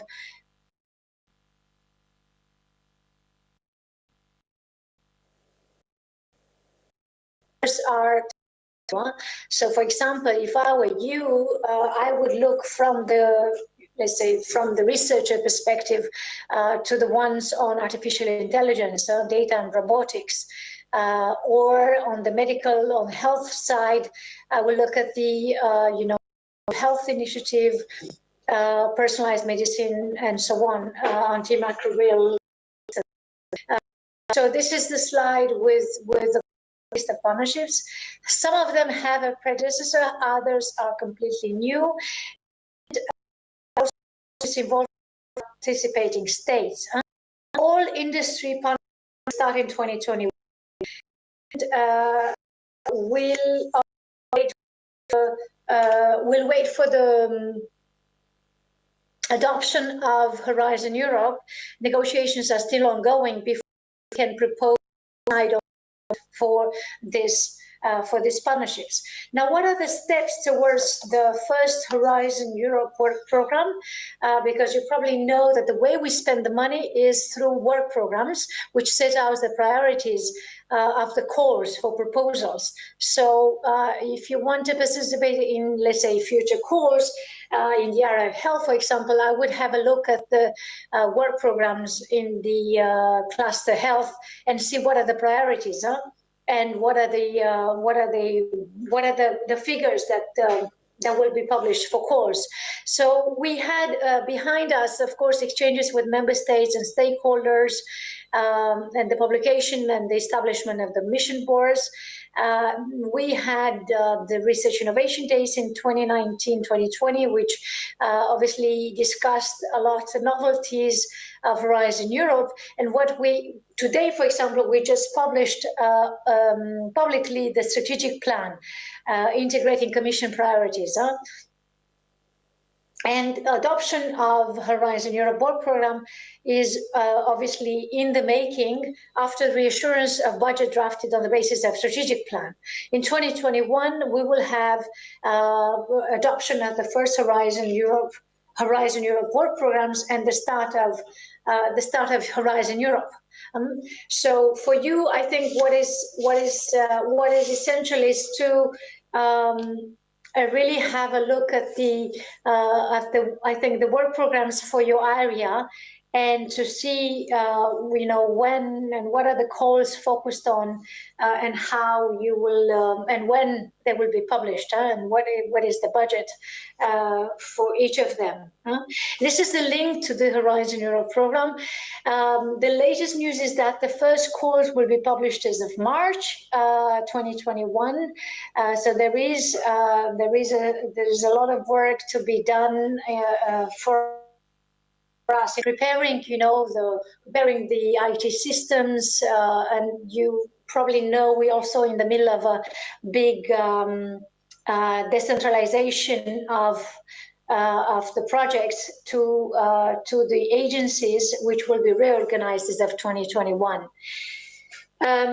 Okay, do we still have time for the widening part, Adrian, or not? Hello? Yes. But I opened the microphone. Yes, okay. We are only few, like in a small family. I agree with, if you need 2 minutes extra, please. Yes, exactly, because what is new, let's say, for the widening part, where we have quite a consistent budget, is the fact that there will be support to national contact points. There will be matchmaking and pre-screening. There will be actions on the brain, on the brain circulation and excellence initiative, and this. Our understanding is that at least 3.3% of Horizon Europe budget will be spent on this widening participation. It's basically to enhance the participation of widening countries. The widening countries are the ones that have joined the EU in 2004 and 2007, and also to increase participation from their side. So here you have, for example, you have 15 member states and 9 outmost regions eligible for coordinator. You have this excellence, which contributes to reducing this RNI divide, matchmaking, teaming, twinning era chairs, and also this so-called excellent initiatives on brain circulation. We want to achieve, let's say, We want to continue, of course, the instruments that we have for the moment, teaming, twimming, error chairs with some improvements in response to lessons learned. But also we want to put more emphasis on developing management capacities. Full integration, for example, at cost and the widening, 80% of the actions must have a significant widening dimension. And this is important for us. Also, we have a fixed list of eligible member states to host the main beneficiaries. That is EU13 plus Portugal plus Greece, based on new indicators and associated countries. And we also want full implementation of this Advancing Europe package with a number of additional support schemes to boost participation of less research performing countries. As I said, I think the purpose is really to increase the participation of widening countries in Europe, because we've seen the statistics presented by Gabriela earlier, and we can't you know, why widening countries should not reach their potential and have higher participation, since Romania, as all the other countries, they contribute to Horizon Europe. But I will be happy to stop here and perhaps take some of the questions you have, which can be more at the project level. I just wanted to present you a little bit the big picture and focus on the strategy, so you will see what are the keywords to look for, and why do we talk about green and digital, and why artificial intelligence is important, and why health is important, and why you will find its priorities and translate it in the work programs and in the calls that you will be applying for. Thank you for your very interesting presentation. It's such a pity that it was scheduled at this time. I hope that the viewers that are following us, and actually the future viewers, because we are recording everything, and all the recording will be available on the website of the Sibiu Innovation Days, will find all these instruments, all these funding schemes very interesting for the future development of European businesses, small and medium businesses, but however, it's European. And of course, the fact that we need to straighten our capacities. We need to make Europe resilient, as we seen these days, that it's a very important thing.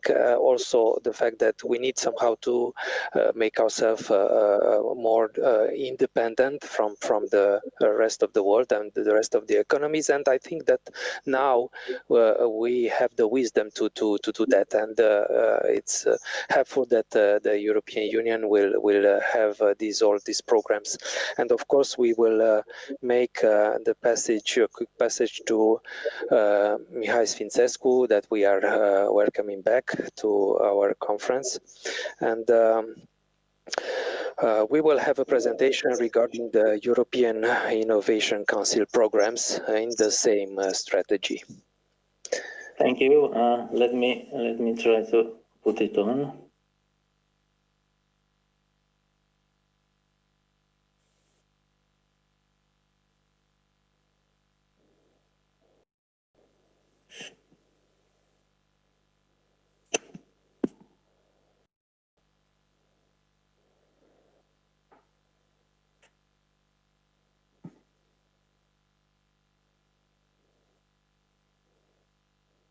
Okay, is my presentation visible? Perfect. Okay, thank you.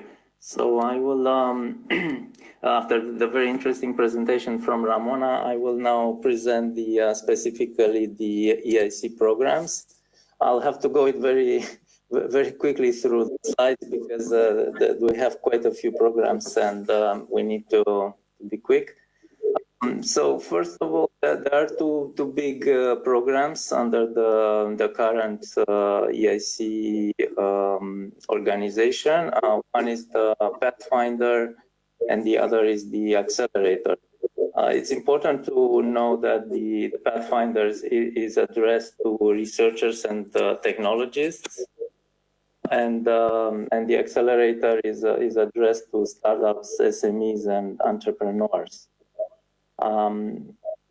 In terms of the budget for the pilot, for the current pilot, we had about 1 billion euros for the Pathfinder and 2 billion for the Accelerator. I'll move on to the next slide now. Okay. So yeah.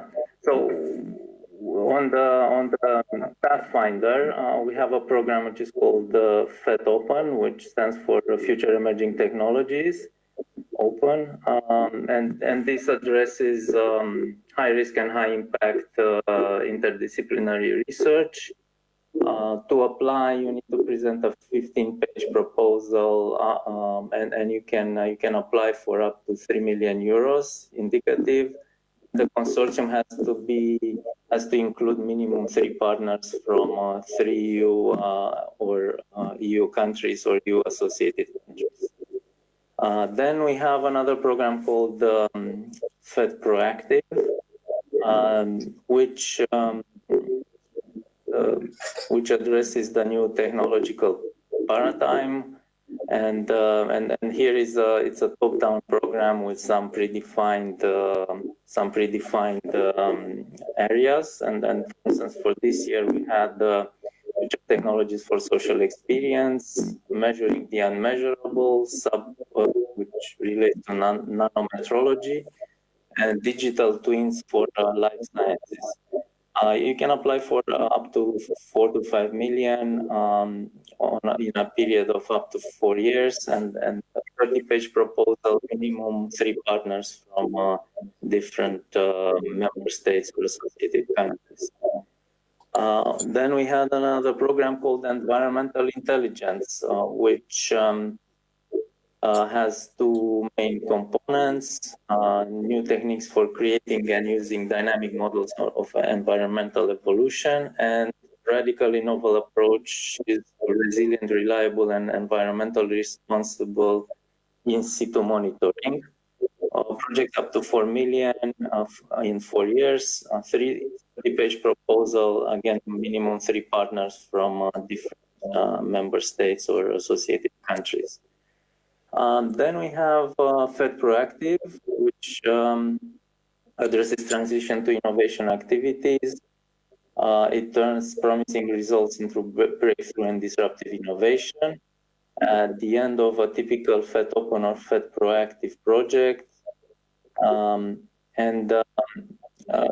this is also a top-down program, had some predefined themes which are micro and nanotechnologies, AI and advanced robotics, technologies for life sciences, health and treatment, energy technologies, and interaction technologies.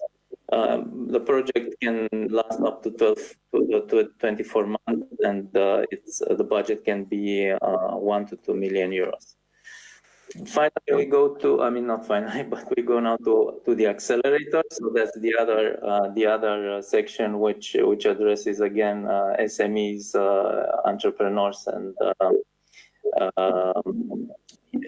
innovators.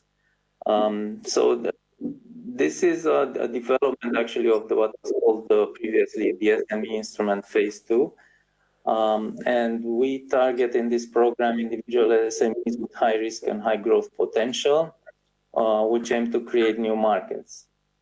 It's as different from the previous programs. This is more for companies that are about to go to the market. I mean, it has 2 components, and let's say the first component is for preparing the company to go to the market, and the second one is for developing the company further.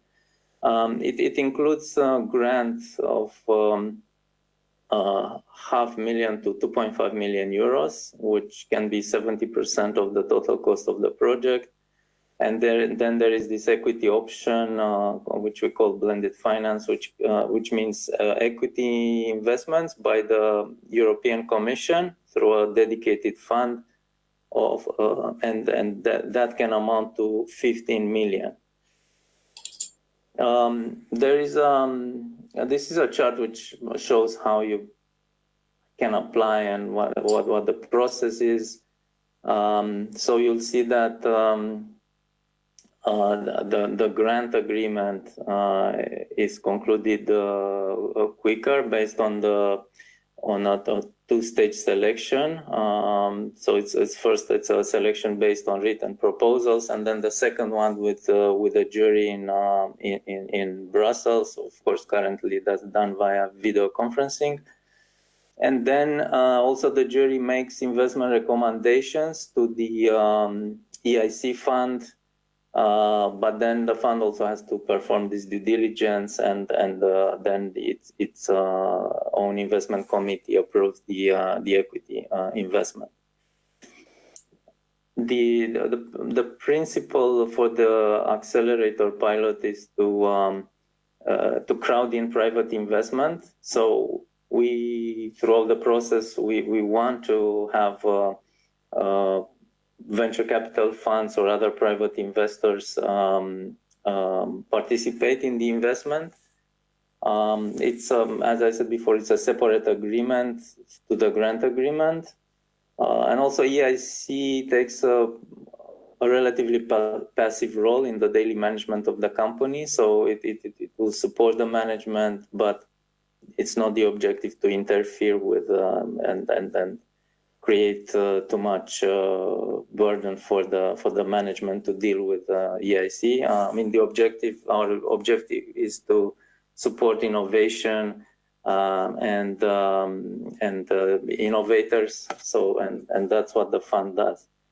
In terms of the exit strategy, because like any fund, there has to be at some point an exit.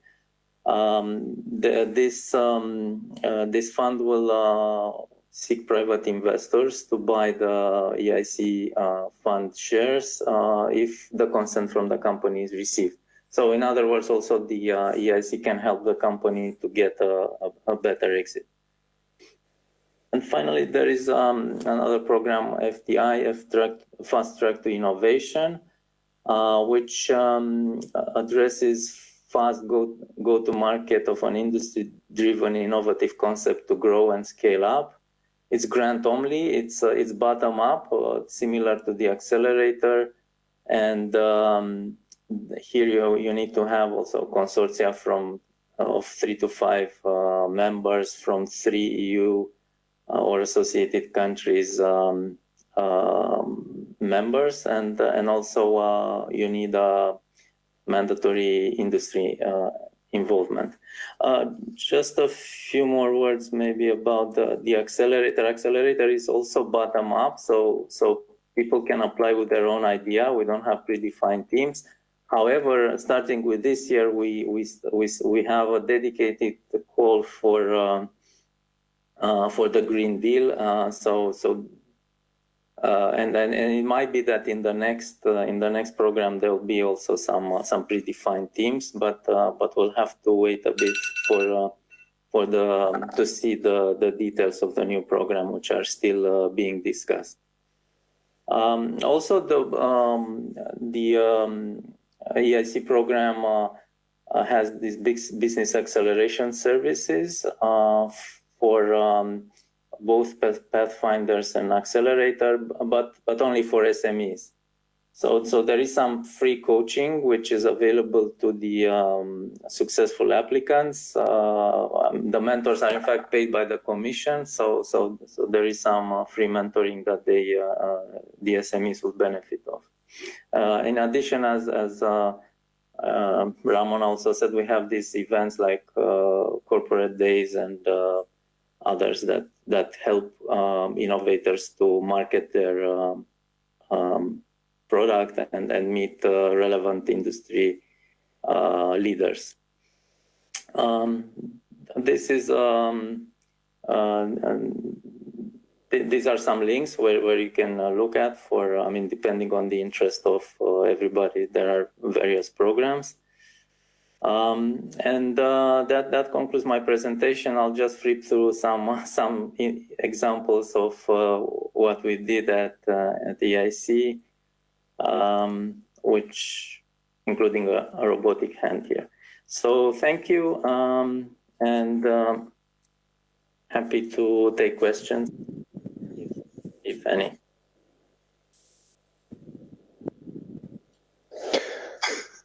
Okay, thank you for the presentation, a very interesting one, and with so many programs and so many tools, I suppose that the future of research, okay, will be granted for the whole European Union countries. But of course, as you mentioned, there is a partnership between academic and industry, and this is why we are passing to our last but not least presenter. It's like, let's say, a tradition that the host is the last one to present, and so we are passing to Professor Floria with very interesting thing that is thinking how to approach student with research. So let's hope that this approach will be in the benefit of the future of the European Union. Okay, Adrian, you have the floor. Thank you very much, Professor Brad. Just to share my screen and then I explain my topic, my presentation here.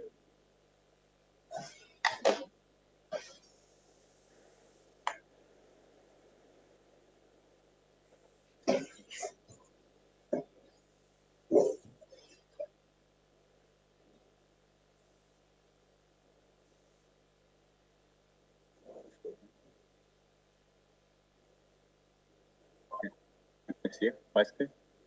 Yes. Okay. It is okay? Yes? Okay. Thank you very much that you are with us even now at the end of the day. I'm a little bit like Alpha and Omega, the first and the last of the day. But because European challenges is, as you said, about research, development, innovation, about possibility to attract funds, I consider an important challenge, at least in our domain, in information technology or computer science domain, is the human resource. For this reason, I entitled, and I like to see my presentation both from the perspective of professor in computer science and engineering, but also from the director of Knowledge Transfer Center. So I entitled my presentation, how to bring research to students for one point of view, but also students to research. I start a little bit only to express what we intend with in the ULBS and also in the Knowledge Transfer Center, which is the main goals. Actually strengthening the cooperation between research, development, innovation with centers from higher education institutions, but also from companies. Academic research organizations are crucial for research development and innovation in cooperation with companies, but also for technology and knowledge transfer.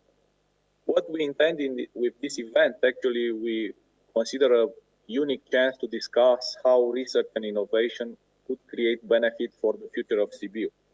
We wanted to see in this opportunity an added value bring by participants, which try to enhance the quality of education, research, boosting innovation potential and producing more lasting impact.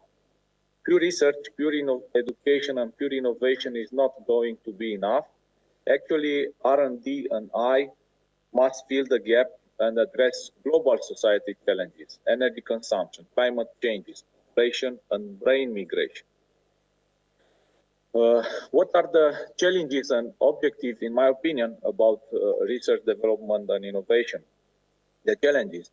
Research is not all the time very attractive, or at the beginning is not very attractive. At least in the IT domain, there is a gap between the wage of young engineers working in industry compared with those working in academic.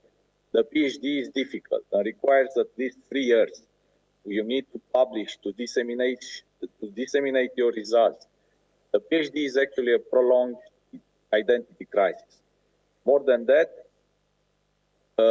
what David Patterson, a brilliant professor in computer architecture, research shaped the teaching process. On long term, creates a human resource problem in academic sector, at least in Romania, if we don't have or won't have PhD students and further to be colleague fast. The objectives are to provide promising students with the opportunity to gain research experience in an exciting project of their choice, to provide doctoral candidates with additional skills like intercultural skills, language skills, personal management competencies, which are of prime importance in the global workplace. To raise awareness of the next generation of researchers of the value of international cooperation, support high-quality research projects, and to retain and attract through favorable working condition researchers, at least in higher education institutions. Why I consider PhD is very important, and for whom? The PhD community is vibrant and bring prestige to the institution, bring opportunities to the university through their networks, strengthen the international reputation for attracting students from across the globe, contribute to the development of the workforce. PhD produce publication and apply for research grant, which can be the fuel for future research, and PhD contributes then to teaching. Why and how to bring research to students? Actually, why? Because the road is more important than the destination. The path that we follow to reach the objectives, and we learn what we learn along the way, the accumulated experience, skills, and attitude. This is very important to bring research to students. Exposure to research for boosting student critical thinking skills, boost teaching skills of researcher, transfer latest research results back into education, boost employability of students or R&D and I talents across activity sectors, create transnational ties between researchers within and outside Europe. Here in Lucian Blaga University, we have around 15 PhD domains, 90 PhD supervisors, and 24 research centers in ULBS. But as we saw this day and now, the hot digital research topic are artificial intelligence, high-performance computing, cybersecurity, and Internet of Things. How to bring students to research? Actually, by research projects. Here in Lucian Blaga Universities, we try to incorporate in our project team PhD students or master students or even young students in local research projects targeting provision of knowledge transfer and services for companies. Research projects at regional level through Regional Development Agency from Center of Romania, or small and medium enterprise having a KTC partner or service provider. Research project at national level from UFP CDI is the national agency through bridge grants or through projects to the economical partner or through bilateral projects like Norwegian Fund, an example. But also research project at European level, Horizon 2020 or Horizon Europe, or even Knowledge Alliance Erasmus Plus project. We are leading such projects with 15 European institutions from higher education and companies.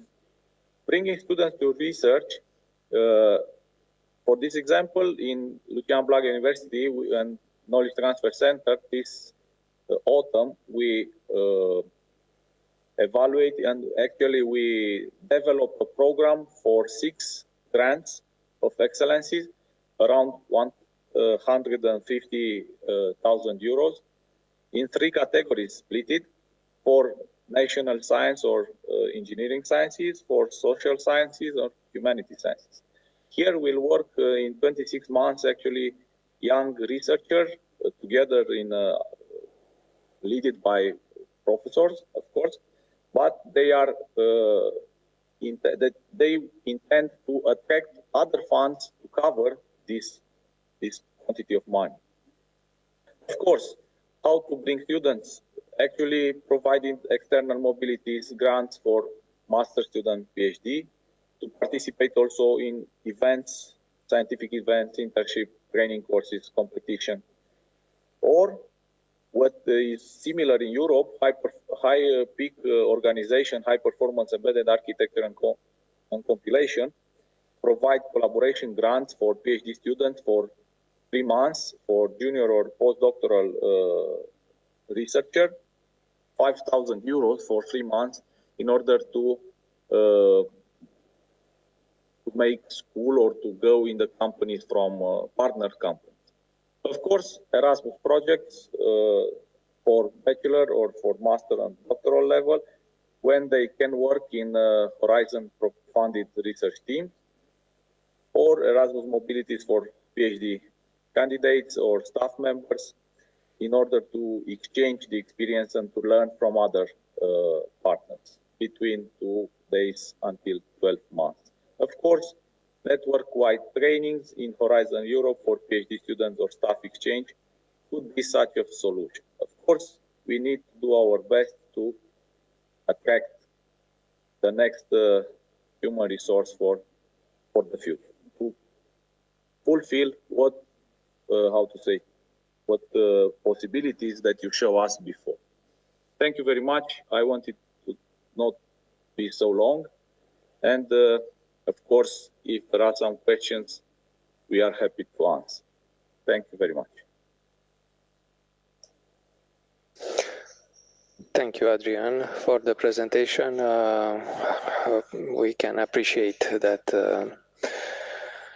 through the Knowledge Center of Hasnot Partner Institute in Lucian Blaga University, but also from the other financing programs of the European Union, we have the opportunity to bring students to, let's say, a formation that they usually don't get during their studies in the university. That is the formation of a scientist.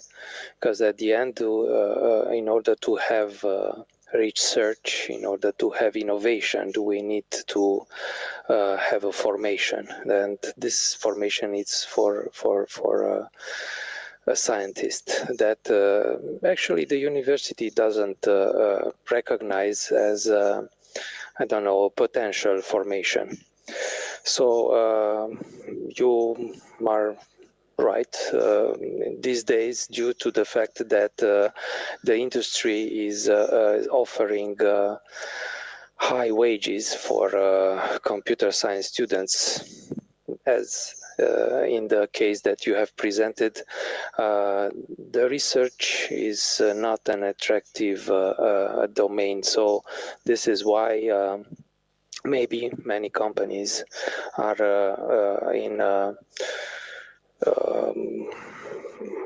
are requiring students, but students that have research formation. So if we do not have any questions, I can also check the email of the event if something came in between. I think that we can conclude our last session for today. And thanking you for your very interesting presentation, and also for being present in this virtual event. I can say virtual, but actually we are here live and in person. But hope that the future will bring us together also physically in order to strengthen our ties, our knowledges, and also our means for a better future. Thank you again. Thank you very much for all. Thank you. Thank you, everybody. Thank you, Ramona, for all the effort, and thank you, Alexander, to join us. Thank you. Thank you. It was a pleasure. Gabriela. And hopefully, even if we don't have too much participants now, your contribution will be on the site. We will upload it there. At least for me, it was an important experience today, and hopefully also tomorrow will be the same. We learn a lot, and actually there are hot topics that we needed to discuss, and if it is important, if we could apply at least about what we saw today. Okay. Thank you very much and have a good night. Thank you. See you tomorrow. Bye. Bye. Goodbye, everybody. Bye-bye. Bye.